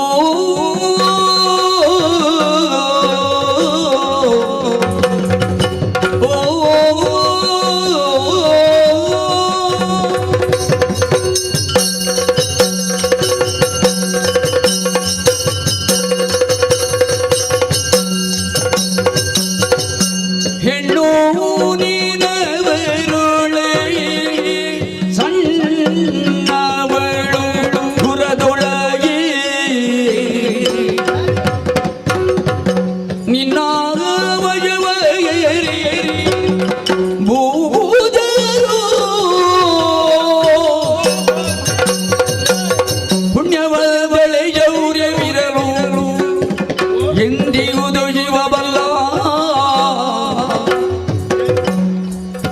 ಇನ್ನು ನಾ ಬೀಳುವುದಿರೋ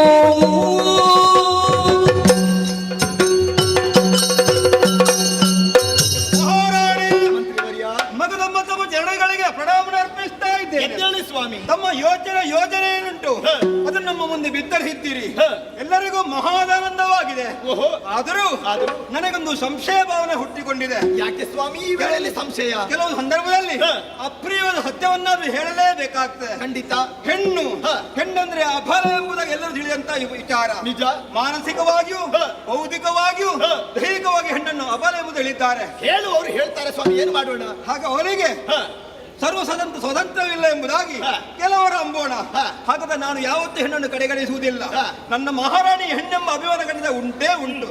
ಆದರೂ ಕೂಡ ಈ ವೇಳೆಯಲ್ಲಿ ಪುರುಷ ಪ್ರಧಾನವಾದಂತಹ ಈ ಪ್ರಪಂಚದಲ್ಲಿ ತಮ್ಮದ ಪೌರುಷವನ್ನು ತಮ್ಮದ ವಿಕ್ರಮವನ್ನು ತೋರಿಸಲಿಕ್ಕೆ ಆಗುತ್ತದೆ ಎಂಬುದಾಗಿ ನನಗೊಂದು ಒಂದು ರೀತಿಯಲ್ಲಿ ಅಂಜಿಕೆ ಅಳುಕು ಖಂಡಿತ ಉಂಟೇ ಉಂಟು. ದೂರದ ಬೆಟ್ಟ ಕಣ್ಣಿಗೆ ನುಣ್ಣಗಿರ್ತದೆ ಖಂಡಿತ. ಅದರ ಪರಿಣಾಮ ಗೊತ್ತಾದರ ಒಳಗೆ ಹೋದ ಮೇಲೆ. ಆದ್ದರಿಂದ ನೀವು ಸಣ್ಣ ಪ್ರಾಯದವರು ಅಲ್ಲಿರುವಂತಹ ಅದೆಷ್ಟೋ ಧರಣಿಪರ ಆ ವಿಕ್ರಮವನ್ನು ಮುಂದೆ ತಮ್ಮ ಪೌರುಷ ಪರಾಕ್ರಮ ಅದು ಸಾಧ್ಯವಾಗುತ್ತೆ ಅಥವಾ ಸಾಧುವಾಯ್ತೆ ಎಂಬ ಸಂಶಯ ಭಾವನೆಗೆ ಹುಟ್ಟುತ್ತಾ ಉಂಟು. ಆದ್ದರಿಂದ ಈ ಯೋಚನೆ ಈಗ ಬೇಡ ಎಂಬುದನ್ನು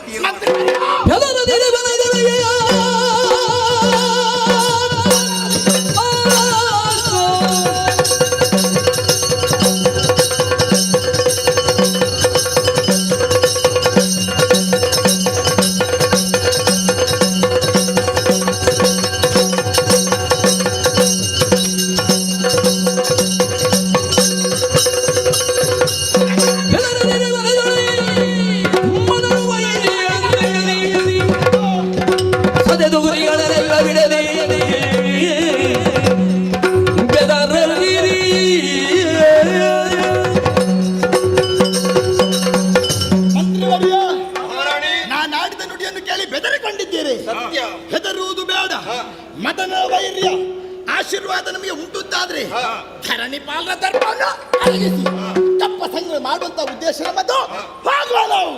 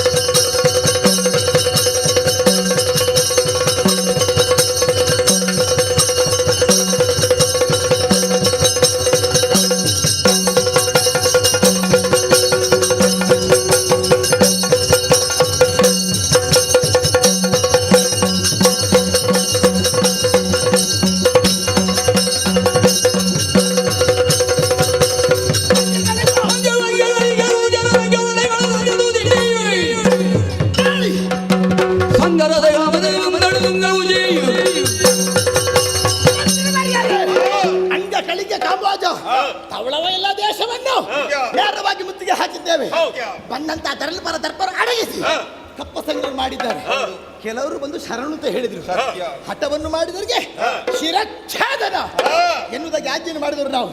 ಆವಾಗ ತಪ್ಪಾಯ್ತಂತ ಬೇಡಿಕೊಂಡ್ರು. ಕಪ್ಪ ಸಂಗ್ರಹ ನಿಂತಿದ್ದಾರೆ. ಇಲ್ಲಿಗೆ ನಿಲ್ಲಿಸುವುದಲ್ಲ, ದಿಗ್ಗುಜಾತ್ರೆ ಮುಂದೆ ಹೋಗ್ಬೇಕಾ? ನಡೆಯುವ ಬನ್ನಿ.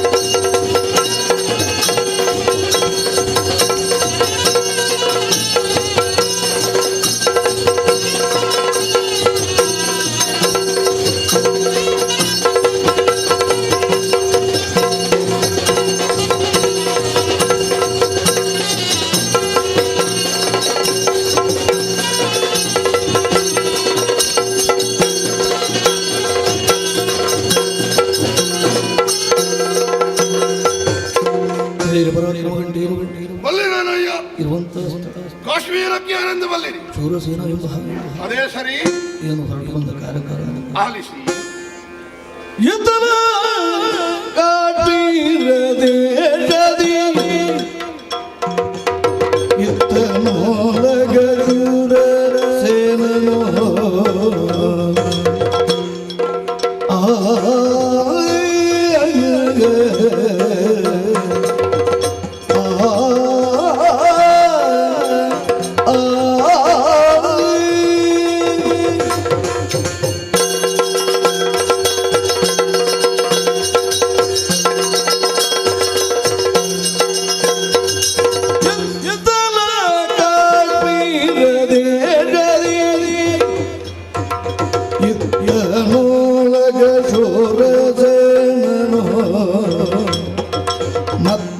ಮಂತ್ರಿ ಮುಖ್ಯರೆಲ್ಲರ ಕರೆದು ಬೀಳಿದನು.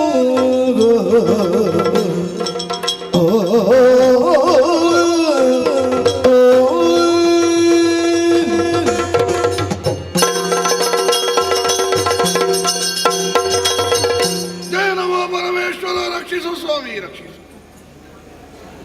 ಒಬ್ಬ ವ್ಯಕ್ತಿಯಾದವ ಪ್ರಪಂಚದಲ್ಲಿ ಪ್ರಸಿದ್ಧನಾಗಬೇಕಾದ್ರೆ 3 ವಿಧದ ಸಹಕಾರಗಳು ಅವನಿಗೆ ಒದಗಿ ಬರಬೇಕು. ಶ್ರೀಮತ್ತು, ವಿಭೂತಿ ಮತ್ತು ಊರ್ಜಿತ ಮತ್ತು ದೇವರ ಅನುಗ್ರಹ, ಹಿರಿಯರಿಂದ ಬಂದ ಬಳುವಳಿ, ಅದರೊಂದಿಗೆ ತನ್ನ ಸ್ವಂತ ಸಂಪಾದನೆ. ಬಹುದೊಡ್ಡದಾದಂತಹ ರಾಜಮನೆತನದಲ್ಲಿ ಹುಟ್ಟಿದ್ದೇನೆ ಎನ್ನುವುದು ದೇವರಿಂದ ನನಗೆ ಬಂದ ಅನುಗ್ರಹ.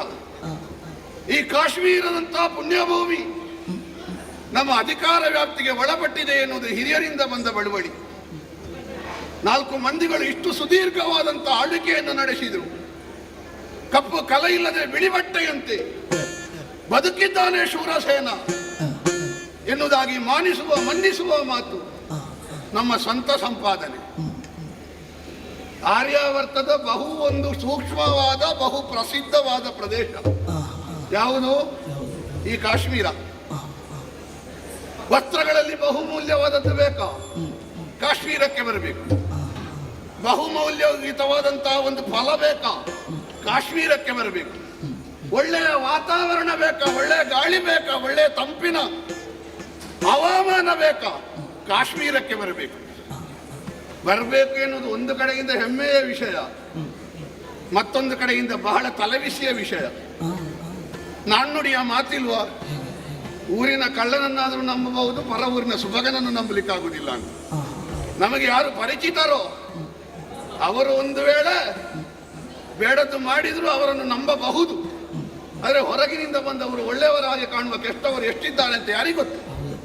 ಇಲ್ಲಿ ಬರುವ ಪ್ರವಾಸಿಗರೆಷ್ಟು, ಅವರನ್ನೆಲ್ಲ ನಿಯಂತ್ರಣ ಮಾಡಬೇಕಾದ್ರೆ ವಿಶೇಷವಾದಂತಹ ವ್ಯವಸ್ಥೆ ಬೇಕಾಗ್ತದೆ.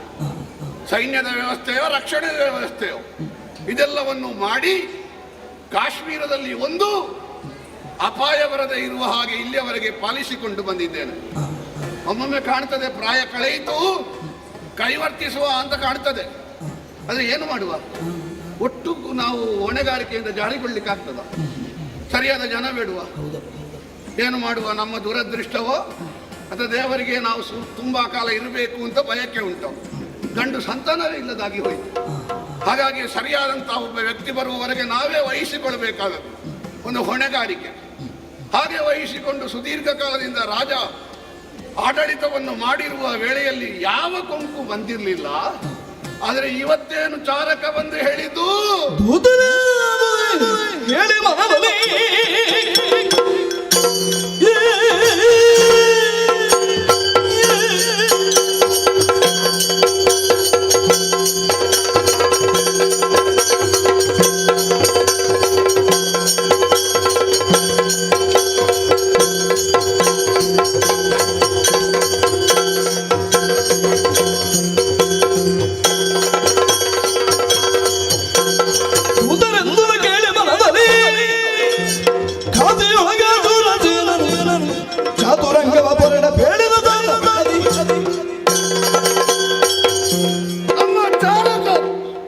ನಮ್ಮ ವನಪಾಲಕ, ನಮ್ಮ ಭೃತ್ಯ ವರ್ಗದವರು ಕಣ್ಣಿನಲ್ಲಿ ನೀರು ಮೈಯಲ್ಲಿ ಕೆನ್ನೀರು ಹರಿಸುತ್ತಾ ಓಡೋಡಿ ಓಲಗಕ್ಕೆ ಬಂದಿರಲ್ಲ.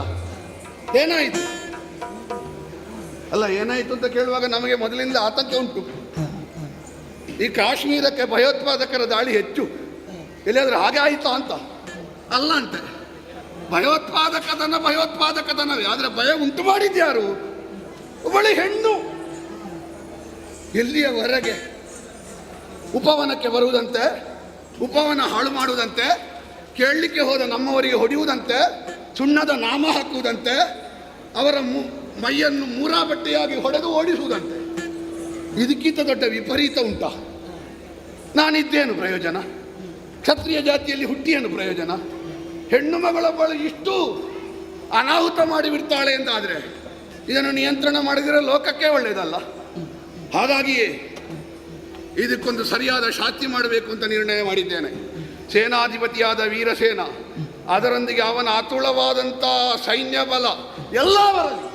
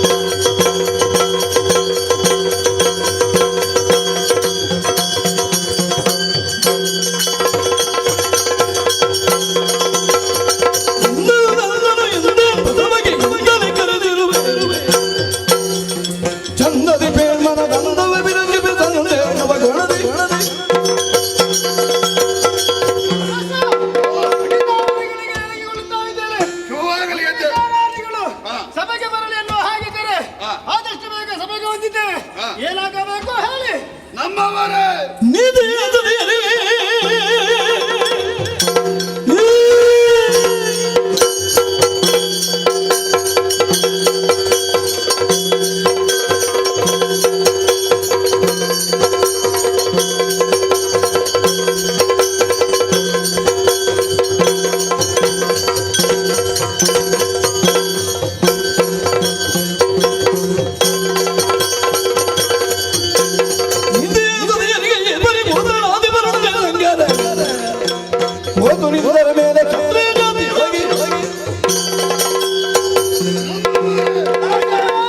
ಕರದಾಕ್ಷಣ ಬಂದಂತ ನಿಮ್ಮನ್ನು ಕಂಡು ಸಂತೋಷವಾಯಿತು.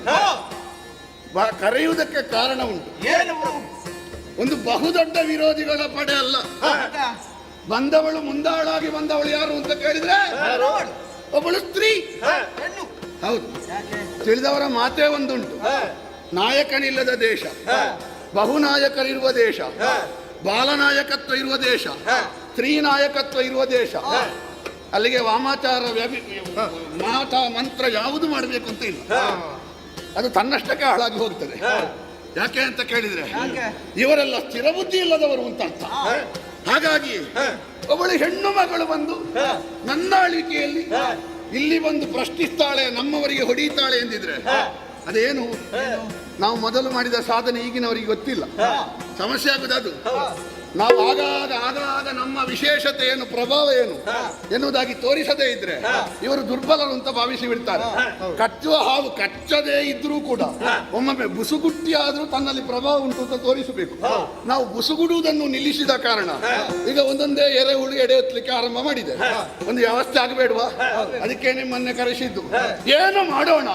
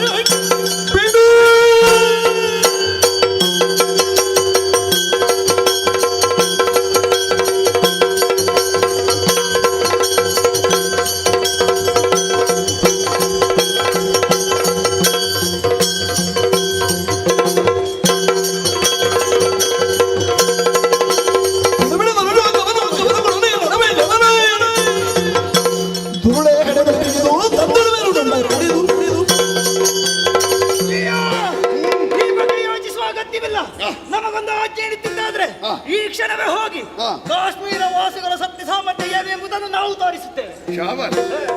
ನೀವು ಆದಷ್ಟು ಅವರೊಟ್ಟಿಗೆ ಇರುವ ಗಂಡು ಸೇನೆಯನ್ನೇ ಹುಡುಕಿ. ಯಾಕೆ ಗೊತ್ತುಂಟಾ?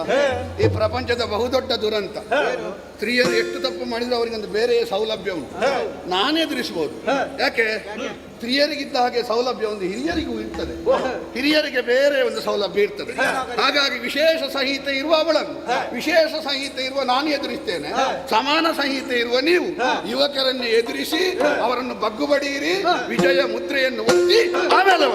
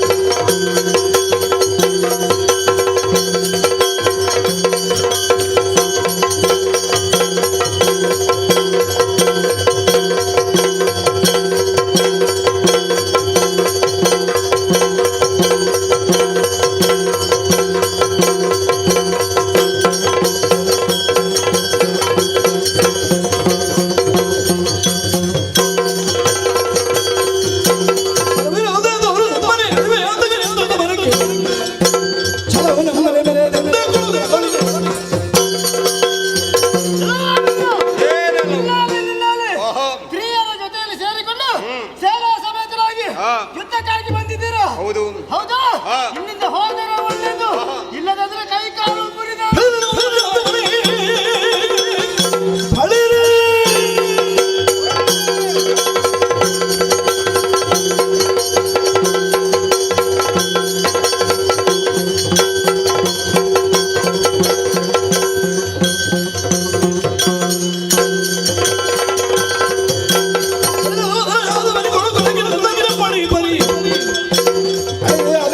ಛಲವನ್ನು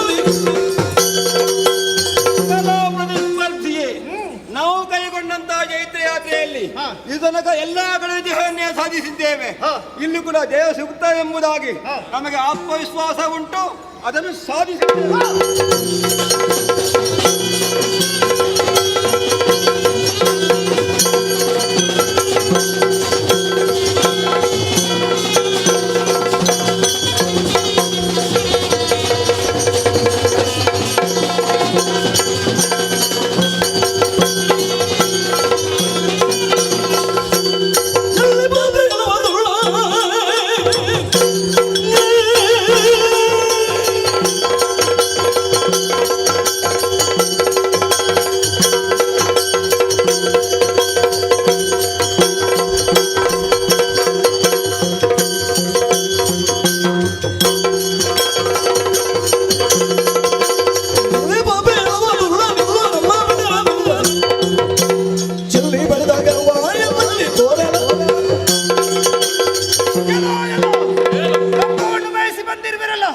ಕಾಶ್ಮೀರದಲ್ಲಿರುವವರು ಗಂಡ ಹೇಡಿಗಳೆಂಬುದಾಗಿ ಭಾವಿಸಬೇಡಿ. ನಿಮ್ಮ ಪರಾಕ್ರಮ ಏನು?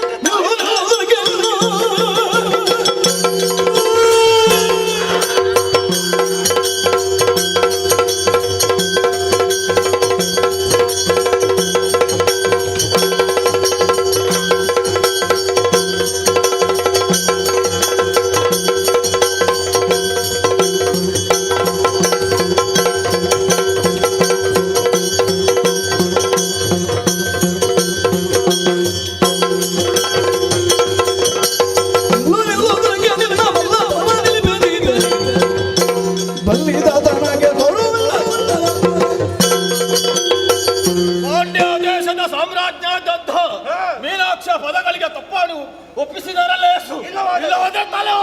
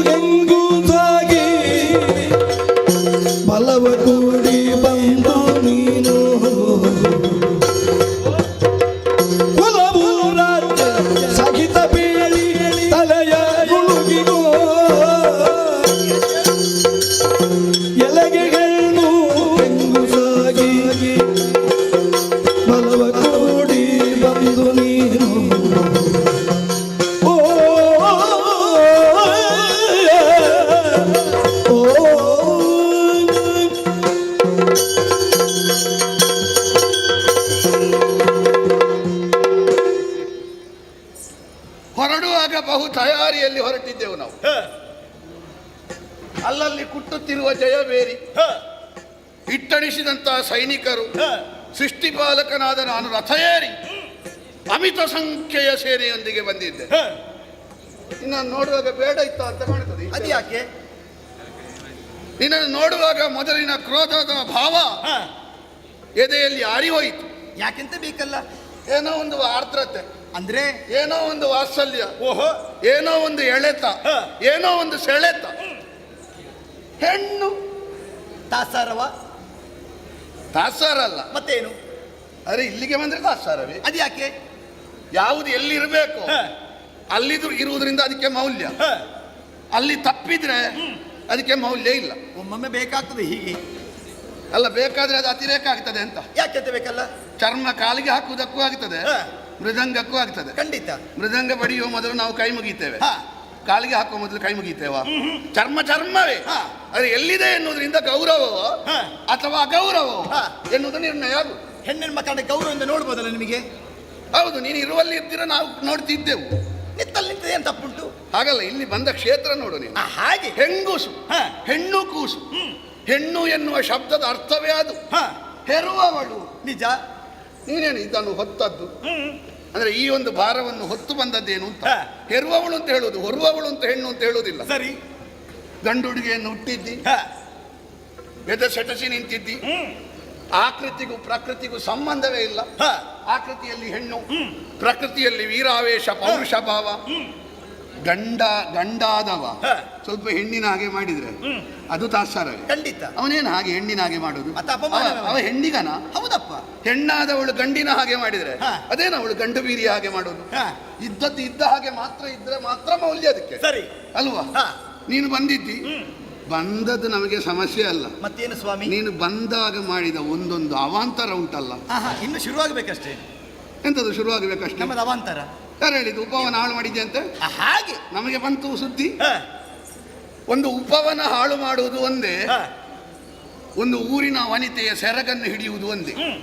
ವನಿತೆಯ ಸೆರಗು ಇದ್ದ ಹಾಗೆ ವಸುಧಾ ವನಿತೆಯ ಸೆರಗು ಉಪವನ. ಸರಿ. ಅದನ್ನು ಹಾಳು ಮಾಡಿದ್ದಿ. ಗಂಡು ಮಕ್ಕಳಾದ್ರೆ ಹೇಳ್ಬೋದಿತ್ತು ಅತ್ಯಾಚಾರ ಮಾಡಿದ್ದಿ ಅಂತ. ಹೆಣ್ಣು ಮಕ್ಕಳಿಗೆ ಹೇಳಲಿಕ್ಕೆ ಆಗ್ತದ? ಒಂದು ರೀತಿಯಲ್ಲಿ ಅಂಥದ್ದನ್ನೇ ಮಾಡಿದ್ದಿ. ಅಂದ್ರೆ ಆಚಾರ ಮೀರಿ ವ್ಯವಹಾರ ಮಾಡಿದ್ದಿ. ನೋಡೋ, ಏನು ಸ್ಪಷ್ಟವಾಗಿ ಹೇಳ್ತೇನೆ. ಯಾವುದು? ಕೋಪದ ಕೈಗೆ ನಾನು ಬುದ್ಧಿ ಕೊಡುವ ಹಾಗೆ ನೀನು ಮುಂದುವರಿಯಬೇಡ. ಬರ್ಬೋದಷ್ಟು ಕೋಪ ನಿಮಗೆ? ಬರದೇನು? ಇಲ್ಲಿವರೆಗೆ ಬಂದಿತ್ತು, ನಿನ್ನ ನೋಡುವಾಗ ಕರಗಿತ್ತು. ಕರಗಿದ ಕೋಪ ಹಾಗೇ ಇರುವ ಹಾಗೆ ಮುಂದುವರಿಯಬೇಕು ಎಂದಾದ್ರೆ ನಿನಗೆ ಅಪ್ಪ ಅಮ್ಮ ಸರಿ ಸಂಸ್ಕಾರ ಕೊಡ್ಲಿಲ್ವಾ? ಯಾಕೆ? ಯಾವುದಾದ್ರೂ ಒಂದು ಮದುವೆಯಾಗಿ 4-6 ಮಕ್ಕಳನ್ನು ಹೆರುವುದು ಬಿಟ್ಟು ಈ ಯುದ್ಧಕ್ಕೆ ಬಂದು ಈ ಗಂಡು ಕಲೆಯಲ್ಲಿ ತೊಡಗಿಸಿಕೊಂಡು, ಗಂಡು ಕಲೆಯಲ್ಲಿ ಎಷ್ಟು ಹೆಣ್ಣು ಮಕ್ಕಳು ಮಾಡಿದ್ರು ಹೋಗುವಾಗ ಹೇಳ್ತಾರೆ ಎಲ್ಲ ಒಳ್ಳೇದು ಮಾಡಿದ್ದಾರೆ, ಒಂದು ಸ್ವರ ಆಗ್ಲಿಕ್ಕಿಲ್ಲ ಅಂತ. ಹಾಗೆ ಏನಾದ್ರೂ ಒಂದು ಕೊರತೆ ಕಾಣ್ತದೆ. ಹಾಗಾಗಿ ಇದು ಯುದ್ಧ ರಂಗ ಎನ್ನುವುದು ಗಂಡು ಕಲೆ. ಇಲ್ಲಿ ಬಂದು ನೀನು ತೊಡಗಿಸಿಕೊಂಡು ಏನೇ ಕುಲ ಯಾವುದು ನಿನ್ನದು? ತಂದೆ ಯಾರು? ತಾಯಿ ಯಾರು? ಊರು ಯಾವುದು? ಹೇಳಿದ್ರೆ ತಲೆ ಉಳಿಯುತ್ತದೆ. ಒಂದು ನಿನ್ನ ಕೊರಳಿನ ಮೇಲಿನ ತಲೆ, ಇನ್ನೊಂದು ನಿನ್ನ ಹಿನ್ನೆಲೆಯಲ್ಲಿ ಆದ್ರೂ ದೊಡ್ಡದಿದ್ರೆ ಅಲ್ಲಿಂದ ಬಂದವರು ಎನ್ನುವ ಕಾರಣಕ್ಕಾಗಿ ನಿನ್ನ ತಲೆಯನ್ನು ಉಳಿಸಬಹುದು. ನಿನಗೆ ತಲೆ ಉಂಟು ಅಂತ ಒಪ್ಪಿಕೊಳ್ಳಬಹುದು. ಇಲ್ಲದೆ ಹೋದ್ರೆ ಮುದುಕನ ಅನುಭವದ ಒಂದೊಂದು ಪ್ರಖರವಾದ ವಿಷಿಕಗಳು ಬಂದಾವು. ಎಚ್ಚರ.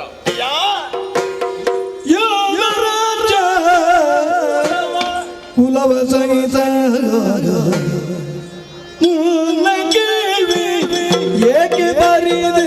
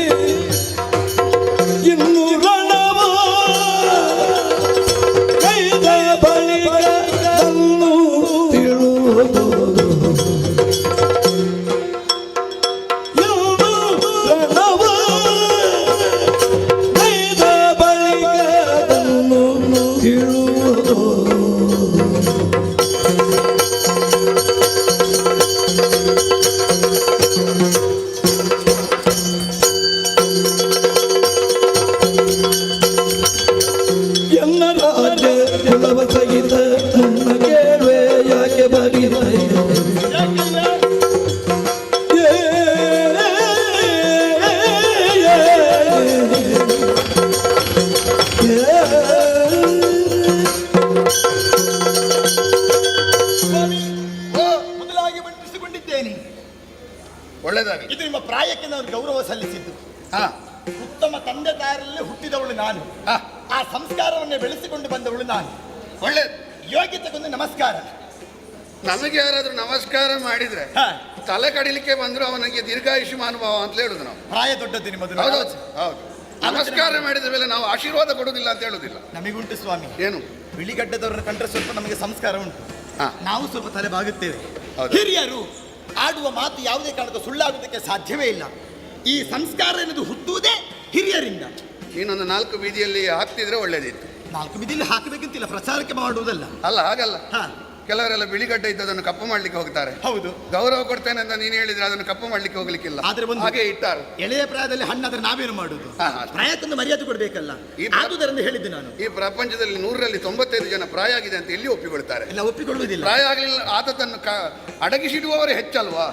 ಹಾಗಾಗಿ ಬಿಳಿಗಡ್ಡಕ್ಕೆ ಗೌರವ ಉಂಟು ಅಂತ ನೀನೊಂದು 4 ಕಡೆಯಲ್ಲಿ ಬರೆದು ಹಾಕಿದ್ರೆ ಇನ್ನಾದ್ರೂ ಕಪ್ಪು ಮಾಡುದು ಕಡಿಮೆ ಆಗಿದೆ. ಆದ್ರೊಂದು ಸ್ವಾಮಿ, ನಿಮ್ಮಂತವರಿದ್ರೆ ಮಾತ್ರ ಈ ಪ್ರಪಂಚದಲ್ಲಿ ಬದುಕುವುದಕ್ಕೆ ಸಾಧ್ಯ ಎಂಬುದು ತೋರಿಸಿಕೊಡಬೇಕು ನೀವು. ಹೇಳಬೇಕು. ನನ್ನ ಧ್ಯೇಯ ಹೇಗೆ ಗೊತ್ತುಂಟ? ಉಳಿದವರದ್ದು ಹೇಗೋ ಏನು, ನಮ್ಮನ್ನು ಒಪ್ಪಿಕೊಳ್ಳುವವರು ನಾವು ಹೇಗಿದ್ರೂ ಒಪ್ಪಿಕೊಳ್ತಾರೆ. ನಮ್ಮನ್ನು ಒಪ್ಪಿಕೊಳ್ಳದವರು ನಾವು ಕಾಲು ಮೇಲೆ ತಲೆ ಕೆಳಗೆ ಮಾಡಿದ್ರು ನಮ್ಮನ್ನು ತಿರಸ್ಕಾರ ಮಾಡೋರು ಮಾಡ್ತಾನೆ ಇರ್ತಾರೆ. ಕಪ್ಪು ಮಾಡಿಯೂ ಪ್ರಯೋಜನ ಇಲ್ಲ, ಮಾಡದೆಯೂ. ಎಲ್ಲರಂತೆ ನಾನು ಬಂದವಳಲ್ಲ ನಿಮ್ಮ ಬಳಿಗೆ. ಮತ್ತೆ ಹೇಳಿದಿರಲ್ಲ, ಗಂಡು ಹುಡುಗಿಯನ್ನು ಉಟ್ಟುಕೊಂಡು ಬಂದವಳು ನೀನು. ಹೆಣ್ಣಿಗೆ ಸಂಸ್ಕಾರ ಎನ್ನುವುದು ಬೇಕು. ಹೌದು, ನನ್ನ ಅಪ್ಪಮ್ಮ ಸಂಸ್ಕಾರ ಹೇಳಿಕೊಟ್ಟೆ ಬದುಕಿದವಳು ನಾನು. ಬದುಕಿದವಳು ಇನ್ನು ಬದುಕಬೇಕನ್ನು ಆಸೆ ಬಿಟ್ಟವಳು ನಾನು. ಇಲ್ಲಿಗೆ ಬರುವುದಕ್ಕೆ ಬಲವಾದ ಕಾರಣ ಉಂಟು. ಏನು? ದುಗ್ಗಿ ಜಾತ್ರೆ ಕೈಗೊಂಡವಳು ನಾನು. ಕೇಳಿದಿರಲ್ಲ, ಊರಲ್ಲಿ ಕುಲ ಗೋತ್ರ ಊರು ಯಾಕೆ ಸ್ವಾಮಿ ನಿಮಗೆ ಬೇಕು? ನನ್ನ ಪರಿಚಯಗಳು ನಿಮಗೆ ಆಗಬೇಕದ್ದೇನು?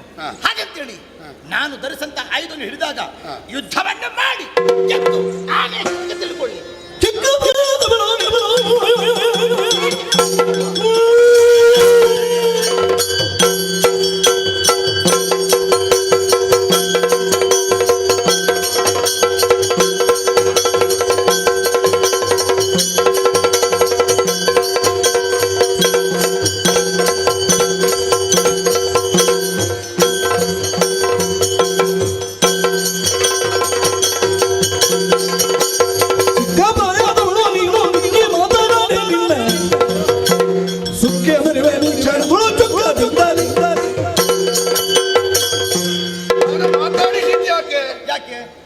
ಒಬ್ಬ ಗಂಡ ಹೌದಾದ್ರೆ ಇಷ್ಟು ಸಾವಧಾನದಿಂದ ಮಾತಾಡ್ಲಿಕ್ಕಿಲ್ಲ.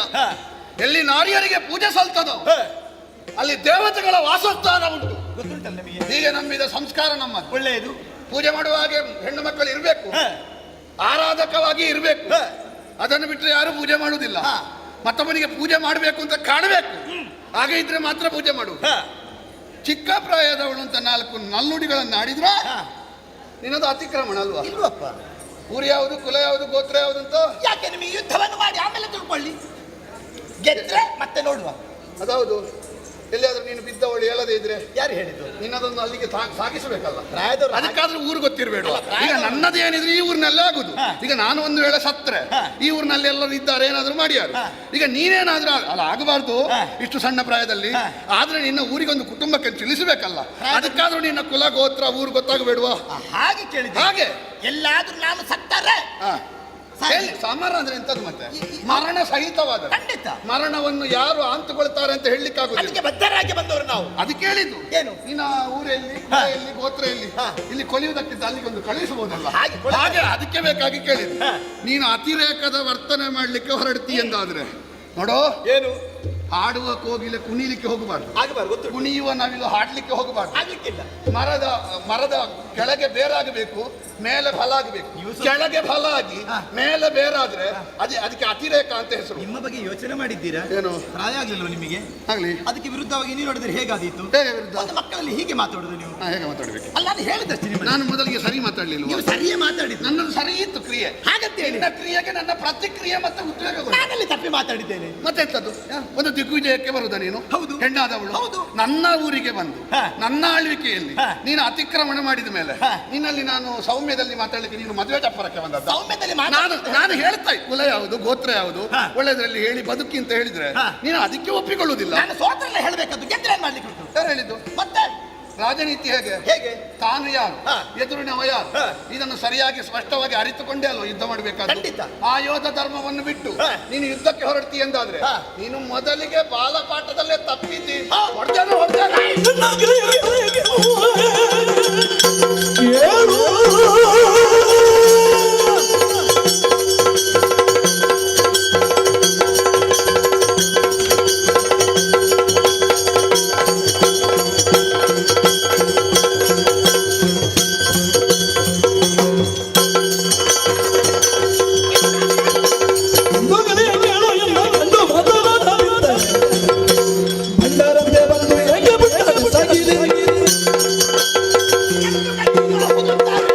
ಯುದ್ಧ ಕ್ಷೇತ್ರಕ್ಕೆ ಬಂದು ಯುದ್ಧವನ್ನು ಮಾಡುವುದರ ಮೊದಲು ಹೌದೇನಾ ಪುಂಡರಂತೆ ಆಡುತ್ತಾ ಇದ್ದಿಲ್ಲ. ಶಕ್ತಿ ಸಾಮರ್ಥ್ಯ ಹೋರಾಟ ಮಾಡುವ. ನಿನ್ನ ಊರಿಗೆ ನಾನು ಬಂದದ್ದ ಅಲ್ಲ, ನನ್ನ ಊರಿಗೆ ನೀನು ಬಂದ. ನನಗೆ ಗೊತ್ತು, ನಾನೇ ಬಂದವಳು. ನಾನು ನಿನಗೆ ಒಂದು ಹೇಳ್ತೇನೆ. ಏನು? ನಿನ್ನಂತವರಿಗೆ ಹೇಳ್ತೇನೆ, ಸರಿ ಕಿವಿಗೊಟ್ಟು ಕೇಳು. ಯಾವುದು? ಈ ಬಿಳಿಗಡ್ಡದವ ಜೀವ ಇರುವವರೆಗೆ ನಿಮಗೆ ಕಾಶ್ಮೀರ ತಗೊಳ್ಳಿಕ್ಕೆ ಆಗ್ತದೆ ಅಂತ ಜೀವಮಾನದಲ್ಲಿ ಭಾವಿಸಿ. ನೀವು ಎಣಿಸಿದ್ದಲ್ವಾ? ಹೌದು. ಮಾಡುವ ಬನ್ನಿ.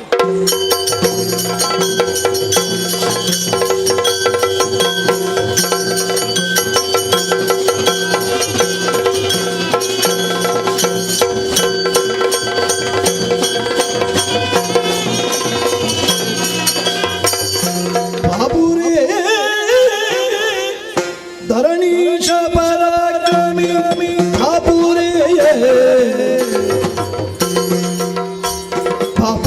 ರಣದೊಳು ಪರಗಾಣೆನು ಇನ್ನು ಶಾಪ ವಿದ್ಯೆಯ ಸಂಪನ್ನ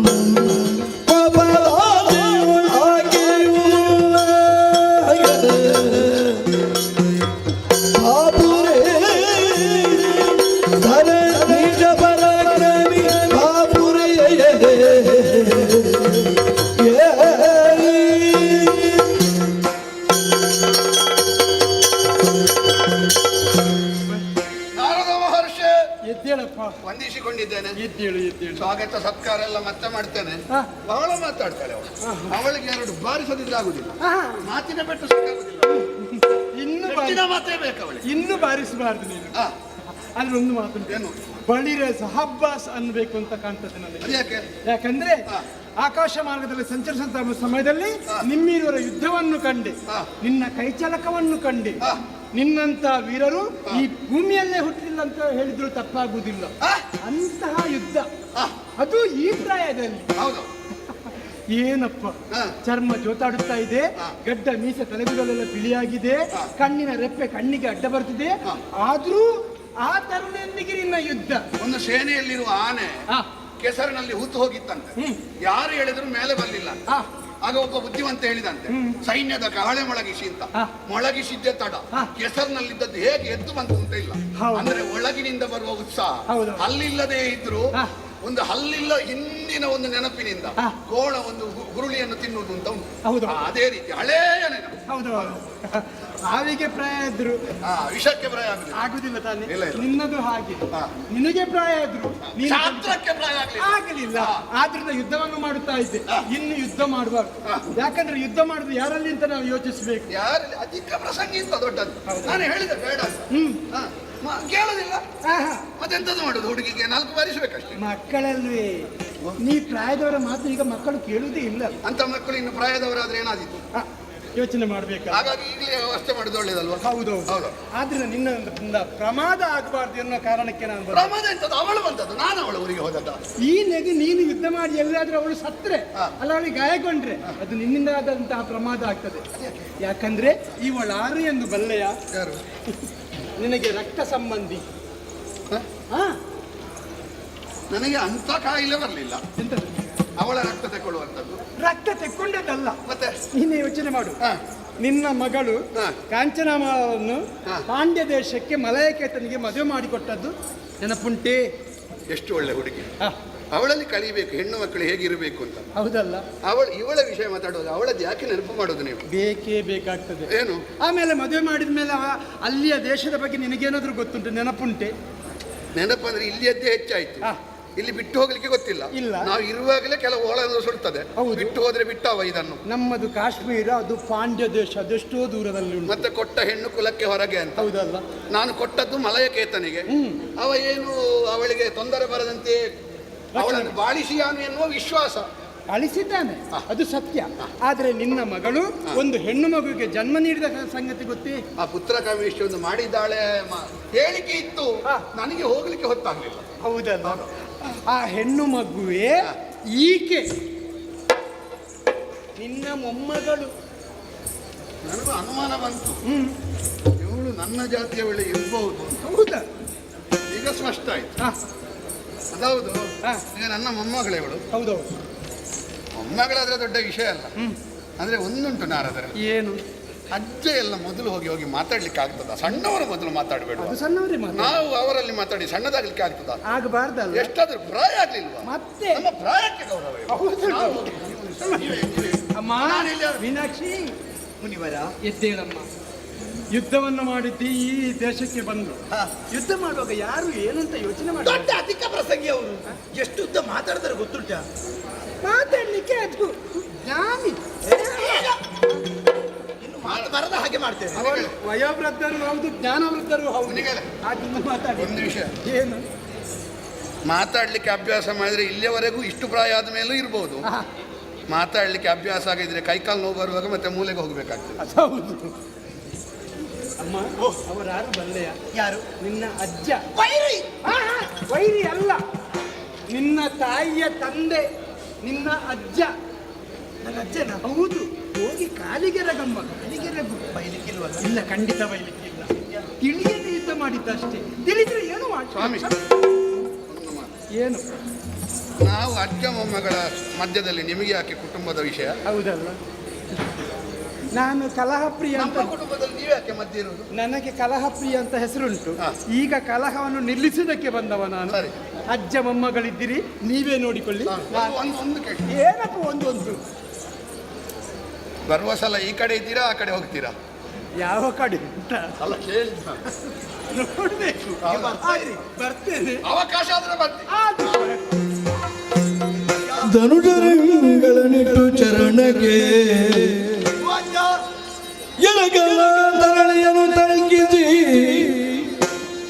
ಮನದಿ ಅರುಷವ ತಾಳಿ ನುಡಿದನು ಜನಪಮೋಹದಲ್ಲಿ ವನಜಮುಖಿ ನಿನ್ನಿಂದ ಬಾದುದು ಉಭಯವೋಷಕ್ಕೆ ಕೀರ್ತಿ ಸಾರವು ಇನಿತು ಸತ್ವಾಧಿಕರ ಕೇಳುವುದಿಲ್ಲ ಪೂರ್ವದಲ್ಲಿ.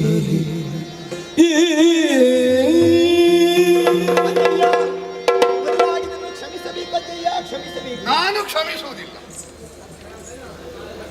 ತಪ್ಪು ಮಾಡಿದೆ, ಕ್ಷಮಿಸಿ. ನಾನು ಕ್ಷಮಿಸಲ್ಲ. ನಾನು ನಿಮ್ಮ ಮೊಮ್ಮಗಳು ಮಾತಾಡುತ್ತಿರುವುದು ಅಜ್ಜಯ್ಯ. ಸುಮ್ಮನೆ ವಿನೋದ ಮಾಡಿದ್ದಾರೆ. ಗೊತ್ತುಂಟು, ನೀವು ಮಾತಾಡೋ ರಸಿಕರ ಹಾಗೆ ಮಾತಾಡ. ಈ ಪ್ರಪಂಚದಲ್ಲಿ ಮಕ್ಕಳನ್ನು ನೋಡುವಾಗ ಆಗುವ ಸಂತಸಕ್ಕಿಂತ ಹೆಚ್ಚು ಮೊಮ್ಮಕ್ಕಳ ಆಟ ಪಾಠದಲ್ಲಿ ಆಗುವುದು. ನನಗೆ ಸಂತೋಷ ಆಯ್ತು ಅಜ್ಜ. ಬಹಳ ಸಂತೋಷ ಆಯ್ತು ಮಗಳೇ. ತಪ್ಪು ಮಾತಾಡಿಬಿಟ್ಟೆ ನಿಮ್ಮಲ್ಲಿ. ಯಾವುದು? ಆವಾಗ ನಮ್ಮವರು ಎಂದಾದ ಮೇಲೆ ಅಲ್ಲಿ ತಪ್ಪಿಲ್ಲ. ನಮಗೆ ಸಂಬಂಧ ಬೇಕಾ? ತಪ್ಪು ಮರಿಬೇಕು. ಖಂಡಿತ. ತಪ್ಪು ನೆನಪಿಟ್ಟುಕೊಳ್ಬೇಕಾ? ಸಂಬಂಧ ಮರಿಬೇಕು. ಎರಡು ಈಗ ನೀನು ಸಂಬಂಧ ಅಂತ ಗೊತ್ತಾದ ಮೇಲೆ ತಪ್ಪು ನೆನಪಿಟ್ಟುಕೊಳ್ಳಿಕ್ಕೆ ಹೊಡೆಯುವುದಕ್ಕೆ ಕೈ ಎತ್ತಿದ ಅದು ದೊಡ್ಡ ತಪ್ಪು ನನ್ನದು. ಹೊಡೆಯುವುದಕ್ಕೆ ಕೈ ಎತ್ತಿದ್ದು ತಪ್ಪಲ್ಲ, ಅಜ್ಜ ಅಂತ ಗೊತ್ತಿಲ್ಲದೆ ಹೊಡೆದದ್ದು. ಹೌದೌದು. ಕ್ಷಾತ್ರದಲ್ಲಿ ಬೇಕಾದ್ದೇ ಅದು. ಯಾವುದು? ವಿರೋಧಿಯಾದವ ಅಜ್ಜನ ಅಪ್ಪನ ಅಂತ ನೋಡ್ಲಿಕ್ಕಿಲ್ಲ. ಇಲ್ಲ, ಹೋರಾಟವೇ. ಪ್ರೀತಿಯುತನಾಗಿರ್ಬೇಕು. ಸರಿ, ಬಹಳ ಸಂತೋಷ ಆಯ್ತು. ಸರಿ ಅಜ್ಜ. ಉಭಯ ಕುಲದ ಪುಣ್ಯ ನೀನು. ಒಂದು ನಮ್ಮ ಮನೆ, ಒಂದು ನೀನು ಹುಟ್ಟಿದ ಮನೆ. ಹೌದು. ಎರಡೂ ಕುಲಕ್ಕೂ ಕೀರ್ತಿವರ್ಧನೆ ಮಾಡುವಂತಹ ಹೆಣ್ಣು ಎನ್ನುವುದರಲ್ಲಿ ಸಂಶಯವೇ ಇಲ್ಲ. ನಿಮ್ಮ ಆಶೀರ್ವಾದ. ತಪ್ಪು ನನ್ನದು ಉಂಟು. ಯಾವುದಜ್ಜ? ಸ್ವಲ್ಪ ನಿನ್ನದು ಉಂಟು. ಹೌದೌದು, ಇಬ್ಬರು ತಪ್ಪು ತಪ್ಪಿ. ನನ್ನದೇನು ತಪ್ಪು? ಯಾವುದು? ದೂರದಲ್ಲಿ ರಮ್ಯವಾಗಿ ಪರ್ವತ ಕಾಣ್ತದೆ, ಹತ್ತಿರ ಹೋದ್ರೆ ಕಲ್ಲು ಮುಳ್ಳು ಗೊತ್ತಾಗ್ತದೆ. ಖಂಡಿತ.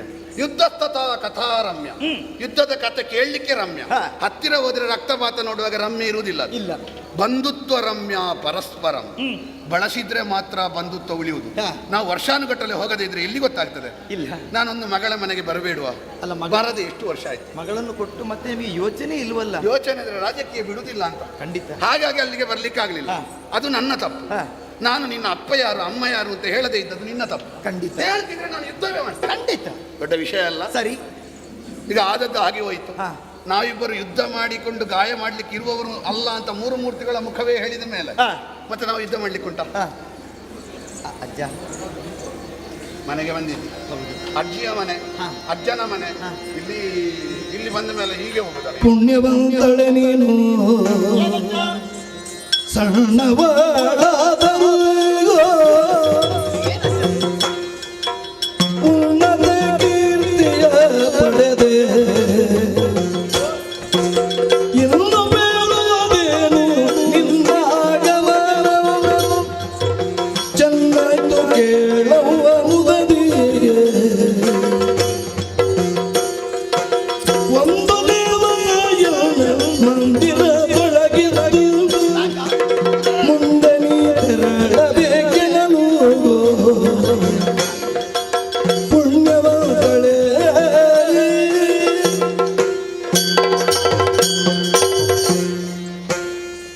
ಮಗು ಅಜ್ಜಯ್ಯ, ನಿನ್ನ ಹೆಸರು ಹೇಗೆ ಅಂತ ಇಲ್ಲಿಯವರೆಗೂ ನನಗೆ ಗೊತ್ತಾಗಲ್ಲ. ಮೀನಾಕ್ಷಿ.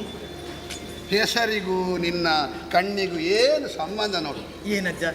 ನೀರಿನಲ್ಲಿರುವ ಮೀನು ಆ ಕಡೆ ಈ ಕಡೆ ಓಡಾಡಿದ ಹಾಗೆ ನಿನ್ನ ಕಣ್ಣುಗಳಲ್ಲಿರುವಂತಹ ಪಾಪೆ ಓಡಾಡುವ ರೀತಿಯನ್ನು ಕಾಣುವಾಗ ನಿನಗೆ ಸರಿಯಾದ ಹೆಸರನ್ನು ಇಟ್ಟಿದ್ದ.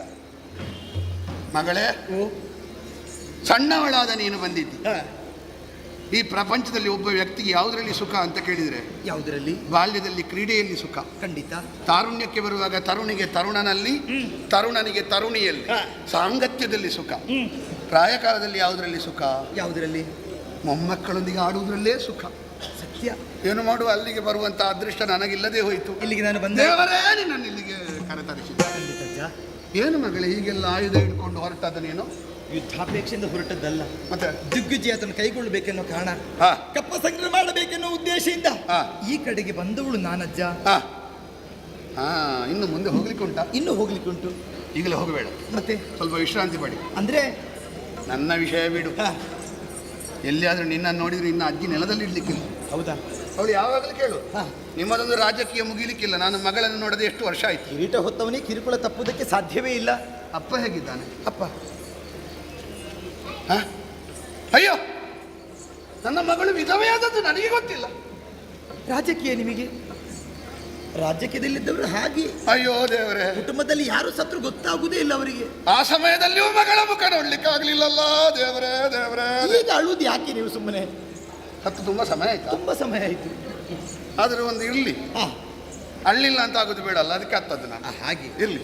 ಸರಿ ಮಗಳೇ, ಅಜ್ಜ, ಒಂದು ದಿವಸ ನಿನ್ನ ಅಜ್ಜಿ ಮತ್ತು ನನ್ನೊಂದಿಗೆ ಇದ್ದು ಆ ನಂತರ ಅಜ್ಜ, ಒಂದು ದಿವಸ ಬೇಡ, 3 ದಿವಸ ನಿಮ್ಮ ಜೊತೆಯಲ್ಲೇ ಇರ್ತೇನೆ. ನಿಮ್ಮ ಕೈ ತುತ್ತು ತಿನ್ನಬೇಕೆನ್ನ ಬಯಕೆ ನನಗೂ ಆಗುತ್ತಾ ಉಂಟು. ನಾನು ಎಂತ ಒಂದು, ನನ್ನ ನಾಲಿಗೆ ನೋಡು, ನಾನೇ ಹೇಳಬೇಕಿತ್ತು ನಿನ್ನಲ್ಲಿ 15 ದಿವಸ ಇರುವಂತ. ನಾನು ಅಂದ್ರೆ ನೀನು ಬಹಳ ಒತ್ತಡದಲ್ಲಿದ್ದಿ, ಬಹಳ ಕಾರ್ಯ ಬಾಹುಳ್ಯದಲ್ಲಿದ್ದಿ ಅಂತ ಭಾವಿಸಿ ಒತ್ತು ನನ್ನ ಮನಸ್ಸನ್ನು ಅರ್ಥ ಮಾಡಿಕೊಂಡೆವರು. 3 ಯಾಕೆ 30 ದಿವಸ ಇದ್ರು ನಾವು ಬೇಡ ಅಂತ ಹೇಳ್ತೇವೆ. 3 ಸಾಕಜ್ಜಯ್ಯ. ಹೌದಾ? ಹೌದು. ಸರಿ, ಮತ್ತೆ ಬೇಕಿದ್ರೆ ಬರ್ತೀನಿ. ಸರಿ ಸರಿ ಸರಿ, ಹೀಗೆ ಒಳಗೆ.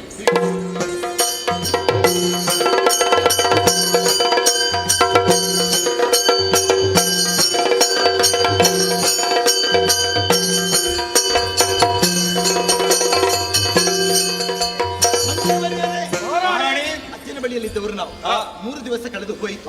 ಇಲ್ಲೇ ಇದ್ದುಕೊಂಡು ಊಟ ಮಾಡಿ ಕಾಲಹರಣ ಮಾಡುವುದಲ್ಲ ನಮ್ಮ ಬಂದ ಉದ್ದೇಶವೇನು? ಕೈಗೊಳ್ಳಬೇಕು ಬಯಕೆ, ತಡ ಮಾಡುವುದಲ್ಲ. ಇನ್ನು ಸ್ವಲ್ಪ ಮುಂದುವರಿಬೇಕು. ಬಾಲೆ ಕಂಡಳು ಬಾಲಭಾಕರನ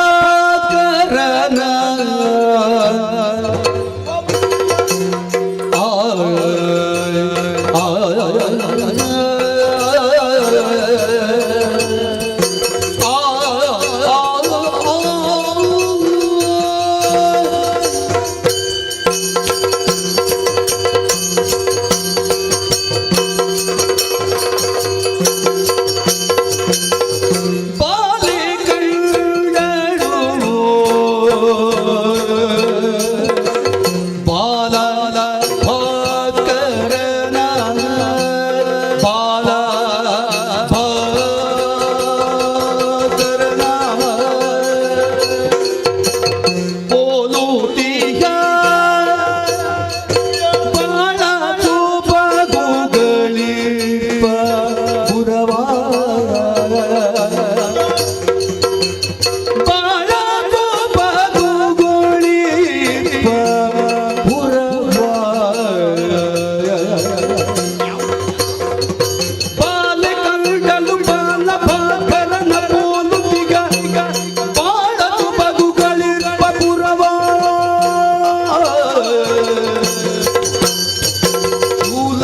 ನೆರೆದಿರುವ ಗಿರಿಯಂತೆ ಕೋಟೆಯಲ್ಲಿ ಮೂಲತನ ನೆಲೆಸಿರುವ ಗಿರಿಯಂತೆ ಕೋಟೆಯಲ್ಲಿ ಮೇಲೆ ತಾಲಿನ ಗೋಪುರಗಳು ಮೇಲೆ ತಾಲಿನ ಗೋಪುರಗಳು ಜಗದಗಿರಿ ದ್ವಾರಗಳು ಕನಕಮಣಿ ತೋಂಬೆಯಿಂದ ನಿಗೆ ವಜ್ರಮಯ ಕವಾಟಗಳು ಕಂಡಳು ಬಾಲೆ ಕಂಡಳು ಕಂಡಳು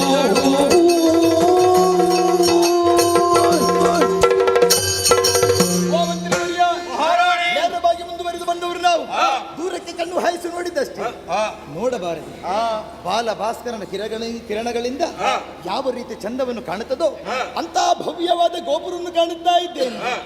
ಅಬ್ಬ ಮುತ್ತು ರತ್ನ ವೈಡೂರಗಳಿಂದ ಶೃಂಗೇರಿಸಲ್ಪಟ್ಟಿದೆ. ಹಾಗಿದ್ರೆ ಭದ್ರವಾದ ಕೋಟೆಯಂತಿರ್ಬೋದು.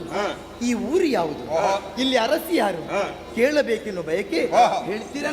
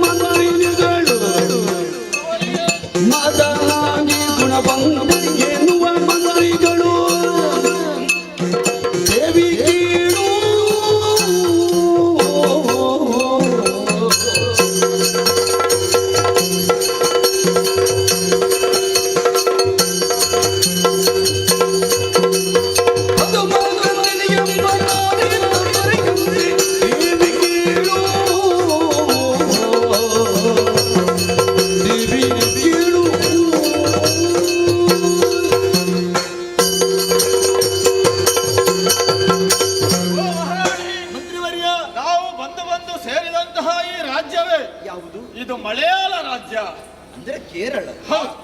ಹಾಗೆಂದುಕೊಂಡು ಇಲ್ಲಿ ಸ್ತ್ರೀಯರೇ ಆಳ್ವಿಕೆಯನ್ನು ಮಾಡುತ್ತಾ ಇದ್ದಾರೆ. ಹೆಣ್ಣು ಮಕ್ಕಳಿರುವಂತ ಪುರ ಇದು. ಹೌದು ಸರಿ. ಪುರುಷರೆಂಬವರು ಯಾರು ಇಲ್ಲ, ಗಂಡಸರು ಯಾರು ಇಲ್ಲ ಇಲ್ಲಿ. ಹೌದೇ? ಹೌದು. ಮಾತ್ರವಲ್ಲ, ಇಲ್ಲಿ ಆಳ್ವಿಕೆಯನ್ನು ಮಾಡುವಂತಹ ಮಹಾರಾಣಿ ಪದ್ಮಗಂಧಿನಿ ಎಂಬಾಕೆ. ಪದ್ಮಗಂಧಿನಿ. ಹೌದು. ಸರಿ. ಮಾತ್ರವಲ್ಲ, ಮತ್ತೆ ಅಷ್ಟೇ ಸಮರ್ಥರಾದಂತಹ ಮಂತ್ರಿಮಂಡಲದ ಒಕ್ಕೂಟವನ್ನು ಕೂಡ ಇವಳು ಪಡೆದವಳಿದ್ದಾಳೆ. ಓಹೋ. ಹಾಗಾಗಿ ಇವಳೊಂದಿಗೆ ನಾವು ದಿಗ್ವಿಜಯವನ್ನು ಸಾರಿದ್ದೇ ಹೌದಾದರೆ ನಮಗೆ ಸಮದಂಡವಾಗಿ ಕಾದಾಡುವಂತಹ ಶಕ್ತಿ ಸಾಮರ್ಥ್ಯ ಇರುವಂತವಳು ಇವಳಾಗಿದ್ದಾಳೆ. ಏನೇನು ನಮಗೆ ಸಮದಂಡಿಯಾಗಿ ಕಾದಾಡುವಂತಹ ಶಕ್ತಿ ಸಾಮರ್ಥ್ಯ ಇರುವಂತವಳು ಇವಳಾಗಿದ್ದಾಳೆ. ಮಂತ್ರಿವರ್ಯ,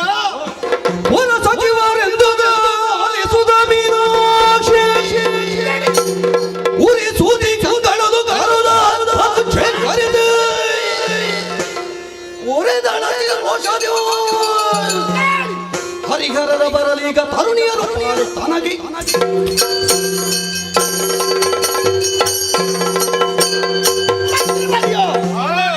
ಶ್ರೀರಾಜನ್ನು ಆಳುವಂತ ರಾಣಿಯಾಗಿ ಮೆರೆಯುವವಳು ಪದ್ಮಗಂಧಿನಿ ಎನ್ನುವಳು ಮದನಾಂಗಿ ಮಂತ್ರಿಣಿ. ಸಹಕಾರದಿಂದ ರಾಜ್ಯಾಡಳಿತ ಮಾಡುತ್ತಾ ಬಂದವರು. ಹೇಳಿದಿರಲ್ಲ, ನಮಗೆ ಸ್ವಲ್ಪ ಕಷ್ಟ ಎನ್ನುವುದಾಗಿ. ಇಷ್ಟೊಂದು ಗಂಡಸರ ಎದೆಮೆಟ್ಟಿ ಬಂದವರು ನಾವು. ಸಾಮಾನ್ಯ ಹೆಣ್ಣೊಬ್ಬಳು, ಅವಳು ಕೇರಳದಲ್ಲೇ ಇರಲಿ ಎಲ್ಲೇ ಇರಲಿ, ಹರಿಹರರು ಬಂದ್ರು ಬಿಡುವವಳು ನಾನಲ್ಲ. ಆದಷ್ಟು ಬೇಗನೆ ಮತ್ತೆ ಹೋಗಿ.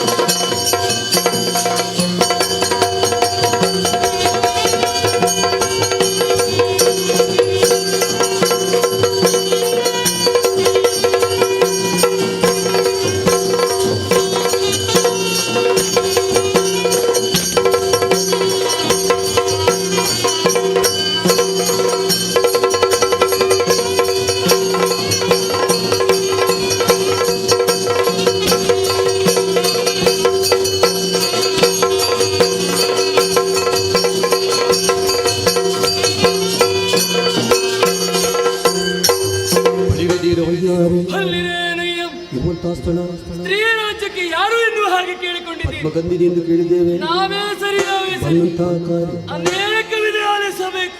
ಇತ್ತಲ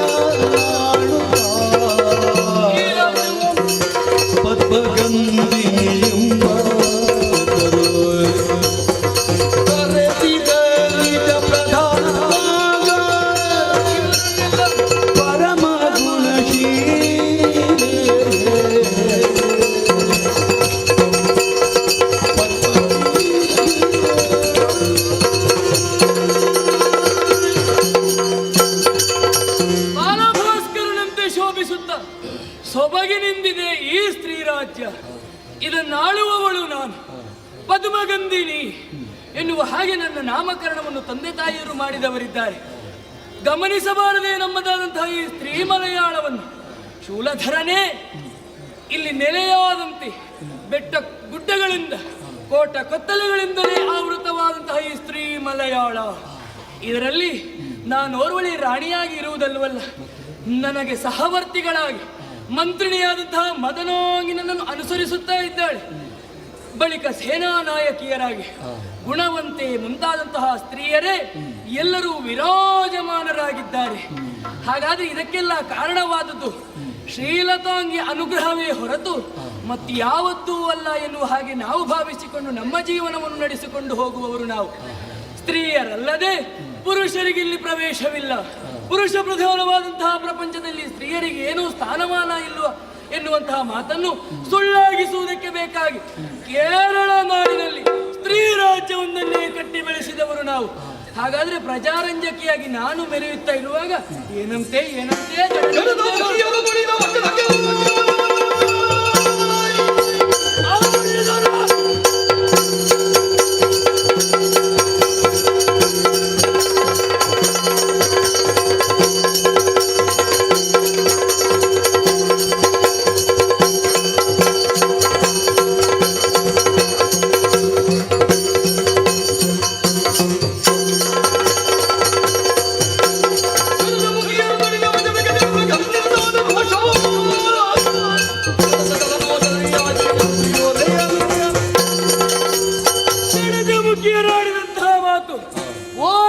ಬಂದಿದ್ದಾಳಂತೆ, ನಮ್ಮವರೆಲ್ಲರನ್ನೂ ಶಿಕ್ಷಿಸಿದ್ದಾಳಂತೆ.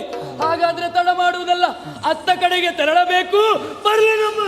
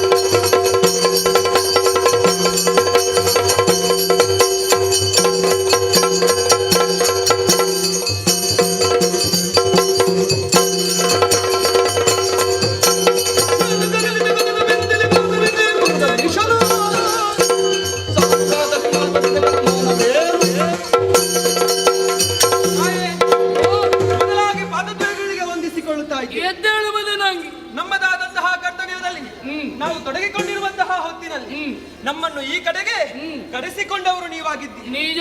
ಆದರೆ ನಿಮ್ಮ ಮುಖಾವಲೋಕನ ಮಾಡಿದಾಗ ಕೆಂಡ ಮಂಡಲದಂತಾಗಿದೆ ನಿಮ್ಮ ಮುಖ. ಹಾಗಿದ್ರೆ ಯಾವುದೋ ಒಂದು ವಿಚಾರದಿಂದ ಸಿಟ್ಟುಕೊಂಡಿದ್ದೀರಿ ಎಂಬುದು ಸ್ಪಷ್ಟವಾಯಿತು. ಏನಾಯಿತು ಎಂಬ ಹಾಗೆ ತಿಳಿಸಿದ್ರಿ ಎಂದಾದ್ರೆ ನಡೆಸಿಕೊಡುತ್ತೇವೆ ತಾಯಿ.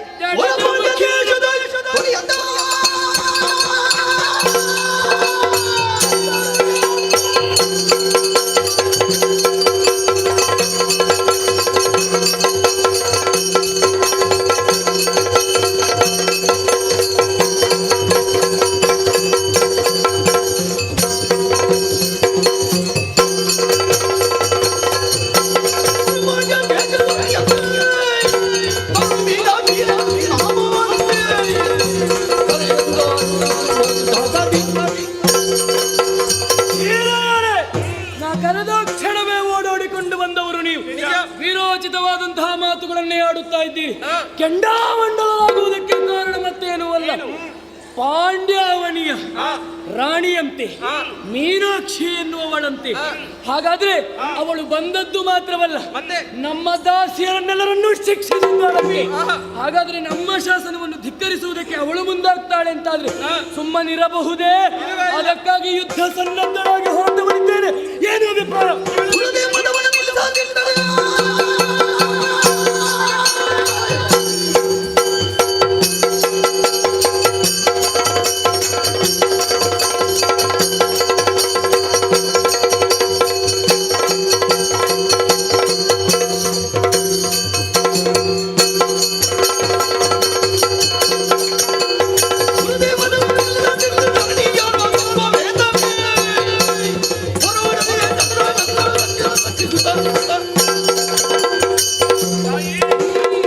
ಸಣ್ಣ ವಿಚಾರಕ್ಕೆ ನೀವು ಚಿಂತೆಯನ್ನು ಮಾಡುತ್ತಾ ಇದ್ದೀರಾ? ಚಿಗುರನ್ನು ಚಿಡುವುದಕ್ಕೆ ಕೊಡಲಿ ಅವಶ್ಯಕತೆ ಉಂಟೆ ಹೇಳಿ. ಒಂದೇ ಒಂದು ನೀವು ಅಪ್ಪಣೆ ಕೊಟ್ಟೆ ಅಂತಾದ್ರೆ ಖಂಡಿತವಾಗಿ ಹೋಗಿ ಅವರ ಸೊಕ್ಕನ್ನು ನಾನು ಮುರಿಯುತ್ತೇನೆ. ಕೇವಲ ಸಾಮಾನ್ಯ ಎನ್ನುವ ಹಾಗೆ ಭಾವಿಸಿಕೊಳ್ಳಬೇಡಿ. ಚತುರಂಗ ಸೇನೆ ಸಿದ್ಧಪಡಲಿ. ಚಟ್ಟಿ ಚಲ್ಲವನ್ನು ಬಿಗಿದುಟ್ಟು ಕಬರಿಯನ್ನೆಲ್ಲವನ್ನು ಕಟ್ಟಿ ಆಯುಧಧಾರಿಗಳಾಗಿ ರಣದ ತತ್ತಲು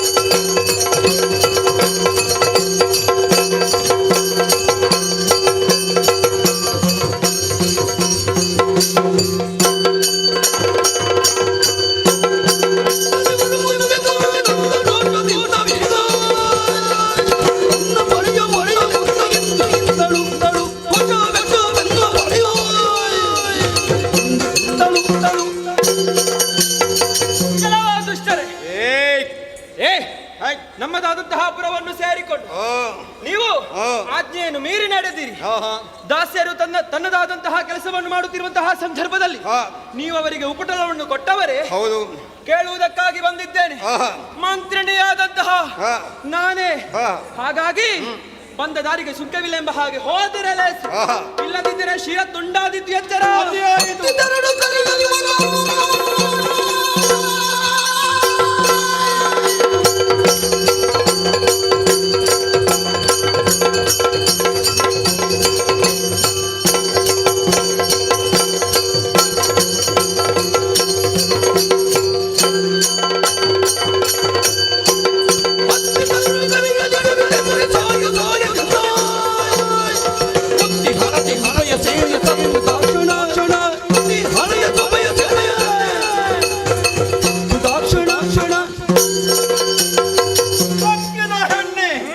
ಗಂಡಸರಾಗ ಜಟ್ಟಿ ಜಲ ತೆಗೆದ ಮಾತ್ರಕ್ಕೆ ಪೌರುಷ ನಿಮ್ಮ ದೇಹದಲ್ಲಿ ಮನೆ ಮಾಡುವುದಿಲ್ಲ, ಅದು ರಕ್ತದಲ್ಲಿ ಬರಬೇಕು.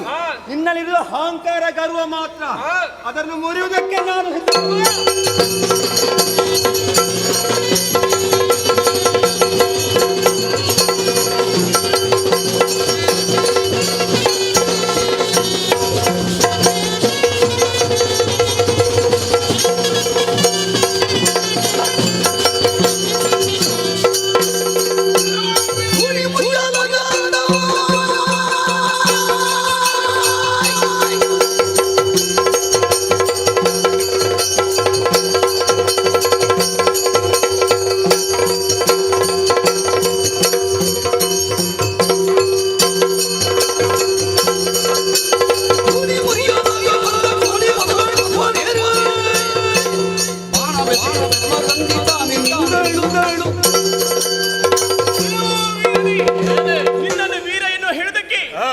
ನಾಚಿಕೆ ಆಗಬೇಕು.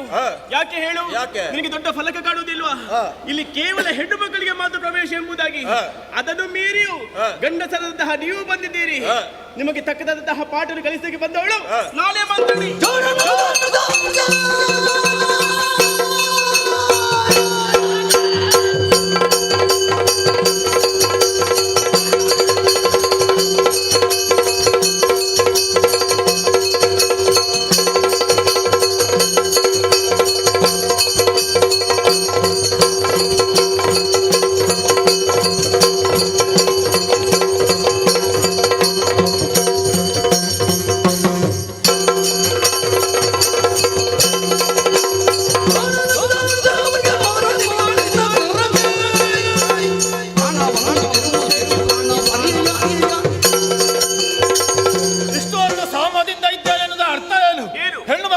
ಗೌರವ ಕೊಡುತ್ತೇನೆ ಎಂಬುದಾಗಿ ಮರ್ಯಾದೆಗೆ ಹೇಳುತ್ತಾ ಇದ್ದೇನೆ.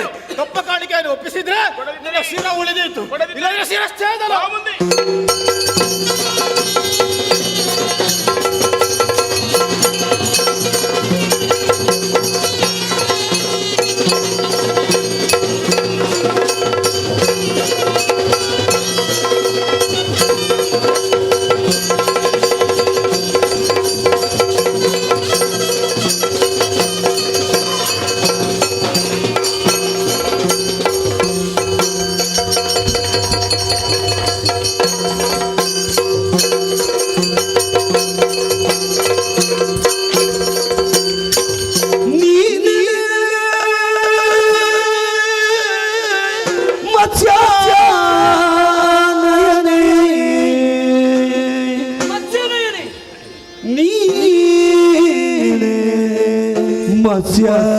ನಯನಯೇ ನಿನ್ನಯ ಶೌರ್ಯ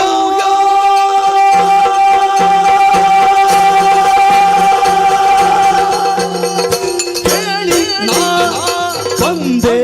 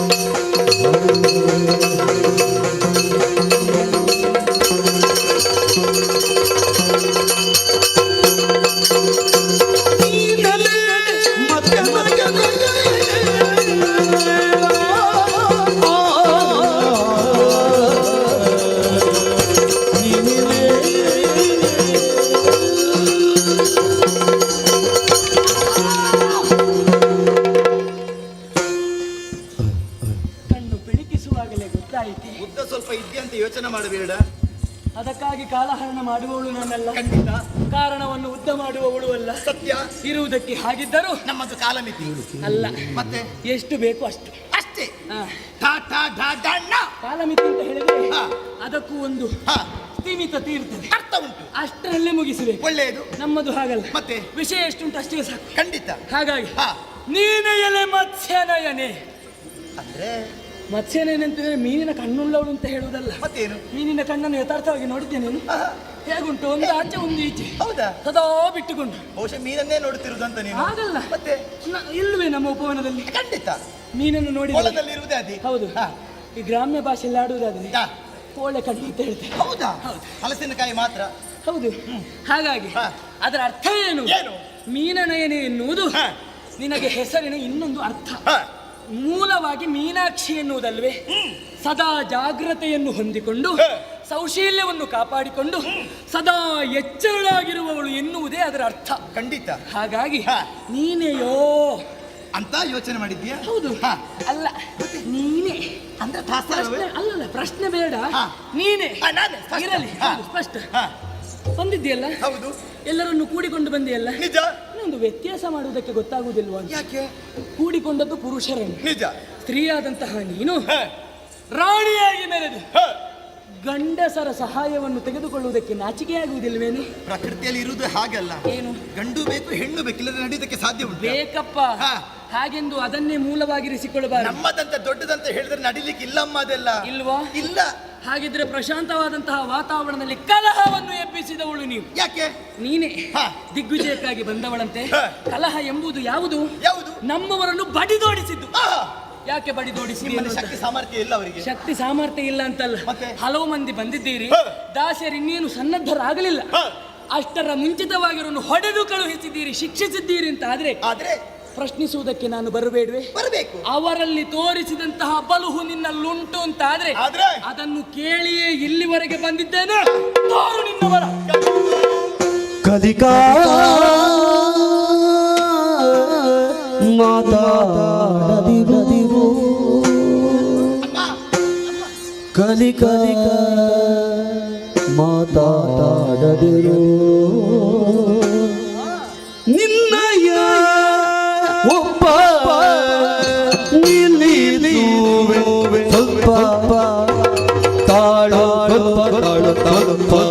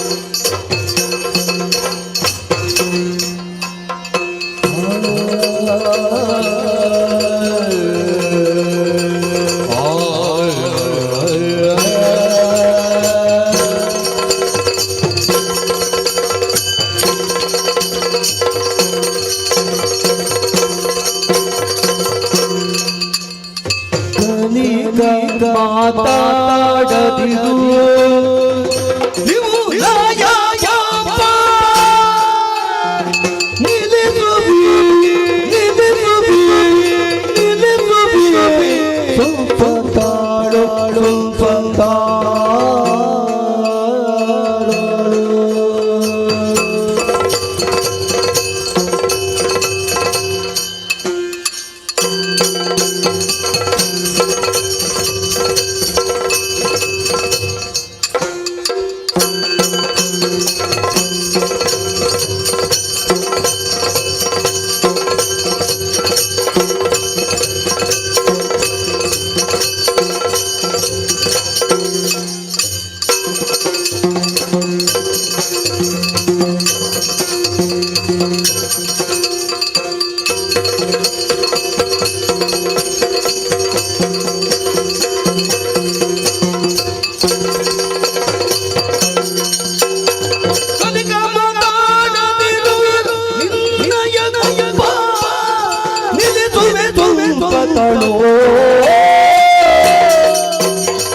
ಇಳೆಯ ಪದದಿಂದ ಸಗತಿಗೆ ಇಳೆಯ ಪದದಿಂದ ಇಳೆಯ ಪದದಿಂದ ಸಗತಿಯ ನಯ ಸಗತಿಯ ನಯ ತಲೆ ಕೊಂಬ ಪದೆಯ ನೋಡು ನೋಡು ನೋಡು ತಲೆ ಕೊಂಬ ಪದೆಯ ನೋಡು ನೋಡು ತಲೆ ಕೊಂಬ ಪದೆಯ ನೋಡು ನೋಡು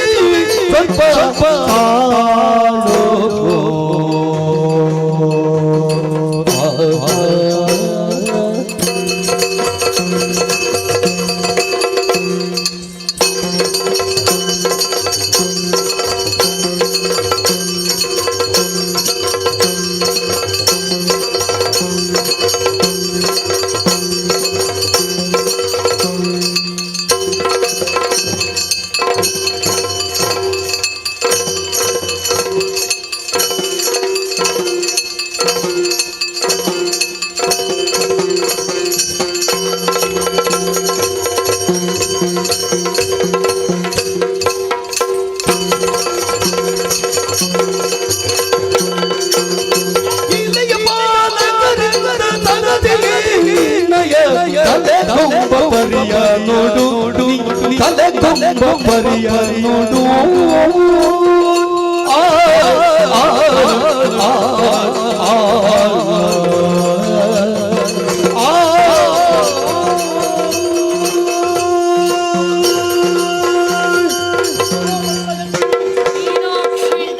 ಸ್ವಚ್ಛವಾಗಿ ಕೇಳಿಸಿಕೊಂಡವಳು ನಾನು ಮೊದಲ ಬಾರಿಗೆ ಹೊಗಳಿದೆ. ಮತ್ತೊಂದು ಹೀಗೆ ಹೆಣ್ಣನ್ನು ಕಂಡ್ರೆ ಹೆಣ್ಮಕ್ಳೇ ತಾಸಾರವೇ, ಹಾಗಂತ ಮುಳ್ಳನ್ನು ಮುಳ್ಳಿಂದಲೇ ತೆಗಿಬೇಕು. ಆಚಾರ ಮಾಡಬೇಕಾಗಿಲ್ಲ. ಇಲ್ಲ ಇಲ್ಲ, ಯಾಕಿಬ್ರು ಹೆಣ್ಣು ಮಕ್ಕಳು ಆಚಾರ ಮಾಡಿದ್ದೂ ಅಲ್ಲ. ಪ್ರಾರಂಭದಲ್ಲಿ ನಿನ್ನನ್ನು ಹೊಗಳಿದೆ ಯಾಕೆ? ಯಾಕೆ? ನಿನ್ನ ವ್ಯಕ್ತಿತ್ವ ಹಾಗುಂಟು, ಒಳ್ಳೆಯದು, ಅದಕ್ಕಾಗಿ. ಆದ್ರೆ ಬಳಿಕ ನಿನ್ನ ಉದ್ದೇಶ ಮೊದಲಾಗಿ ಎಲ್ಲರೂ ಕಾಣುವುದು ನಡೆಯಲಿ, ಆ ಬಳಿಕ ನುಡಿಯಲಿ ಅಲ್ಲವೇ? ನಿಜ. ಪ್ರಾರಂಭವಾಗಿ ನಿನ್ನನ್ನು ಕಂಡ ಕ್ಷಣ ಅದೇ ಭಾವ ಮೂಡಿದ್ದು, ಬಳಿಕ ನಿನ್ನ ಕುರಿತಾಗಿ ಅಧ್ಯಯನ ಮಾಡಿದೆ, ಆಗ ನಿನ್ನ ಉದ್ದೇಶ ಸ್ಪಷ್ಟವಾಗ್ಲಿಲ್ಲ, ಅದು ತಪ್ಪು ಅಂತ ನನಗೆ ಹೇಳು. ಅರ್ಥ ಆಯ್ತು. ಏನು? ಬಹುಶಃ ಯಾರೋ ಹೇಳಿಕೊಟ್ಟದನ್ನು ಕೇಳಿ ಕಲಿತುಕೊಂಡು ಮಾತಾಡುವವಳು ಸ್ಪಷ್ಟವಾಗಿ ಅರ್ಥ ಮಾಡಿಕೊಂಡೆ. ಕಲಿತು ಮಾತನಾಡೋದಕ್ಕಿರುವವಳ ನಾನು. ಬಹುಶಃ ನನ್ನ ಬಗ್ಗೆ ಎಲ್ಲವನ್ನು ತಿಳಿದವಳು ನೀನು. ಅದಕ್ಕೆ ತಿಳಿಯುವುದು. ಕೆಲವರು ಓದುತ್ತಾರೆ, ಅಲ್ಲಿಗೆ ಬಿಡ್ತಾರೆ. ನೀನು ಹಾಗಲ್ಲ, ಓದಿದ್ದನ್ನು ಮನನ ಮಾಡಿಕೊಂಡು ಯಾಕೆ ಹೇಗೆ ಎಂದು ಸ್ಪಷ್ಟವಾಗಿ ಅಳವಡಿಸಿಕೊಂಡು ಮಾತಾಡೋದಕ್ಕೆ ಬಂದರೂ ಸ್ಪಷ್ಟವಾಗಿ ಅರ್ಥವಾಯಿತು. ಇದರಿಂದಲೇ ಈ ಸ್ಥಾನದಲ್ಲಿದ್ದೇನೆ. ಖಂಡಿತಪ್ಪ, ನೀನು ಸ್ಥಾನವನ್ನು ಏರಬೇಕಿತ್ತಾದ್ರೆ ಸ್ವಲ್ಪ ಯೋಚನೆ ಮಾಡಬೇಕು. ಏನು? ನಾನು ಹೇಗೆ, ನನ್ನ ಮುಂದೆ ಹೇಗೆ ಬರ್ತದೆ ಎಲ್ಲರೂ ಆಲೋಚನೆ ಮಾಡಿ ಬಂದಳು, ಅರ್ಥ ಮಾಡಿಯೇ ಬಂದವಳು ಹಾಗಂತೇಳಿ ಎಲ್ಲರ ಬಗ್ಗೆ ನೀನು ಹಾಗಲ್ಲ. ಪದ್ಮಗಂಧಿನಿ ಕೇರಳದ ಬುದ್ಧಿಯನ್ನು ತೋರಿಸಿಬಿಟ್ಟಿಯಲ್ಲ ಮನೆ. ನಿನಗೆ ಬಹಳಷ್ಟು ಪರಿಚಯ ಉಂಟಲ್ಲ ಕೇರಳದ ಬುದ್ಧಿ. ಏನದು ಹೇಳು? ಕೇರಳದ ಬುದ್ಧಿ ಪರಿಚಯದ್ದು ಹೇಳಿದ್ದಲ್ಲ, ಆಡುವ ಮಾತನ್ನು ಕೇಳಿಸಿಕೊಂಡು ಬಂದವಳು ನಾನು. ಹೇಳಿದ್ದಲ್ಲ, ಪುರುಷರಿನ ಜೊತೆಯಲ್ಲಿ ಬಂದಿದ್ದಾರೆ ಯಾಕೆ ಎನ್ನುವುದಾಗಿ ಪ್ರಶ್ನೆ. ಹೌದು, ನಾನೊಂದು ಹೇಳ್ತೇನೆ. ಏನು? ಪ್ರಕೃತಿ ಮತ್ತು ಪುರುಷ ಯಾರು ಅಂತ ಕೇಳಿದ್ರೆ ಪರಮೇಶ್ವರ ಮತ್ತು ಪಾರ್ವತಿ. ಅವರ ದಯೆ ಉಂಟುತ್ತಾದ್ರೆ ಈ ಪ್ರಪಂಚದಲ್ಲಿ ಬದುಕುವುದಕ್ಕೆ ಸಾಧ್ಯವೆಂಟು.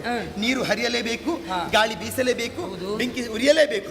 ಪ್ರತಿಗೆ ವಿರುದ್ಧವಾಗಿ ನಡೆದಂತಾದ್ರೆ ನಡೆಯುವುದಕ್ಕೆ ಸಾಧ್ಯ ಉಂಟೆ? ಹಾಗಂತೇಳಿ ನಾವು ಸ್ವಲ್ಪ ಯೋಚನೆ ಮಾಡಬೇಕು. ಹೆಣ್ಣು ಮಕ್ಕಳು ನಾವಿಬ್ಬರು ಕಲಹಕ್ಕಾಗಿ ಬಂದಿದ್ದೇವೆ, ಸ್ಪಷ್ಟವಾಗಿ ಅರ್ಥ ಮಾಡಿಕೊಳ್ತಿದ್ರೆ ಕಪ್ಪ ಕೊಟ್ಟು ನಿನ್ನ ಕಾಲಿಗೆ ಎರಗಬೇಕು. ಅದರ ಬದಲು ದೊಡ್ಡ ದೊಡ್ಡ ಮಾತನ್ನು ಆಡುವುದರ ಮೂಲಕ ನನ್ನ ಮನಸ್ಸನ್ನು ಗೆದ್ದುಕೊಳ್ಳುವ ಭಯ ನಿನಗೆ ಬೇಡ. ಒಂದು ವೇಳೆ ದರ್ಪವನ್ನು ನನ್ನ ಎದುರು ತೋರಿಸಂತಾದ್ರೆ ನಿನ್ನ ತಲೆ ತಲೆ ತಲೆ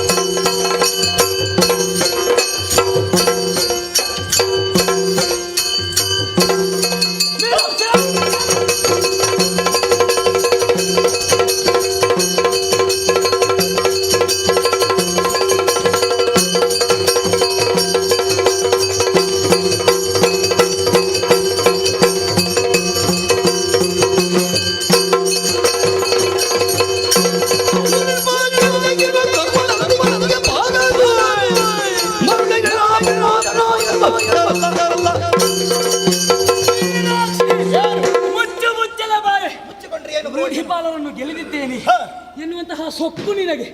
ನನಗೆ ಸೊಕ್ಕು ಅಂತ ಆಡಿದ್ರೆ ಕುರೀಂದ್ರಪಾಲನನ್ನು ಗೆಲ್ಲಿದೆ ಎನ್ನುವಂತಹ ಬಿಂಕ ನಿನಗೆ. ಆ ನಿನ್ನ ಬಿಂಕವನ್ನು ಮುರಿಯುವುದಕ್ಕಾಗಿ ಪ್ರದರ್ಶಿಸ್ತೇನೆ.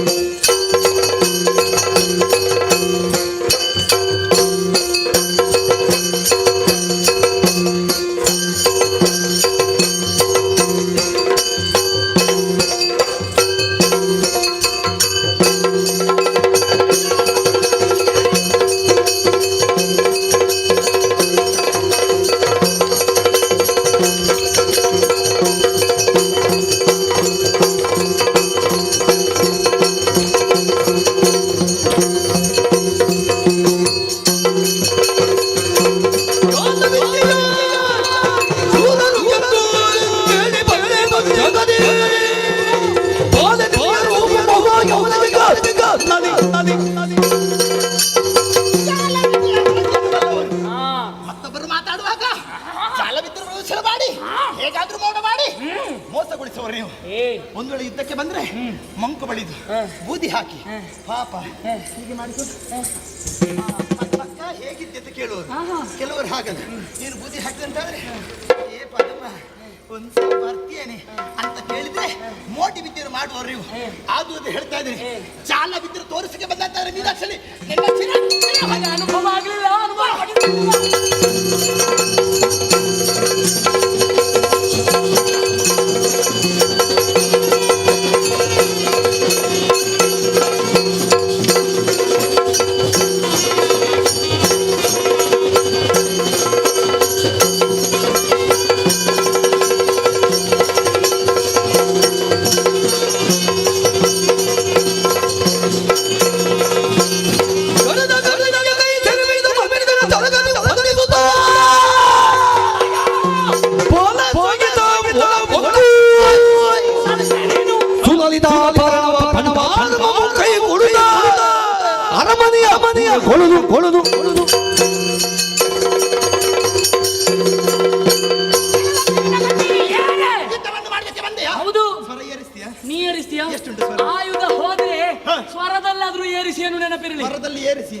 ಏನೇ ಸ್ವರ ಏರಿಸಿ ಬಿಡುವದಾನ ನನ್ನ ಸ್ವರ ಕೇಳಿದ್ಯಾ? ನಿನ್ನ ಸ್ವರ ಎಷ್ಟುಂಟೆ? ಮೀನಾಕ್ಷಿ ವಿಷಯ ನಿನಗೆ ಗೊತ್ತಿಲ್ಲ? ಎಷ್ಟುಂಟೆ? ಮೀನಿಗೆ ಎಷ್ಟು ಶಬ್ದ ಇದ್ರು ನೀರಿನ ಒಳಗೆ ನೆನಪಿರ್ಲಿ. ಅದು ಮಾತಾಡದಿರುವ ಮೀನು, ಇದು ಮಾತನಾಡುವ ಮೀನಾಕ್ಷಿ. ಎಷ್ಟು ಮಾತಾಡ್ತದೆ ನಾನು ನೋಡ್ತೇನೆ. ಹೇಳ್ಬೇಕಾ? ಈ ಮೀನನ್ನು ಇವತ್ತು ನಮ್ಮ ಪಾಕಶಾಸಕಿಗೆ ಕೊಡ್ಲಿಲ್ಲ.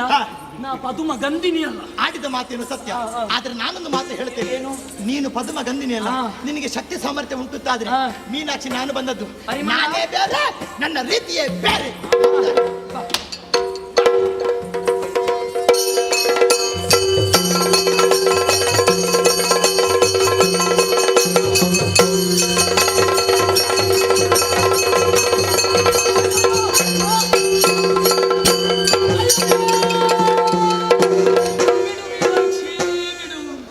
ಅಡಿಗೆ ಭಟ್ರಿದ್ದಾರಾ? ಮೀನಾಕ್ಷಿ ಮೀನಾಕ್ಷಿ ಅಲ್ಲ, ಈ ಪದುಮ ಗಂಧಿನ ತೆಗೆದುಕೊಂಡು ಹೋಗಿ ತುಂಡು ತುಂಡು ತುಂಡು ಮಾಡಿ. ಏನು ಗೊತ್ತುಂಟೆ? ಗೊತ್ತುಂಟು. ನೀನು ಹೆಣ್ಣಲ್ವಾ ಬಾಬಾ?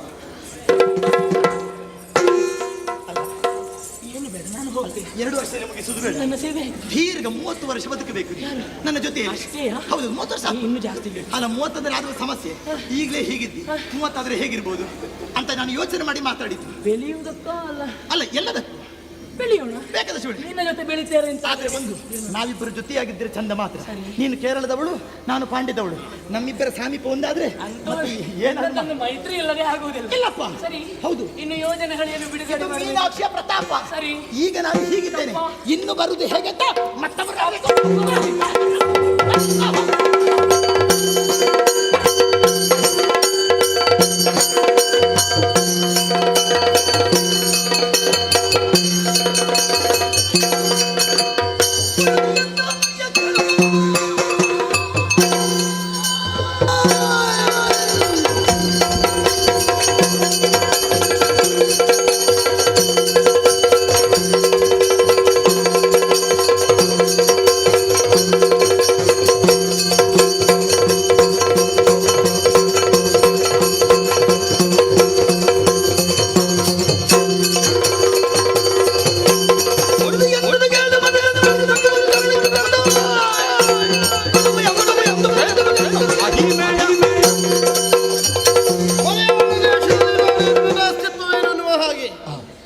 ಸಾಮ್ರಾಜ್ಯ ಆಗಿ ಬರದವಳ ಸಮ್ಮುಖದಲ್ಲಿ ಕಾಣಿಸಿಕೊಟ್ಟೆ.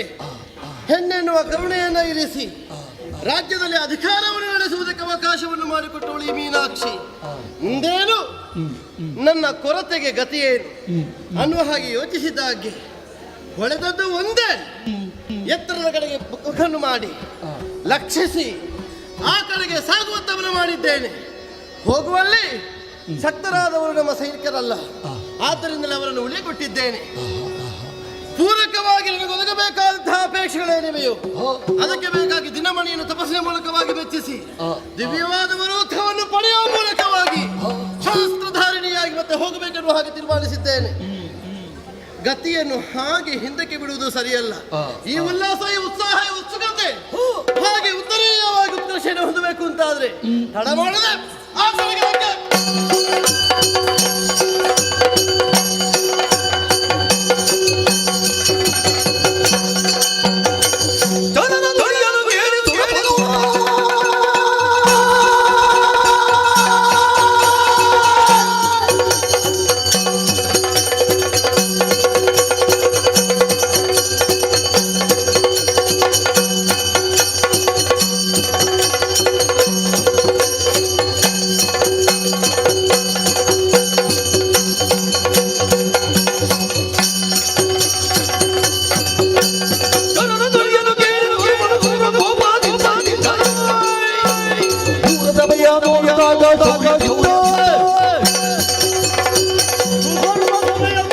ಸಿಂಹಾಸನವನ್ನು ಹೇರಿದ ಸಂದರ್ಭ ಕರಮಾರುವ ಓಡೋಡಿ ಕಂಡು ಬಂದು ಹೇಳಿದವಾದ್ದೇನು? ಭೂಲೋಕದಿಂದ ಮಾರಿ ಸೇನೆಯನ್ನು ಸೇರಿಸಿಕೊಂಡು ಒಬ್ಬಳು ಬಂದಿದ್ದಾಳಂತೆ. ಯಾಕೆ ಬಂದಿದ್ದಾಳೆ ಎಂಬುದು ನನಗೆ ಗೊತ್ತಿಲ್ಲ. ವಿಚಾರಿಸಬೇಕಾದ್ದು ಕರ್ತವ್ಯ. ಯಾರಲ್ಲಿ ಚಿತ್ರಸೇನ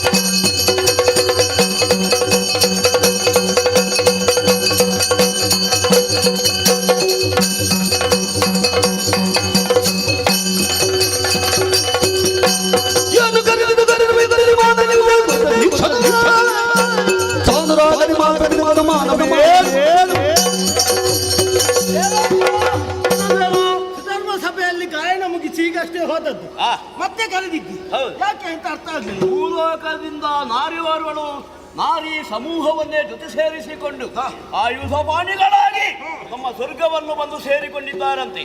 ಯಾಕೆ ಬಂದಿದ್ದಾರೆ ಎಂಬುದು ನನಗೆ ಗೊತ್ತಿಲ್ಲ, ವಿಚಾರಿಸಬೇಕಲ್ಲ. ನಾನಿದ್ದೇನೆ, ಹೋಗುವ.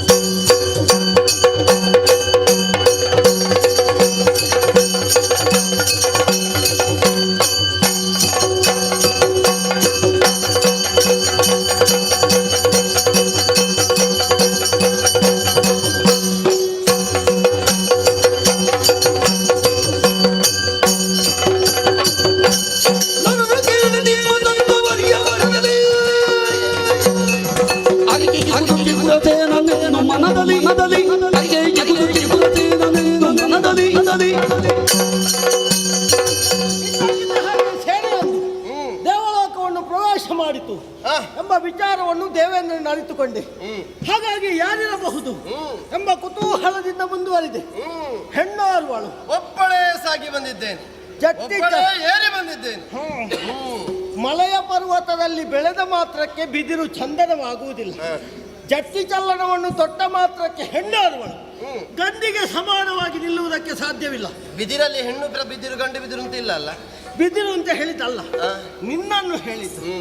ಹಾಗಾಗಿ ಈ ಸಮಯದಲ್ಲಿ ಸಾಮರ್ಥ್ಯದಿಂದ ಗೆದ್ದೇನು ಎಂಬ ಮಾತಿನಲ್ಲಿ ಅಹಂಕಾರ ಉಂಟು ಅಂತಾದ್ರೆ ನಿನ್ನ ಅಹಂಕಾರವನ್ನು ಈ ಚಿತ್ರಸೇನ ಇಳಿಸಿ.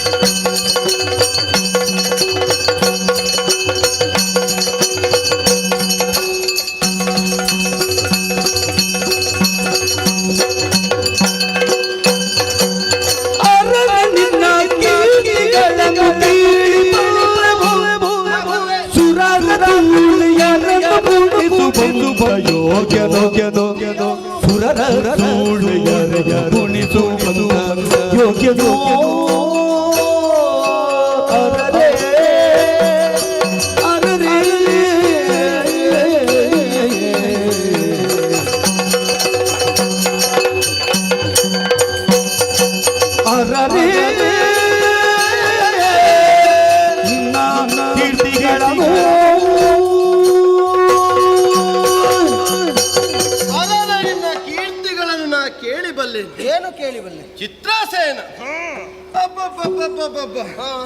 ಹೇಳಿದ್ರೆ ಕಡಿಮೆ ಅಂತ ಆದೀತು. ಹೌದಾ? ಆದ್ರೂ ಯಥಾರ್ಥ ಸುರವೇಶ್ಯರನ್ನು ಕುಣಿಸುವ ಗಾಯಕ ತಕದಿ ತಾದಿನ್ ತದ್ದಿನಕ್ಕ ನಕ್ಕ ತೋ ದೀಗಿಡ್ದಿನ್ನ ಇದನ್ನ ಹೇಳುದನ್ನ ಬಿಟ್ಟು ಸುಂದರವಾಗಿ ಸುಶ್ರಾವ್ಯವಾಗಿ ಗಾಯನವನ್ನ ಮಾಡುತ್ತಾ ನಿನ್ನ ಸುರವೇಶ್ಯರನ್ನ ಕುಣಿಸುವುದು ಬಿಟ್ಟು ಹಾಗೆ ಹೇಗೆ ಅನ್ನುವ ಹಾಗೆ ಬೂಟಾಟಿಕೆಯ ಮಾತುಗಳನ್ನಾಡುವುದಕ್ಕೆ ಮುಂದಾದ್ರೆ ಹೌದು ಎಡದ ಕಾಲು ಎಲ್ಲಿಗೆ ಬಂದಿತ್ತು.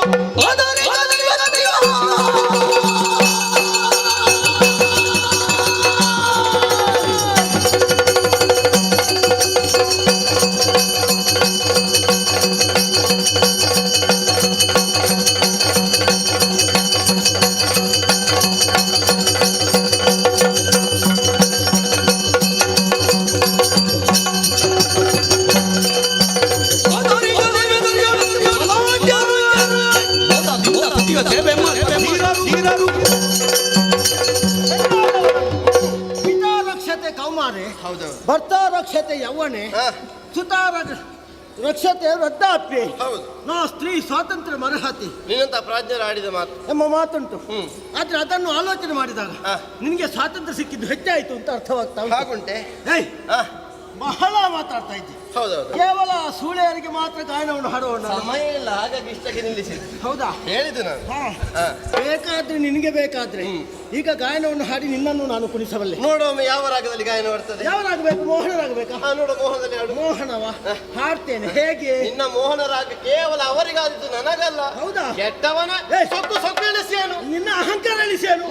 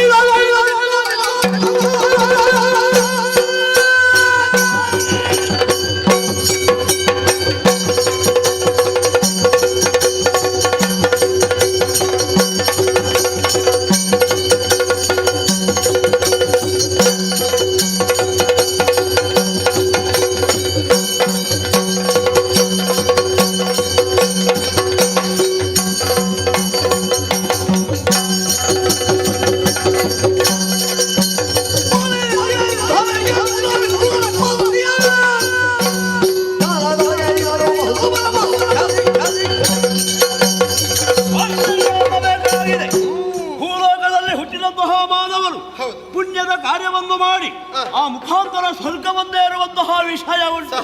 ಅಷ್ಟೇ ಅಲ್ಲ, ಸಾಧಕರಾಗಿ ವರವನ್ನು ಪಡೆದು ಅಲ್ಲ ಇನ್ನಿತರ ದೇವತಾ ಕಾರ್ಯದಲ್ಲಿ ತೊಡಗಿಸಿಕೊಂಡು ದೈವ ಬಲವನ್ನು ಪಡೆದು ಸ್ವರ್ಗಲೋಕವನ್ನು ಏರಿದಂತಹ ವಿಷಯ ಅದು ನನಗೂ ಗೊತ್ತು. ನೀನು ಯಾವುದನ್ನು ಮಾಡಿದ್ಯೋ ಅದು ನಾನು ತಿಳಿದೆ. ಇಷ್ಟರವರೆಗೆ ನಿನ್ನಂತಹ ನಾರಿಯರು ಸ್ವರ್ಗವನ್ನು ಪ್ರವೇಶ ಮಾಡಿದ್ದೇ ಇಲ್ಲ. ಮಾಡಿದ್ರೂ ಕೂಡ ಆಯುಧ ಪಾಡಿಗಳಾಗಿ ಯುದ್ಧವನ್ನು ಮಾಡುವುದಕ್ಕೆ ಮುಂದಾದವರಿಲ್ಲ. ನಮ್ಮವರನ್ನೆಲ್ಲ ಓಡಿಸುತ್ತಾ ಮುಂದತ್ತಿ ಬರುತ್ತಾ ಇದ್ದೀಯಲ್ಲ, ಯಾರು ನೀನು? ಯಾಕೆ ಬಂದೆ? ಏನು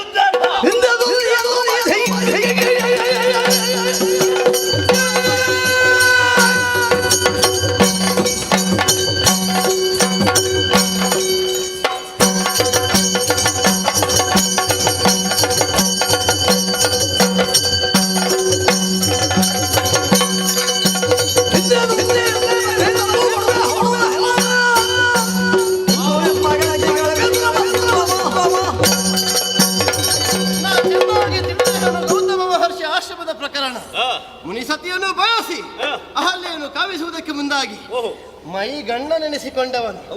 ಬಳಿಕ ನಿನಗುಂಟಾದ ಸಮಸ್ಯೆ ಭಗವದಾನುಗ್ರಹದಿಂದ ಪರಿಹರಿಸಲ್ಪಟ್ಟಿತ್ತು. ಆದರೆ ಕೇವಲ ಒಬ್ಬಳಾಕೆ ಹೆಣ್ಣು ಮಗಳು ಅಬಲ ಎನ್ನುವ ಭಾವದಿಂದ ನಿನ್ನ ಉಳಿದ ಶ್ರೀ ಸಂಕುಲವನ್ನು ಸೇರುವುದಕ್ಕೆ ನನ್ನನ್ನು ಮುಂದಾಗಿಸ್ತಿಂತೆ. ಆದ್ರೆ ನಿನ್ನ ಹಣೆ ಬರಹವನ್ನು ಬಿಡಿಸಿ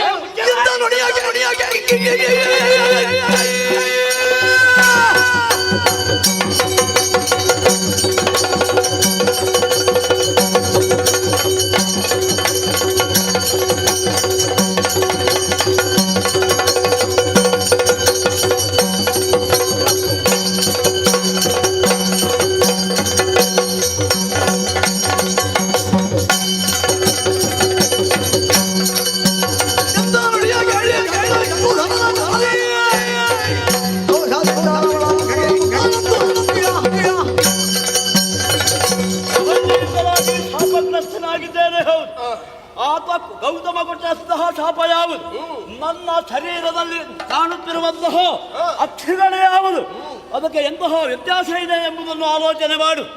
ಆ ಭಗವಂತನೇ ನಾನು ಮಾಡಿದ್ದು ಸರಿ ಎಂಬುದರಿಂದ ಇಲ್ಲಿಯ ಅಧಿಕಾರವನ್ನು ಮೊದಲೇ ಹೇರುವುದಕ್ಕೆ ಅವಕಾಶ ಮಾಡಿಕೊಟ್ಟಿದ್ದಾರೆ. ಅದೂ ಅಲ್ಲದೆ ಅಹಲ್ಯೆಗೆ ಶಾಪ, ಆ ಶಾಪವನ್ನು ವಿಮೋಚನೆ ಮಾಡಿದ್ದು ಯಾರು? ರಾಮ ಎಂಬಂತಹ ಪುಣ್ಯದ ಹೆಸರು. ಅಂತಹ ಹೆಸರನ್ನು ಯಾರು ಇರಿಸಿಕೊಳ್ಳುತ್ತಾರೋ ಅವರಿಂದಲೇ ಶಾಪ ವಿಮೋಚನೆ ಎಂಬಂತಹ ಮಾತನ್ನು ಕೂಡ ಗೌತಮ ಕೊಟ್ಟಿದ್ದ. ಆದ್ದರಿಂದಲೇ ರಾಮನಿಂದ ಶಾಪ ವಿಮೋಚನೆ ಆಯಿತು. ರಾಮನ ಹೆಸರು ಪ್ರಪಂಚದಲ್ಲಿ ಅಲ್ಲ 14 ಲೋಕದಲ್ಲಿಯೂ ಪ್ರಚಾರಕ್ಕೆ ಬಂತು. ಪುರುಷೋತ್ತಮ ಎಂಬಂತಹ ಹೆಸರನ್ನು ಪಡೆದ. ಅಂತಹ ಪುಣ್ಯದ ಕಾರ್ಯ ಆಗುವುದಕ್ಕೆ ನಾನೇ ಕಾರಣ. ನಾನು ಅನ್ಯಾಯವನ್ನು ಮಾಡಿದವಾಗ. ಆದ್ದರಿಂದ ಹೇಳ್ತಾ ಇದ್ದೇನೆ, ನಿನ್ನ ಮನಸ್ಸಿನ ಇಚ್ಛೆ ಉಂಟಲ್ಲ, ಅರೆ ಕ್ಷಣದಲ್ಲಿ ರಾಮ ಹುಟ್ಟುವುದಕ್ಕೆ ನನ್ನ ಸಂಕಲ್ಪ ಉಂಟು ಅಂತ ಹೇಳಿ ಕೆಟ್ಟ ಬರೆ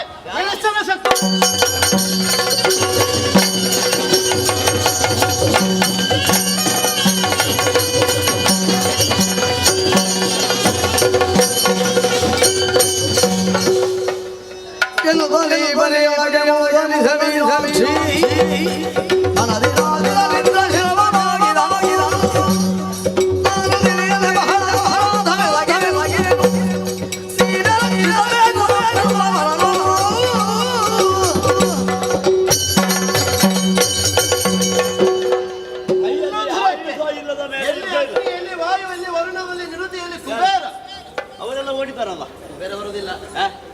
ಯಾಕೆ ಬರುವುದಿಲ್ಲ? ಅಲ್ಲ, ಹೆದರಿಕೆ ಉಂಟು ಅವನಿಗೆ. ಅವನಿಗೆ ಯಾಕೆ? ನೀನೇ ಬಿಟ್ಟು ತಿಂದಿದ್ದು ಪುಣ್ಯಾತ್ಮ. ಬರುವಾಗ ಅವನಿಗೆ 2 ಕೊಟ್ಟೇ ಬಂದದ್ದು ನಾನು. ಹೌದಾ? ಅದಕ್ಕೆ ಬರುವುದಿಲ್ಲ, ಮತ್ತೆ ಮಂಡೆ ಎತ್ತಕ್ಕಿಲ್ಲ. ಯಾರೂ ಇಲ್ಲ ಎಂಬುದನ್ನು ನಾನು ತಿಳಿದೇ ಓಡೋಡಿಕೊಂಡು ಬಂದದ್ದು, ನಿನ್ನನ್ನು ಓಡಿಸುವ ಎಂಬ ಹಾಗೆ. ಆದರೆ ನೀನು ಓಡುವವಳಲ್ಲ ಎಂಬುದು ಈಗ ಗೊತ್ತಾಯಿತು. ಅಧಿಕಾರ ಬೇಕಾ? ಏನು ಕೊಡಿತ್ಯ? ನನಗೆ ಈ ಅಧಿಕಾರ ಸಿಂಹಾಸನ ಬೇಕು ಅಂತ ಬಂದ. ವೆಚ್ಚಕ್ಕೆ ನಮ್ಮ ನಿಧಿಗಳು ಬೇಡ, ಮತ್ತೆ ಮೆಟ್ಟಿ ನಡೆಯುವುದಕ್ಕೆ ಪರುಷಶಿರದ ಆಕಾಂಕ್ಷೆ ಇಲ್ಲ. ನನ್ನ ಕಾಮಧೇನು ಐರಾವತ ಕಲ್ಪವೃಕ್ಷ ಚಿಂತಾಮಣಿ ಇದಾವುದರ ಬಯಕೆಯೂ ನನಗಿಲ್ಲ. ನನ್ನ ಅಂತರಂಗದಲ್ಲಿ ಸುಪ್ತವಾಗಿರುವಂತಹ ಬಯಕೆ ವಿಶೇಷವಾದ ಸಂಕಲ್ಪ. ಇಂದ್ರಿಯಾಭಿಮಾನಿ ದೇವತೆ ಆಗಿರುವಂತಹ ಸುರಪಾಲನಿಗೆ ತಿಳಿಯದಿರುವುದಕ್ಕೆ ಸಾಧ್ಯವೇ? ಗೊತ್ತಾಗಿದೆ. ಮುಂದೆ ದಾರಿ ನಾರೀ ಇಲ್ಲಿಯೇ ಇದ್ದುಕೊಂಡು ನಮ್ಮಲ್ಲಿ ಜಗಳವನ್ನು ಆಡುತ್ತಾ ಸಿಂಹಾಸನವನ್ನು ಏರುವುದಕ್ಕೆ ಹವಣಿಸಿದ್ರೆ ನಿನ್ನದ್ದಾದಂತಹ ಆಕಾಂಕ್ಷೆ ನೆರವೇರಿಸುವುದಕ್ಕೆ ಸಾಧ್ಯವಿಲ್ಲ. ನಿನ್ನ ಆಸೆ ನೆರವೇರಬೇಕು, ಭೂಲೋಕವನ್ನೇ ನೀನು ಸೇರಬೇಕು. ಸಾಕ್ತಾನೆ ಸಾಕ್ತಾನೆ.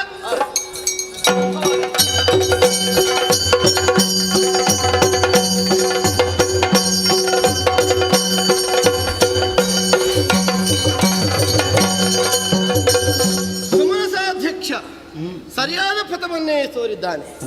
ಅವನು ಆಡದೆ ಉಳಿದ್ರು ಅವನು ಯಾವ ದಾರಿಯನ್ನು ಸೂಚಿಸಿದ್ದಾನೆನ್ನುವುದನ್ನು ನಾನು ಸ್ಪಷ್ಟವಾಗಿ ಅರ್ಥವಿಸಿಕೊಂಡೆ.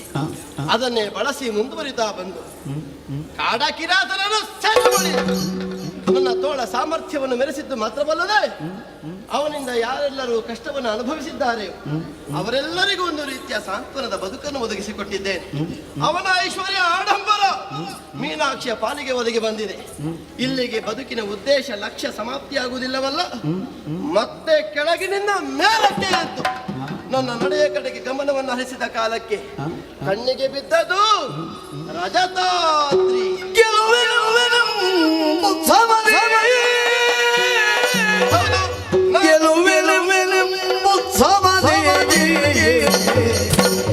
ಬರಲು ದೂರದೋಳು ಬರಲು ದೂರದೊಳದೊಳು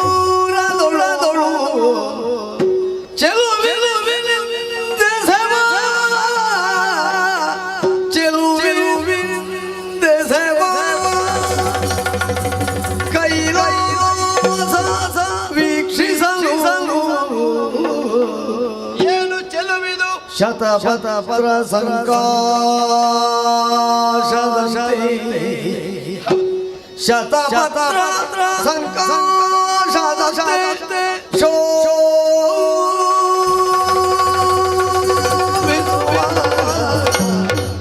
ಅತಿಶಯದಿ ನೆಲೆಸಿದ ಬಹಳ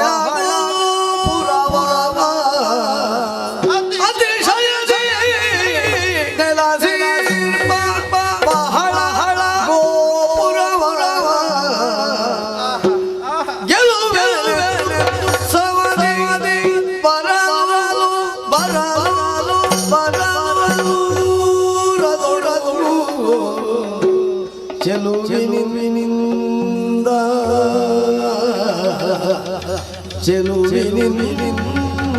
ಸೇವಾ ಕೈಲಾಸ ವೀಕ್ಷಿಸಲು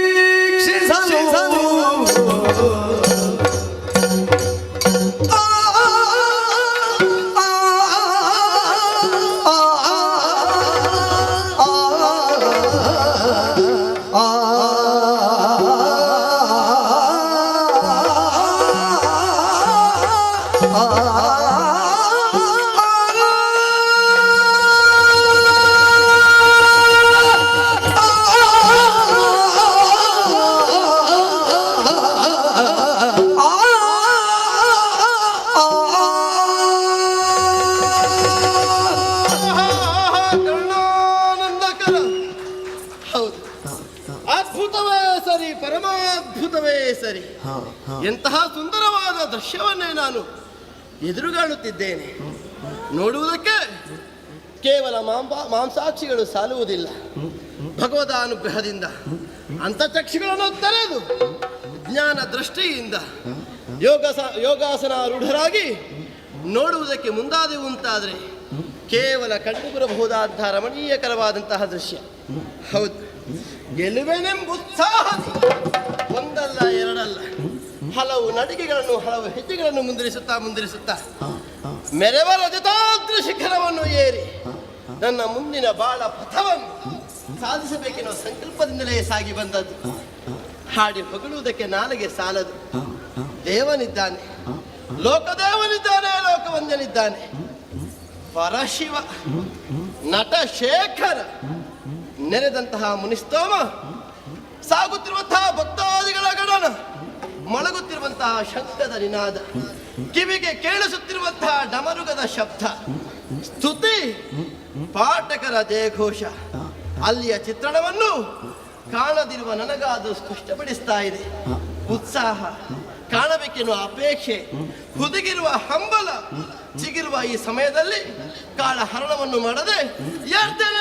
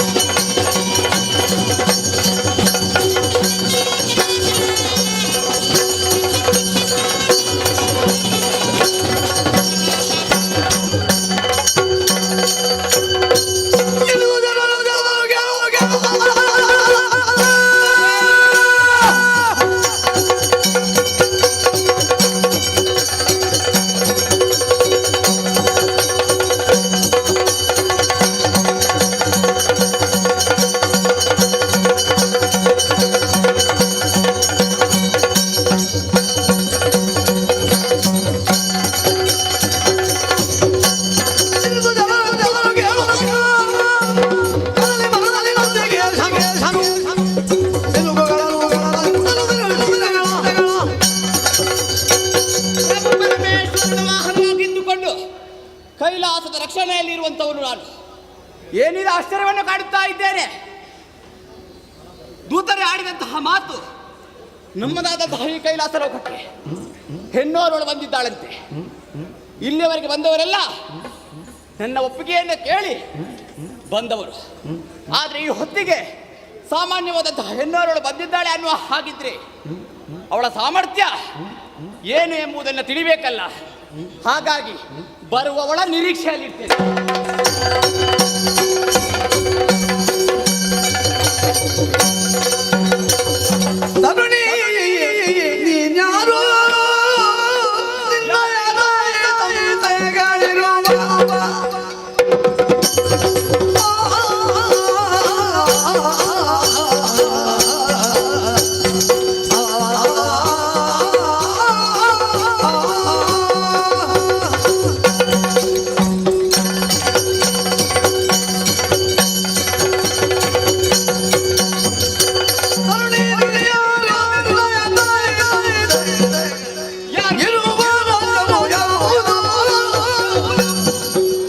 ಹರಿತ ಮಾತಲ ಸಹಬೂದೆ ಗಿಲೆ ಹರಿತ ಮಾತಲ ಸಹಬೂದೆ ಗಿಲೆ ಪದ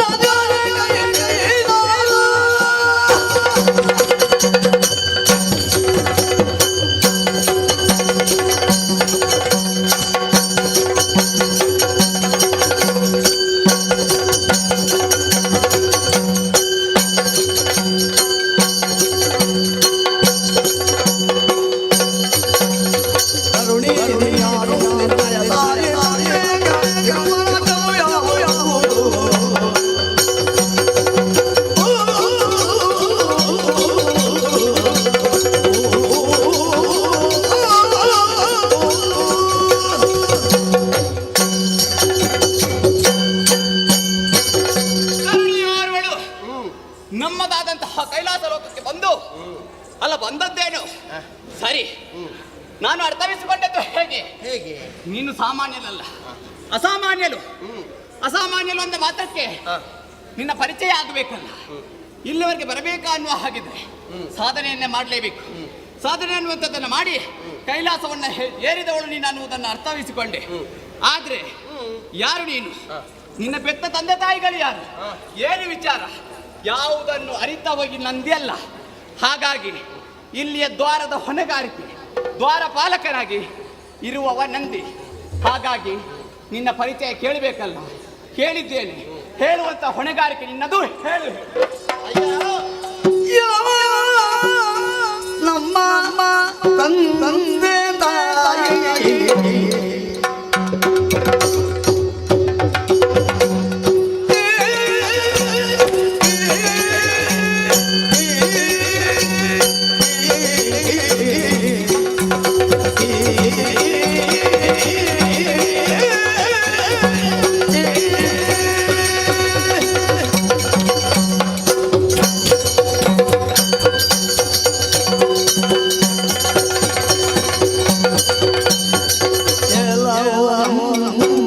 ತಂದೆ ತಾಯಿ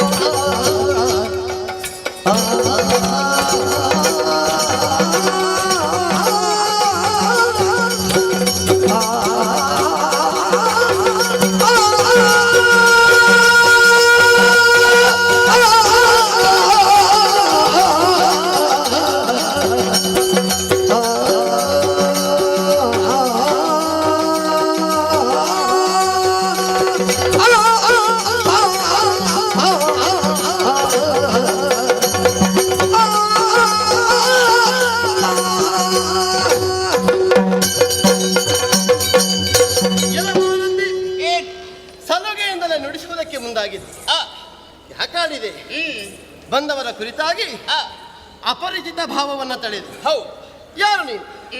ತಂದೆ ಯಾರು, ತಾಯಿ ಯಾರು? ಹೌದು. ನಿನ್ನ ಬಂಧುಗಳಾರು, ಪುರ ಯಾವುದು? ಹೀಗೆ ಕೇಳುವುದು ಸಹಜ.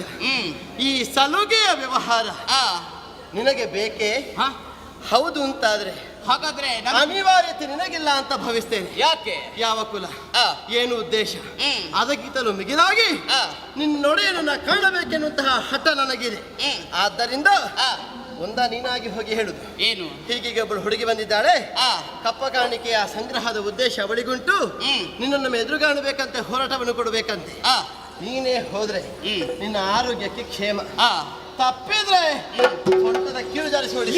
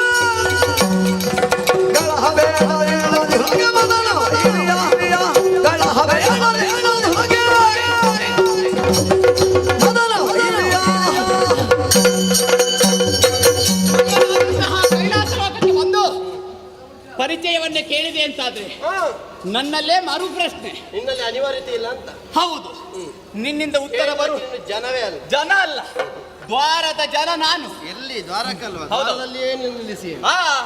ನೀನು ಬಂದದ್ದು ಪರಮೇಶ್ವರನನ್ನ ಹೌದೌದು ಭೇಟಿ ಆಗುವುದಕ್ಕಾಗಿ. ಹೌದೌದು. ಆದ್ರೆ ನೀನು ಬಿಟ್ರೆ ಭೇಟಿ. ಹೌದೌದು, ಅಲ್ಲಿಯವರೆಗೆ ನೀನು ತಲುಪಬೇಕು ಅಂತ ಹೇಳಿದ್ರೆ ಮೊದಲು ನೀನು ಎದುರಿಸಬೇಕಾದದ್ದು ಯಾರನ್ನು ಬಲ್ಲೆಯ? ಯಾರನ್ನು? ಎದುರು ನಿಂತವನಿದ್ದಾನಲ್ಲ ನಂದಿ. ಏನು ಸಾಮರ್ಥ್ಯ ಇಲ್ಲ ಅನ್ನುವ ಹಾಗೆ ಭಾವಿಸಿದೆಯಾ? ಕೈಯಲ್ಲಿ ಉಂಟಲ್ಲ ದಂಡ ಬಾಡಿದೇನು.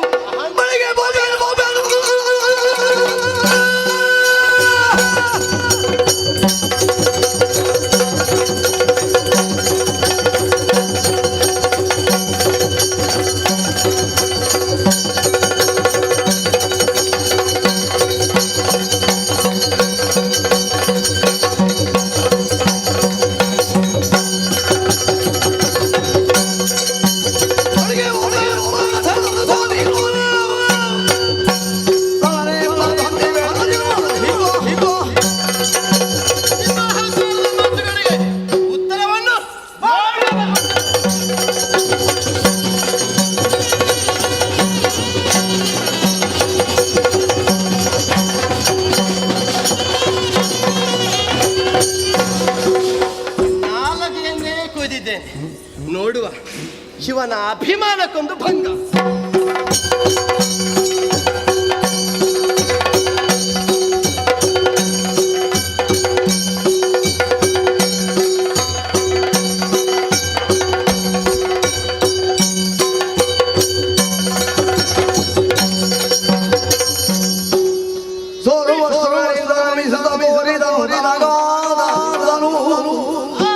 ಯಾರು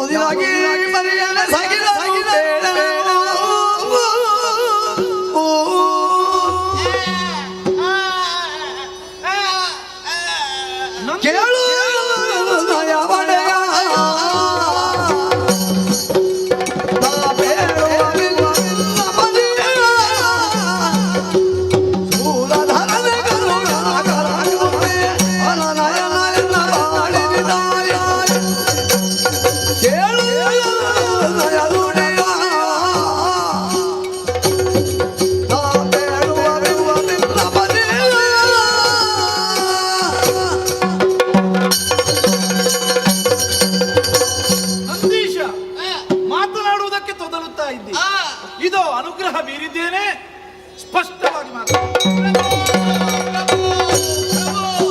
ನಿನ್ನ ಬಳಿ ಈ ನಂದಿ ಈ ಸ್ಥಿತಿಯಲ್ಲಿ ಬರುವುದಕ್ಕೆ ಬಲವಾದ ಕಾರಣ ಇದೆ ಪ್ರಭು. ನೀನು ಕಾವಲು ಕಾಯುತ್ತಿದ್ದವನಲ್ವೇ? ನಿನ್ನದೇ ಆಶೀರ್ವಾದವನ್ನ ಪಡೆದುಕೊಂಡು ದ್ವಾರದ ರಕ್ಷಣೆಯಲ್ಲಿದ್ದವ ಈ ನಂದಿ. ಆದ್ರೆ ಈ ಹೊತ್ತಿಗೆ ಅನಾಹುತ ಒಂದು ಆಗಿ ಹೋಯಿತಲ್ಲ. ಏನು? ದ್ವಾರಪಾಲಕನಾದಂತಹ ನಾನು ಮಾಡುವಂತಹ ಹೊಣೆಗಾರಿಕೆಗೆ ಕಂಟಕ ಎದುರಾಯಿತು. ನಮ್ಮ ಕೈಲಾಸಕದಲ್ಲಿ ಕಂಟಕವೇ? ಹೌದು. ಏನದು? ದೂತರೇ ಬಂದಾಡಿದಂತಹ ಮಾತಾದರೆ ಏನು? ಯಾವುದು? ನಮ್ಮದಂತ ಕೈಲಾಸ ಲೋಕಕ್ಕೆ ಹೆಣ್ಣೋರ್ವಳು ಬಂದಿದ್ದಾಳತ್ತೆ. ಹೆಣ್ಣೋರ್ವಳು? ನಿಜ. ಆಕೆ ಯಾರು, ಏನು, ಎಷ್ಟು ಎನ್ನುವುದು ತಿಳಿಬೇಕನ್ನುವಂತಹ ಉದ್ದೇಶದಿಂದ ಆಕೆಯನ್ನ ಎದುರಿಸಿದೆ ಪ್ರಭು. ಆದ್ರೆ ಸಮರದಲ್ಲಿ ಕೈ ಸೋಕು ಹೋಗಿ ಆಕೆಯಿಂದ ದಂಡನೆಗೆ ಒಳಗಾಗಿ ಈ ಸ್ಥಿತಿ ಬರುವಂತಾಗಿದೆ. ರಕ್ಷಿಸು. ಈ ಸ್ಥಿತಿಯೇ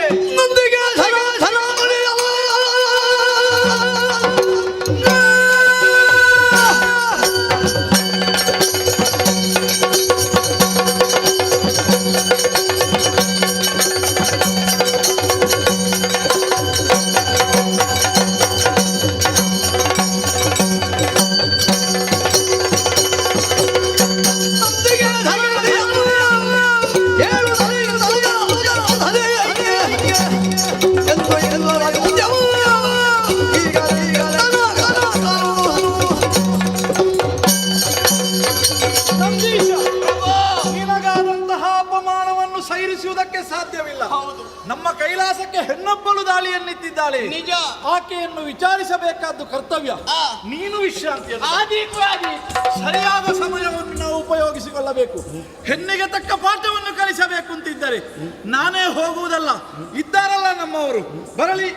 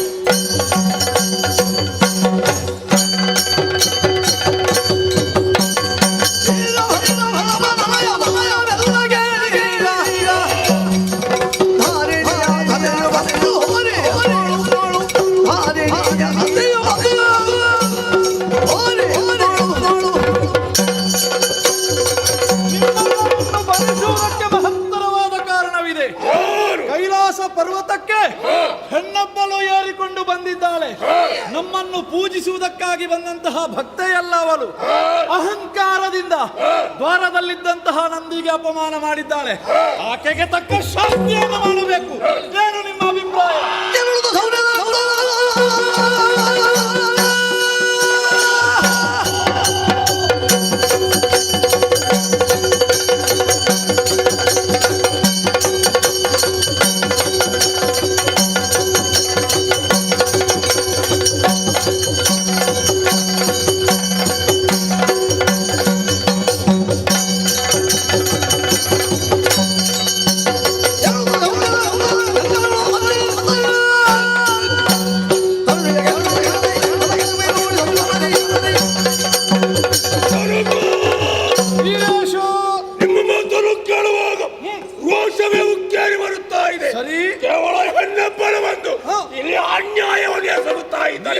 ಅವರಿಗೆ ತಕ್ಕ ಉತ್ತರ ಕೊಡದೆ ಹೋಗಿ ಬನ್ನಿ, ಶುಭವಾಗಲಿ.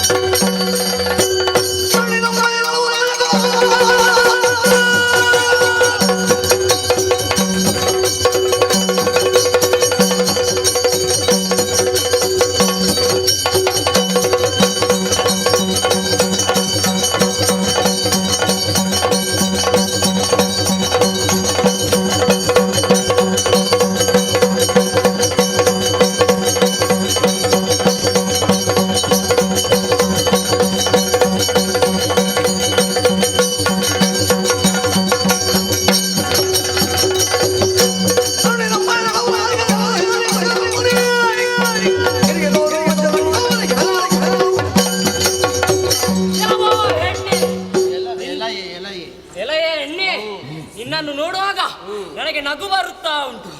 ಏನು ಎರಡು ಹಾಲು ಹೊರಗೆ ಬಿದ್ದಿದ? ಅಲ್ಲ, ನಗುವಾದ ಎಲ್ಲಾ ಮುಖ ನಿಮ್ಮ ಶಿವಲೋಕದಲ್ಲೇ ಉಂಟು. ಅಲ್ಲ, ಎಲ್ಲಾ ವಿಕಾರಗಳನ್ನು ನಿಮ್ಮಲ್ಲಿ ಇರಿಸಿಕೊಂಡು ಪುಣ್ಯಾತ್ಮ ನನ್ನ ಮುಖ ನೋಡಿ ನಗು ಬರ್ತದೆ ಅಂತ ಹೇಳ್ತೀಯಲ್ಲ ನೀನು. ಕಾರಣವಿಲ್ಲದೆ ಹಾಗೆ ಆಡುವವನಲ್ಲ.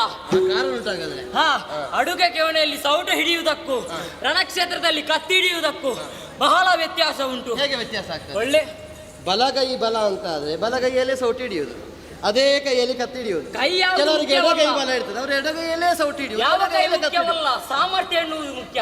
ಇಷ್ಟು ಮುಂದೆ ಬಂದವರೆಲ್ಲ ಬಡಿದು ಹಾಕಿದ್ದು ನೋಡುವ. ನನ್ನನ್ನು ಬಡಿದು ಹಾಕು ನೋಡುವ. ಸೌಟ ಅಲ್ಲ, ಸರಳಲ್ಲಿ ಬಾರಿಸ್ತೇನೆ.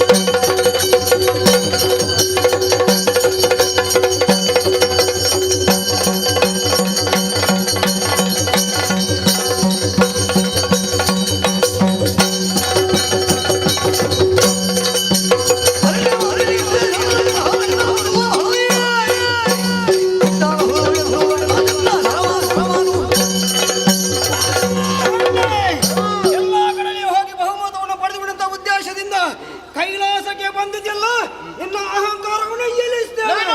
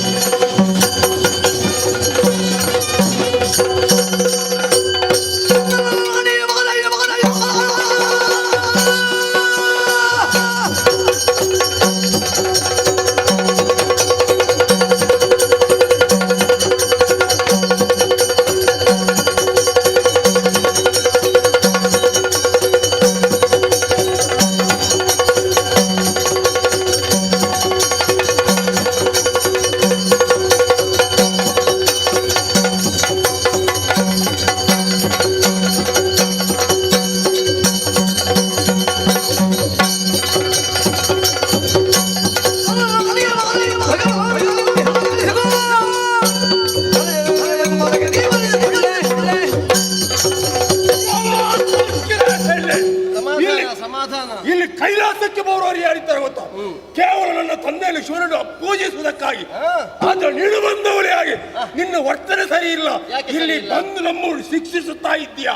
ಹೌದೇ ಹಣ್ಣೆ? ನಿನ್ನನ್ನು ತಲೆ ಬಾಗ್ತಾ ಇದ್ರೆ ಹಾಗೆ ಬಿಟ್ಟು ಬಿಡ್ತಿದ್ದೆ. ಹೌದಾ? ತಲೆ ಎತ್ತಿದ್ರಲ್ಲ, ಅದಕ್ಕೆ ಬೆನ್ನಿಗೆ ಕೊಟ್ಟ. ಇದು ತಲೆ ಎತ್ತದ ಯಾರು ಗೊತ್ತಾ? ಅದು ನೀನು ತಕ್ಕೆ ಮಾಡ್ತೀನಿ. ಈ ಹಿಂದೆ ಒಬ್ಬನ ತಲೆ ಕತ್ತರಿಸಿದವರು ನೀನೇ ಅಲ್ವಾ? ನಿನ್ನ ಮಂಡ ಉಳಿಸದ ನೋಡು.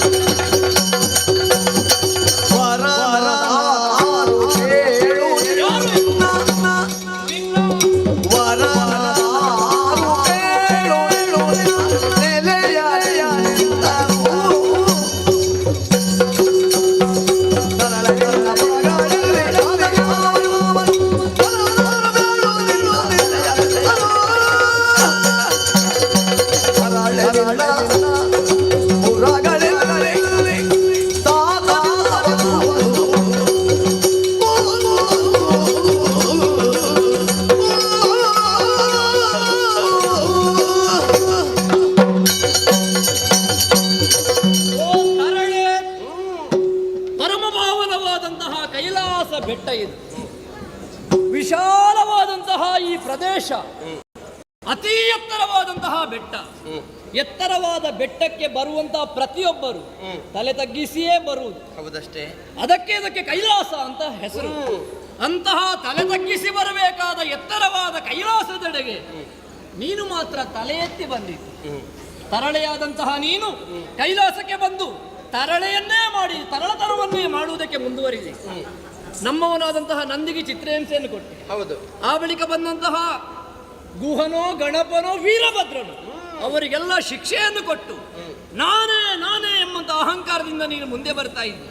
ಹಾಗಾಗಿ ಪ್ರಶ್ನಿಸುವುದಕ್ಕೆ ಬಂದವ ನಾನು ನಿನ್ನಲ್ಲೇ ಕೇಳ್ತೇನೆ, ಈ ರೀತಿಯಾಗಿ ತಲೆ ಎತ್ತಿ ಕೈಲಾಸಕ್ಕೆ ಬರಬೇಕು ಅಂತಾದ್ರೆ ನೀನು ಯಾರು?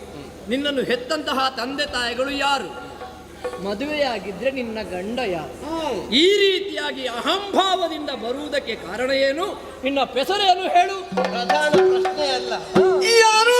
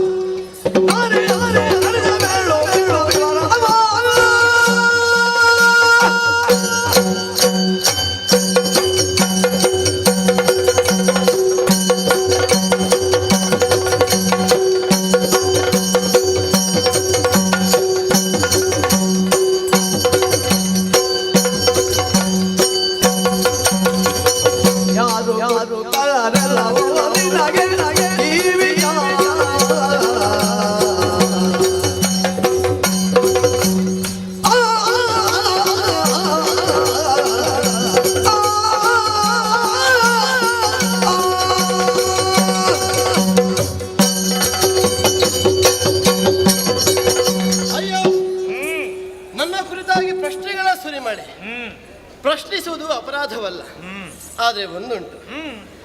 ಬಂದಿರುವ ಕಾರಣ ಏನನ್ನುವುದನ್ನು ಸ್ಪಷ್ಟಪಡಿಸಿದ ಹೆಣ್ಣರೊಳ ಕುರಿತಾಗಿ ಅವಳ ಪೂರ್ವಾಪರ ಬಿಡಿಸಿ ತಿಳಿದುಕೊಳ್ಳಬೇಕೆನ್ನುವ ಹಂಬಲ, ಅಥವಾ ಅಧಿಕಾರದಿಂದ ಕೇಳುವ ಈ ಪರಿ, ಈ ವಿಚಾರ ಯಾರು ಕೊಟ್ಟರು ಪೇಳು ನಿನಗೆ?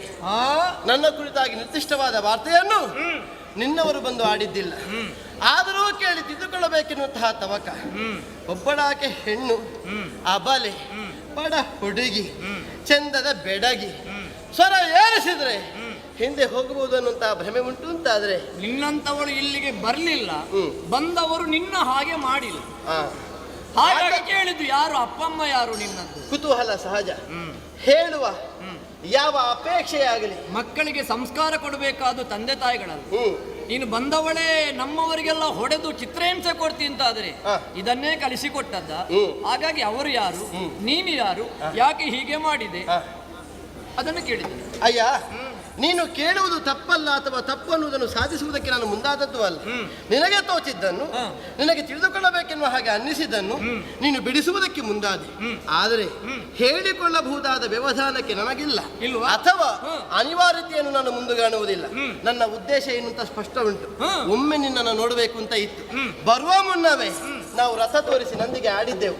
ಕಪ್ಪ ಕಾಣಿಕೆಯ ಭರಿತ ಸಂಗ್ರಹಿಸುವಂತಹ ಉದ್ದೇಶದಿಂದ ಸಾಗಿ ಬಂದ ಈ ಹೆಣ್ಣಿನ ಕುರಿತಾಗಿ ಯಾವ ನಿರ್ಲಕ್ಷ್ಯ ಭಾವವನ್ನು ತೋರದೆ ರಣಮುಖವಾಗಿ ಅಥವಾ ಸಂತೋಷದಿಂದಲೇ ಕೊಡುವುದಕ್ಕೆ ಶಿವ ಮುಂದಾಗ್ತಾನೆ ಅಂತಾದ್ರೆ ನಮಗೆ ಸಂತೋಷ ಉಂಟು ಅಂತ. ಸತ್ಯ ಹೇಳ್ತೇನೆ, ನಿನ್ನನ್ನೊಂದು ಕಾಣಬೇಕು ಅಂತ ಈ ಹಿಂದೆ ಎಷ್ಟೆಷ್ಟು ಕಡೆಗೆ ನಾವು ಸಾಗಿ ಬರಲಿಲ್ಲ. ಇದೀಗ ಅನಾಯಾಸವಾಗಿ ನಿನ್ನನ್ನು ಪ್ರತ್ಯಕ್ಷವಾಗಿ ಕಣ್ತುಂಬಿಸಿಕೊಳ್ಳುವಂತಹ ಯೋಗ ಭಾಗ್ಯವೊಂದು ಸಿದ್ಧಿಸ್ತದೆ ಅಂತಾದರೆ ನನ್ನ ಯೋಗ ವಿಶೇಷ ಅನ್ನೋ ಹಾಗೆ ಭಾವಿಸ್ತೇನೆ.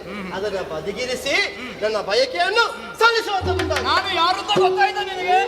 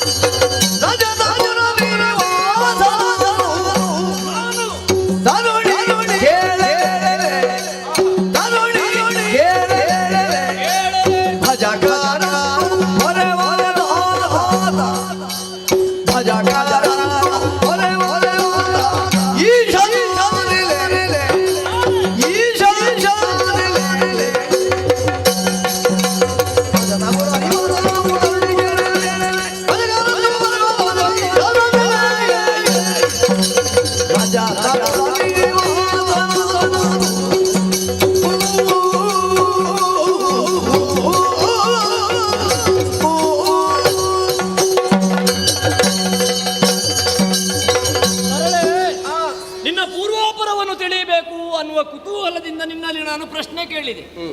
ಒಬ್ರು ಪ್ರಶ್ನೆ ಕೇಳುವಾಗ ಉತ್ತರವನ್ನು ಕೊಡಬೇಕಾದ ಸಂಸ್ಕಾರ. ನೀನು ಉತ್ತರವನ್ನು ಕೊಡುವುದರ ಬದಲು ನನ್ನಲ್ಲೇ ಪ್ರಶ್ನೆ ಮಾಡುವುದಕ್ಕೆ ತೊಡಗಿದ್ದೆ. ಅದು ಕೂಡ ನನ್ನನ್ನು ಕೇಳುವಂತ ಅಧಿಕಾರ ನಿನಗೆ ಕೊಟ್ಟದ್ದು ಯಾರು? ನೀನು ನನ್ನನ್ನು ಕೇಳುವುದಕ್ಕೆ ಯಾರು ಅನ್ನುವಂತಹ ಒಂದು ಅಹಂಕಾರದ ಮಾತುಗಳನ್ನು ಆಡ್ತಿಂತಾದ್ರೆ ಇದನ್ನು ತರಳತನ ಅಂತಲೇ ಹೇಳಬೇಕು. ನೀನು ಬಂದದ್ದೆಲ್ಲಿಗೆ ಅಂತ ಗೊತ್ತುಂಟಾ? ಕೈಲಾಸ ಬೆಟ್ಟವಿದೆ, ತಿಳಿದೇ ಬಂದದ್ದು. ಕೈಲಾಸ ಬೆಟ್ಟಕ್ಕೆ ಬಂದಂತಹ ನೀನು ವೃಷಭ ವಾಹನನಾಗಿ, ವ್ಯಾಘ್ರ ಚರ್ಮಾಂಬರಧಾರಿಯಾಗಿ, ತ್ರಿಶೂಲಪಾಣಿಯಾಗಿ ಬಂದಂತಹ ನನ್ನನ್ನು ಕಂಡಾಗ ನಾನು ಯಾರು ಅಂತ ನಿನಗೆ ಪರಿಚಯ ಸಿಗದೆ ಹೋದ್ರೆ ನಿನ್ನ ಜ್ಞಾನಕ್ಕೆ ಅಜ್ಞಾನದ ಪರದೆ ಮುಸುಕಿದೆ ಅಂತ ಅರ್ಥ. ಹಲವಾರು ಹೆಸರುಗಳಿದೆ ನನಗೆ, ಅದರಲ್ಲಿ ಒಂದು ವಿಶೇಷವಾದಂತಹ ಹೆಸರುಂಟು. ಏನು? ಸ್ಥಾನು ಎಂಬ ಹಾಗೆ ನನಗೆ ಹೆಸರು. ಇದು ನನ್ನ ಊರು. ಸ್ಥಾನೂರಿಗೆ ಬಂದು ನನ್ನನ್ನು ಯಾರು ಅಂತ ಕೇಳ್ತೀನಿ. ಎಲ್ಲಿಗೆ? ಸ್ಥಾನು ಇರುವ ಈ ಊರಿಗೆ ಬಂದು ನೀನು ಯಾರು, ನನ್ನನ್ನು ಪ್ರಶ್ನೆ ಮಾಡಬೇಕು ಅಂತಾದ್ರೆ ಅಧಿಕಾರ ಕೊಟ್ಟದ್ದು ಯಾರು ಎಂಬಂತ ಅಹಂಕಾರದ ಮಾತನ್ನು ಆಡಬೇಡ. ಪರಮೇಶ್ವರನಿದ್ದೇನೆ, ಲಯಾಧಿಕಾರನಿದ್ದೇನೆ, ತ್ರಿಶೂಲಪಾನಿ, ಕಪರ್ದಿ, ರುಂಡಮಾಲ, ಗಜ ಚರ್ಮಾಂಬರಧಾರಿ, ವ್ಯಾಘ್ರ ಚರ್ಮಾಂಬರಧಾರಿ, ಹೀಗೆ ಭಕ್ತಾದಿಗಳನ್ನು ಕೊಂಡಾಡ್ತಾರೆ. ಯಾರು ಭಕ್ತಿ ಭಾವದಿಂದ ತ್ರಿಕರಣ ಪೂರ್ವಕವಾಗಿ ನನ್ನನ್ನು ಪೂಜಿಸ್ತಾರೋ ಅಂತಹ ಭಜಕರಿಗೆ ಬೇಕಾದನ್ನು ಕೊಡುವಂತಹ ರಜತಪುರದ ಈಶ ಪರಮೇಶ್ವರ ನಾಮ ಗೊತ್ತೇ ನಿನಗೆ? ಅಂತ ಭಾವಿಸಿದ್ಯಾ? ಅಯ್ಯ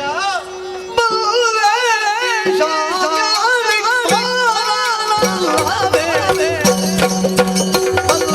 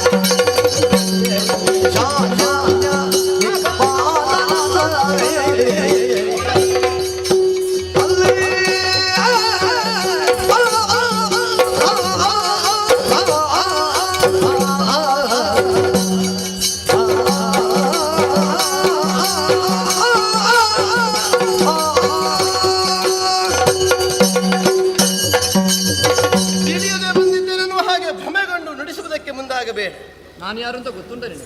ಬಲ್ಲೆ. ಗೊತ್ತುಂಟು. ನಿನ್ನ ವೇಷ, ನಿನ್ನ ಭೂಷಣ, ಕುತ್ತಿಗೆಗೆ ಸುತ್ತಲ್ಪಟ್ಟಂತಹ ನಾಗಾಹಾರ. ನಾಗನ ಆಹಾರ ಅಲ್ಲ, ನಾಗನೇ ಆಭರಣ. ಹೌದಪ್ಪ. ನಿನ್ನೀ ಭಂಗಿ, ನಿನ್ನೀ ನಿಲುವು, ಹಣೆಗಣ್ಣು, ಶಿಖೆಯಲ್ಲಿ ಬಂಧಿಸಲ್ಪಟ್ಟಂತಹ ಗಂಗಾ ಮಾತೆ, ಇವೆಲ್ಲವನ್ನು ಕಾಣುವಾಗ ಸ್ಪಷ್ಟವಾಗಿ ಎಂಥ ಹೆಡ್ಡನಾದರೂ ಸರಿ, ಕಣ್ಣ ಮುಂದೆ ಸಾಕಾರಗೊಂಡವನು ಶಿವನಿದ್ದಾನೆ ಅನ್ನುವುದನ್ನು ತರ್ಕವಿಲ್ಲದೆ ಹೇಳುವುದಕ್ಕೆ ಶಕ್ತನಾಗ್ತಾನೆ.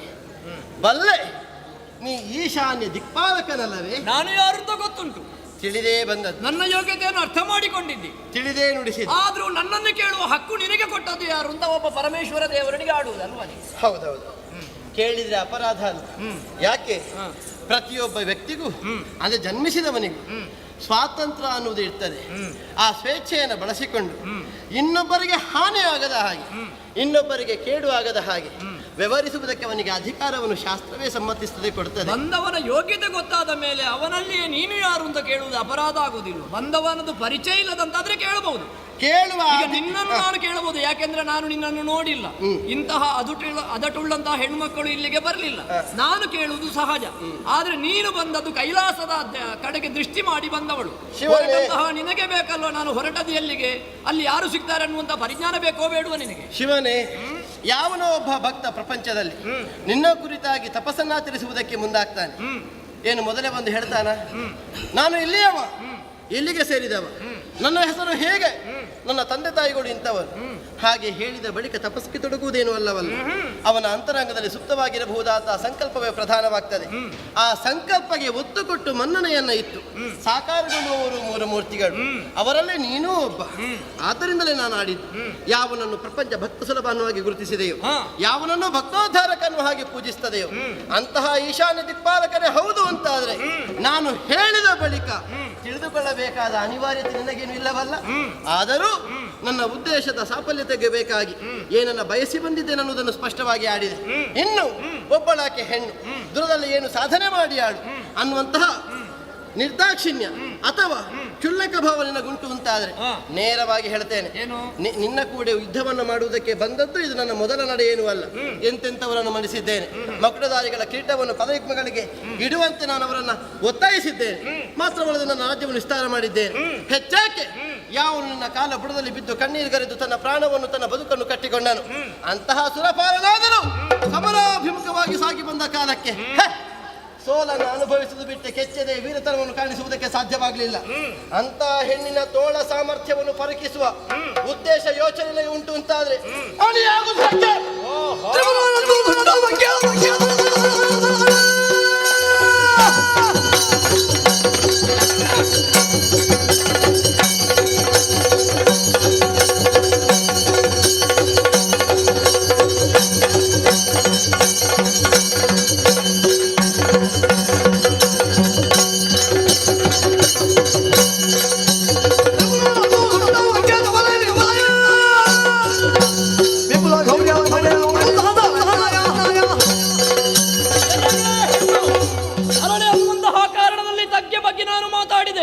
ಪರಮೇಶ್ವರನ ಕೋಪ ನಿನಗೆ ಗೊತ್ತಿಲ್ಲ.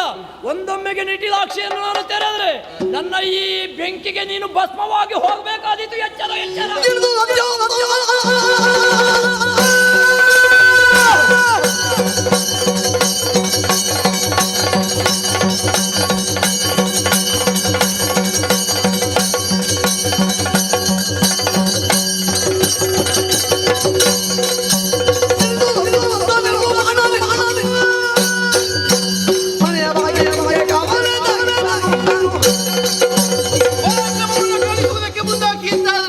ಮೆರವ ಕೈಲಾಸಗಿರಿಯಲ್ಲಿ ಈ ಪುಣ್ಯಧಾಮದಲ್ಲಿ ಏನು ನಾನನ್ನುವುದನ್ನು ಕಾಣಿಸ್ತೇನೆ.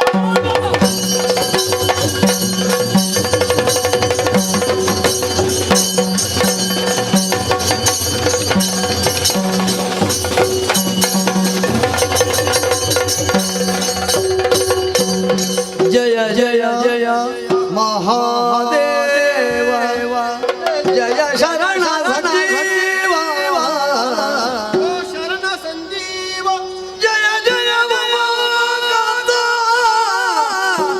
ಜಯ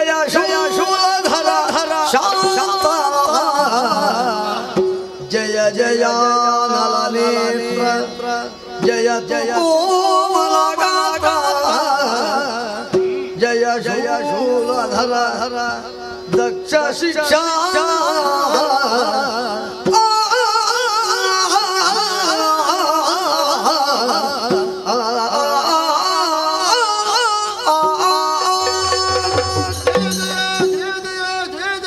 ಕೈಲಾಸನಾಥನೇ, ತಲೆಯನ್ನು ತಗ್ಗಿಸಿದ್ದೇನೆ, ಬೆನ್ನನ್ನು ಬಾಗಿಸಿದ್ದೇನೆ, ಯಾಕೆ ಕರದ್ವಯಗಳನ್ನು ಜೋಡಿಸಿದ್ದೇನೆ, ಮೊಣಕಾಲನ್ನ ಊರಿ ಸುರಿಯುತ್ತಿರುವಂತಹ ಕಣ್ಣೀರಿನಿಂದಲೇ ಪದಯುಕ್ತಗಳನ್ನು ತೊಳೆಯುವುದಕ್ಕೆ ಮುಂದಾಗುತ್ತಿದ್ದೇನೆ. ಇದು ಶರಣಾಗತಿಯ ಭಾವ. ಸಂಪೂರ್ಣ ಶರಣಾಗತಿಯನ್ನು ಬಯಸಿ ಬಂದಿದ್ದೇನೆ. ನಿನ್ನ ಪದ ತಳದಲ್ಲಿ ನನ್ನನ್ನು ನಾನು ತನು ಮನ ಭಾವದಿಂದ ಸಮರ್ಪಿಸಿದವಳಿದ್ದೇನೆ. ಈ ರೀತಿ ಆಗಬೇಕು ಅಂತಾದ್ರೆ ಕಾರಣ ಏನು? ಏನಾಯ್ತು? ಬಲವಾದ ಕಾರಣವಿದೆ ಪ್ರಭುವೇ. ನೀನು ಸ್ಪಷ್ಟವಾಗಿ ತಿಳಿದವನನ್ನುವುದನ್ನು ನಾನು ಚೆನ್ನಾಗಿ ಬಲ್ಲೆ. ಈ ಹಿಂದಕ್ಕೆ ಗಂಧರ್ವ ಕನ್ಯೆಯಾದಂತಹ ವಿದ್ಯಾವತಿ ನಾಮಕಳು ತನ್ನ 5ರ ಅರ್ಹ್ಯದಲ್ಲಿ ನಿನ್ನ ಮಡದಿಯಾದ ನಿನ್ನ ಸತಿಯಾದ ಗಿರಿಜೆಯ ಕುರಿತಾಗಿ ಘನಘೋರ ತಪಸ್ಸನ್ನೇ ಆಚರಿಸಿದಳಂತೆ. ಒಲಿದು ಬಂದಂತಹ ಶಿವೆಯಲ್ಲಿ ಕೇಳಿದ್ದಾದರೂ ಏನನ್ನು, ನನಗೆ ನೀನೇ ಮಗಳಾಗಿ ಹುಟ್ಟಬೇಕು, ನಿನ್ನನ್ನೇ ಮಗಳನ್ನಾಗಿ ಹೊಂದಬೇಕೆನ್ನುವಂತಹ ಅಭಿಲಾಷೆ ಉಂಟು ತಾಯಿ. ಗಿರಿಜೆ ಸ್ಪಷ್ಟವಾಗಿ ಆಡಿದ್ದಂತೆ, ಸಾಧ್ಯವಾಗುವುದಿಲ್ಲ. ಬ್ರಹ್ಮದೇವನ ಸೃಷ್ಟಿಯಲ್ಲಿ ಒಬ್ಬಳೇ ಗಿರಿಜಾತಿ, ಇನ್ನೊಬ್ಬಳು ಹುಟ್ಟಿ ಬರುವುದಕ್ಕಾಗುವುದಿಲ್ಲವಲ್ಲ. ಆದರೂ ಸಣ್ಣ ಪ್ರಾಯದ ಭಜಕಳಾಗಿರುವಂತಹ ವಿದ್ಯಾವತಿಯ ಮನಸ್ಸು ನೋಯಕೂಡದನ್ನೋ ಉದ್ದೇಶದಿಂದ ಅನುಗ್ರಹದ ದೃಷ್ಟಿಯನ್ನು ಬೀರುತ್ತಾ ಸ್ಪಷ್ಟವಾಗಿ ಆಡಿ ತೋರಿಸಿದ್ಲಂತೆ. ಮಗಳೇ, ಈ ಜನ್ಮವನ್ನು ಉತ್ತರಿಸಿ ಯುಗಾಂತರದಲ್ಲಿ ಸೂರ್ಯ ವಂಶದಲ್ಲಿ ಸಂಜನಿಸಬಹುದಾದಂತಹ ಕಾಶ್ಮೀರದ ನೃಪತಿ ಶೂರಸೇನ ಮಹಾರಾಜನಿಗೆ ಮಗಳಾಗಿ ಕಾಂಚನಮಾಲನಿ ನಾಮಕಳಾಗಿ ನೀನು ಜನ್ಮವನ್ನು ಪಡೆಯುವುದಕ್ಕಿದ್ದಿ. ಆ ಬಳಿಕ ನಿನ್ನ ತಂದೆ ತುಂಬ ಮನಸ್ಸಿನಿಂದಲೇ ಯೌವನಾವಸ್ಥೆಯಲ್ಲಿ ನಿನ್ನನ್ನು ದೂರದ ಪಾಂಡ್ಯ ದೇಶದ ನೃಪಾಲ ಮನೆಯಧ್ವಜನಿಗೆ ಮದುವೆ ಮಾಡುವುದಕ್ಕೆ ಮುಂದಾಗುತ್ತಾನೆ. ನಿಮ್ಮ ಸುದೀರ್ಘವಾದ ದಾಂಪತ್ಯ ಜೀವನದಲ್ಲಿ ಮಕ್ಕಳಿಲ್ಲದ ಕಾಲದಲ್ಲಿ ಒದಗಿ ಬರಬಹುದಾದ ನಾದದ ನಿರ್ದೇಶನ ನಿಮ್ಮನ್ನು ಪುತ್ರಕಾಮೇಷ್ಟಿಯಾಗವನ್ನು ಮಾಡುವಂತೆ ಪ್ರೇರೇಪಿಸುತ್ತದೆ. ಆ ಕಾಲದಲ್ಲಿ ಪುಣ್ಯ ಸಂಚಯವಾದ ಹೊತ್ತಿಗೆ ನಾನೇ ನಿಮ್ಮ ಮಗಳಾಗಿ ಹುಟ್ಟಿ ಬರ್ತೇನೆ, ನನ್ನ ಅಂಶವೇ ನಿಮ್ಮ ಮಗಳಾಗಿ ಅವತರಣವನ್ನು ಪಡೆಯುತ್ತದೆ ಅನ್ನುವ ಹಾಗೆ ಗಿರಿಜಾತಿ ಸ್ಪಷ್ಟವಾಗಿ ವಿದ್ಯಾವತಿಗೆ ಆಡಿ ತೋರಿಸಿದ್ದಂತೆ. ಪರಿಣಾಮದಲ್ಲಿ ಸತ್ತರವಾಗಿ ಹುಟ್ಟಿಕೊಂಡವಳು ಈ ಮೀನಾಕ್ಷಿ ಶಿವೆಯ ಅಂಶ ಸಂಭೂತಿ. ಶಿವೆಯೇ ನಾನಾಗಿದ್ದೇನೆ. ಆದ್ದರಿಂದಲೇ ಹೆಣ್ಣಿಗೆ ಇರಬಾರದಾದಂತಹ ಹೆಚ್ಚಿನ ಸ್ತನ ಮೂರುಗಳನ್ನು ಹೊಂದಿದ್ದಂತಹ ನಾನು ಕೊರತೆಯನ್ನು ಪರಿಹರಿಸಲು ಸುಗ ಯೋಗ್ಯನಾದ ಪುರುಷನ ಅನ್ವೇಷಣೆಯಲ್ಲಿ ಉತ್ತರಿಸಿ ಊರುಗಳನ್ನು ದಾಟಿ ಎತ್ತರದ ಕೈಲಾಸಗಿರಿಯನ್ನು ಬಂದು ಸೇರಿ ನನ್ನ ಇನಿಯನನ್ನು, ನನ್ನ ರಮಣನನ್ನು, ನನ್ನ ಸ್ವಾಮಿಯನ್ನು ಕಂಡಿದ್ದೇನೆ. ಪ್ರಭುವೇ, ನನ್ನನ್ನು ಉದ್ಧರಿಸಬೇಕು, ನನ್ನ ಬಾಳಿಗೆ ಜ್ಯೋತಿಯಾಗಿ ಅಣುವಾಗಬೇಕು, ಒದಗಬೇಕು. ಮುದ್ದು ಬಾಲೆ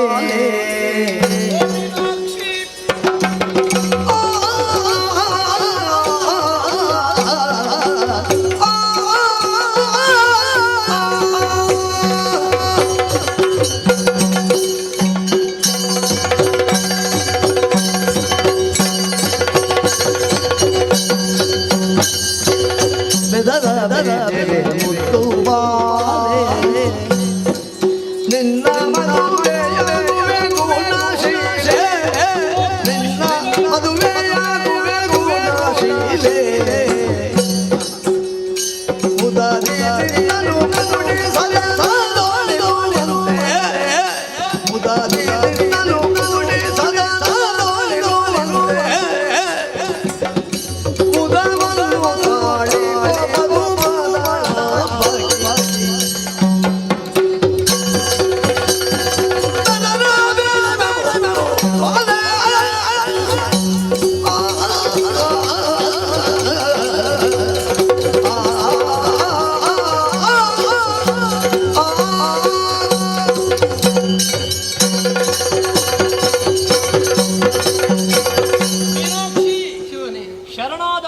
ಪಾದಕಾರತಳಾಗಿದ್ದಿ. ಹೇಳು, ಇದೋ ಅಭಯವನ್ನು ಕೊಟ್ಟಿದ್ದೆ. ಧನ್ಯಳಾದ. ಬಂದಂತಹ ನೀನು ಯಾರು? ನಿನಗೂ ನನಗೂ ಇರುವಂತಹ ಸಂಬಂಧ ಏನು ಅನ್ನುವುದನ್ನು ತಿಳಿಯದೇ ಇದ್ದವನಲ್ಲ ಪರಮೇಶ್ವರ. ಹುಟ್ಟುವಾಗಲೇ ಅಧಿಕವಾದಂತಹ ಸ್ತನವನ್ನು ಹೊಂದಿದಂತಹ ನಿನ್ನನ್ನು ಕಂಡು ನಿನ್ನಯ್ಯ ದುಃಖಿಸುವಂತಹ ಕಾಲಕ್ಕೆ ನಾರದರೇ ಬಂದು ಹೇಳಿದರಂತೆ, ಇವಳು ಅಧಿಕವಾದಂತಹ ಸ್ತನ ಯಾರ ಆಯುಧದಿಂದ ನಾಶವಾಗುತ್ತದೋ ಅವನೇ ಇವನಿಗೆ ಗಂಡನಾಗಿ ಬರ್ತಾನೆ. ನೀನೇ ಹೇಳಿದ ಕಥೆಯ ಹಾಗೆ ಪಾರ್ವತಿಯ ಅಂಶ ಸಂಭೂತೆಯಾಗಿ ಹುಟ್ಟಿದವಳು ನೀನು. ಹಾಗಾಗಿ ಪರಮೇಶ್ವರನ್ನು ಸೇರಬೇಕನ್ನುವ ಉದ್ದೇಶಕ್ಕಾಗಿ ಕಾಣುವವರ ಕಣ್ಣಿಗೆ ದಿಗ್ವಿಜಯ, ನಿಜವಾಗಿಯೂ ಪರಮೇಶ್ವರನ್ನು ಸೇರಬೇಕನ್ನುವ ಕಾರಣಕ್ಕಾಗಿ ಬಂದವಳು ನೀನು. ಆದ್ದರಿಂದಲೇ ಬಂದಂತಹ ನಿನ್ನನ್ನು ಪಾರ್ವತಿ ಅಂಶ ಅಂತ ತಿಳಿದರೂ ಕೂಡ ನಿನ್ನ ಅದಕ್ಕೆ ಅಧಿಕವಾದಂತಹ ಸ್ತನವನ್ನು ತೆಗೆಯುವುದಕ್ಕೆ ನಿನ್ನಲ್ಲಿ ಯುದ್ಧ ಮಾಡುವಂತಹ ಒಂದು ಊಟವನ್ನು ಮಾಡಿದೆ. ದೇವಾದಿದೇವರಾದಂತಹ ನಾವು ಮಾಡುವಂತಹ ಪ್ರತಿಯೊಂದು ಕಾರ್ಯಗಳು ಕೂಡ ಒಂದು ಅರ್ಥ ಇದೆ ತಾನೆ. ಹಾಗಾಗಿ ಅಂದಿನ ನಿನ್ನ ಆಶೆ ಖಂಡಿತ ನೆರವೇರುತ್ತದೆ. ನಿನ್ನನ್ನು ನಾನು ಮತ್ತೊಮ್ಮೆ ಮಡದಿಯಾಗಿ ಸ್ವೀಕರಿಸ್ತೇನೆ. ಆದರೆ ನೀನು ಬಂದು ಎಷ್ಟು ಸಮಯ ಆಯಿತು ನೋಡಿ ಇಲ್ಲಿಗೆ. ಬಹಳ ನಿನ್ನನ್ನು ಕಳುಹಿಸಿಕೊಟ್ಟದ್ದು ನಿನ್ನ ತಂದೆ ತಾಯಿಗಳು. ದಿಗ್ವಿಜಯಕ್ಕೆ ಹೋದಂತಹ ಮಗಳು ಎಲ್ಲಿದ್ದಾಳೆ ಅನ್ನುವಂತಹ ಕೊರಗು ಅವಳಿಗೆ ಇರುವುದಿಲ್ವಾ? ಹಾಗಾಗಿ ಒಂದು ಕೆಲಸ ಮಾಡು, ನೀನು ಈಗಲೇ ನಿನ್ನ ಪುರಕ್ಕೆ ಹೋಗಬೇಕು. ತಂದೆ ತಾಯಿಗಳಲ್ಲಿ ವಿಷಯವನ್ನು ಹೇಳಬೇಕು. ಸರಿ, ಹೆಚ್ಚು ಸಮಯ ತಗೊಳ್ಳುವುದಿಲ್ಲ. 8 ದಿವಸದ ಒಳಗೆ ನಾನು ನಿನ್ನಲ್ಲಿಗೆ ಬರ್ತೇನೆ. ಮೀನಾಕ್ಷಿಯಾದಂತಹ ನಿನ್ನನ್ನು ಮದುವೆ ಆಗುತ್ತೇನೆ. ಹಾಗಂತ ನಮ್ಮ ದಾಂಪತ್ಯ ಜೀವನ ಇಲ್ಲಿಗೆ ಮುಗಿಯಬಾರದು. ಇನ್ನು ಮುಂದಕ್ಕೆ ಮಧುರೆ ಅನ್ನುವಂತಹ ಪುಣ್ಯಪ್ರದವಾದಂತಹ ಕ್ಷೇತ್ರದಲ್ಲಿ ಮಧುರೆ ಮೀನಾಕ್ಷಿಯಾಗಿ ನೀನು ನೆಲೆಯಾಗಬೇಕು. ನಿನಗೆ ಗಂಡನಾಗಿ ಸೋಮಸುಂದರ ಅನ್ನುವಂತಹ ಹೆಸರಿನಲ್ಲಿ ಪರಮೇಶ್ವರನಾದಂತಹ ನಾನು ಜೊತೆಯಾಗಿದ್ದುಕೊಂಡು ಮೀನಾಕ್ಷಿ ಸೋಮಸುಂದರರಾಗಿ ಮಧುರೆಯ ಪುಣ್ಯಕ್ಷೇತ್ರದಲ್ಲಿ ಭಕ್ತಾದಿಗಳನ್ನು ಪಡೆಯುತ್ತಾ ಅವರ ಕಷ್ಟವನ್ನು ನಿವಾರಿಸುತ್ತಾ ಅವರಿಗೆ ಅನುಗ್ರಹವನ್ನು ಕೊಡುವಂತಹ ದೇವ ದೇವಿಯರಾಗಿ ಓ ಮೋಹನಾಕಾಲ ಧನ್ಯಳಾದೆ ಧನ್ಯಳಾದೆ ಧನ್ಯಳಾದೆ.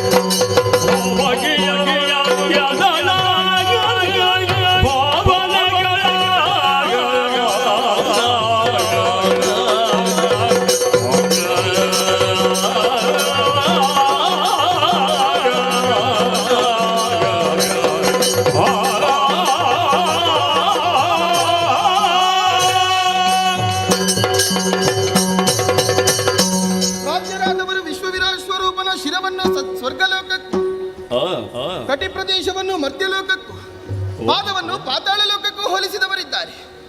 ಸ್ವರ್ಗ, ಮರ್ತ್ಯ, ಪಾತಾಳವೆನ್ನುವಂತಹ 3 ಲೋಕದಲ್ಲಿ ಸ್ವರ್ಗಲೋಕವೇ ಶ್ರೇಷ್ಠವಾದಂತಹ ಲೋಕ.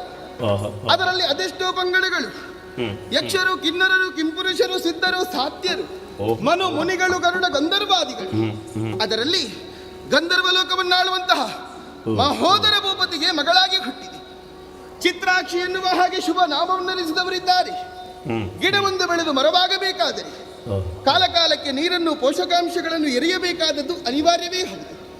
ಅಂತೆಯೇ ಮಕ್ಕಳು ಬೆಳೆಯುವಂತಹ ಕಾಲಕ್ಕೆ ವಿದ್ಯಾದಿ ಸಂಸ್ಕಾರಗಳನ್ನು ಒದಗಿಸಿಕೊಡಬೇಕಾದದ್ದು ತಂದೆ ತಾಯಿಗಳ ಕರ್ತವ್ಯ. ಗುರುವಿನಿಂದ ವಿದ್ಯೆ, ತಂದೆಯಿಂದ ಸಂಸ್ಕಾರ, ತಾಯಿಯಿಂದ ಶೀಲದ ಕುರಿತಾದಂತಹ ಪಾಠ. ಈ 3ರ ತ್ರಿವೇಣಿ ಸಂಗಮವೇ ಚಿತ್ರಾಕ್ಷಿಯ ಜೀವನ. ಆದರೆ ಏನು ಮಾಡೋಣ, ಎಷ್ಟಿದ್ದರೇನು ಮನಸ್ಸಿಗೇನೋ ಬೇಸರವನ್ನು ಕಳೆಯಬೇಕೆನ್ನುವಂತಹ ತೀರ್ಮಾನವನ್ನು ಕೈಗೊಂಡಿದ್ದೇನೆ. ಸಖಿಯರನ್ನು ಬರುವುದಕ್ಕೆ ಹೇಳಿದವಳಿದ್ದೇನೆ. ಸಖಿಯರೇ,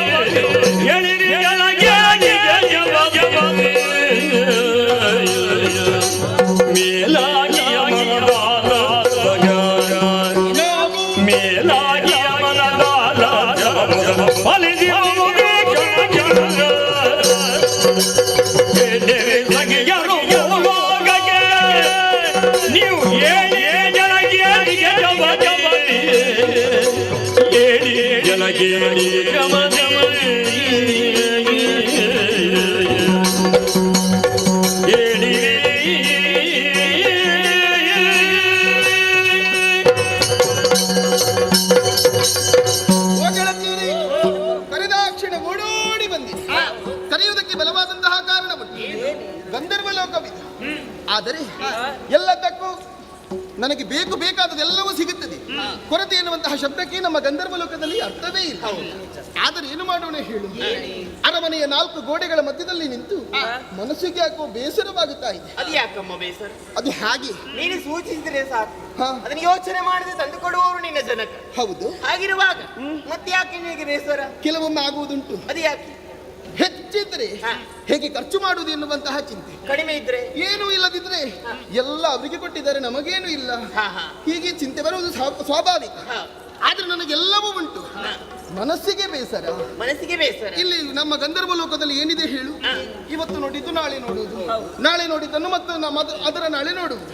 ಹಾಗಾಗಿ ನೂತನ ನೋಡುವುದು, ಕೇಳಿದನ್ನೇ ಕೇಳುವುದು, ಅನುಭವಿಸಿದನ್ನೇ ಅನುಭವಿಸುವುದು ಅಲ್ಲವಾ? ಹೊಸತನ ಬೇಕು ಎನ್ನುವ ಹಾಗೆ. ನಿತ್ಯ ನೂತನವಾದಂತಹ ಪ್ರಪಂಚ ಯಾವುದು ಎನ್ನುವ ಹಾಗೆ ಕೇಳಿದ್ರೆ ಎಲ್ಲರೂ ಬೆಟ್ಟು ಮಾಡಿ ತೋರಿಸುವುದು ಭೂಲೋಕವನ್ನು.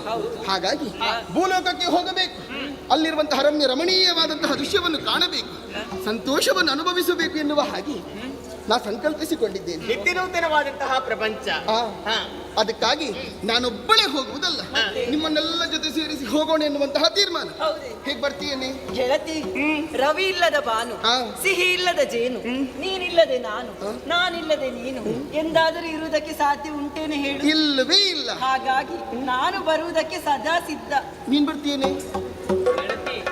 ಭೂಲೋಕ ಅಂದ್ರೆ ಇವತ್ತು ನೋಡಿದ್ದು ನಾಳೆ ಸಿಗುವುದಿಲ್ಲ, ಆದ್ರೆ ವಿಶೇಷದಿಂದ ಕಂಗೊಳಿಸುವಂತದ್ದು ಬದಲಾವಣೆ ಇರುತ್ತದೆ ಅಲ್ವೇ? ಖಂಡಿತ. ಹಾಗಿದ್ರೆ ಬರುವುದಿಲ್ಲ ಅಂತ ಹೇಳೋದಕ್ಕೆ ಸಾಧ್ಯತೆ ಉಂಟು ಹೇಳು. ಹೌದಾ? ನೀನು ಪರಿವರ್ತನಶೀಲ ಪ್ರಪಂಚ ಯಾವುದು ಕೇಳಿದ್ರೆ ಅದೇ ಭೂಲೋಕ. ನೀನು ಯಾವ ಕರೀತೀನು ಹಾಗೆ ಜಾತಕ ಪಕ್ಷಿಯಾಗಿ ನಿರೀಕ್ಷೆಯಿಂದ ನಾನು ಬರುವುದಕ್ಕೆ ಸಿದ್ಧನಾಗಿ. ನನ್ನ ಒಪ್ಪಿಗೆ ಕೇಳಬೇಕಂತಲೇ ಇಲ್ಲ, ಕರ್ತಾರಣ ಕಮ್ಮಟವೆನಿಸಿದಂತಹ ಕರ್ಮಭೂಮಿಗೆ ಹೋಗಲೇಬೇಕೆನ್ನುವಂತಹ ಮನಸ್ಸು ನನಗೂ ಇದೆ. ಹೌದಾ? ಇನ್ಯಾಕೆ ಸಾವಕಾಶ? ಹೋಗೋಣ ಹೋಗೋಣ.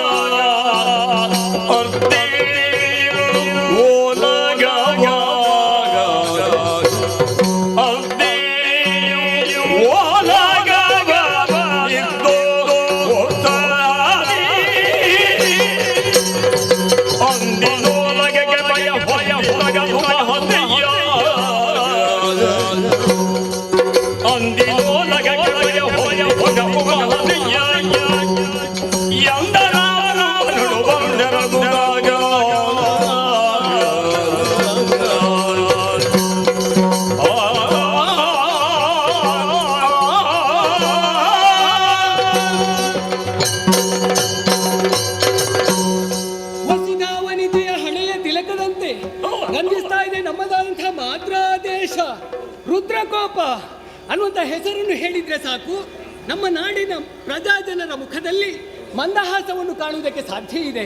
ಯಾಕೆಂತ ಕೇಳಿದ್ರೆ ಅವರ ಮನಸ್ಸಿನಲ್ಲಿರುವಂಥ ಆಶಯ ಏನುಂಟು, ಕಾಮನೆ ಏನುಂಟು, ಅದೆಲ್ಲವನ್ನು ಅರ್ಥ ಮಾಡಿಕೊಂಡು ಸಕಾಲದಲ್ಲಿ ಒದಗಿಸಿಕೊಂಡ ಕಾರಣ ರಾಜ ರುದ್ರಕೋಪ ಅನ್ನುವಂಥ ಹೆಸರನ್ನು ಹೇಳಿದ್ರೆ ಅವರಿಗೆಲ್ಲ ಸಂತೋಷವೇ ಸರಿ. ಒಳ್ಳೆಯ ರೀತಿ ಆಳ್ವಿಕೆಯನ್ನು ಕೊಟ್ಟವನು ನಾನು. ಆದ್ರೆ ಈ ಕಾಲಕ್ಕೆ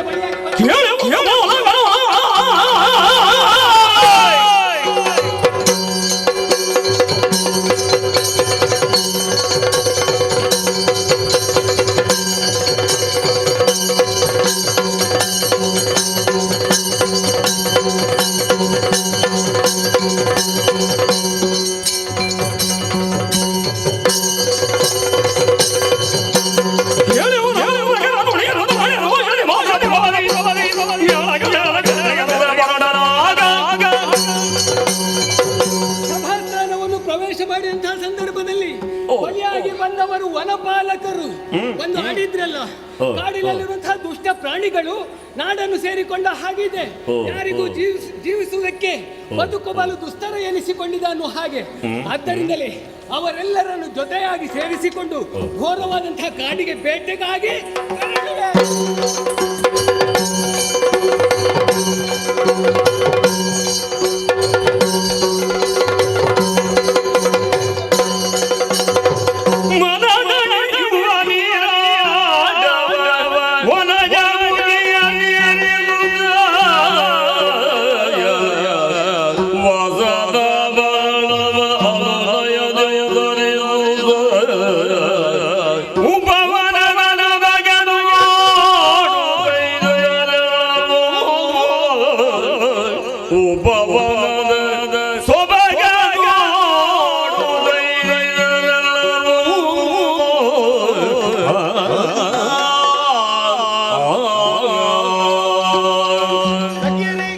ನಮ್ಮದಾದಂತಹ ಗಂಧರ್ವ ಲೋಕದಿಂದ ಪುಷ್ಪಕ ವಿಮಾನವನ್ನು ಹಿಡಿದು ಭೂಲೋಕವನ್ನು ಸೇರಿದವರಿದ್ದೇವೆ. ಹೇಗೆ ಬಂದು ಮುಟ್ಟಿದ್ದೇವೆ ಎನ್ನುವ ಹಾಗೆ ತಿಳಿಯುವುದಕ್ಕೆ ಸಾಧ್ಯವಾಗಿದೆ ಅಲ್ಲವಾ? ಬಂದಂತಹ ನಾವು ರಮ್ಯ ರಮಣೀಯವಾದಂತಹ ದೃಶ್ಯವೆಲ್ಲವನ್ನು ಕಂಡು ಕಣ್ತುಂಬಿಸಿಕೊಂಡೆವು. ನೀರಿಗಿಳಿದು ಜಲಕೇಳಿಯನ್ನು ಮುಗಿಸಿದೆವು ಅಲ್ಲವಾ? ಮನಸ್ಸಿಗೆ ಎಷ್ಟು ಸಂತೋಷವಾಯಿತು ಹೇಳು. ಹೆಣ್ಣು ಮಕ್ಕಳ ಶೃಂಗಾರ ಪೂರ್ಣವಾಗಬೇಕಾದ್ರೆ ಏನಾಗಬೇಕೆ? ಹೂ ಬೇಕು ಅಲ್ಲವಾ? ಸುಗಂಧಭರಿತವಾದಂತಹ ಹೂಗಳನ್ನೆಲ್ಲ ಕೊಯ್ಯುತ್ತಾ ಮಾಲೆ ಮಾಡುತ್ತಾ ಮುಂದುವರಿಯೋಣ.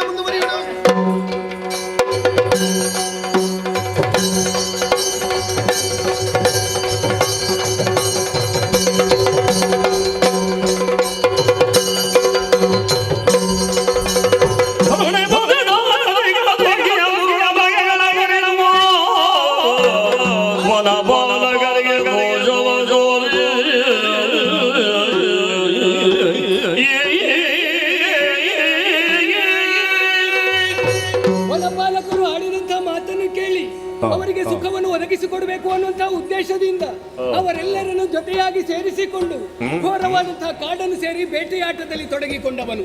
ಇದರಾಗಿ ಬಂದಂತಹ ದುಷ್ಟ ಮೃಗಗಳನ್ನೆಲ್ಲ ನಮ್ಮವರಿಗೆಲ್ಲ ಸೌಖ್ಯವನ್ನು ಒದಗಿಸಿಕೊಟ್ಟದ್ದಾಯಿತು. ಹಾಗೆಂದು ಸಂತೋಷಗೊಂಡಂತಹ ಅವರೆಲ್ಲರನ್ನು ನಮ್ಮ ನಾಡುಗೆ ಹೋಗಿ ಅನ್ನೋ ಹಾಗೆ ಆಜ್ಞೆಯನ್ನು ಕೊಟ್ಟವನು. ಆದ್ರೆ ಕಾಡನ್ನು ಸೇರಿಕೊಳ್ಳದೆ ಬಹಳಷ್ಟು ಸಮಯಗಳು ಕಳೆದು ಹೋಯಿತು. ಆದ್ದರಿಂದಲೇ ಸ್ವಲ್ಪ ವನವಿಹಾರ ಮಾಡಬೇಕು ಅನ್ನೋ ಹಾಗೆ ಯೋಚನೆ ಮಾಡಿದ್ದು. ಹಾಗೆ ತೆರಳ್ತೇನೆ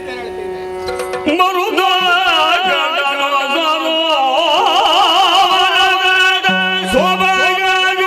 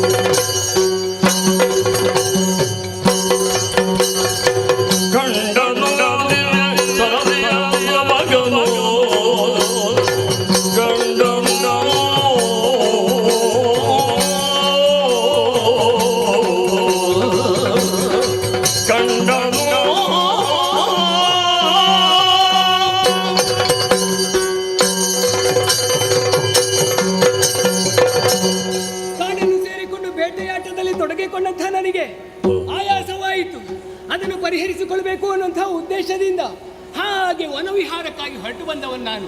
ಆದ್ರೆ ಇಲ್ಲಿ ಬಂದು ನೋಡಿದ್ರೆ ಏನು ಆಶ್ಚರ್ಯ, ಸ್ಫಟಿಕ ಸದೃಶವಾದಂತಹ ಸರೋವರ ಒಂದು ನನ್ನನ್ನು ಕೈ ಬೇಯಿಸಿ ಕರೆಯುತ್ತಾ ಇದೆ.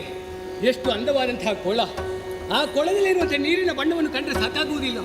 ಮುತ್ತೈದೆ ಹೆಣ್ಣೊಬ್ಬಳು ಸುತ್ತಿದ ಸೀರೆಯ ಸೆರಗಿನ ಬಣ್ಣದಂತೆ ನೀಲ ಬಣ್ಣದಿಂದ ಕಾಣಿಸ್ತಾ ಇದೆ ಸರೋವರದಲ್ಲಿರುವಂತಹ ನೀರು. ಸೂರ್ಯನ ಉದಯಕ್ಕಾಗಿ ಕಾದುಕೊಂಡಿರುವಂತಹ ತಾವರೆಗಳು ಕಾಣ್ತದೆ. ಇದೆಲ್ಲವನ್ನು ಕಾಣುವಾಗ ಮನಸ್ಸಿಗೆ ಬಹಳಷ್ಟು ಸಂತೋಷವಾಯಿತು. ಹಾಗೆಂದು ತಿರುಗಾಟ ಮಾಡಿದಂತಹ ನನಗೆ ನನ್ನ ದೇಹಕ್ಕೆ ಆಯಾಸ ಅನ್ನುವುದು ಅಡಸಿಕೊಂಡಿದೆ. ಹಾಗೆ ಸ್ವಲ್ಪ ವಿಶ್ರಾಂತಿ ಬೇಕು ಅನ್ನೋ ಹಾಗೆ ಯೋಚನೆ ಮಾಡಿದ್ರೆ, ಓಹೋ, ಹೆಮ್ಮರವಾಗಿ ಬೆಳೆದು ನಿಂತಿದೆ ಮರ, ನೆರಳು ಕಾಣ್ತದೆ. ಹಾಗೆ ಸ್ವಲ್ಪ ಹೊತ್ತು ವಿಶ್ರಾಂತಿಯಲ್ಲಿರ್ತೇನೆ ನೋಡುವ.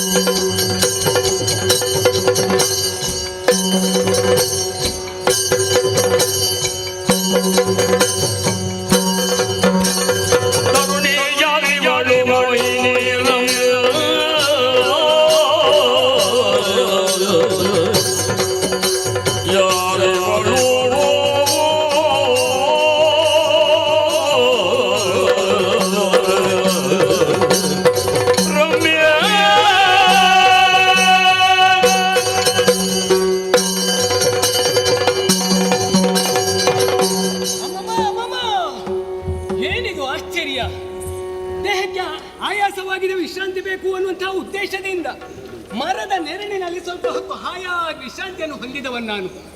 ಕಣ್ಣು ಬಿಟ್ಟು ನೋಡ್ತೇನೆ, ಎಂತಹ ಮನಮೋಹಕವಾದಂತಹ ದೃಶ್ಯವನ್ನು ಕಾಣ್ತೇನೆ. ತಾರೆಗಳ ಮಧ್ಯದಲ್ಲಿ ಚಂದ್ರಮ ಶೋಭಿಸುವ ರೀತಿಯಲ್ಲಿ ಬಹಳಷ್ಟು ಮಂದಿ ಸಖಿಯರ ಮಧ್ಯದಲ್ಲಿ ಒಬ್ಬಳಾಕೆ ರೂಪ ಲಾವಣ್ಯವನ್ನು ಹೊಂದಿದಾಕಿ ಕಾಣಿಸಿಕೊಂಡಿದ್ದಾಳಲ್ಲ, ಯಾರಾಗಿರ್ಬೋದು? ದೇವಲೋಕದಲ್ಲಿರುವಂತಹ ರಂಭೆ ಇವಳೆ? ಕಲ್ಪನೆ ತಪ್ಪಾದೀತು. ಪಾತಾಳ ಲೋಕದಿಂದ ಮೇಲೆದ್ದು ಬಂದವಳೆ, ಅದು ತಪ್ಪಾದೀತು. ಅವರಿಗೆ ಸೊಂಟವೇ ಸರಿ ಇರುವುದಿಲ್ಲ ಹಾಗೆಂದು ಮನ್ಮಥನ ಅರಸಿ ರತಿಯಾಗಿರಬಹುದೇ? ಅಂತಹ ರೂಪಲಾವಣ್ಯವನ್ನು ಹೊಂದಿದವಳು ಇವಳು. ಇವಳನ್ನು ಕಂಡ ಮೇಲೆ ಇವಳಲ್ಲಿ ಮಾತಾಡಬೇಕು, ಇವಳನ್ನೇ ನೋಡ್ತಾ ಇರಬೇಕು ಅನ್ನೋದು ಆಶೆ ಮನಸ್ಸಿನಲ್ಲಿ ಹುಟ್ಟುತ್ತಾ ಇದೆ. ಏನು ಮಾಡೋಣ, ಏನು ಮಾಡೋಣ? ಮಾತಾಡಿಸ್ಬೇಕಲ್ಲ. ಭೂಮಿ ಬದಿ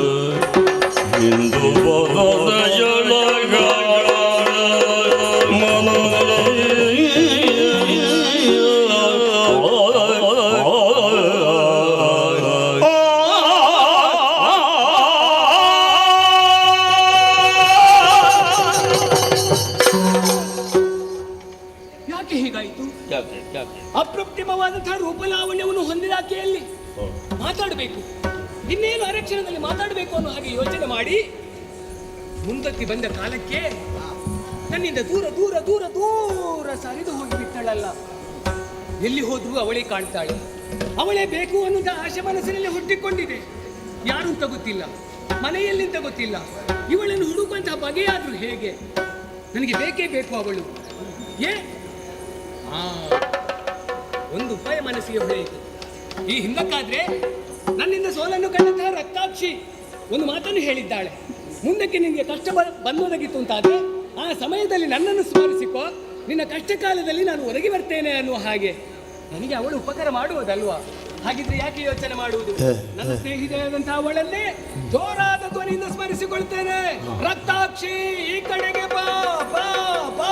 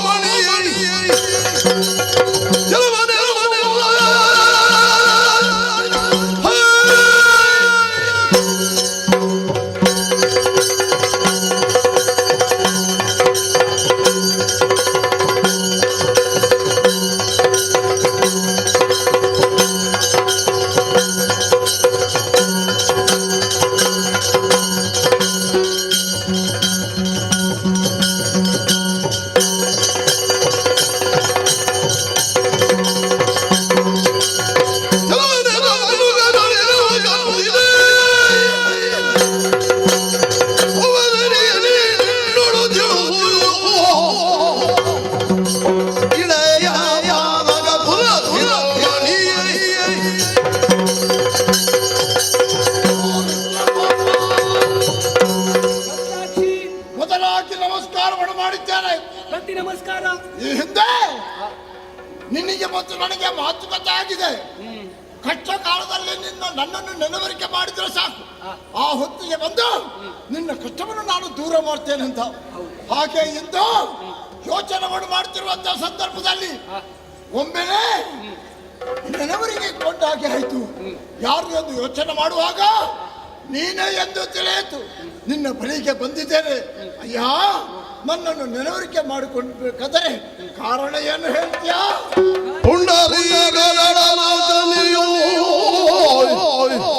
ಶುಭ ಪುಂಡರೀಗ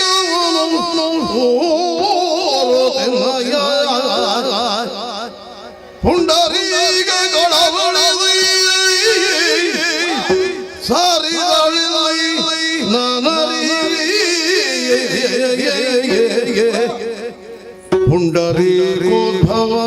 ಪುಂಡರೀಕೋದ್ಭವನಮಯವೋ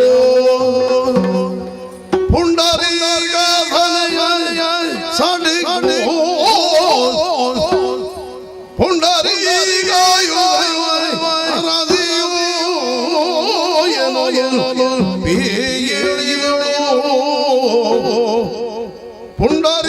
ಪುಂಡರೀಗದಳನೆಯು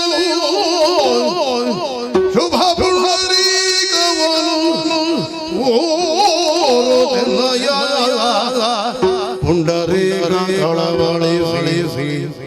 ಸಾರಿಗಳೆಲ್ಲ ನಾನರಿಯೇ ಎಲ್ಲಿ ಸಾರಿಗಳೋ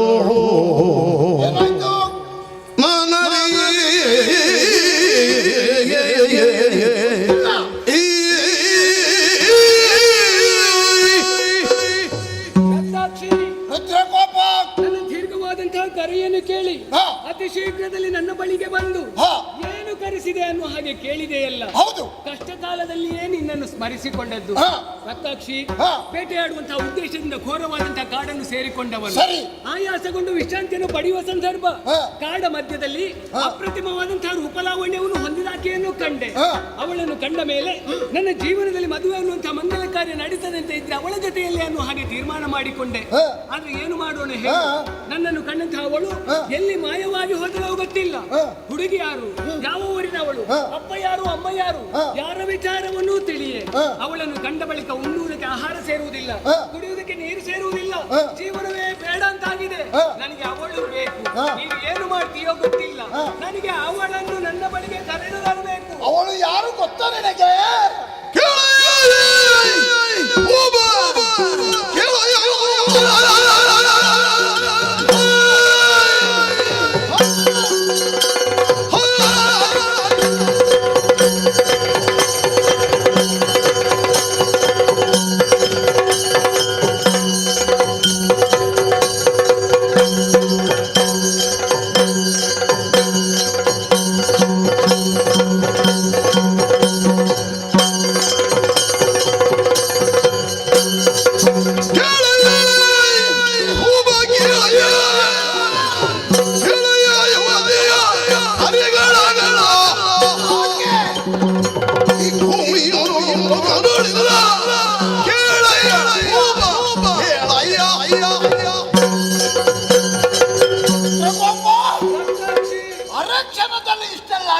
ಒಂದು ಕ್ಷಣ, ಒಂದು ಗಳಿಗೆಯಲ್ಲಿ ಆಗಿ ಹೋಗಿದೆ. ಆಕೆಯನ್ನು ನೋಡಿದ ಕ್ಷಣವೇ ನನಗೆ ಬೇಕು ಬೇಕು ಅಂತ ಆಗಿದೆ. ನಿನಗೆ ಬೇಕು ಬೇಕಾಗ್ತದೆ.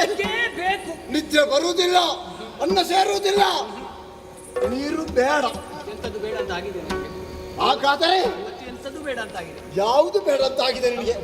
ಹಾಗಾದರೆ ಆಕೆಯ ವಿಲಾಸ ನಮ್ಮ ಭೂಲೋಕದವಳಲ್ಲ, ಗಂಧರ್ವ ಲೋಕದಲ್ಲಿದ್ದಂತ ಮಹೋದರನ ಮಗಳಾಗಿ ಚಿತ್ರಾಕ್ಷಿ ಎಂದು ನಾಮಧೇಯ ವಿಹಾರಕ್ಕಾಗಿ ಬಂದವಳು. ಆಮೇಲೆ ನೀನು ನೋಡಿದ ಹಾಗೆ ಅವಳು ಮಾಯವಾಗಿ ಹೋದಳು.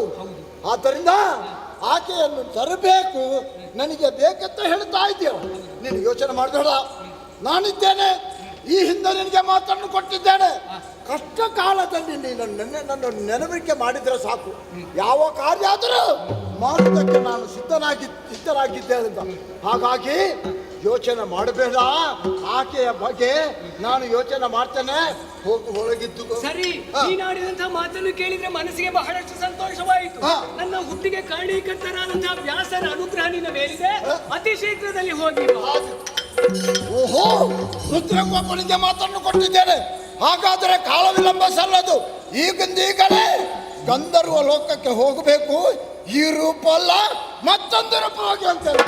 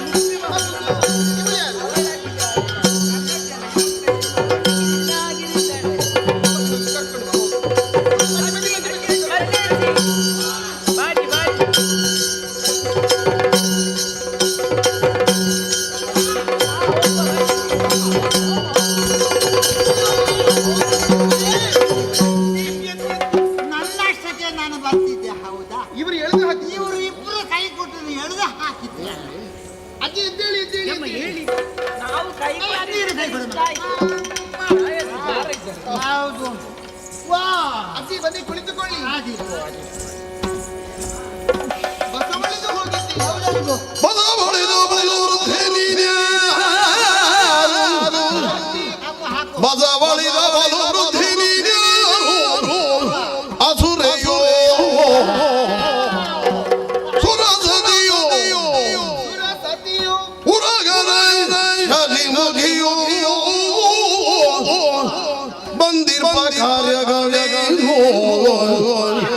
ಹೇಳೀಗ ಬಂದಿರುವ ಕಾರ್ಯಗಳೇ ಹೇಳೀಗ ಬಸವಳಿದ ಪ್ರತಿನಿಧಿ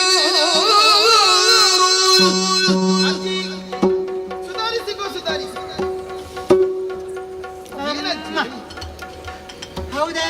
ಬಸವಳಿದು ಹೋಗಿದ್ದಿ? ಸಿಕ್ಕಲ್ಲಿ ಓಡಿ ಆಡಿದ. ಕರೆವಳಿಗಾರದು ಎಲ್ಲಿಂದ ಗೊತ್ತಾಗೋದಿಲ್ಲ. ದಾರಿ ಕಾಣಲಿಲ್ಲ. ಯಾವುದು ಅಂತ ಅಜ್ಜಿ, ನಿನ್ನನ್ನು ಇಲ್ಲಿಯ ತನಕ ನಮ್ಮಿ ಗಂಧರ್ವ ಲೋಕದಲ್ಲಿ ಕಂಡವಳು ನಾನಲ್ಲ.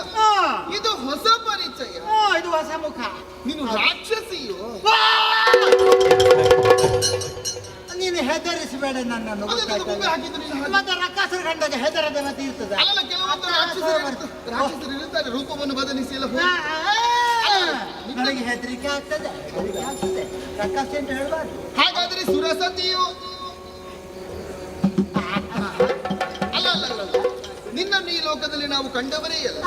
ಮೊದಲ ಬಾರಿಯಲ್ಲಿ ನಮ್ಮನ್ನು ಕಾಣುತ್ತಾ ಇದ್ದ. ಮೊದಲ ಬಾರಿಗೆ. ಹಾಗಾದರೆ ಪಾತಾಳ ಲೋಕದ ಹಾಗಾದ್ರೆ ನಾಗಿಣಿ ನೀನಲ್ಲ ಅಜ್ಜಿ. ಆಡು ಪಾಂಬೆ ನಲಿದ ಆಡು ಪಾಂಬೆ ಅಲ್ಲ. ನಿನ್ನನ್ನು ಕಾಣುವಾಗ ಆಶ್ಚರ್ಯವಾಗುತ್ತಾ ಎಲ್ಲಿಂದ ಬಂದೆ? ಬರಬೇಕಾದ್ರೆ ಕಾರಣವಿರುವುದೆನ್ನುವುದು ಬೇಕು ತಾನೆ? ಹೇಳ್ತೀಯಾ? ಹೇಳಬೇಕಾ?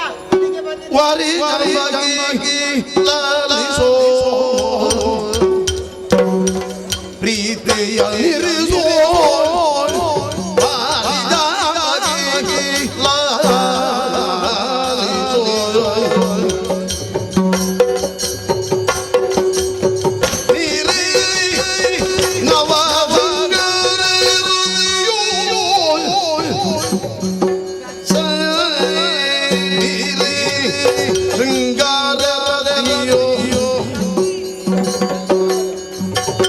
ಸರ್ವ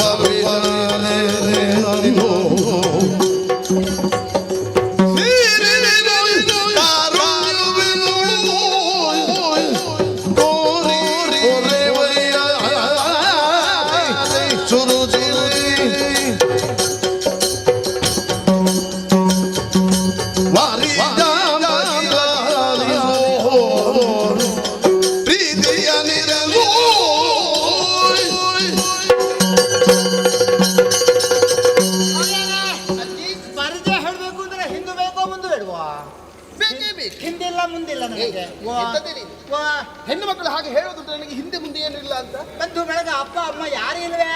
ಹಾಗೆ ಯಾರು ಇಲ್ಲವಾ? ಅಪ್ಪ ಮೊದಲೇ ಹೋಗಿದ್ರು, ನಾನು ಹುಟ್ಟೋಕಿಂತ ಮೊದಲೇ. ಹೌದಾ? ಅಮ್ಮ ಗರ್ಭಿಣಿ, ನಾನು ಹುಟ್ಟಿದ ನಂತರ ಅವಳು ಕೂಡ ಕೈಲಾಸ ಸೇರಿ ಆಯ್ತು. ಅಪ್ಪ ಅಮ್ಮ ಇಬ್ಬರು ಅನ್ನುತ್ತಿದ್ದವಳು. ಅನಾಥೆ ನಾನು, ಅವರಿವರ ಮನೆ ಮುಂದೆ ಬೇಡಿ ಬದುಕಿದ. ಹಾಗಂತ ಪ್ರಾಯ ಸಮರ್ಥ್ಯಾದ ಸಂದರ್ಭದಲ್ಲಿ ಮದುವೆಯೇ ಆಯ್ತು. ನಿಂಗೆ ಮದುವೆ ಆಗಿದೆಯಾ? ಹೌದೌದು. ಒಳ್ಳೆ ಹುಡುಗ. ಎಲ್ಲಿದ್ದಾನೆ? ಅವ ಇಲ್ಲ ಈಗ. ಹೌದಾ? ನನ್ನನ್ನು ಬಿಟ್ಟು ಹೋಗಿ ಹಾಗೆ. ಒಳ್ಳೆ ಹುಡುಗ. ಹೌದೌದು. ಸಕಾಲ ಕೂಡ ಸಂಪನ್ನ, ಏಕ ಕೂಡ ಹೀನ. ಒಳ್ಳೆದು ಯಾವ್ದು ಇರ್ಲಿ, ಕೆಟ್ಟದ್ದು ಪೂರ ಆಯ್ತು. ಎಲ್ಲ ದುರಭ್ಯಾಸ. ಹೌದೌದು. ಪಡೆಯುವುದು ಒಂದು ಸಲ ನನಗೂ ರೋಸಿ ಹೋಯ್ತು. ಅವ ಕೊಟ್ಟಂತೆ ಪೆಟ್ಟು ಕೊಟ್ಟಂತ ಕೋಲನ್ನು ತೆಗೆದು ತಿರುಗಿ ಏನಾಯ್ತು? ಬಿದ್ದ. ನಾನು ಒಳಗೆ, ಅವ ಹೊರಗೆ. ಬೆಳಗ್ಗೆ ಹೇಳುವಾಗ ಅವ ಇಲ್ಲ. ಇನ್ನು ಮನೆಯಿಂದ ಹೊರಗೆ ಹೋದ್ರಲ್ಲ, ಲೋಕ ಬಿಟ್ಟೇ ಹೋದ್ರು. ಗೊತ್ತಿಲ್ಲ ಎಲ್ಲಿ ಹೋದ್ರು ಅಂತಲೇ ಗೊತ್ತಿಲ್ಲ. ಹೌದಾ? ಬದುಕು ರೋಸಿ ಹೋಯ್ತು. ಮತ್ತೆ ಅಷ್ಟು ತೊಂದರೆ ಕೊಡುವಂತಹ ಗಂಡ ಇದ್ದು ಏನು ಪ್ರಯೋಜನ? ಅದಷ್ಟೇ ಬಿಡು, ಮಾತಿಗೆ ತುಂಬಾ ಅವಕಾಶ ಇಲ್ಲ. ಹಾಗಾಗಿ ಏನು ಮಾಡುದಲ್ವಾ? ಸರಿದು ಸ್ವಲ್ಪ ಇನ್ನೊಂದು ಹಸಿಗೋಗ ಮಾತಾಡುವ. ಹೌದು. ಹಾಗಾಗಿ ಬದುಕು ರೋಸಿ ಹೋಯಿತು. ಅರಸುತ್ತಾ ಹೋದೆ, ಸಂದರ್ಶನ ಮಾಡಿದೆ. ಅಲ್ಲಿ ಇಲ್ಲಿ ಹೋದಾಗ ಅಷ್ಟು ಪುಣ್ಯ ಸಂಪಾದನೆ ಆಯ್ತು. ನೇರವಾಗಿ ಕಾಶಿ ದೇಶ ಸೇರಿದೆ. ಗಂಗಾ ಮಾತೆ ಅಘನಾಶಿನಲ್ವೇ? ಹಾಗಾಗಿ ಗಂಗಾ ಮಾತೆ ಕಾಪಾಡು ಎಂಬುದಾಗಿ ನೀರಿಗೆ ಧುಮುಕಿದೆ. ಧುಮುಕಿದವಳು ಮತ್ತೆ ಇಲ್ಲಿ ಎದ್ದದ್ದು ಇಲ್ಲಿಯೇ ನಾನು ಅಯೋಮಯ ಸ್ಥಿತಿಗಿದ್ದೇನೆ. ಹೌದೇನೆ? ನೀನು ಯಾರು? ಯಾಕೆ ಹೇಳಿದೆ? ನೀನು ನನ್ನನ್ನು ಕರೆ ತಂದೆ, ಆಧಾರ ಕೊಟ್ಟೆ, ಆತಿಥ್ಯಕ್ಕೂ ತಯಾರಾಗಿದ್ದಿ. ಸುಕೋಮಲ ನೀನು, ವಯ್ಯಾರೆ ಅಪ್ರತಿಮ ರೂಪರಾಶಿ ಉಳ್ಳವರು. ಯಾರು ನನಗೆ ಆಶ್ರಯ ಕೊಡ್ತೀಯೇನೋ ಇಲ್ಲಿ? ಅಜ್ಜಿ, ಇದು ಗಂಧರ್ವ ಲೋಕ. ಮಹೋದರ ಎನ್ನುವಂತಹ ಭೂಪ ಇದನ್ನು ಆಳುತ್ತಿದ್ದಾರೆ. ಅವರ ಮಗಳು ನಾನು. ಹೌದಾ? ಚಿತ್ರಾಕ್ಷಿ. ನನ್ನ ಹೆಸರು ಚಿತ್ರಾಕ್ಷಿ. ಇವರೆಲ್ಲರೂ ನನ್ನ ಸಖಿಯರ. ಒಳ್ಳೆ ತಮ್ಮ ಅಜ್ಜಿ ನೀನು ಯಾರೂ ಗತಿ ಇಲ್ಲ ಎನ್ನುವ ಹಾಗೆ ಯೋಚಿಸಬೇಡ. ನಿನ್ನನ್ನು ನಾನು ಪ್ರೀತಿಯಿಂದ ಸಾಕುತ್ತೇನೆ. ಹೌದಾ? ನನಗೂ ಅಷ್ಟೇ ಬೇಕಾದಮ್ಮ, ಆಸರ ಬೇಕಾದ್ದು. ಹಾಗಂತ ಓದೋದಿಲ್ವೇ? 3 ದಿವಸ ಆಯ್ತು. ಹೌದಾ? ಅದರ ಬಗ್ಗೆ ಆಲೋಚಿಸಬೇಡ. ಹೀಗೆ ಬಾ, ಹೀಗೆ ವ್ಯವಸ್ಥೆ ಮಾಡೋಣ.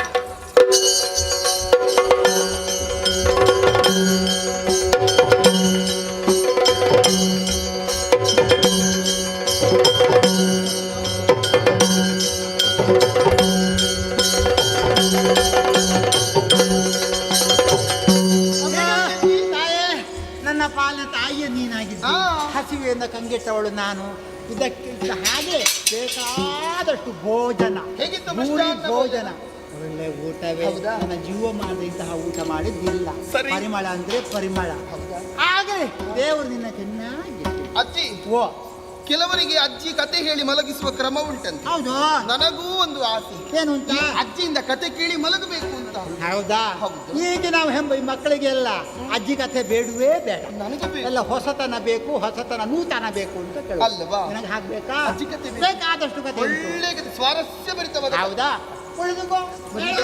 ಆದ್ರೆ ಒಂದು ವಿಷಯ ಉಂಟು. ಏನಜ್ಜಿ? ಕತೆ ಹೇಳುವಾಗ ನನಗೆ ಪ್ರತಿಕ್ರಿಯೆ ಬೇಕು. ಆಗಲಿ ಆಗಲಿ. ಮುಂಗುಟ್ಟಬೇಕು. ಎಲ್ಲೆಲ್ಲಿ ಅಲ್ವಾ? ಅಲ್ಪ ವಿರಾಮ, ಪೂರ್ಣ ವಿರಾಮ ಎಲ್ಲ ಉಂಟು. ಸರಿ, ಗೊತ್ತಾಯ್ತಲ್ಲ? ಆದಿತ್ತು ಆದಿತ್ತು. ಸಂಕ್ಷಿಪ್ತವಾಗಿ ಬೇಗ ಮುಗಿಸ್ತೇನೆ. ಅಜ್ಜಿ ಕಥೆ ಬೇಕು. ಅಂದ್ರೆ ಅಜ್ಜಿ ಹೇಳುವಂತಹ ನೂತನ ಮಾತು. ಗೊತ್ತಾಯ್ತಾ? ಸರಿ, ಹಾಗಾದ್ರೆ ಒಂದಾನೊಂದು ಕಾಲದಲ್ಲಿ, ಒಂದಾನೊಂದು ದೇಶದಲ್ಲಿ ಒಬ್ಬನೊಬ್ಬ ಅರಸನಿದ್ದ. ಸರಿ. ಮಾತ್ರ ಆದೇಶ ಎಂಬಂತಹ ಹೆಸರಲ್ಲಿದೆ. ಅಲ್ಲಿಯ ಅರಸನ ಮೇಲೆ ಒಬ್ಬ ರಕ್ಕಸ, ರಕ್ತಜಂಗನೆನ್ನುವ ದಂಡೆತ್ತಿ ಬಂದದ್ದು ಮಾತ್ರ ಅಲ್ಲ, ಅಲ್ಲಿ ಅರಸನನ್ನು ಕೊಂದು ಕಳೆದ. ಅರಸನ ಹೆಂಡತಿ ಹೆದರು ಸತ್ಯಶೀಲೆ. ಅಲ್ಲಿಂದ ಹೊರವಂದಂತಹ ಆಕೆ ನೇರವಾಗಿ ಕಾಡು ದಾರಿಯಲ್ಲಿ ಅದಾಡ್ತಿರುವ ಸಂದರ್ಭದಲ್ಲಿ ಅವಳನ್ನ ಅರಸಿಕೊಂಡು ಇವ ಹೊರಟ ರಕ್ಕಸ. ಯಾಕೆ? ಅವಳು ನನಗೆ ಬೇಕು ಎಂಬುದಾಗಿ ಕಾಡಲ್ಲಿ ರೋಧಿಸುತ್ತಿರುವಂತಹ ಸಂದರ್ಭದಲ್ಲಿ ವೇದವ್ಯಾಸರ ಕುಂದದಲ್ಲಿಗೆ ಬಂದಂತಹ ಸಂದರ್ಭ ಅವರನ್ನು ನೋಡಿ ಕಾಡಿ ಬೇಡಿ ವಿಚಾರವನ್ನು ತಿಳಿಸಿದ್ದಾಳೆ. ಅವರು ಒಂದು ಪಿಂಡವನ್ನು ಕೊಟ್ಟರು. ಅಜ್ಜಿ, ಸ್ವಲ್ಪ ಮಲ್ಕೊಳ್ತೀನಿ. ಹೌದಾ? ಮಲಗಿ ಕತೆ ಕೇಳ್ತೀನಿ. ಆಯ್ತು. ನಿದ್ರೆ ಮಾಡ್ಲಿಕ್ಕಿಲ್ಲ? ಇಲ್ಲ. ಗೊತ್ತಾಯ್ತಲ್ಲ, ಕತೆಗೆ ಹುಂಗುಟ್ಟಬೇಕು. ಪಿಂಡವನ್ನು ಕೊಟ್ಟಾಗ ಅವರು ಹೇಳಿದಂತಹ ಮಾತು, ಈ ಪಿಂಡವನ್ನು ಜತನದಿಂದ ಕಾಪಿಟ್ಟುಕೋ. ಒಂದೊಮ್ಮೆಗೆ ಮಾರ್ಗ ಮಧ್ಯೆ ಕಷ್ಟ ಬಂತು ಅಂತಾದ್ರೆ ಪಿಂಡವನ್ನು ನೆಲಕ್ಕೆ ಹೋಗಿ ಆ ಸಂದರ್ಭದಲ್ಲಿ ಕಷ್ಟ ಪರಿಹಾರ ಆಗ್ತದೆ ಅಂತ ಹೇಳಿ ಆಯ್ತಾ. ಅಲ್ಲಿಂದ ಮುಂದೊತ್ತಿ ಹೋಗುವ ಸಂದರ್ಭದಲ್ಲಿ ಇವ ಬಂದ ಈ ರಕ್ಕಸ ಈಕೆಯನ್ನು ಕಂಡದ್ದು ಮಾತ್ರ ಅಲ್ಲ, ಪಿಂಡದ ಮೇಲೆ ಕೈ ಇಡುವುದಕ್ಕೆ ಮುಂದಾದ, ಸೆಳೆಯುವುದಕ್ಕೆ. ಯಾಕೆ? ಆ ಪಿಂಡದಿಂದ ಅವನಿಗೆ ಮರಣ ಎಂಬುದಾಗಿ ಇತ್ತು. ಆದರೆ ಕಥೆ ಯಾರಿಗೆ ಅವಳು ಆಗಲೇ ಮಲಗಿ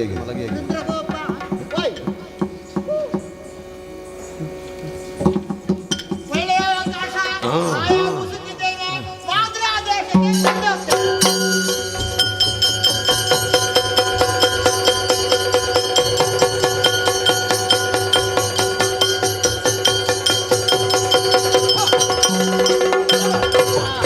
ಒಳ್ಳೆ ನಿದ್ದೆಯಲ್ಲಿದ್ದಾಳೆ.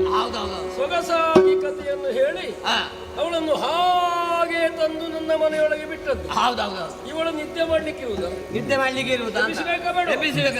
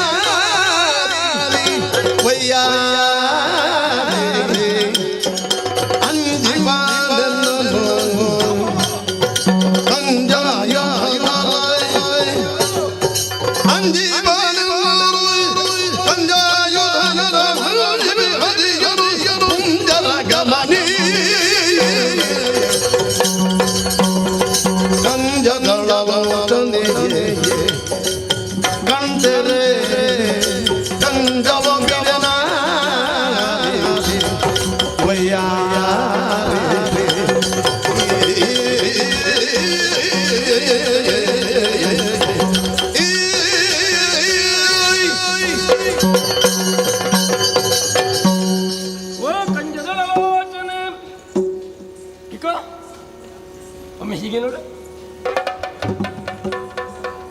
ಸ್ವಲ್ಪ ಕೊರಳನ್ನು ಸೆರೆ ಬಿಡಿಸಿ ಮೌನವಾಗಿ ನಿಂತಿದ್ದಾಳೆ. ಮುಖ ಬೀಗಿಸಿಕೊಂಡಿದೆ. ಎಷ್ಟು ಸೊಗಸಾಗಿ ನಿಂಗೆ ತರಲಾಗಿದೆ. ಒಮ್ಮೆ ಮೇಲೆದ್ದು ಒದನ ಕಂಜರವನ್ನು ತೆರೆದು ಅಂದವಾಗಿ ನಾಲ್ಕು ಮಾತನ್ನಾಡಿ ಮನಸ್ಸಿಗೊಂದು ಮುದವನ್ನೇ ಕೊಡಬೇಕೋ ಬೇಡ. ಯಾವುದೇ ಅಪೇಕ್ಷೆಗಳಿಲ್ಲದೆ ಇದ್ರೆ ನಾನು ಇಲ್ಲಿವರೆಗೆ ಕರೆದಿರುವುದಕ್ಕುಂಟೆ. ಅಯ್ಯೋ, ಅವ ಒಂದು ಹೆದರಿಸ್ತಾನೆ ಅವ ಅಲ್ವೋ ಪಂಜಾಯುಧರ ಅಂದ್ರೆ ಮನ್ಮಥ. ಬಾಣವನ್ನು ಎಸೆದು ನನ್ನೆಲ್ಲರೂ ಘಾಸಿಗೊಳಿಸಿದ ಪರಿಣಾಮದಿಂದ ನಿನ್ನ ಕುರಿತಂತಹ ಅಪೇಕ್ಷೆಗಳು ಅಧಿಕವಾಗಿದೆ, ಬಯಕೆ ಹೆಚ್ಚಿದೆ.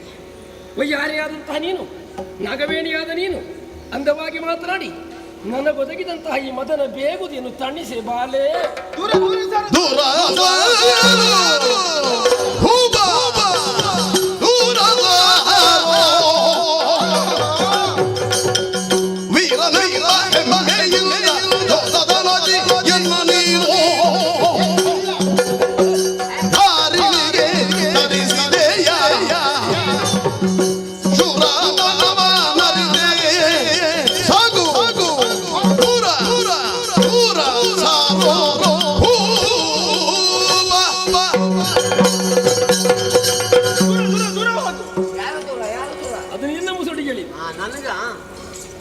ನನ್ನ ಅಂತಃಪುರದಲ್ಲಿ ನಾನು ನನ್ನ ಮಂಚದ ಮೇಲೆ ಮಲಗಿದ್ದವಳು. ಹೌದಾ? ಕಣ್ತೆರೆದು ನೋಡುತ್ತೇನೆ, ಮಂಚ ನನ್ನದ್ದೇ, ಅಂತಃಪುರ ಮಾತ್ರ ನನ್ನದಲ್ಲ. ಹಾಗಾದ್ರೆ ಇಲ್ಲಿ ಹೇಗೆ ಬಂದೆ? ಅದೇ ನನಗೆ ಆಶ್ಚರ್ಯವಾಗುವುದು. ನಿದ್ರೆಯಲ್ಲಿ ಎದ್ದು ಬಂದದಲ್ಲ. ಆಹಾ, ಎದ್ದು ನೋಡಿದ್ರೆ ನನ್ನ ಕಣ್ಣ ಮುಂಭಾಗದಲ್ಲಿ ಕಾಣಿಸುತ್ತಿರುವುದು ನೀನು. ಹಾಗಾದ್ರೆ ನೀನೇ ಕತ್ತುಕೊಂಡು ಬಂದದ್ದು ಅಂತ ಗೊತ್ತಾಗ್ತದೆ. ಒಂದು ತರ್ಕನೆ ನಿರ್ಧಾರ ಮಾಡ್ತಾಳೆ ಅವಳು. ಚೋರ ಕಳ್ಳ, ಒಳ್ಳೆ ಲಕ್ಷಣ ಅಲ್ಲಲ್ಲ, ನಿನ್ನನ್ನು ಹೇಳಿದ್ದು ನಾನು. ಅವನಲ್ಲೂ ಆಹಾ, ನಾನು ಈ ಮುಖಕ್ಕೆ ಹಾಗೆ ಲಕ್ಷಣ ಉಂಟು. ನೋಡುವಾಗ ಒಂದು ಅರಗೋರನ ಹಾಗೆ ಕಾಣಿಸುತ್ತಾ ಇದ್ದೀಯ. ಅರಗೋರ ಅಲ್ಲ, ಅರಗೋರ. ಹೌದಾ? ಅವ ಮಾಡುವಂತಹ ಕೆಲಸವಾ ಇದು? ಮತ್ತೆ ಯಾರು ಮಾಡ್ಬೇಕಾದ್ರು? ಇದು ಕಳ್ಳರು ಮಾಡುವ ಕೆಲಸ. ಅವನು ಕಳ್ಳರ ಹಾಗೆ ನೋಯಿಸಿದ. ಅದಕ್ಕೆ ನಿನಗೆ ನಾನೇ ಸಿಕ್ಕಿದ್ದ, ನನ್ನನ್ನು ಹಿಡ್ಕೊಂಡು ಬರುದು. ಅಲ್ಲ, ನಿನ್ನನ್ನು ನೋಡಿಯೇ ಹಾಗೆ ಆದದ್ದು. ಹೌದಾ? ಹೌದು. ಹಾಗಾದ್ರೆ ನಿನಗೆ ಹಾಗಾಗುತ್ತದೆ ಎನ್ನುವ ಕಾರಣಕ್ಕೆ ಬೇಕಾಗಿ ನನಗೂ ಹಾಗಾಗಬೇಕೆನ್ನುವ ಹಾಗಿಲ್ಲವಲ್ಲ. ನಿನ್ನನ್ನು ಹಾಗಾಗಿಸಬಲ್ಲೆ ಅಂತ. ಆಗದು ಇಲ್ಲಿಂದ ಹೋಗು ದೂರ. ಎಂತದ್ದು? ಹೋಗುತ್ತೀಯಲ್ವ ನೀನು? ಅಯ್ಯೋ, ನಾವು ಹೋಗುವುದಕ್ಕಾಗಿ ನಿನ್ನ ಕರೆತರಿಸಿದ್ದೆ. ಮತ್ತೆಂತದ್ದು? ಅದುವೇ ಚಿನ್ನ. ಈಗ ಹಾಗಲ್ಲ ಹೋಗಿಸಿ ಕೇಳು ಮೊದಲಾಕ್ಷಿ ನೀನು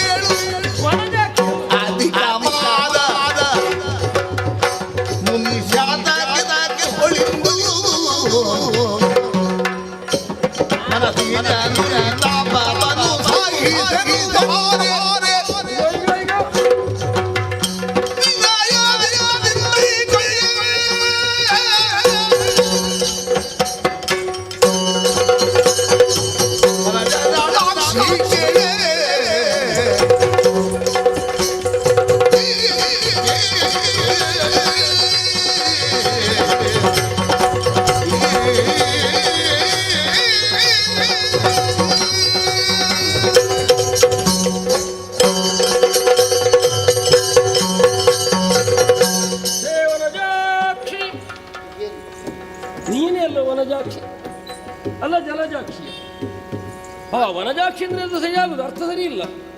ತಾವರೆ ಹಾಗೆ ಕಣ್ಣುಂಟು, ತಾವರೆ ಹಾಗೆ ಮುಖ ಇರುವುದು. ಸರಿಯಾದ ಪದ ಪ್ರಯೋಗ ಆದ್ರೆ ಹೇಗೆ ಗೊತ್ತಾ? ವನಜಲಾಕ್ಷಿ, ತಾವರೆ ಹೆಸರಂತೆ ಕಣ್ಣುಳ್ಳವಳು. ಕಾವ್ಯಾಲಂಕಾರದ ಸೋಗೆ ಕಣ್ಣೆಂದು ಇನ್ನೇನನ್ನೋ ಹೇಳಬಹುದಾಗ್ತದೆ. ಮೀನಾಕ್ಷಿಯು ನೀನೇ ಹೌದು, ಜಲಜಾಕ್ಷಿಯು ನೀನೆ. ಈಗ ಮುನ್ನಿಸಿಕೊಳ್ಳಬೇಡುವೆ? ಮತ್ತೆ ಸಿಟ್ಟು ಬಾರದಿರ್ತದ? ಅಯ್ಯಯ್ಯೋ, ನೀ ಸಿಟ್ಟಿನ ಮುಖವನ್ನು ಕೆಂಪೇರಿಸಿದರೆ ಸೊಗಸೆ ಆಗ್ತದೆ. ಆದರೆ ನೀನು ಸಿಟ್ಟು ಮಾಡಬೇಕಾದಲ್ಲ. ಯಾವನ ಸಿಟ್ಟನ್ನೆಲ್ಲ ನಾವು ಸಹಿಸಿಕೊಳ್ಳಬೇಕು ಹೇಳು? ಅವನೇ ಅವನೊಬ್ಬ ಕೋಪಿಸಿದ್ದಾನೆ. ಪ್ರಾಯಶಃ ನಿನ್ನನ್ನು ಯಾವ ಕಾಲಕ್ಕೆ ಕಂಡೇನು ಅದನ್ನು ಅವನೂ ಕಂಡಿದ್ದಾನೆ. ಅವ ದೇಹವನ್ನು ಬಿಟ್ಟದ್ದರಿಂದ ಅನಂಗ ಅಂತ ಹೆಸರು. ನಮಗೆ ಕಾಣಿಸಿದ ಹಾಗೆ ಎಲ್ಲೋ ಇದ್ದು ಅವನಲ್ಲಿರುವಂತಹ ಪಂಚಶರದಲ್ಲಿ ಒಂದನ್ನೋ ಎರಡನ್ನೋ ತೆಗೆದು ನನಗೆ ಹೂಡಿದ. ಯಾವುದರಿಂದ? ಯಾಕಾಗಿ? ನಿನ್ನನ್ನು ಕಂಡುದರಿಂದ. ಈ ಸರಳ ಉರಿಗೆ ಪರಿಹಾರ ಎಂತದ್ದು ಹೇಳು? ನೀನಲ್ಲದ ಮತ್ತೊಬ್ಬರಿಲ್ಲ. ಆದ್ದರಿಂದಲೇ ಕೈ ಬೀಸಬೇಡ. ನೀಲವಾದ ಕೈಯನ್ನು ಚಾಚಿ ನನ್ನನ್ನೊಮ್ಮೆ ಬೀಗಿದ ಸಮಾಧಾನ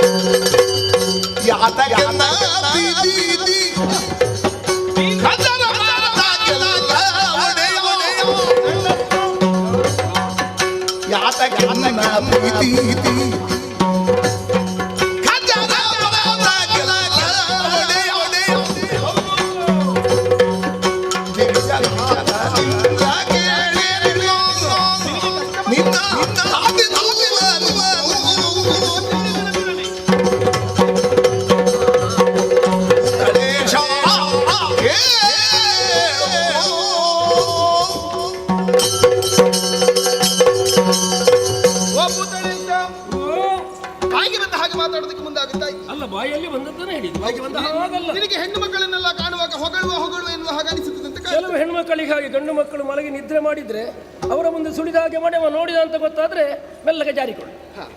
ನಾನು ನಿನ್ನಲ್ಲಿ ತನಕ ಕಂಡದ್ದೇ ಇಲ್ಲ. ಅದೇ ಕಾಣಲಿಲ್ಲ.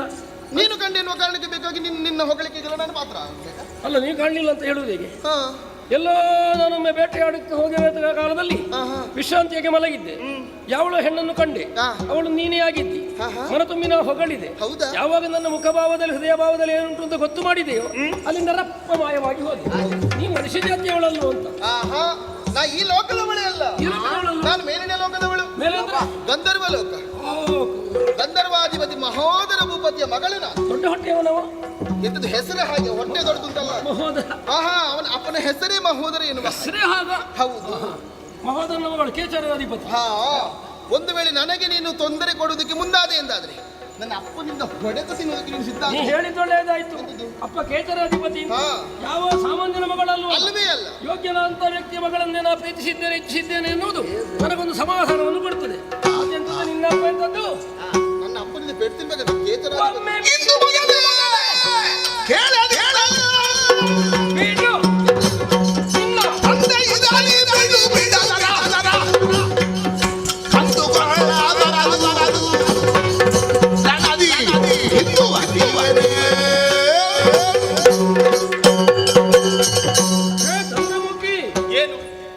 ನೀ ಪ್ರಶ್ನೆ ಮಾಡಿದ್ದು ಉತ್ತರವನ್ನು ಪಡೆಯುವುದಕ್ಕೆ ಹೌದು ತಾನೆ? ನನ್ನಪ್ಪ ಅಂತವ ಅವ ಏನಾದ್ರೂ ಮಾಡಿಯಾನು? ಕಷ್ಟ ಬಂದ್ರೆ ದೇವೇಂದ್ರಾದಿ ದೇವತೆಗಳೆಲ್ಲರೂ ಬರ್ತಾರೆ. ಓ, ಅಷ್ಟು ಮಂದಿ ಬರ್ತಾರೆ. ಕಿತ್ತಿಸಕೋಟಿ ದೇವತೆಗಳೆಲ್ಲರೂ ಬರ್ತಾರೆ ಸಹಾಯಕ್ಕೆ. ಅದರ ಮುಂದುವರಿದ ಪ್ರಶ್ನೆ ಅದು. ಏನು? ನಮ್ಮ ಹಿನ್ನೆಲೆ ಎಷ್ಟುಂಟು. ಈಗ ನೀನನ್ನು ಬಯಸಿದ್ರೆ ಅವರೆಲ್ಲ ಬಂದ್ರೆ ನೀನು ಏನು ಮಾಡಬಲ್ಲೆ ಅಂತ. ಏನಾಗುತ್ತದೆ ಅಂತ ಬೇಕಲ್ಲ. ಈಗ ನಾನು ಏನಾಗುತ್ತೆ ಅಂತ ಉತ್ತರ ಕೊಟ್ಟರೆ ನೀನು ನನ್ನ ಒಳಾಗುತ್ತೀಯೋ ಇಲ್ಲೋ? ನೋಡೋಣ ನೋಡೋಣ. ನಿನ್ನಪ್ಪ ಬಿಡು, ಕಂದುಗೊರಳನಾದ ಶಂಕರನೇ ಬಂದರು. ನಾನೊಪ್ಪಿದ ವಧುವನ್ನು ನನ್ನಗಳನ್ನಾಗಿಸುವಲ್ಲಿ ತಡೆಯಾಗಿ ಬಂದ ಯಾರನ್ನು ಲೆಕ್ಕಿಸ.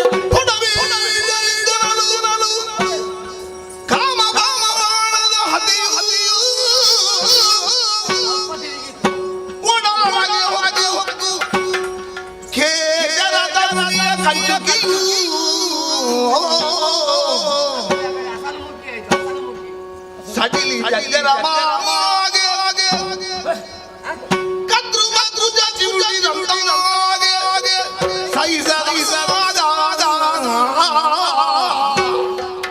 ಒಡನೆ ರಾಜ ರಾಜನು ಬಿಗಿದ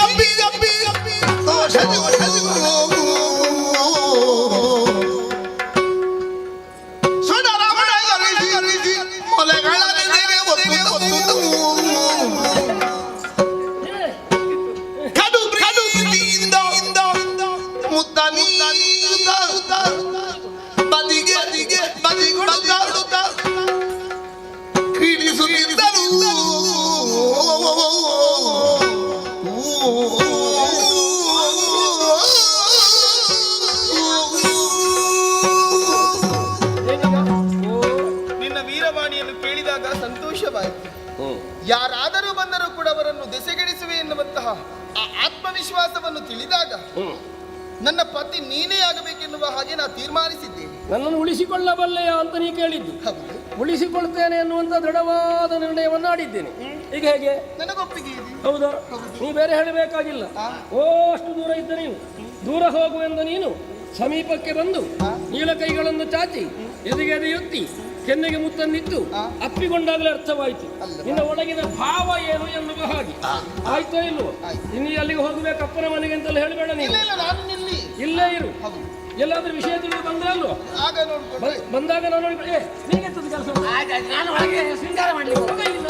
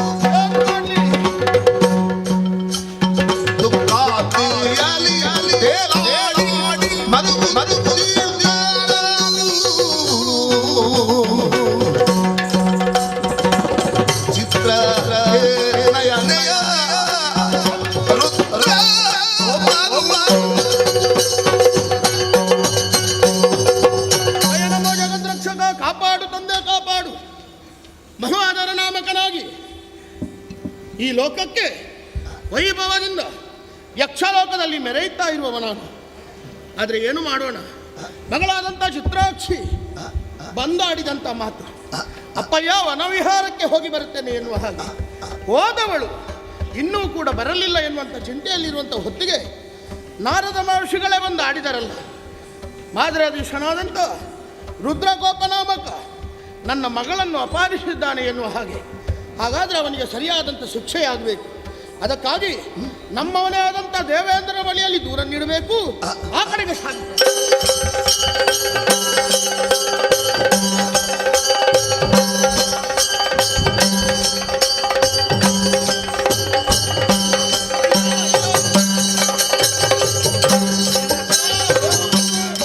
ಏನು ಮಾಡಲಯ್ಯ, ವೈಭವದಿಂದ ಇರುವಂತ ಹೊತ್ತಿಗೆ ನನ್ನ ಮಗಳಾದಂಥ ಚಿತ್ರಾಕ್ಷಿಯನ್ನು ರುದ್ರ ಕೋಪ ಎನ್ನುವ ಅಪಹರಿಸಿದ್ದಾನೆ. ಆದ್ದರಿಂದ ಅವನಿಗೆ ಸರಿಯಾದಂತ ಪಾಠವನ್ನು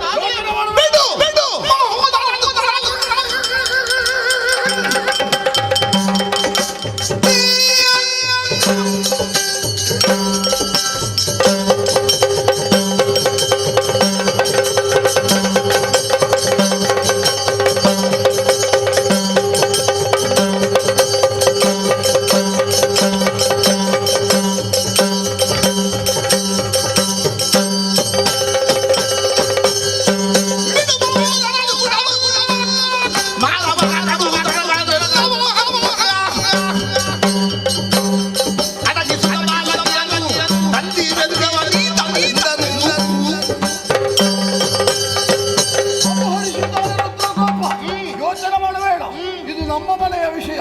ನಾವಿದ್ದೇವೆ.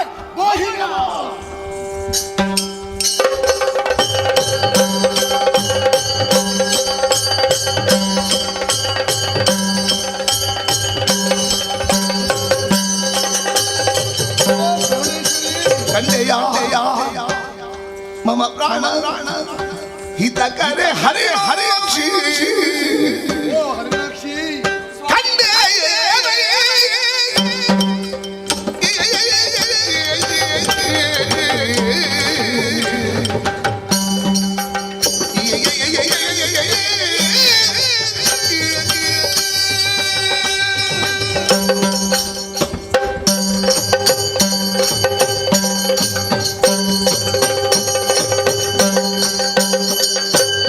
ಕಂಡೆ ಮಮ ಪ್ರಮಾಣ ಹಿತಕರೆ ಹರಿ ಹರಿ ಕಂಡೆ ಕತಿಗೊಂಡು ನಿನ್ನಯ್ಯನ ರಣಕಾದಿ ಕತಿಗೊಂಡು ನಿನ್ನಯ್ಯನ ರಣಕಾದಿ ಕಂಡೆ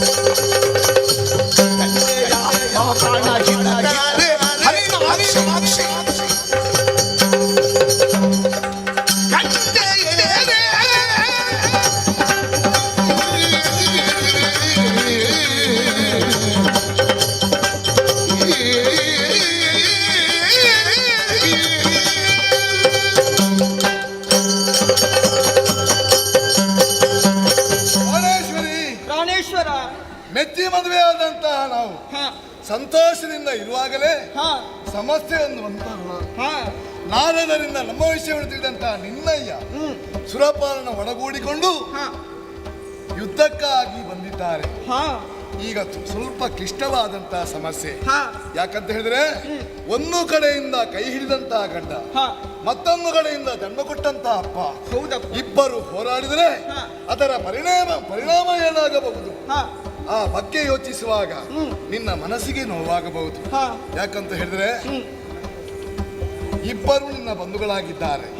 ಆದ್ದರಿಂದ ಕೇಳುದು, ಈಗ ರಣಕ್ಕಿಳಿದಂತಹ ಕಲಿ ಕಡಲಿಗೆ ಇದಂತ ದೋಣಿ ಮರಳಿ ಬರುತ್ತದೆ ಎಂಬುದು ಭವಿಷ್ಯದ ಮಾತು. ಸರಿ. ಹಾಗಿರುವಾಗ ನಾಳಿನ ಯುದ್ಧದ ರಣಕಣದಲ್ಲಿ ಏನು ಕಾದಿದೆಯೋ ಯಾರಿಗೆ ಗೊತ್ತು.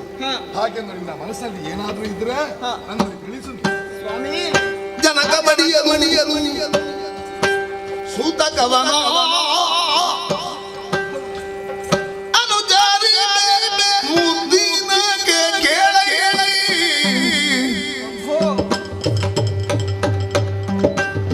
ಜನಕ ಮಡಿಯಲು ಸೂತಕವನ ಅನುಜಾರಿ ಮುದ್ದಿನಗೆ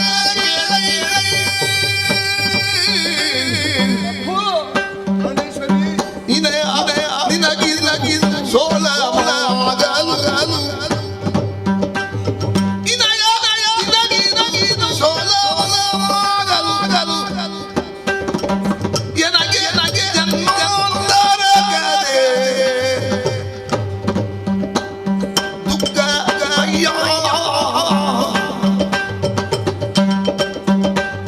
ಜನಕ ಮಡಿಯಲಿಯಲು ಸೂತಕವ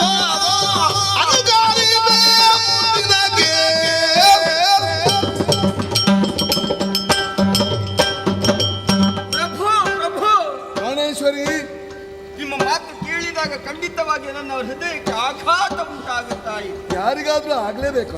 ಬೇಸರವಾಗುತ್ತಾ ಇದೆ. ಇಲ್ಲದೆ ಇದ್ರೆ ನನ್ನನ್ನು ಅಪಹರಿಸಿಕೊಂಡು ಬಂದಿದ್ದೀರಿ ಎನ್ನುವಂತ ಒಂದೇ ಒಂದು ಕಾರಣಕ್ಕಾಗಿ ನಿಮ್ಮಲ್ಲಿ ದ್ವೇಷವನ್ನು ಇಟ್ಟುಕೊಂಡು ವಿರೋಧಿಸುವುದಕ್ಕಾಗಿ ಮುಂದುವರಿತು ಸಮರವನ್ನೇ ಈ ಕಾಲಕ್ಕೆ ಏರ್ಪಡಿಸಿದ್ದಾರೆ. ಹಾಗಾದ್ರೆ ನಿಮ್ಮನ್ನು ಸೋಲಿಸಿ ಏನಾದ್ರೂ ಈಕೆಯನ್ನು ಕರೆದುಕೊಂಡು ಹೋಗ್ಬೇಕನ್ನುವಂತ ನಿಲುಮೆಯಿಂದ ಆದ್ರೆ ನೀವು ಹೇಳುತ್ತಾ ಇರುವುದು ನಿನಗೆ ಗಂಡ ಬೇಕೋ ಅಲ್ಲ ಅಪ್ಪ ಬೇಕೋ ಅನ್ನುವ. ಅಲ್ಲ, ಯುದ್ಧದ ಪರಿಣಾಮ ಹೀಗೆ ಅಂತ ಹೇಳಲಿಕ್ಕೆ ಆಗುದಿಲ್ಲ. ಹಾಗಿರುವಾಗ ಒಂದು ವೇಳೆ ನಿನ್ನ ಅಪ್ಪನಿಗೆ ಸಾವಾಯ್ತು ಇಲ್ಲ ನನಗೆ ಸಾವಾಯ್ತು, ನೋವು ನಿನಗೆ ಇರುವುದಲ್ವ ಸ್ವಾಮಿ. ಅಪ್ಪನಿಗೆ ಸಾವಾದ್ರೆ 3 ದಿವಸ ಸೂತಕವನ್ನು ಅನುಕರಿಸಬಹುದು. ಆದ್ರೆ ಗಂಡನಿಗೆ ಯಾವತ್ತೂ ಸೋಲಾಗಬಾರದು. ನನಗೆ ಕೈ ಹಿಡಿದ ಗಂಡನೇ ಮೇಲು. ಹಾಗಂತ ಹೇಳಿ ತಂದೆಯನ್ನು ವಿರೋಧಿಸುವುದಕ್ಕೆ ಸಾಧ್ಯವಿಲ್ಲ. ಜನ್ಮದಾತರು, ಭೂಮಿಯ ಬೆಳಕನ್ನು ತೋರಿಸಿದವರು ಅವರು. ನನ್ನ ಕರಳು ಕತ್ತರಿಸಿದಂತಾಗ್ತದೆ. ಒಂದು ನಿಮ್ಮಲ್ಲಿ ಕೇಳಿಕೊಳ್ಳುವುದು ಇಷ್ಟೇ, ಅವರಿಗೆ ನೋವಾಗದ ರೀತಿಯಲ್ಲಿ ನೀವು ಗೆಲ್ಲಬೇಕು ಅಷ್ಟೇ. ಚಿತ್ರಾಕ್ಷಿ, ಕಣ್ಣು ಬಯಸುವುದು ಸೌಂದರ್ಯವನ್ನು, ಅಷ್ಟು ಮಾತ್ರವಲ್ಲ ಈ ಪ್ರೀತಿ ಬಯಸುವುದು ಯಾವಾಗಲೂ ಹೃದಯವನ್ನು, ಬಸಿರು ಬಯಸುವುದು ಅನ್ನವನ್ನು, ಉಸಿರು ಬಯಸುವುದು ಗಾಳಿಯನ್ನು. ಆಗಿರುವಾಗ ಮುತ್ತೈದೆಯಾದಂತ ನೀನು ಬಯಸುವುದು ನನ್ನ ಪ್ರಾಣವಾಕ್ಯಲ್ಲ. ಯೋಚನೆ ಮಾಡಬೇಡ, ಹೋಗು. ಸರಿ.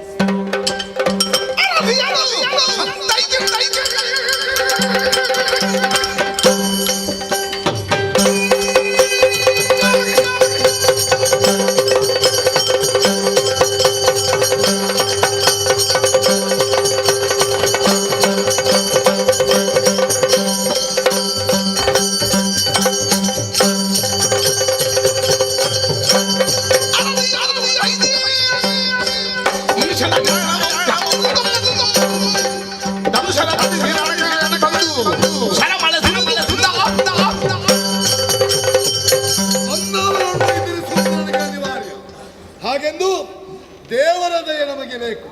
ಅದಕ್ಕಾಗಿ ಪರಮೇಶ್ವರನನ್ನು ಮನಸ್ಸಾರ ಧ್ಯಾನಿಸಿದ್ದೇನೆ. ಗುರುವಾದಂತಹ ವ್ಯಾಸಮಣಿಯನ್ನು ಮನಸ್ಸಿನಲ್ಲಿ ಧರಿಸಿದ್ದೇನೆ. ತಾಯಿಯನ್ನು ಸ್ಮರಿಸಿದ್ದೇನೆ. ತಡ ಯಾಕೆ, ಚದುರಂಗ ಸೇನೆಯನ್ನು ಸೇರಿಸಿಕೊಂಡು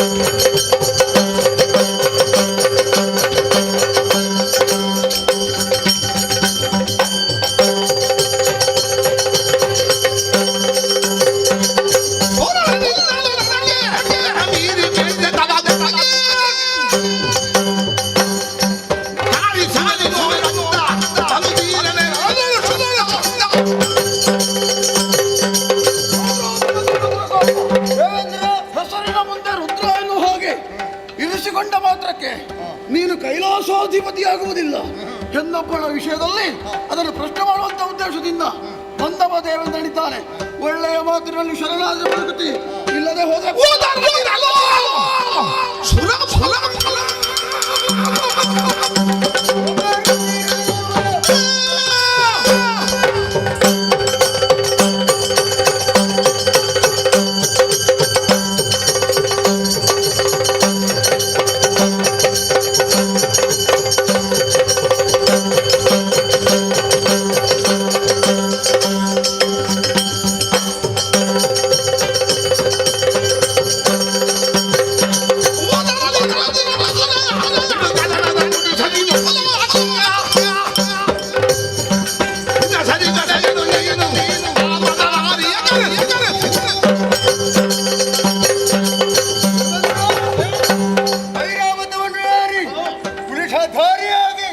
ರುದ್ರಗೋಪನ ಮುಂದೆ ಕಾಣಿಸಿಕೊಂಡೆಯ ಹೌದು ನೀನು ಬರಲೇಬೇಕಾದವ.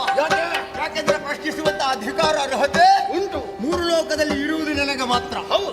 ಆದ್ರೆ ಈ ಘಟನೆಯ ಸೂಕ್ಷ್ಮತೆ ಏನು ಅನ್ನುವುದನ್ನು ಅರಿಯದಾಗಿ ಹೋಗಿದ್ದೀನಿ.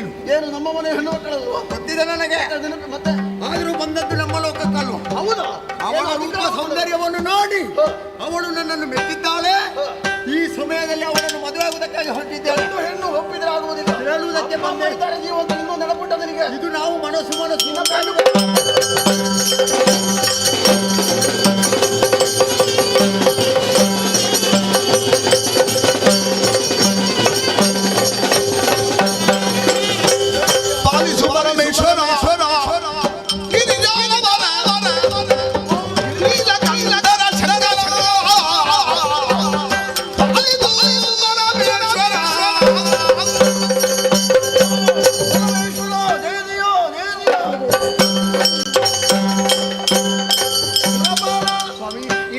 ಮಾತ್ರಾಧಿಪತಿ ರುದ್ರಗೋಪ ನಮ್ಮ ಮನೆಯಾದಂತಹ ಮಹೋದರನ ಮಗಳನ್ನು ಅಪಹರಿಸಿದ್ದಾರೆ. ಯುದ್ಧವನ್ನು ಮಾಡುವಂತಹ ಸಂದರ್ಭದಲ್ಲಿ ಕೈ ಸೋತವರು ನಾವಿದ್ದೇವೆ, ರಕ್ಷಣೆ ಮಾಡಬೇಕು.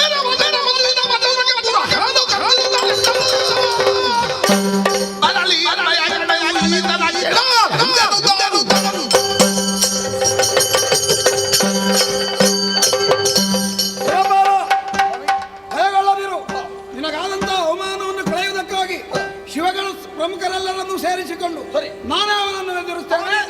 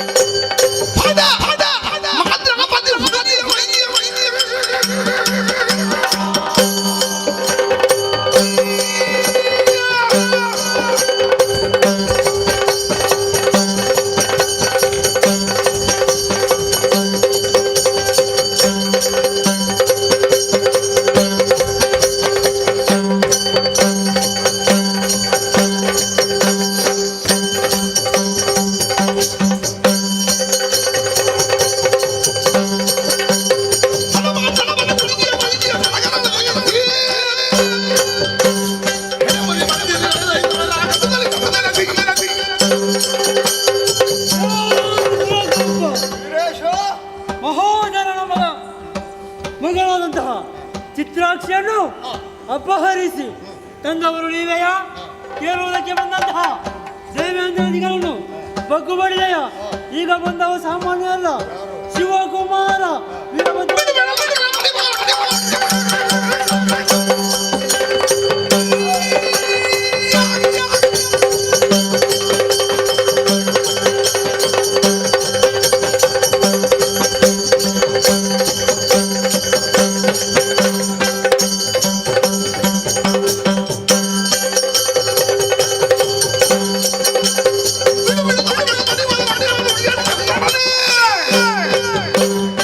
Yeah.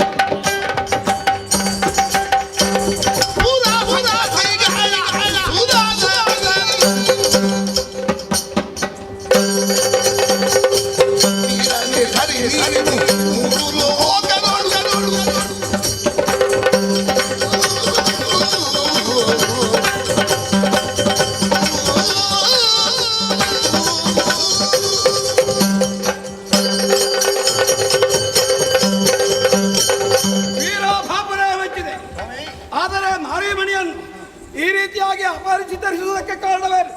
ಯಾರು ನೀನು, ಯಾವ ಊರು, ಎಲ್ಲವನ್ನು ಹೇಳು.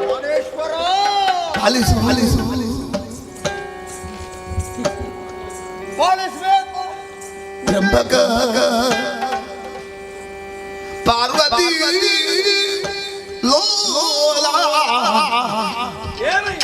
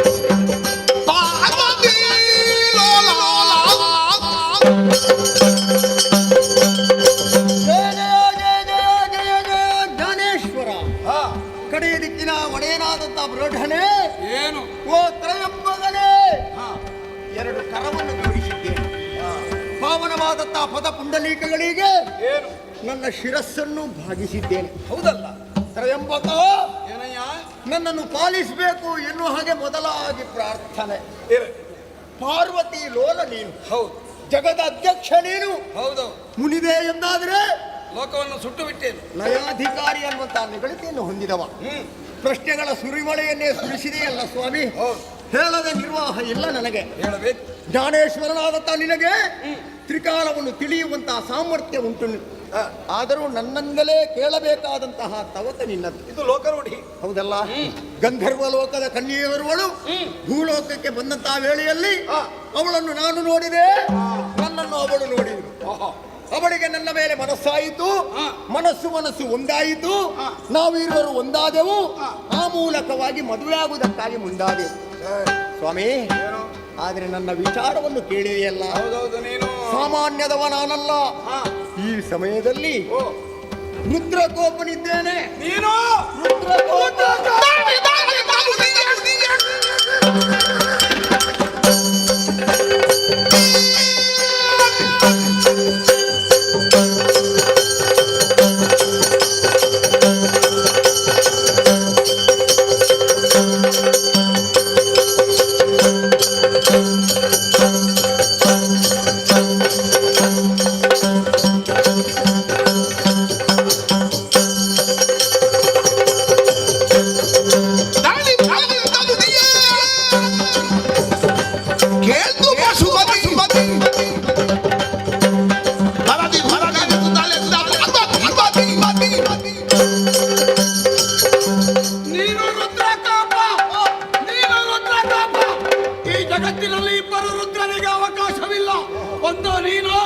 ಅಥವಾ ನಾನು ಬಾಬು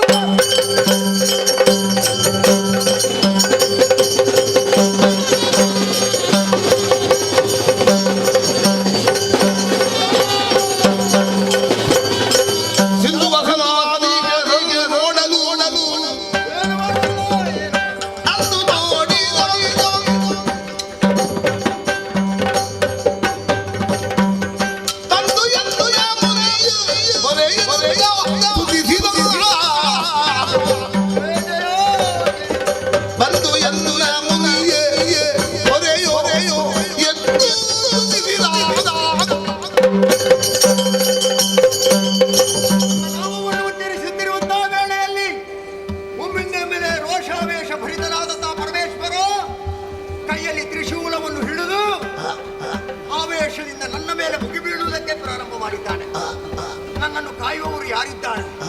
ಜಗದ ಅಧ್ಯಕ್ಷನ ಮುಂದೆ ಹೋರಾಟವನ್ನು ಮಾಡಿ ನಾನು ಜಯವನ್ನು ಗಳಿಸುವುದಕ್ಕೆ ಸಾಧ್ಯ ಉಂಟೆ? ಈಗ ನನಗೆ ಅರ್ಥವಾಗುತ್ತಾ ಉಂಟು. ವ್ಯಾಸಾನುಗ್ರಹಕ್ಕೆ ಒಳಗಾದಂತ ನಾನು ಈ ಜಗತ್ತಿನ ಬೆಳಕನ್ನು ಕಂಡೆ. ಹಾಗಿದ್ದರೆ ಗುರುಗಳಲ್ಲದೆ ಬೇರೆ ನನ್ನನ್ನು ಕಾಯುವವರಿಲ್ಲ. ಜಯ ಜಯ ಜಯ ಜಯ.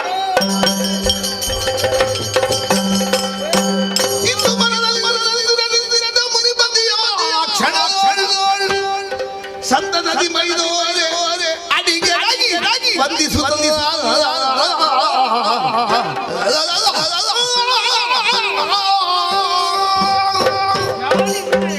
ಏನು ಕಾರಣ? ಸ್ವಾಮಿ, ಪರಮೇಶ್ವರನೇ ಹೋರಾಟಕ್ಕಾಗಿ ಬಂದಿದ್ದಾನೆ.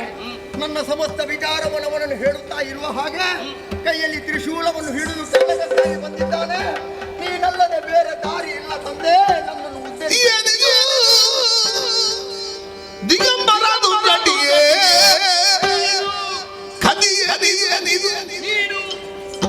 ಏನಿದು ಮನಗಳು ಉಮಾಪತಿ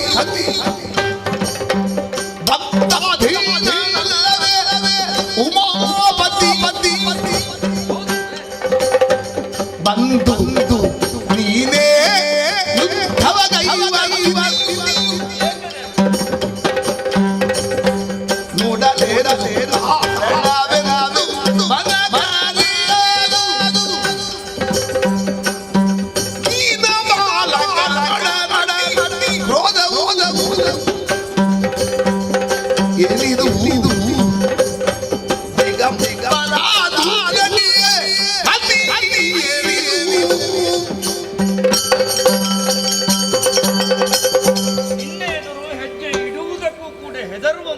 ಲೋಕದೆದುರಿಗೆ ಈ ರೀತಿಯಾದಂತಹ ನಡೆಯೊಂದಿಗೆ ಬೆದರಿಸುವುದಕ್ಕೆ ಮುಂದಾದೆ ಅಲ್ಲ ದೂರ್ಛಟಿ. ಸತ್ಯವತಿ ಸುತ, ಯಾಕೆ ಯಾಕೆ ಯಾಕೆ ಈ ರೀತಿಯಾದಂತಹ ನಡು ಬಾಲನೊಡನೆ ಈ ರೀತಿಯಾದಂತಹ ಕೋಪದಲ್ಲಿ ಮುಂದಡಿಯುವುದಕ್ಕೆ ಕಾರಣ ಬೇಕಲ್ಲ?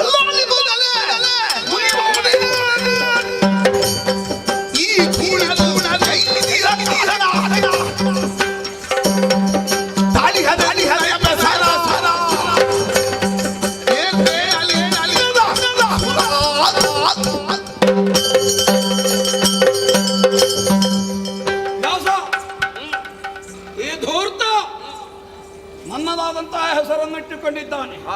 ರುದ್ರಕೋಪನಂತೆ ಆತ. ನಾನು ಪರಮೇಶ್ವರ ರುದ್ರ. ಈ ಜಗತ್ತಿನಲ್ಲಿ ಇಬ್ಬರು ರುದ್ರರಿಗೆ ಅವಕಾಶವಿಲ್ಲ. ಕಾಡಿಗೊಂದು ಸಿಂಹ, ವಿಶ್ವಕ್ಕೊಬ್ಬ ರುದ್ರ. ಯಾರು ಅವರಿಗೆ ಹೆಸರಿಲ್ಲ.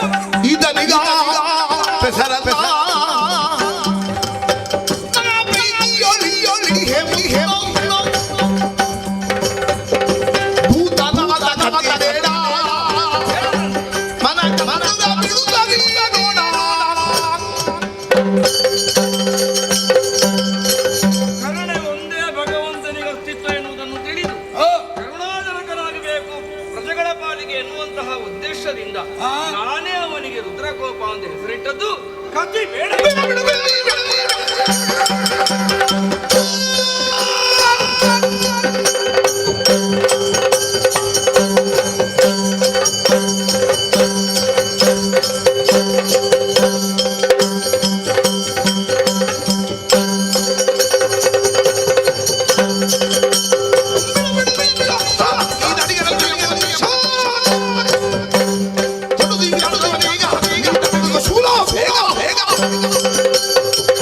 ನೀನೇ ಅವನಿಗೆ ಹೆಸರಿಟ್ಟವನಿಗೆ. ಹಾಗಿದ್ದರೆ ಮೊದಲು ನಿನ್ನನ್ನು ಮುಗಿಸಿ ನಂತರದಲ್ಲಿ ಅವನು ಇದ್ದಿಸಿ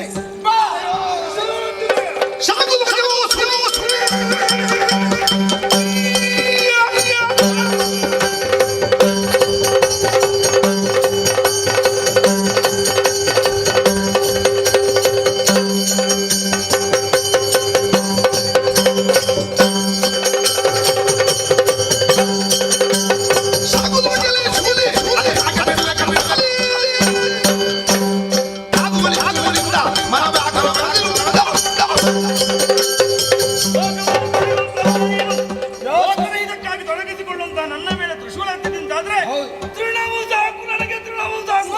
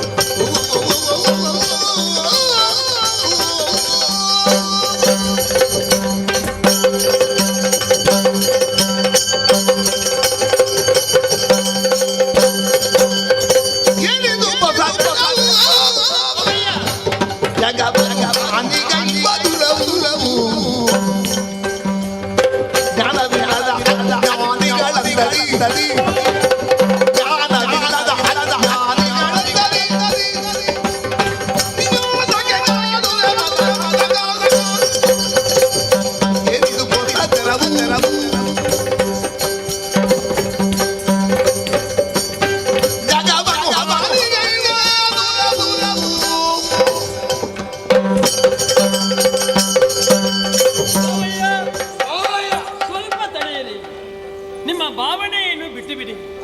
ಯಾಕೆ ಮಾತು ಹೇಳಿದ್ದೇನೆ? ಯಾಕೆ? ನಿಮ್ಮ ಈ ಕೋಪವನ್ನು ಬಿಟ್ಟರೆ ಮಾತ್ರ ಅದು ಶಮನವಾಗುವುದಕ್ಕೆ ಸಾಧ್ಯ ಉಂಟು. ನೀವಿಬ್ಬರು ಪ್ರಯೋಗಿಸಿದಂತ ಬಾಣವನ್ನು ಮತ್ತೆ ಮರಳಿ ಪಡೆಯಬೇಕು. ಈಗ ಹೌದು, ಹಾಗಿದ್ದರೆ ನನ್ನ ಶೂಲವನ್ನು ಯಥಾಸ್ಥಿತಿಗೆ ತಂದೆ. ಧರ್ಮವನ್ನು ಕರೆಯುವಂತ ನಾವೇ ಕಾಣಗದ ಕಣಕ್ಕೆ ಕೈ ಇಕ್ಕಿದ್ರೆ ಧರ್ಮ ಉಳಿಯುವುದಕ್ಕೆ ಉಂಟೆ ಬಾವಯ್ಯ. ಹಾಗಂತ ಯಾಕೆ ನೀವು ಹೋರಾಟ ಮಾಡ್ತಾ ಇದ್ದೀರಿ? ಆ ಒಂದು ಕಂಜೇನವನ ಹೌದಲ್ಲ, ಇವಾಗ ಕದ್ದು ಧರಿಸಿ ಬ್ರಹ್ಮದೇವ ಇಲ್ಲೇ ಇದ್ದಾನೆ. ಯಾರ ಹಣೆಯಲ್ಲಿ ಹೇಗೆ ಬರೆಯುತ್ತಾನೋ ಅದೇ ರೀತಿಯಾಗಿ ನಡೆಯಬೇಕು. ಈಗ ಬ್ರಹ್ಮದೇವರೇ ಅವನ ಲಿಖಿತದಲ್ಲಿ ಈತನೇ ಪುರುಷನೆನ್ನುವುದಾಗಿ ನಾನೇ ಅಲ್ವಾ?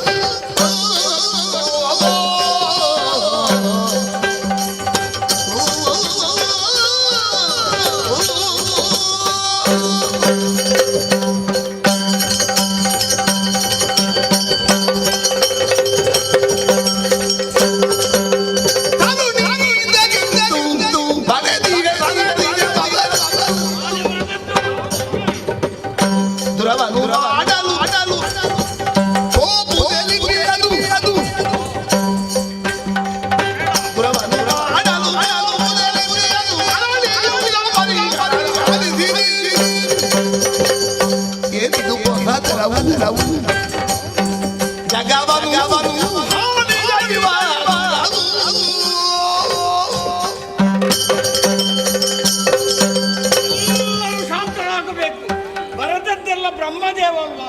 ಬ್ರಹ್ಮನ ಸೃಷ್ಟಿಯಲ್ಲಿ ಈಗೆಲ್ಲ ಬರೆದಿದೆ. ನೀವು ಬರೆಯುವುದು ಸುಲಭ ಸ್ವಾಮಿ, ಮುಗಿಸುವುದಕ್ಕೆ ನಮಗೆ ಎಷ್ಟು ಕಷ್ಟ ಉಂಟು. ಅದು ಹೌದು. ಮುಗಿಯುವುದಕ್ಕೆ ಕೇಳುವುದೇ. ಬೇಗ ಮುಗಿಸುವುದಕ್ಕೆ ಹಾಗಿದ್ರೆ ಹರಿಯೇ ಎಲ್ಲವನ್ನು ನೀನೇ ಮುಗಿಸಿ ನೋಡು. ಸರಿ ದೇವ ಬಾವಯ್ಯ, ಏನು ಈ ಸಂದರ್ಭದಲ್ಲಿ ಈತ ಯಾರೆಂಬಂತ ವಿಚಾರ ನಿನ್ನಗೆ ಪ್ರಶ್ನೆ ಆಗಿರುವುದಕ್ಕೆ ಸಾಧ್ಯ ಉಂಟು. ರುದ್ರಕೋಪ ಬೇರೆ ಯಾರಲ್ಲ, ವ್ಯಾಸರು ತನ್ನ ತಾಯಿಗೆ ಕೊಟ್ಟಂತ ಪಿಂಡದಿಂದ ಜನಿಸಿದವನೇ ಈತ. ದುಷ್ಟರ ನಾಶಕ್ಕಾಗಿ ಹುಟ್ಟಿದ್ದಾನೆ. ಹೌದು, ಹಾಗಿದ್ರೆ ಅವನ ಉದ್ದೇಶವು ನಮ್ಮಂತೆ ಧರ್ಮ ಸಂರಕ್ಷಣೆ, ಧರ್ಮ ರಕ್ಷಣೆ ಮಾಡಬೇಕು. ಆಗಿರುವಾಗ ನೀವು ಯೋಚನೆ ಮಾಡುವುದಲ್ಲ, ಇವರಿಬ್ಬರಿಗೆ ಮದುವೆ ಮಾಡುವಂತ ಹೊಣೆಗಾರಿಕೆ ನಮ್ಮ ಪಾಲಿಗುಂಟು. ಶ್ರೀಹರಿಯೇ, ನೀವಿಷ್ಟು ಆಡಿದ ಮೇಲೆ ನನ್ನ ಕೋಪವನ್ನು ತ್ಯಜಿಸಿದ್ದೇನೆ. ಸರಿ, ಹಾಗೆಂದುಕೊಂಡು ನಮ್ಮ ನಿರ್ಣಯಿತವಾದಂತಹ ಈ ವಿವಾಹ ನಮ್ಮ ಸಾಕ್ಷಿಯಲ್ಲಿಯೇ ನಡೆಯಬೇಕಾದ್ದರಿಂದ ಆಗಲಿ ಶೀಘ್ರಾತಿ ಶೀಘ್ರವಾಗಿ. ಗುರುಗಳೇ, ರುದ್ರಕೋಪ ಬೇರೆ ಬೇರೆ ಮುಖದಿಂದ ಕಾಣಿಸಿಕೊಂಡಿದ್ದೇನೆ, ಆದರೆ ಕೊನೆಗೆ ಕಲ್ಯಾಣ ಆದದ್ದು ನನಗೆ. ಹೇಳುವುದಕ್ಕೂ ಕೇಳುವುದಕ್ಕೂ ಇದು ಸಮಯವಲ್ಲ, ಮದುವೆಯಾಗ. ಒಳ್ಳೆಯದಾಗಲಿ. ಮಾವಯ್ಯ ಎಲ್ಲಿದ್ದಾರೆ? ಮಾವಯ್ಯ ಎಲ್ಲಿದ್ದಾರೆ? ಇಲ್ಲಿ ಅಪ್ಪ, ಇಲ್ಲಿ ಅಪ್ಪಯ್ಯ ಆಶೀರ್ವಾದ ಮಾಡಿ. ಕೊನೆಗಾದ್ರೂ ಒಂದು ಮಾಲ ಹಿಡಿಯುವಂತ ಯೋಗ ಬಂತಲ್ಲ ಸ್ವಾಮಿ. ಯಾರು ಮೊದಲಿಗೆ? ಯಾರು ವಧುವರ ನನ್ನ ಮೊದಲು ವರಿಸುವುದು. ತಲೆ ತಗ್ಗಿಸ್ಬೇಕು. ತಲೆ ತಗ್ಗಿಸಬಾರ್ದು ಅಂತ ಒಂದು ಶಾಸ್ತ್ರ. ನೀವು ಜೀವನದಲ್ಲಿ ಯಾವತ್ತೂ ತಲೆ ತಗ್ಗಿಸದವನು ಇಲ್ಲಿ ಒಂದು ಬಾರಿ ತಗ್ಗಿಸಬೇಕು. ಅಷ್ಟಲ್ಲ,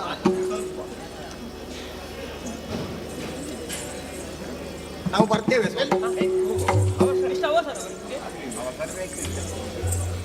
ಮಹರ್ಷಿ, ನಿನ್ನ ಸತ್ಸಂಕಲ್ಪದಿಂದ ಯಾವಾತನು ಹುಟ್ಟಿಕೊಂಡನು.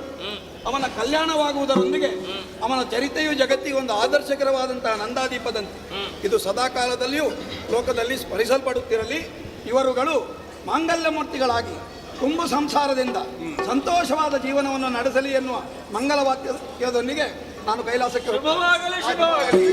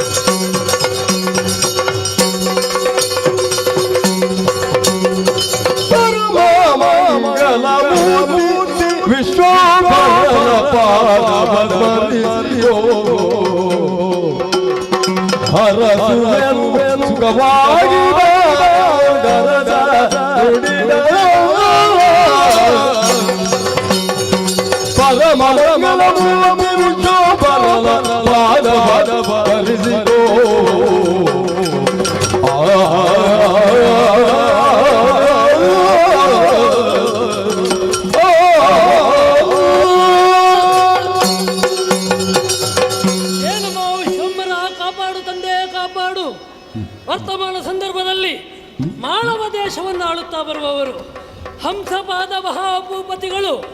ಅವರ ಸುಕುಮಾರನಾಗಿದ್ದೇನೆ. ರಾಜಹಂಸ ಎನ್ನುವ ಹಾಗೆ ನನ್ನ ಹೆಸರು.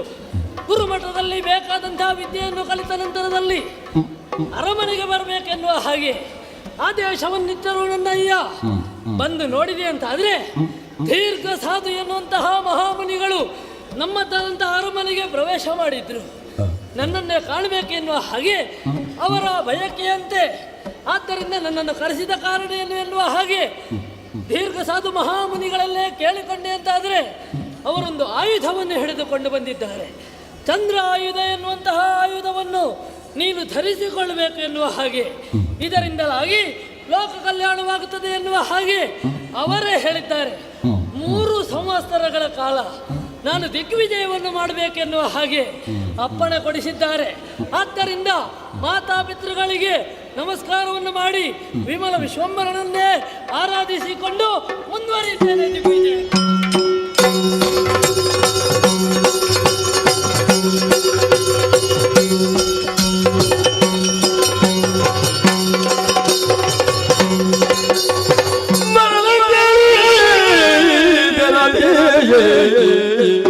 ಯೋಗೀಶ್ವರನು ಬೋಧಿಸಿಯೇ ರಾಜಹಂಸನ ಪರಿಣದಲಗಳು ಯೋಗಾಭ್ಯಾಸಗಳು ರಾಜಹಂಸನ ಪರಿಣದಲಗೊಳಿಸಿದನು ಯೋಗಾಭ್ಯಾಸಗಳು ಮೆರೆಯುವುದವನ ಗುರಿಯ ಮುದ್ದವು ಮೆರೆಯುವುದವನ ಮನಸ್ಪ್ರಭಾವದ ಗುರಿಯ ಮುಯಲು ಭಾಸ್ಕರ ಕರುಣಿಸಿದ ಸಂದು ವತ್ಸರವನು ಭಾಸ್ಕರ ಕರುಣಿಸಿದ ನಿಂತಾಗ ಸೌದು ವತ್ಸರವನು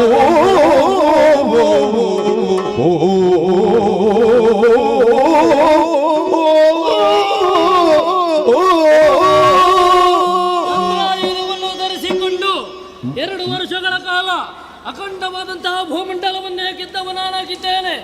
ಇನ್ನೇನು ಮಾಡಲಿ ಎನ್ನುವ ಹಾಗೆ ಯೋಚನೆ ಮಾಡಿದಾಗ ಆಶ್ರಮವೊಂದು ಗೋಚರಿಸಿತು. ಯಾರ ಆಶ್ರಮ ಎನ್ನುವ ಹಾಗೆ ಕಾಣಬೇಕೆನ್ನುವಂತಹ ಉದ್ದೇಶದಿಂದ ಹೋದಿ ಅಂತಾದ್ರೆ ವಾಲ್ಮೀಕಿ ಮಹರ್ಷಿಗಳ ಆಶ್ರಮವಿದಂತೆ. ಆದ್ದರಿಂದ ನನ್ನನ್ನು ಕರೆದು ನೀನು ನನ್ನ ಶಿಷ್ಯ ಎನ್ನುವ ಹಾಗೆ ನನ್ನನ್ನು ಒಪ್ಪಿಕೊಂಡರು ಮಾತ್ರವಲ್ಲ, ನಿನಗೊಂದು ಭಾಸ್ಕರಾಸ್ತ್ರವನ್ನು ಕೊಡ್ತೇನೆ. ಇದನ್ನು ನೀ ಹಿಡಿದು ಮುಂದುವರಿದೆ ಅಂತಾದ್ರೆ ನಿನ್ನನ್ನು ಗೆಲ್ಲುವಂತಹ ಪಟುಭಟರು ಯಾರೂ ಇಲ್ಲ ಎನ್ನುವ ಹಾಗೆ ನನಗೆ ಆಡಿಬಿಟ್ಟರಲ್ವ. ಅವರ ಆಶೀರ್ವಾದವನ್ನು ಪಡೆದೆ 3 ವರ್ಷಗಳು ಇಲ್ಲಿಗೆ ಕಳೆದು ಹೋದವು. ನನ್ನದಾದಂತಹ ಗುರಿ ಮುಟ್ಟುವಿಕೆ, ನನ್ನದಾದಂತಹ ಲೋಕ ಕಲ್ಯಾಣವಾದಂತಹ ಕಾರ್ಯವನ್ನು ಮುಂದುವರಿಸಬೇಕೆನ್ನುವ ಹಾಗೆ ಅವರಿಂದ ಅಪ್ಪಣೆ ಆಶೀರ್ವಾದವನ್ನು ಪಡೆದಿದ್ದೇನೆ. ನನ್ನ ಊರಿನತ್ತ ಸಾಗುತ್ತೇನೆ.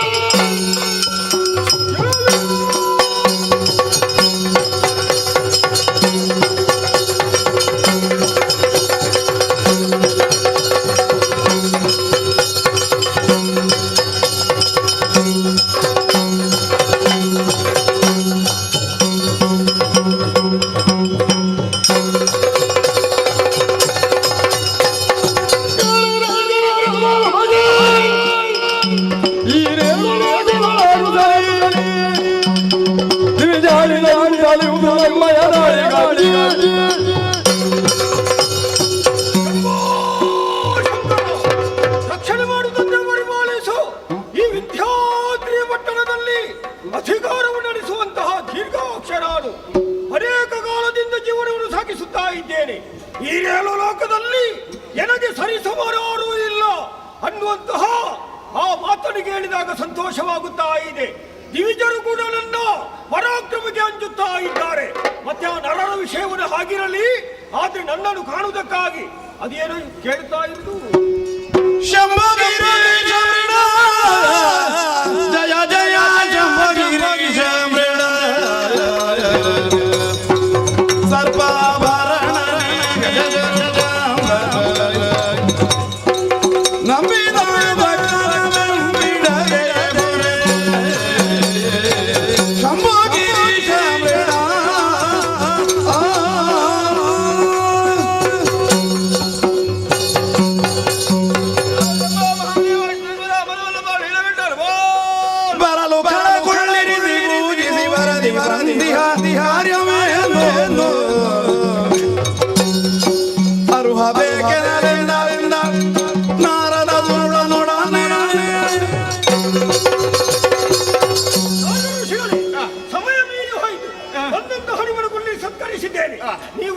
ಮಾಡಬೇಕಾದ್ರೆ ಕಾರಣ ಏನು ಎಲ್ಲವೂ ನೋಡುತ್ತೀರಾ?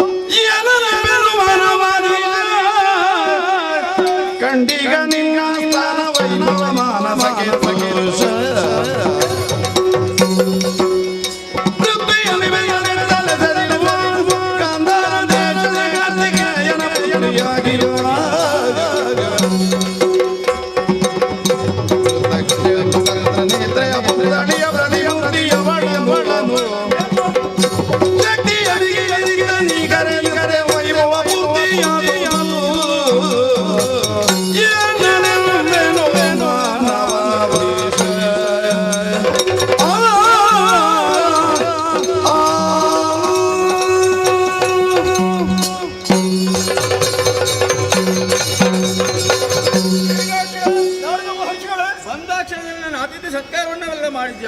ನಿನ್ನ ಸೇವೆಯಿಂದಲೇ ನಾನು ಸಂತುಷ್ಟನಾಗಿದ್ದೇನೆ. ತೊಂದರೆ ಅಂತ ಹೇಳಬೇಡಿ. ಯಾವ ರೀತಿಯಲ್ಲಿ ತೊಂದರೆ ಇಲ್ವ? ಸರಿ, ಆದ್ರೆ ನಿನ್ನನ್ನು ಕಂಡಾಗ ಬಹಳಷ್ಟು ಆಶ್ಚರ್ಯವಾಗ್ತಾ ಇದೆ. ಏನು? ನಿಮ್ಮವರನ್ನು ಕಂಡಾಗ ನಿಮ್ಮವರಿಗೆ ಬೇಕಾದ ರೀತಿಯಲ್ಲಿ ನೀವು ಉಪಚಾರವನ್ನೆಲ್ಲ ಮಾಡುವುದು ಸರಿ. ಎಲ್ಲ ವ್ಯವಸ್ಥೆಯನ್ನು ಮಾಡಿದೆ. ಆದ್ರೆ ನಿನ್ನ ವಾಮ ಭಾಗ ಒಂದು ಬರಿದಾಗಿದೆ ಅನ್ನೋದು ಒಂದು ಕೊರತೆ ನಿನ್ನಲ್ಲಿ. ಏನ್ ಮಾಡುವ? ನನ್ಗೀಗ ಹೆಣ್ಣು ಮಕ್ಕಳೇ ಸಿಗುವುದಿಲ್ಲ. ಯಾಕಪ್ಪ? ಅಲ್ಲ, ಊರಲ್ಲಿ ಇಲ್ಲ, ಕಡಿಮೆ ಆಗಿದ್ದಾರೆ. ನೀನು ಹುಡುಕಾಟ ಮಾಡಲಿಲ್ವೇ? ಅಲ್ಲ, ಹುಡುಕಾಟ ಮಾಡಿದ್ದೇನೆ. ತಿರುಗಾಟ ಮಾಡಲಿಲ್ವೇ? ತಿರುಗಾಟವೂ ಮಾಡಿದ್ದೇನೆ. ಎರಡೂ ಮಾಡಿದ್ದೆ. ಆದ್ರೂ ಏನೂ ಪ್ರಯೋಜನ ಆಗ್ಲಿಲ್ಲ. ಇಲ್ಲ. ಆದ್ರೆ ದಾರಿಯೊಂದನ್ನು ನಾನು ಸೂಚಿಸ್ತೇನೆ. ನೀನು ಮದುವೆ ಆಗುವುದಕ್ಕೆ ಮನ ಮಾಡುತ್ತೀಯ ಅಂತ. ನನಗೆ ಮದುವೆ ಆಗುವುದಕ್ಕೆ ಹೆಣ್ಣು ನೀವು? ನಾನು ಸೂಚಿಸ್ತೇನೆ. ಯಾರು? ನೀನು ನೇರವಾಗಿ ಗಾಂಧಾರ ದೇಶಕ್ಕೆ ತೆರಳಬೇಕು. ಅಲ್ಲಿ ಕಾರ್ತಿಕೇಯ ಎನ್ನುವ ಒಬ್ಬ ಇದ್ದಾನೆ. ಅವನ ಮಗಳು ಕಂಜಾಕ್ಷಿ ಎನ್ನುವಳು ಚಂದದ ಹುಡುಗಿ. ಅದು ನಿನಗೆ ರೂಪಕ್ಕೆ ಅನುಗುಣವಾಗಿ ನಿನ್ನ ಗುಣಕ್ಕೆ ತಕ್ಕದಾದವಳೇ ಅವಳು. ಆದ್ರಿಂದ ಅವನನ್ನೇ ನೀನು ಮದುವೆಯಾಗಬೇಕು. ಆದ್ರೆ ಒಂದು ಮಾತ್ರ, ಏನು? ನೀನು ಅವನಲ್ಲಿಯೇ ಹೋಗಿ ಮಾತಾಡಿ ಕೇಳಿ ಪಡೆಯಬೇಕು. ಕೇಳುವುದಕ್ಕೆ ಅವ ಒಪ್ಪುವುದಕ್ಕೆ ಮನ ಮಾಡದ ಇದ್ರೆ ಮತ್ತೆ ಏನೇನು ಮಾಡುವುದು ನಿನಗೆ ಗೊತ್ತುಂಟು ತಾನೆ. ನಾನು ಅದನ್ನು ಹೇಳಬೇಕಾಗಿಲ್ಲ. ಬ್ರಹ್ಮದೇವರ ಮಗನೇ, ನನ್ನ ಹಣೆಯಲ್ಲಿ ಅವಳೇ ಆಗಬೇಕೆಂಬ ಬರೆದ್ರೆ ಅದನ್ನು ತಪ್ಪಿಸುವುದಕ್ಕೆ ಸಾಧ್ಯವಿಲ್ಲ. ನೀವು ಬಂದದ್ದು ಒಳ್ಳೆದಾಯ್ತು. ಈಗಲೇ ಹೋಗ್ತೀರಾ? ನಾನು ಈಗಲೇ ಹೋಗ್ತೇನೆ. ನಿನ್ನ ಕಾರ್ಯ ಸಾಧನೆ ನೀನು ಮಾಡಬೇಕು. ಆದ್ರೆ ಮದುವೆಗೆ ಬನ್ನಿ, ಆಯ್ತಾ? ಮದುವೆಗೆ ನಾನು ಬರ್ತೇನೆ.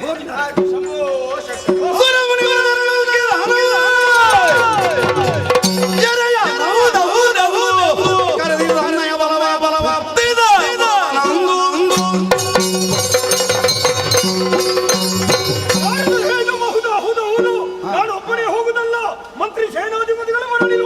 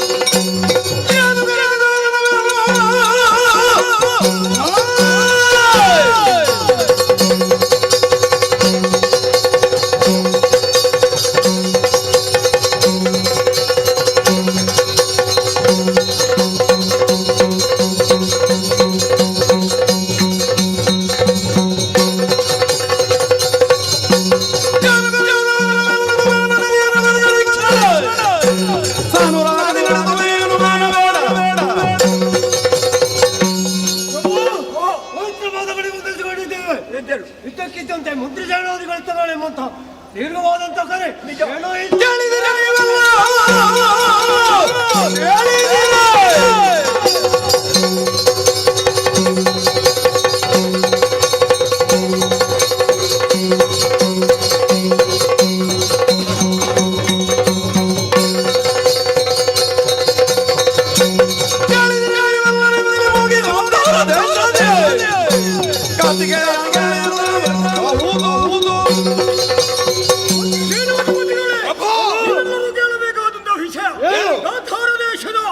ಕಾರ್ತಿಕೇಯರ ಮಗಳಾದಂತಹ ಗಂಜಾಕ್ಷಿ ನಾನು ಮದುವೆಯಾಗಬೇಕೆಂಬುದಾಗಿ ನಾರದರು ಸೂಚಿಸಿದ್ದಾರೆ.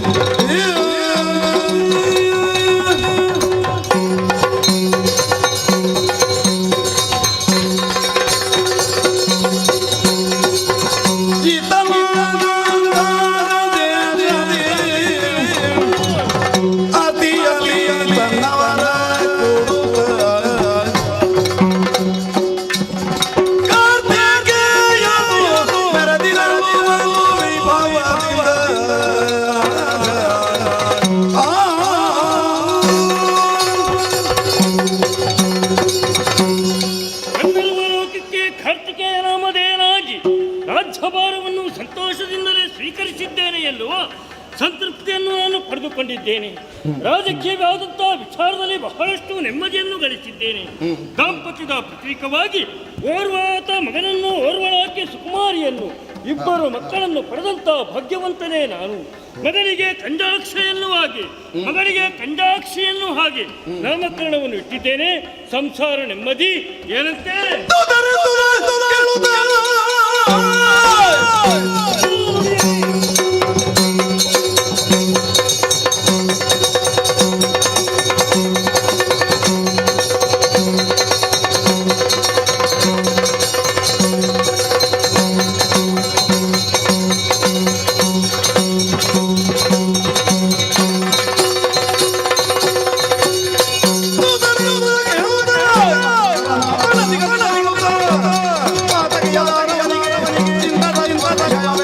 ಆಶ್ಚರ್ಯಚಕಿತನಾದೆ. ಚಾಣಕ್ಯನ ಹೇಳಿದಂತಹ ನುಡಿ ಎನ್ನುವ ನೆಲೆಯಲ್ಲಿ ಧರಣಿಯನ್ನು ಇರಿಸಿಕೊಂಡು ತನ್ನದೇ ಆದಂತಹ ಸ್ವಾಧೀನವನ್ನು ಪಡಿಸಿಕೊಳ್ಳಬೇಕು ಎನ್ನುವ ಹಾಗೆ ದುರಕ್ಕಾಗಿ ಆಗಮಿಸಿದ್ದಾನೆಂದಾದರೆ ಅವಳ ದುರಳತ್ವ ಏನು ಎನ್ನುವ ಹಾಗೆ ಪರೀಕ್ಷಿಸಬೇಕು. ರಣಕ್ಷೇತ್ರಕ್ಕೆ ಹೊರಟು ನಿಂತಿದ್ದಾನೆ.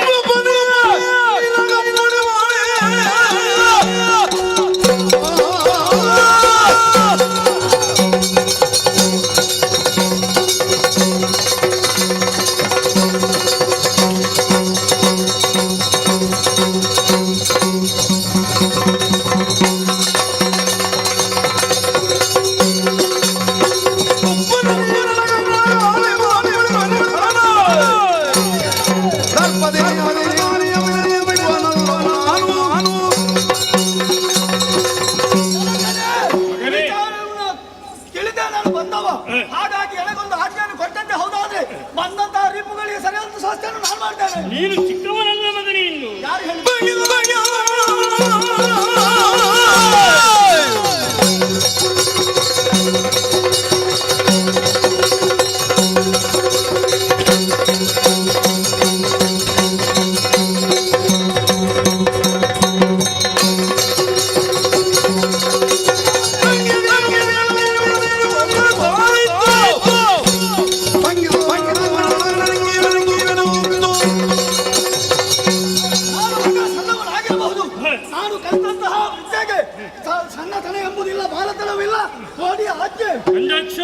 ನಿನ್ನ ವೀರ ನುಡಿಗಳನ್ನು ಕೇಳಿ ಮನಸ್ಸಿಗೆ ಸಂತೋಷವಾಯಿತು. ಒಳ್ಳೆಯದು. ಹೊಂಬಟ್ಟಲ್ಲಿ ರಣವೀರ್ಯವನ್ನು ಕೊಟ್ಟಿದ್ದೇನೆ.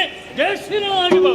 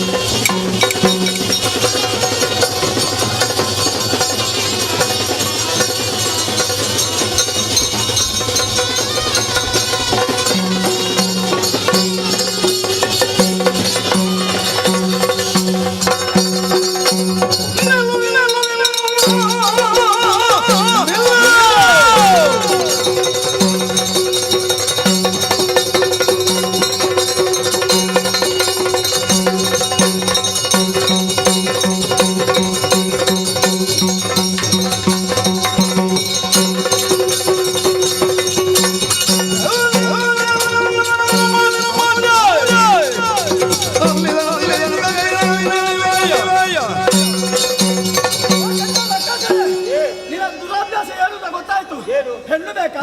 ನಿನ್ನನ್ನು ಮಣ್ಣು ಮುಗಿಸ್ತೇನೆ. ಇಲ್ಲಿಯ ಪಂಚಾಕ್ಷಿಯನ್ನು ನಾನು ಮದುವೆಯಾಗುವುದಕ್ಕೆ ಬಂದಿದ್ದೇನೆ. ನಿನ್ನನ್ನು ಬಿಡುವುದಿಲ್ಲ.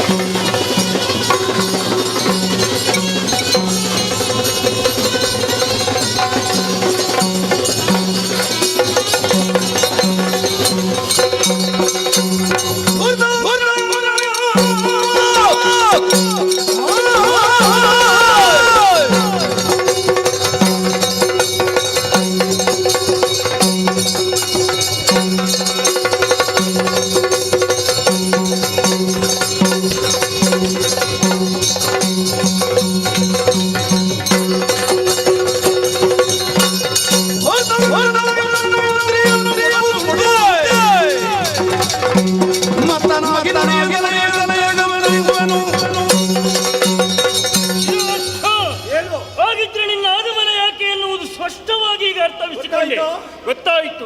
ರಣದಾರುಣಿಯಲ್ಲಿ ನನ್ನ ಮಗನಾದ ಕಂಜಾಕ್ಷರನ್ನು ಸೆರೆಯಲ್ಲಿರಿಸಿದ ಕ್ಷಣ ನನ್ನ ಮಗಳಾದ ಸುಪುತ್ರಿನಿಗೆ ಸಿಗುತ್ತಾಳೆ ಎನ್ನುವಂತ ಉದ್ದೇಶವೇನು? ಹಾಗಿದ್ದರೆ ಕನ್ಯೆಯನ್ನು ವರಿಸಿಕೊಳ್ಳುವುದಕ್ಕೆ ನೀನು ಬಲ್ಲೆ ಎನ್ನುವುದು ಸ್ಪಷ್ಟವಾಯಿತು. ಅಧಿಕಾರ ಮದವೋ ದುರ್ಲತ್ವ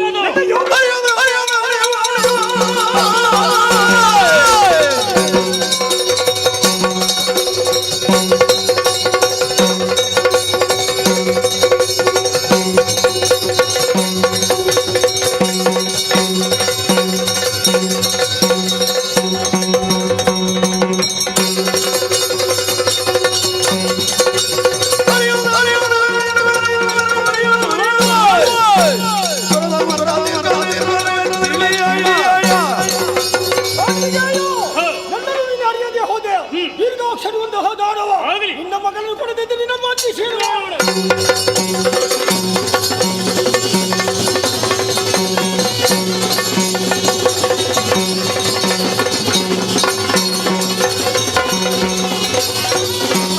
ತಂದೆಯನ್ನು ಬಂಧನದಲ್ಲಿರಿಸಿದ್ದೇನೆ. ಆ ಕಂಜಾಕ್ಷ ಓಡಿ ಹೋಗಿದ್ದಾನೆ. ಕಂಜಾಕ್ಷಿಯನ್ನು ನಾನು ಪಡೆಯುತ್ತೇನೆ.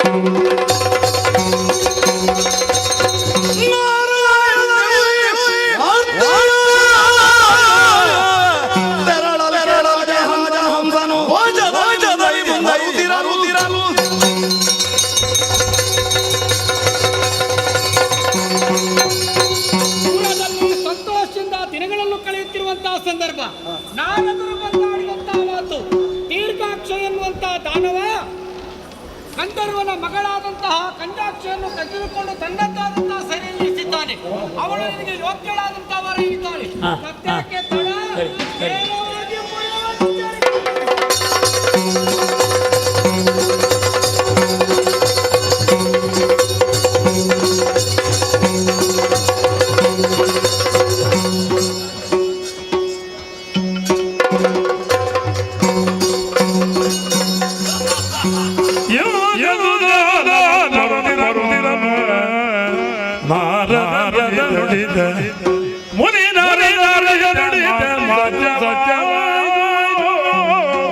ಎನ್ನುದ ಮಾತಾಡಿ ಸುಂದರಿಯ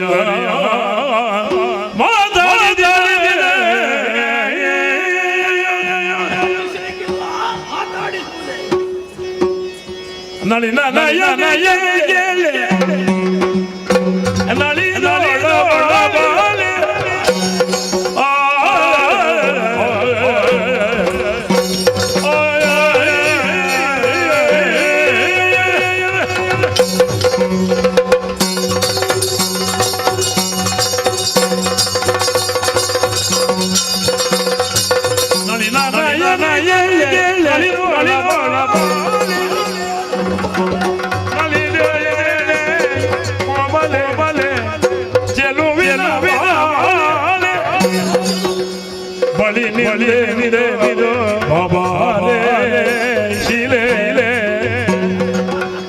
ಒಳಗಲಗಲಿ ಇಳಗೆ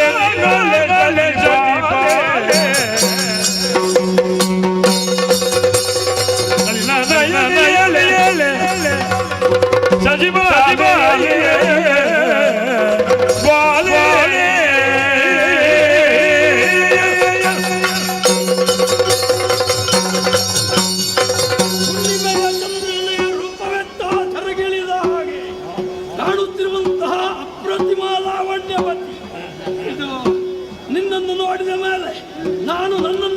ಬಿಟ್ಟಿದ್ದೇನೆ. ಓ ಶೀಲೆ, ಓ ಗುಣಬಾಲೆ, ನಳಿನ ನಯನೆ, ಇದು ನಿನ್ನನ್ನು ಮೆಚ್ಚಿ ನಾನು ನಿನ್ನ ಬಳಿ ಬಂದಿದ್ದೇನೆ. ಬಾ ಬಾ.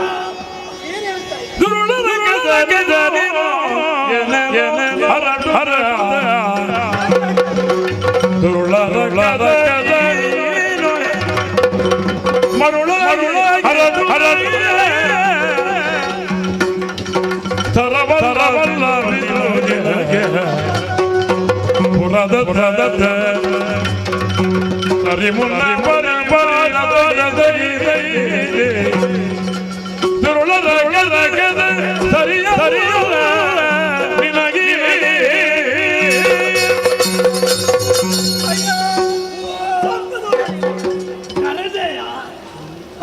ನಾನು ಅದನ್ನೇ ಕಾಯುತ್ತಿದ್ದೆ. ನೀನು ಯಾವಾಗ ಕರೆಯುತ್ತೀನಿ?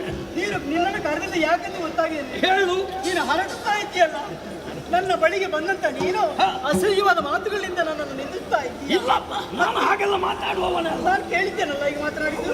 ನೀನು ಹೇಳಿದ್ದಾದ್ರೆ ಏನು? ನಿನ್ನನ್ನು ಮದುವೆಯಾಗು. ಹೌದೇನು? ಈ ತಲೆನ ಕೇಳಬೇಡ, ಕೇಳಲಾರೆ ಆದ್ರೆ ಆಲೋಚನೆ ಮಾಡು. ನೀನು ಪರಾಕ್ರಮಿ ಎನ್ನುವ ಸಂಶಯವಿಲ್ಲ. ಶೌರ್ಯ ಇರುವುದು ಯಾವುದಕ್ಕೆ ಹೇಳು? ಯಾವುದಕ್ಕೆ? ಒಳ್ಳೆತನಕ್ಕಾಗಿ ಉಪಯೋಗ ಮಾಡಬೇಕು. ಯಾವತ್ತು ಶೌರ್ಯಕ್ಕೆ ಗುಣವೇ ಭೂಷಣವಂತೆ. ಗುಣವಿಲ್ಲದ ಶೌರ್ಯವೆನ್ನುವುದು ಪರಿಮಳವಿಲ್ಲದ ಹೂವಿನಂತೆ. ಆದ್ರಿಂದ ಹೇಳ್ತಾ ಇದ್ದೇನೆ, ಯಾವತ್ತು ಕೂಡ ಹೆಣ್ಣು ಮಕ್ಕಳ ತಂಟಿಗೆ ಹೋಗಬೇಡ. ಅನ್ಯಾಯವಾಗಿ ಸಾಧ್ಯ ನೀನು.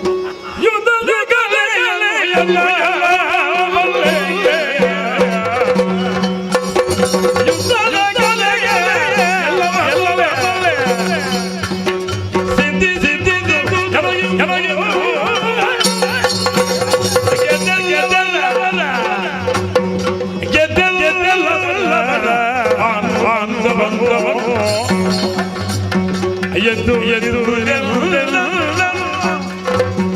ಮುದ್ದಿ ಮುದ್ದಿ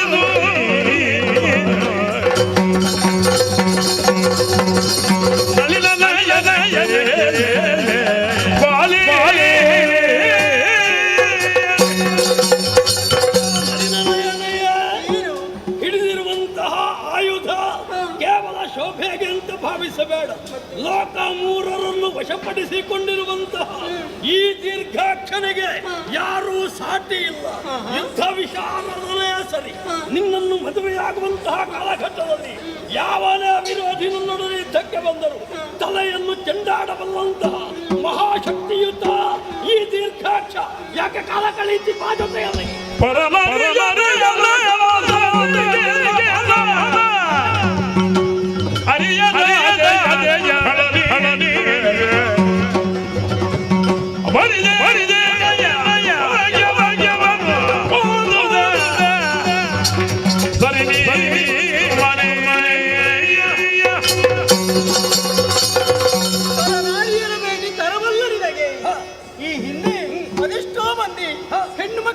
ಕಳಿಸಿ ಹೋದಂತವರಿಗೆ ಎಂತ ಶಿಕ್ಷೆ ಆಗಿದೆ, ಎಂತ ಅವಧಿ ಹೊಂದಿದ್ದಾರೆ ಅನ್ನೋದು ಕೇಳಿ ತಿಳಿಯುವ ನೀವು.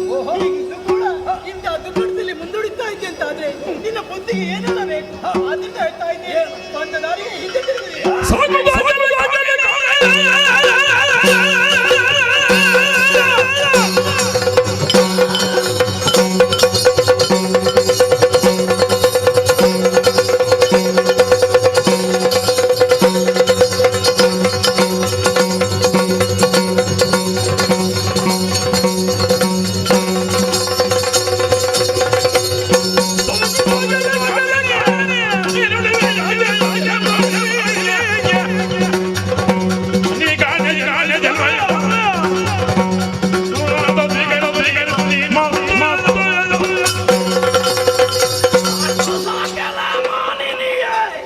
ನಿನ್ನ ಹರಟೆಯನ್ನು ಕೇಳುವುದಕ್ಕೆ ನಾನು ಇಲ್ಲಿ ಬಂದುವುದಿಲ್ಲ. ಕೆಲವಿಗೆ ಅರಮನೆಯನ್ನು ಸೇರು, ಪಲ್ಲಂಗದಲ್ಲಿ ಪವಡಿಸು, ಜೊತೆಯಾಗಿ ಜೀವನ ಸಾಗಿಸೋಣ. ಈ ಉದ್ದೇಶದಿಂದ ನಿನ್ನನ್ನು ಕರೆದರೆ ಅಲ್ಲಗಳೆದರೆ ಬಲಾತ್ಕರಿಸುತ್ತೇನೆ.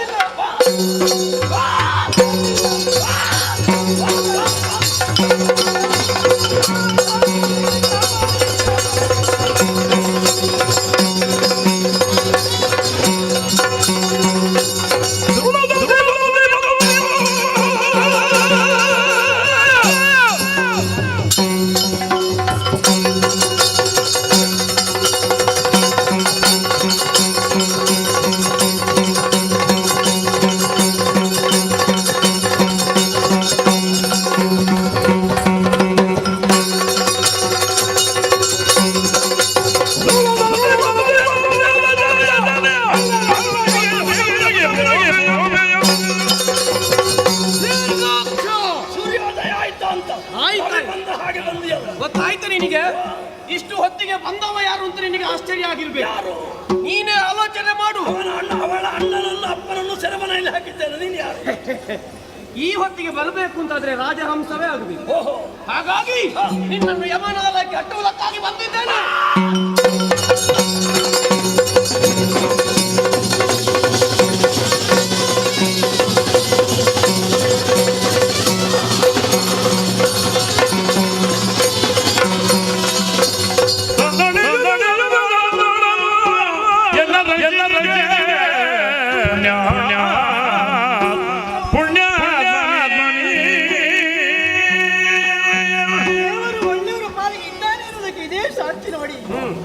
ಈ ಹೊತ್ತಿನಲ್ಲಿ ಪ್ರಪಂಚದಲ್ಲಿ ಎಲ್ಲರೂ ತಿಳಿಬೇಕಾದ ಒಂದು ವಿಚಾರವಿದೆ. ಯಾರು ಕೂಡ ಒಳ್ಳೆಯ ನಡತೆಯಲ್ಲಿ ಮಾಡುವಂತ ಕೆಲಸ ಶ್ರದ್ಧೆಯಿಂದ ಮಾಡಿದ್ರೆ, ದೇವರ ಮೇಲೆ ಭಕ್ತಿಯನ್ನಿಟ್ರೆ, ಗುರು ಹಿರಿಯರ ಮೇಲೆ ಯಾವತ್ತು ಅವರ ಗೌರಿ ಅವರ ಅನುಗ್ರಹವನ್ನು ಪಡೆದುಕೊಂಡ್ರೆ, ಅಂತ ಮೂರನ್ನು ಯಾರು ಅಳವಡಿಸಿಕೊಳ್ತಾರೋ ಅವರಿಗೆ ದೇವರಿಂದ ಇದೆ ಅನ್ನೋದಕ್ಕೆ ಇದೇ ಸಾಕ್ಷಿ ನೋಡಿ. ಯಾಕೆ ಹೇಳಿದೆ ಈ ಮಾತನ್ನು? ಈಗಲೂ ಇನ್ನೊಂದು ಗಳಿಗೆಯಲ್ಲೂ ನನ್ನ ಪ್ರಾಣವನ್ನು ಮಾನವನ್ನು ಕಳಿಸಿದ ದುಷ್ಟ ರಾಕ್ಷಸ ಅದೇ ಹೊತ್ತಿನಲ್ಲಿ ಮಿಂಚಿನಂತೆ ನಿಮ್ಮ ಪ್ರವೇಶವಾಯಿತು. ನನ್ನ ಪ್ರಾಣವನ್ನು ಉಳಿಸಿದಂತ ಪುಣ್ಯಾತ್ಮರು ನೀವಾಗಿದೆ. ಆದ್ರೆ ಒಂದು ವಿಚಾರ, ಈ ಹೊತ್ತಿನಲ್ಲಿ ನನ್ನ ತಂದೆ ಹಾಗೂ ನನ್ನ ಚರಮನೆಯಲ್ಲಿದ್ದಾರೆ, ಅವರನ್ನು ಬಿಡಿಸಬೇಕು. ಈ ಕಡೆ ಬಿಡಿಸಿಕೊಂಡು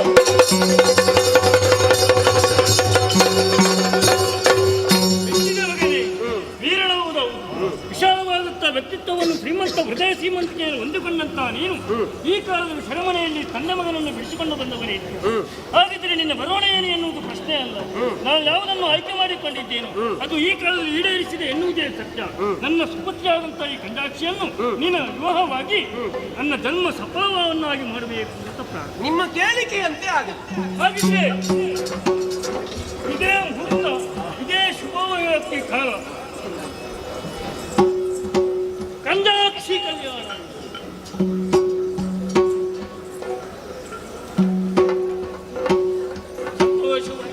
ಯಾವುದೋ ಜನ್ಮದ ಪುಣ್ಯದ ಫಲವಾಗಿ ನಿನ್ನಂತ ಅಳಿಯನನ್ನು ಪಡೆಯುವಂತಹ ಸೌಭಾಗ್ಯ ನನಗೆ. ಸಂತೋಷದಲ್ಲಿ ನಿಮ್ಮನ್ನು ಈ ಕಾಲದಲ್ಲಿ ಬೀಳ್ಕೊಡ್ತಾ ಇದ್ದೀನಿ. ಕಂದಾಕ್ಷಿ, ಕೇವಲ ಇದು ಕಂಜಾಕ್ಷಿ ಕಲ್ಯಾಣ ಆದದ್ದಲ್ಲ, ಇದು ಪಂಚ ಕಲ್ಯಾಣವೇ ಆಯಿತು ಎನ್ನುವಲ್ಲಿಗೆ ದೇವಾದಿ ದೇವತೆಗಳು ಅಂಬರ ಪಥದಲ್ಲಿ ನಿಂತು ಸುಮವೃಷ್ಟಿಯನ್ನು ಗೈಯುತ್ತಾ ಇದ್ದಾರೆ ಎನ್ನುವಲ್ಲಿಗೆ ಪಂಚ ಕಲ್ಯಾಣ ಎನ್ನುವ ಪುಣ್ಯ ಕಥಾಂತರ್ಗತವಾದ ಸತ್ಯವೇ ಪ್ರಸಾದವೆನಿಸಿ ಯಾರು ಹಾಡಿದ್ರೋ, ಯಾರು ಕುಣಿದ್ರೋ, ಯಾರು ಭಕ್ತಿ ಶ್ರದ್ಧೆಯಿಂದ ನೋಡಿದ್ರು ಅವರೆಲ್ಲರಿಗೂ ನಾವು ನಂಬಿಕೊಂಡು ಬಂದಂತ ವಿಘ್ನ ನಿವಾರಕರಾದಂಥ ವಿಘ್ನೇಶ್ವರ, ಕಲಾಮಾತೆಯಾದಂಥ ಭ್ರಮರಾಂಬಿಕೆ ಜೀವನದಲ್ಲಿ ಆಯುಷ್ಯ, ಆರೋಗ್ಯ, ಸುಖ, ಶಾಂತಿ, ನೆಮ್ಮದಿ ಎಲ್ಲವನ್ನು ಕೊಟ್ಟು ಕಾಪಾಡಲೆಂದು ಪ್ರಾರ್ಥಿಸುತ್ತಾ ಪುಣ್ಯಪ್ರದವಾದ ಕಥಾನತಿಗೆ ಮಂಗಳ ಗೀತವನ್ನು ಹಾಡುವರೆ ಸಭ್ಯರಿಂದ ಅಪ್ಪಣೆ. ಭದ್ರಂ ಶುಭಂ ಮಂಗಳಂ. ಶ್ರೀ